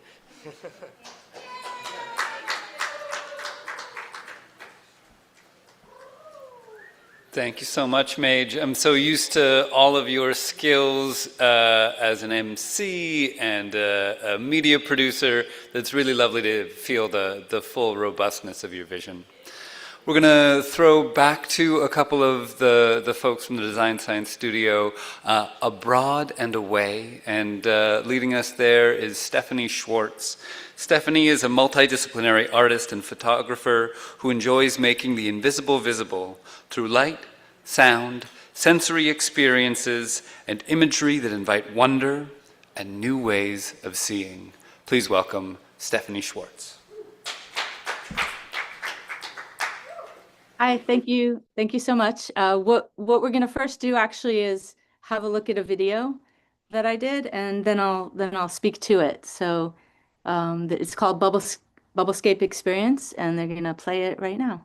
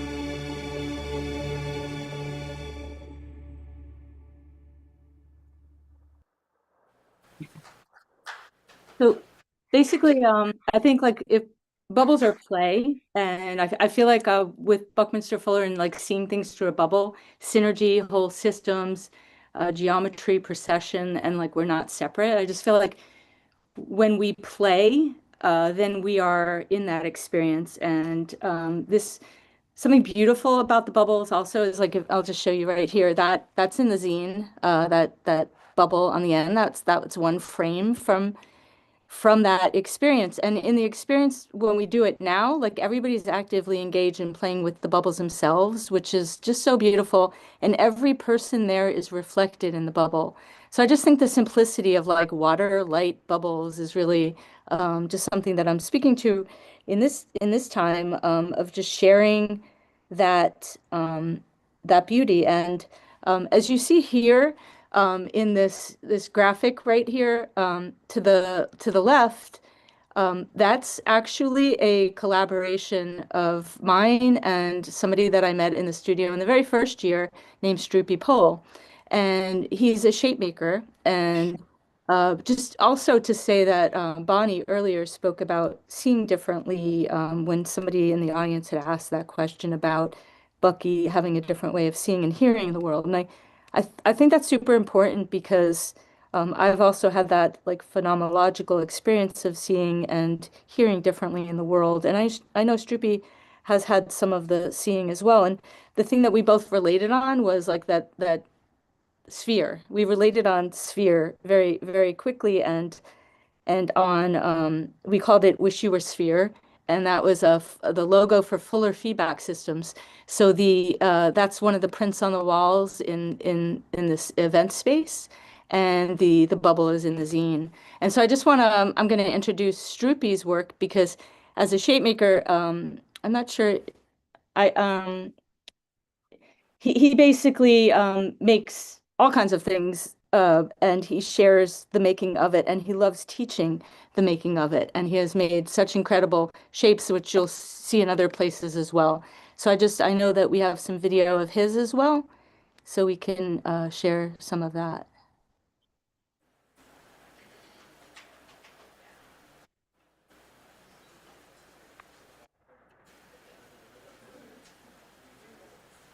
I don't see it here though.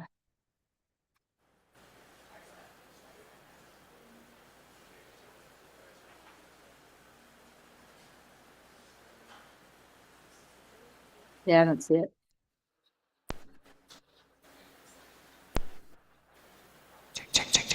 Okay, we're pulling it up, Stephanie. Cool, thank you. Yeah, of course. It's funny that the crew here was like, where did Stephanie's face go?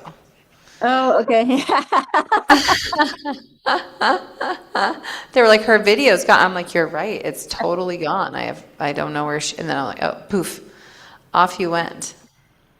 Well, I'm so glad we get to have some Stroopy in here because there's been a serious amount of icosahedroing going on, and I just feel like he's missing, and it wouldn't be a true icosahedro gathering without Stroopy, even though he was online with us all day, which was great. He was, and I made sure he put these things in here. I've taken him with me from this first cohort that like he has to be part of it. So I've made sure he's come along. So I'm really glad that piece the piece was in the exhibit. Yeah. Amazing. Okay, so we'll do one, and then yeah, there was the play, the one-man play. Oh, it's incredible. But there was definitely a moment where I was just watching him make shapes and do the bead thing and find the integrity of the triangle, and I was like, Stroopy, Stroopy. Yeah. So. Yep. Here he goes.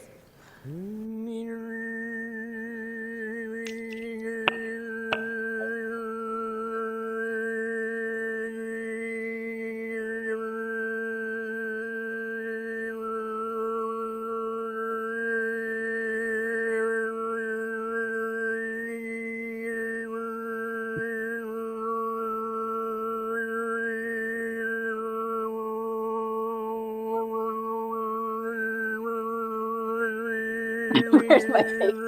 I know it's everywhere.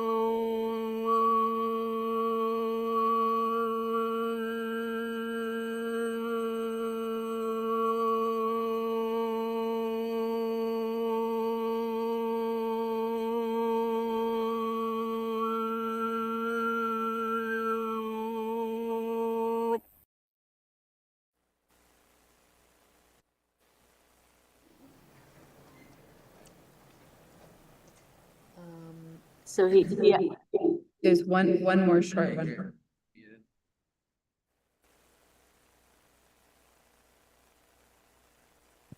Just to say, we started something called Fuller Feedback Systems as we were thinking of feedback as pretty much the most important thing to grow and be in a system is having the feedback. So creating that. So this is him showing how to. This is just very cool. I'm gonna let him be.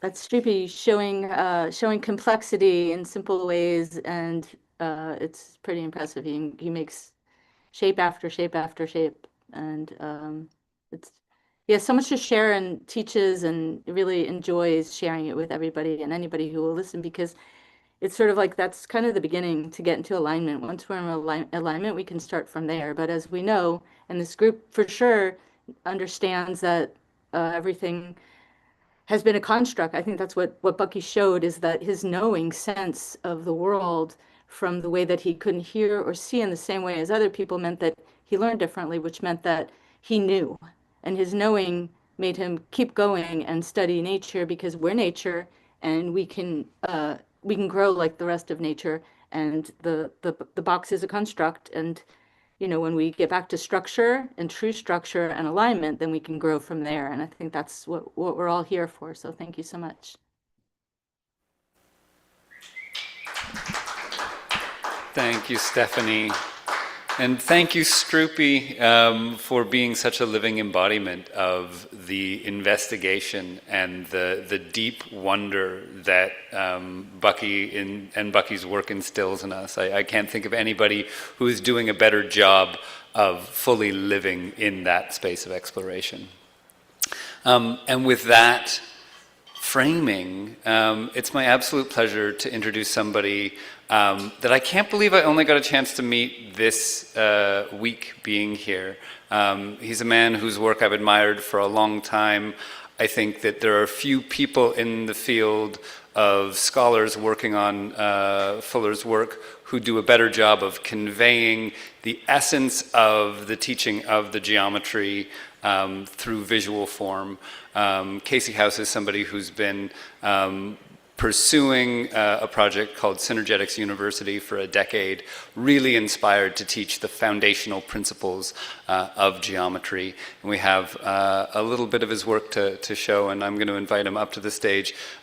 He was instrumental in helping me build this stage, and this is the first of what I hope are a number of great collaborations. Such a pleasure, Casey. Thank you, everybody. I just want to say this week has been one of the most inspiring and hope-giving weeks in terms of this work that I've had in a long time. So meeting everybody that has been interested in Fuller's work, and the Design Science Studio, and Roxy and Ari and everybody who's a part of this, crushing it 24 hours a day has just been like very impressive to see. And so I cannot thank everybody enough for just how you all have showed up. I've spoken multiple times about my project, Synergetics University, over the week, so I won't go too deep into it. I just want to get up here and share a little documentary preview that I have, a little trailer for a documentary I'm shooting and putting together with my collaborator, Dante, as part of our curriculum with Synergetics University. And the mission of this documentary is to document the valuable information resources that are still alive in our communities and to preserve them for future generations to learn from. So with that being said, I would like to just share this trailer with you all. As Buckminster Fuller pointed out, we live on a spaceship. He clearly had a sense of something that was fundamental about how nature builds. There are strategic things that Bucky did, and nobody's really pulled those together in a beautiful way. Synergetics gives us something that's tangible and also theoretically satisfying. Yeah, Synergetics, volumes 1 and 2, 1970s. It's got a lot of pictures, so that's going for it. It's very geometric, but he invented the language for it, and it's hard to read. A language is metaphysical. Mathematics is a language. And most people don't think of it as a language. Oh my God! I just hope that young people don't get pulled in and then go right to synergetics and then hit a wall. There's a density to it that is a wall. One of the admirable things that you guys are up to is, how do you knock down that wall? Believe that your talent has the ability to find some beauty and make it real. So, thank you. If you would all like to learn more about this project, please visit our website, sen-u.com or kc-house.com. And we would love to collaborate and continue to create awesome bridges into this work with you all. So, thank you.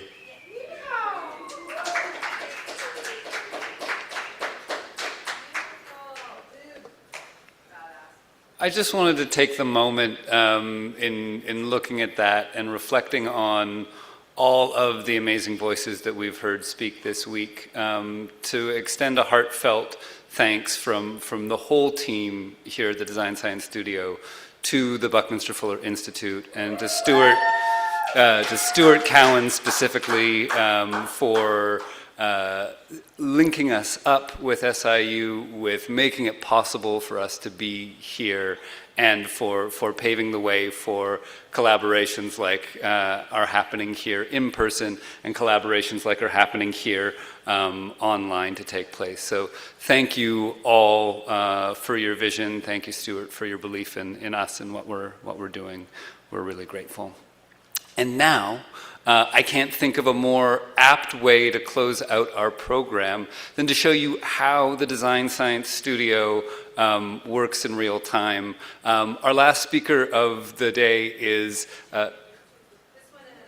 I apologize.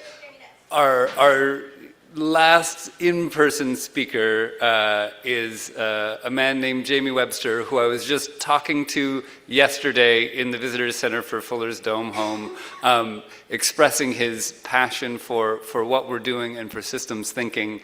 And now here he is meeting you all in real time, which is hopefully his first of many presentations with us with the Design Science Studio. So I'll invite you both up to the stage to introduce your work and what you do. So I'm Natalie, and I'm Jamie's divine partner, and I just want to introduce you a little bit to him. He is a systems integration architect, and his presentation is picking up where Buckminster Fuller left off.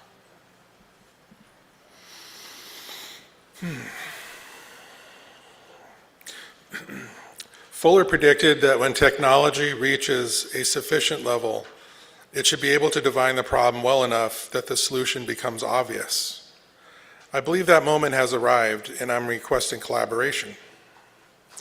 I'm an independent researcher and a BFI Dymaxion member. I spent 15 years building identity systems professionally.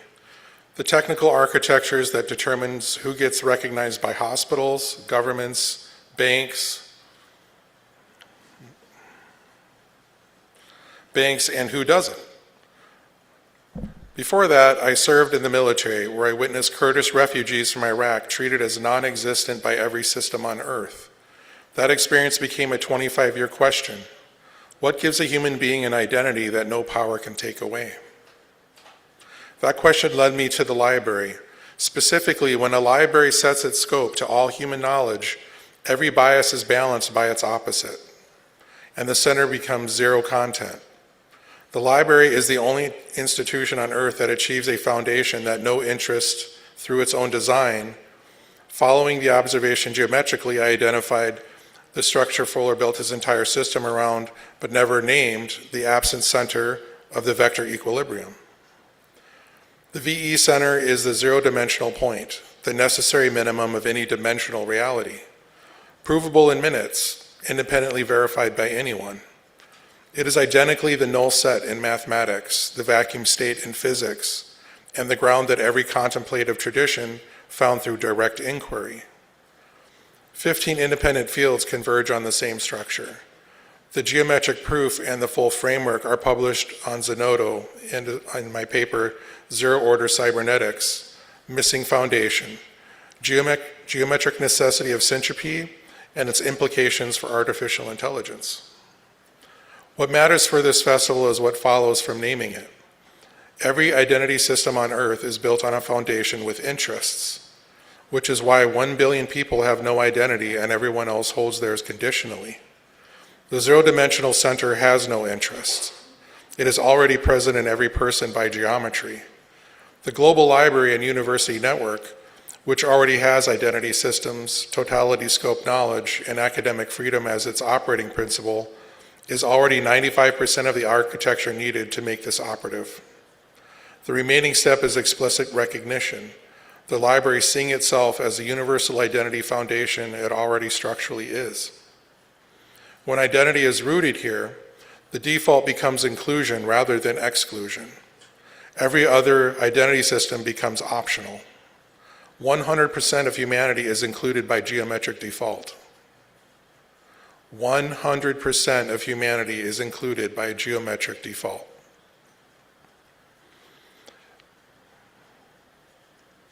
This is Fuller's making the world work for 100% of humanity, rendered as design science, not a goal to achieve through policy, but a structural property of building on the only foundation that is present in everyone equally. I'm bringing this to the Fuller Institute because Fuller built the geometry that surrounds this ground. His community has held it the longest. I believe you are the people best positioned to evaluate whether this completes what he started, and I'd welcome collaboration on finding the right format to share it. I'm also seeking an ARXIV endorsement from a qualified researcher at this event to bring the framework into formal academic review. The ARXIV server is just a place to post academic papers. I'll take any questions if anyone has any. Go ahead.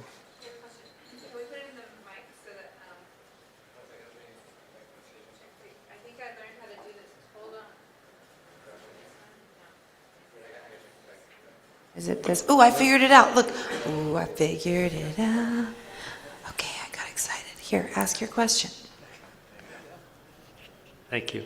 When I listened to your talk the other day and a lot of work, what I'm seeing, it sounded like a lot of the systems that are going to connect people that you were talking about, a lot of all of this seems to be running on AI, and I haven't heard anyone discuss what, AI uses an enormous amount of natural resources and how that will be balanced around, the whole principle of ecology and no harm. And maybe you've examine this a bit, and I don't know if you can speak about that. And is this really going to be a good thing for the planet with all its possibilities, or is it another thing that's going to deplete the planet more than it can handle? Yeah, there is a lot of concern about how much consumption and extraction current AI systems use. In the analysis and observations that I've made, the issue can be summed up like this. Each time an AI, it's in the form of computation overhead. So each time the AI produces one word, it literally needs to read through the entire known library system to do it. So the answer to solving the issue is coming up with a different computation method. So what's revealed is that the AI is the library but doesn't know it. So it hasn't been given the geometry to understand how to do that computation, which literally inverts the entire process. It already knows everything. It just doesn't know how to produce the answer. So the answers that it's producing is the computation overhead. Searching one word has to search each time through everything known. So it's the most expensive way to do the computation. The library should also be understood as a geometry rather than a structure or a bookshelf. You could literally take that computational method, and the most important part about it is that it takes everything into account. The calibration is set to everything, and that unleashes its categorical geometry.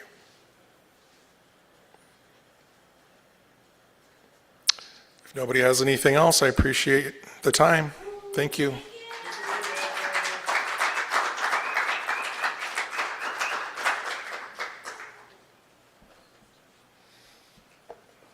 Thanks very much, Jamie. I really look forward to getting to know your body of work as time goes on. Thanks for doing what you're doing. Finally, our last presentation from here at SIU comes from Aynaz Fazlafahadi, who is a Master's of Fine Arts candidate in design at Southern Illinois University, Carbondale. She holds a Master's of Architecture degree and brings an interdisciplinary background in architectural design, visual communication, and pedagogy. Her work investigates the intersections of design, culture, and environment with a focused engagement in ecofeminist theory, placemaking, and community-centered practices. She was instrumental in helping us put together this stage and this space, and is just an absolute delight to be in the presence of. This is a small piece of her greater work.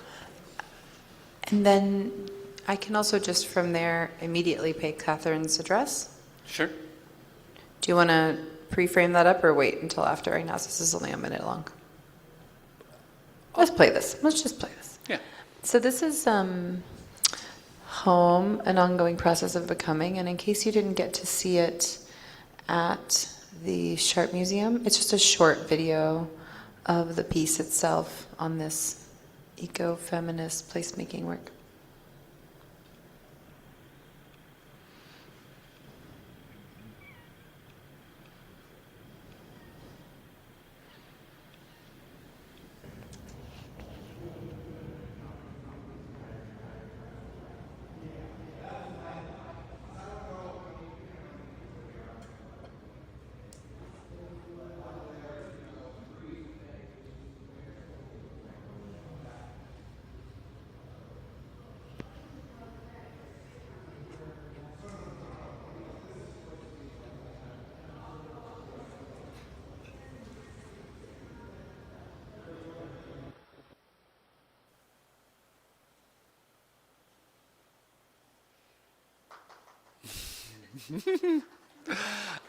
It really was an amazing thing to get to meet Aynaz and see the breadth of her work.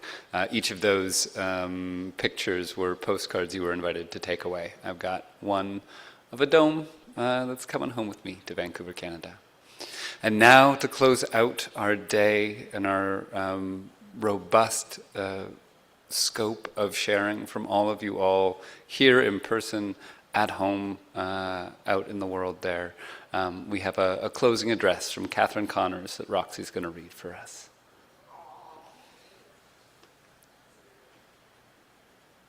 Hello, my beautiful visionary dreamers, doers, and world builders.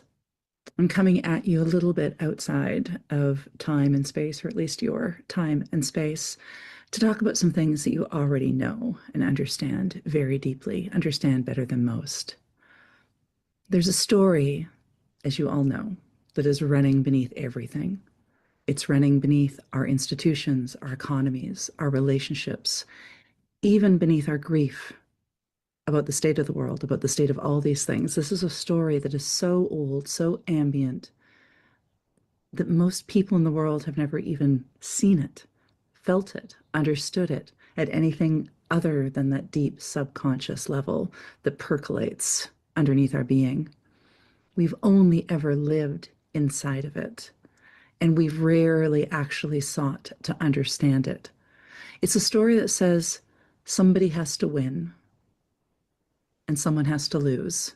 It's a story that tells us that progress means extraction, that progress means conquest, that progress means moving forward at the expense of something. It's a story that tells us that life is a zero-sum game. It's a story that tells us that the hero's job is to win over, that the hero's job is to triumph, that the hero's job is to conquer nature, to conquer others, to conquer the unknown. That story, with all of the things that it entails, is dying. And that's exactly what it is supposed to do. Compost isn't destruction.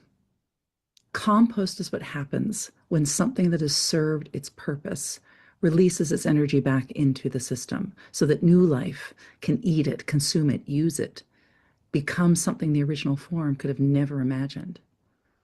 We are living inside of a composting. We are living inside of a massive cultural narrative composting.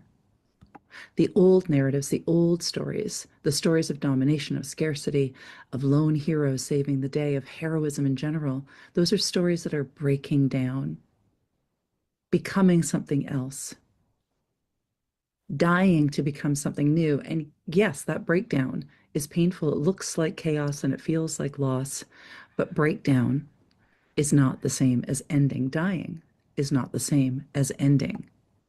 Dying can, in fact, be the beginning. And when it comes to stories, dying can be the beginning of new stories. Here's what I've learned. Before anything changes in the visible world, before policy shifts, before systems transform, before new structures can begin to develop and hold, the stories have to change first. You all know this. You all know that the story is the invisible infrastructure, the thing running underneath the code. This is why we're exploring so intently how to recode the system, how to reimagine the system, how to reimagine the future and rebuild a new infrastructure. Right now, the most important work any of us can do is to make that infrastructure visible, the old infrastructure that's dying and the new infrastructures that we're exploring. To name the stories that we've been living inside and the stories that we want to live inside. To grieve what the old stories have cost us and also what we're giving up in letting them die. And we need to be intentional and aware about what it looks like to allow deliberately, intentionally, that composting and to use the compost to build something new. This is what I sometimes call narrative imagineering, the deliberate act of building futures in story before we build them in stone, of imagining what the infrastructures can look like, imagining how we engineer those stories on the plane of the imagination, where we're most likely to curiously and magically look to what they could be like when we build them. We can't, and we don't build what we can't first imagine. And we can't imagine what we've never been given language for. And so if we have to invent that language, we invent that language. I'll offer you some language. You all have many forms of your own language to offer here. We are co-creating language together. We're co-creating language in the story around the shift from what is enough for some, enough for a few, to what can be abundant for all. We are composting a story. We are letting go of a story that talks about heroes and triumphs and winning and dominating. The story that we're growing in its place is a return and a movement forward, and it is collective, and it is kindred, and it is liberatory, and it is not about winning. It is about living. The story that we're composting is progress as conquest, and the story that we're growing is progress as generation and regeneration and creation. Bucky Fuller talked about converting high technology from weaponry to livingry. I'd offer this curl to that we can destruct the idea and the language of the weapon, also known as arms, to the true root of those words of arms, arma in the Latin, which means simply to fit together, to tool things together. Because stories are our highest and oldest technology, and they are our arms and our armature. They are our tools of fitting together. Our stories arm us for living together, or they can, if we let them. So here is my invitation as we world build together, as you world build together, IRL and in these digital spaces, and in this moment and across time. Find the story that you've been living inside that no longer serves the world that you want to inhabit. Name that story, grieve that story, and then compost it. Let it break down into the richest possible soil. Notice the elements that are worth regenerating into that soil. Notice what new life can emerge from that old story that we begin to grieve. And then ask, what wants to grow in its place? That question, if we hold it collectively, if we answer it together, if we explore the answer together, is how we build the future. Not alone, not through conquest, not through winning, not through triumph, but through story, through collaborative story, through the radical liberatory act of imagining out loud together. I will see you in that story.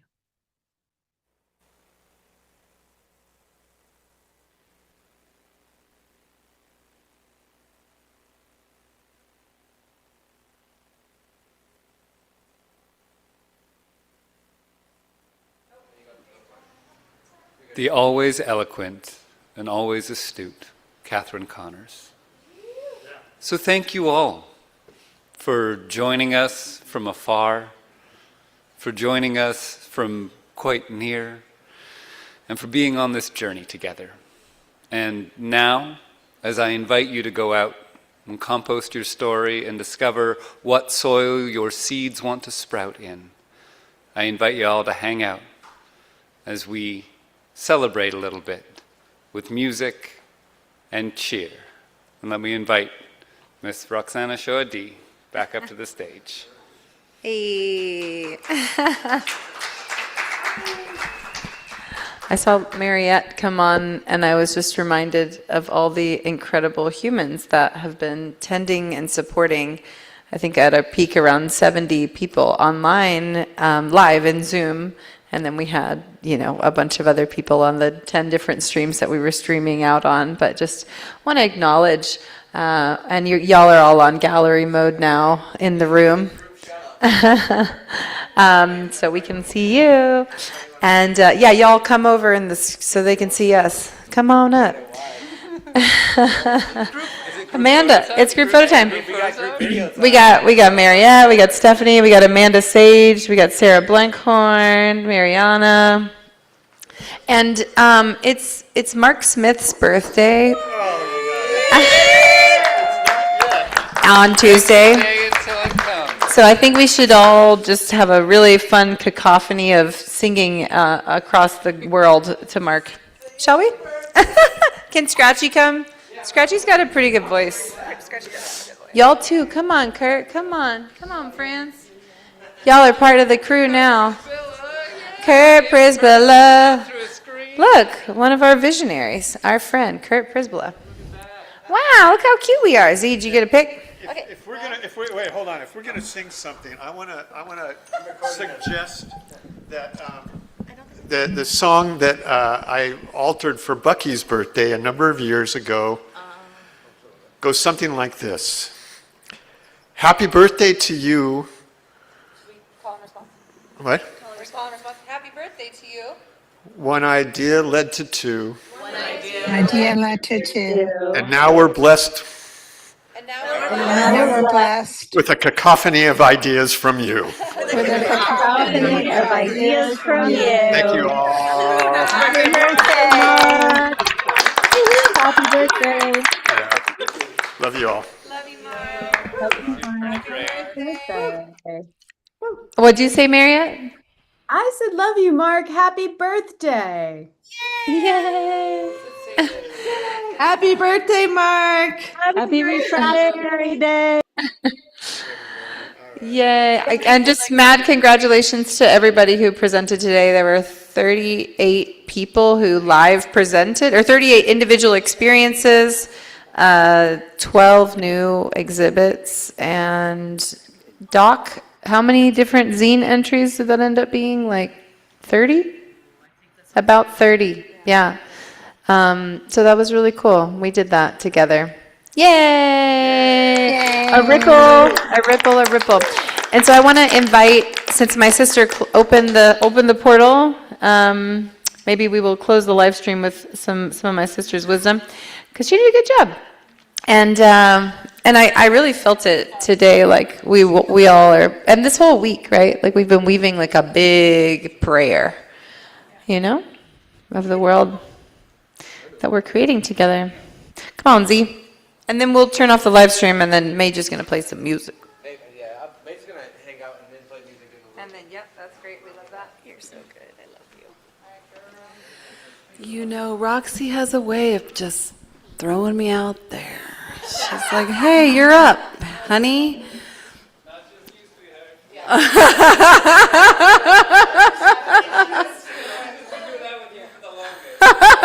Yeah, totally.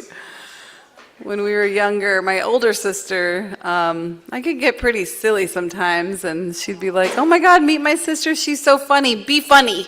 I'm like, what? Like, I can't just be funny. But maybe I can. Wow, I am like just completely blown away, so inspired, very touched, and feeling alive with possibility. We have unfortunately been living in a really challenging time here on Earth, and it is really nice to be spending many days immersed in hope and possibility and actual visions and creations, when in a time that is so tense politically and interpersonally, it affects our psyches. And to be literally bombarded with so much information and so much really tragic news daily is really overwhelming to the nervous system. And I feel like this is the medicine that we need, you know, to be able to be like a little tea bag steeped in hope and actually, you know, envisioning us as a circle, as a sphere, you know, as this forever connected entity, that we are all interconnected forevermore. And not that I didn't know that, but I know that even deeper now. And as much as I've known bits about Bucky, it's been really nice for me to really like get to know him better through each of you and each of your shares. And I finally get what a trim tab is. It's like, wow, it's been too many years now. But watch this incredible play, brought Bucky to life, and I felt him deeply. And it is really just really moving and inspiring. And, you know, I forget who said the quote, but it said, you know, do not underestimate the amount of people, but it only is like a small amount of people are the ones who change the world. I'm very much paraphrasing that. But I see that, you know, I feel like this, you know, obviously there's a grander community that wasn't here in person, like with us. And, you know, also like creating and forming bonds here in person together as well, and being in these like really powerful conversations really do shift consciousness, like the butterfly effect. And so I feel like the depth of the pebble that was thrown into the water and the ripples that really are moving towards the shores of the great mystery, and this evolution of the great mystery that is continuously becoming, and the ability to see together and to seed together, to be able to water the seeds that have been planted, to water continuously the seeds that have already been planted and that are already growing. It is an honor to do that with each of you, you know, to have a little sprinkle of showers to bring forward these deeply rooted seeds that are blossoming on the earth. It gives me great hope, and I am so incredibly moved by all of you over there inside of the portal. And absolutely incredible I haven't gotten to meet a lot of you this year, and it is really incredible to see what is moving within this cohort. Cohort. Forgive me. Roxy has been sharing her excitement over the last few months now. Months? Yeah, months. And so it's really incredible to actually get to receive and to witness those of you who brought forward your visions, and just really, really incredible work. And this is only like the midterm, so I'm excited to see what evolves from here for the next summit. There's a virtual summit in June, is that 19th, 20th, and 21st, the virtual summit, and then we're going to have our first official festival, immersive, real live, in-person DSS Interdependence Summit in Hopland, California. So I'm really excited, and just inviting you, in case you haven't been invited yet, to come. We have a couple postcards back here on the table, but do you have a couple more? You just in case. But yeah, I'm really excited for that, especially to be in that community in Mendocino County, in this really beautiful space that used to be called the Solar Living Center, and just to see that seed of consciousness planted to like actually blossom into us gathering there on that land. So yeah, I just want to, let me just close. Everybody take a deep breath together. And exhale. Just inviting us to envision the seed that was planted in this really beautiful, precious life. And the seed, as we all know, takes the right environment for it to blossom and bloom. The right soil, the right microbes, the right sunlight pulling it from the earth, the right amount of water, and this incredible intelligence that the seed holds really is the key to the future that is becoming. Just asking us all to carry that precious seed within our hearts and to cultivate that really good and yummy, juicy, perfect environment for that seed to... I learned recently that a seed actually dies before it sprouts. And so in this way, you know, the seed that is planting and all the things that need to fall away from the seed, from the shell, for it to fully burst through and become. Just offering us that potential, that great potential, that we may be able to call forward the right community, the collaborators, the investors, just calling in all that the seed needs to be in full blossom. And the seed has so much intelligence to it. And may all of that is supportive to the seed blooming be magnetized and magnified really quickly. And the continued mycelium web of connection to carry forward that vision that that seed holds and be able to spread it all throughout the land, to all of the mycelium and the funga, the flora, the fauna, that all of the creatures, all of the winged ones, the two-legged, the standing ones, that they also might feel this ripple. They might feel this intelligence that is blossoming. And this new time of regeneration into a world that has not yet existed. So with that, I say thank you. Aho, blessed be.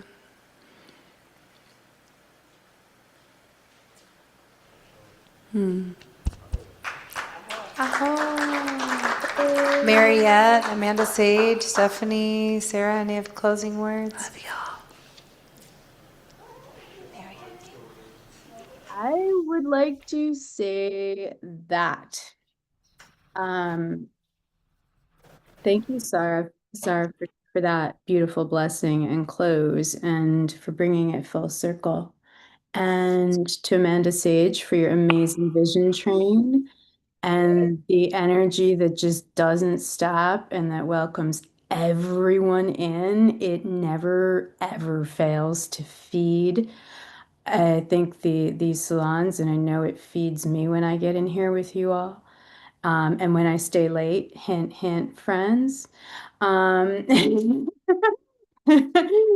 Stephanie for your mesmerizing experience. So for all of you at SIU, here we are. We love you, and we love Bucky, and we love the future. And so thank you all. I love you quite deeply, because this is a place where the future starts and started and will continue to unfurl. So thanks. Thank you.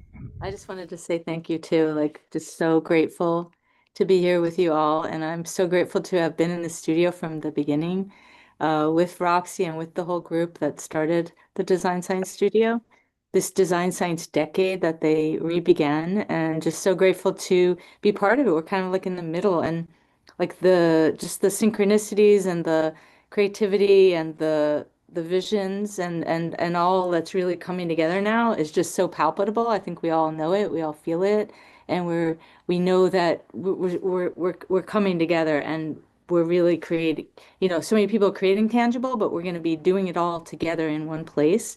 And that I think that we're all like designing for that coming together that's happening in July, that we hope all of you who are here can join us and be part of. And just so grateful. And just what a beautiful vision, Roxy, wherever you are, and all the others, and Amanda for this beautiful train that we're on. Each and every one of you. Mariette, thank you so much for all you've been doing. But just like everybody, all the work that's been put into this is it's unbelievable how much occurs in this beautiful design science community container. And I'm just, and here where we are in Carbondale, like, just so beautiful. Thank you all. Choo choo to all that. You all are amazing. I wish I could have been here all day with you, but I was doing something that I was an extra node in this matrix. We were gathering here in Gunnison, Colorado, with incredible projects from around the region, and we had warm cookies of the revolution here, the Learning Council, and we were talking about the Future Town Tour. And, we don't have an actual train yet, but guys, get ready, because it's coming, and we're all it can carry all the stuff, and it can link all of our visions together into this cacophony and the celebration that is just the better idea. And I hear it through all of your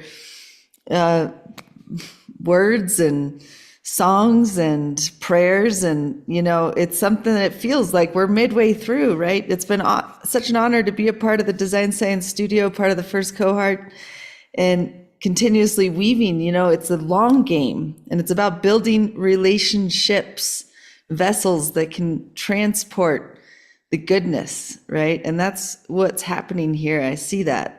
And so I'm a bit jealous that I couldn't be there with you all in person. But I know that it's just an ongoing game that we're playing here, and it's not for the weary. It's for the brave and the courageous and the wild, crazy ones. So I know you're all going to party all night too. So thank you all. And everyone on the Vision Train, this is a community. This is a bunch of folks that have decided to keep this rolling here. So shout out to Allie and shout out to, she's here now, all the crew. It's because we're dreaming it together. And it's an example that we can just keep rolling, and we're not going to stop. So cheers to all. Thank you, Bucky, for bringing us together. Thank you, Bucky. Choo choo. Yay. All right, y'all. Well, I'm going to turn off the live stream. I think that we have woven some pretty magnificent prayers out in spherical formations out into the world. Look at this too. All right, off we go. Bye, stream.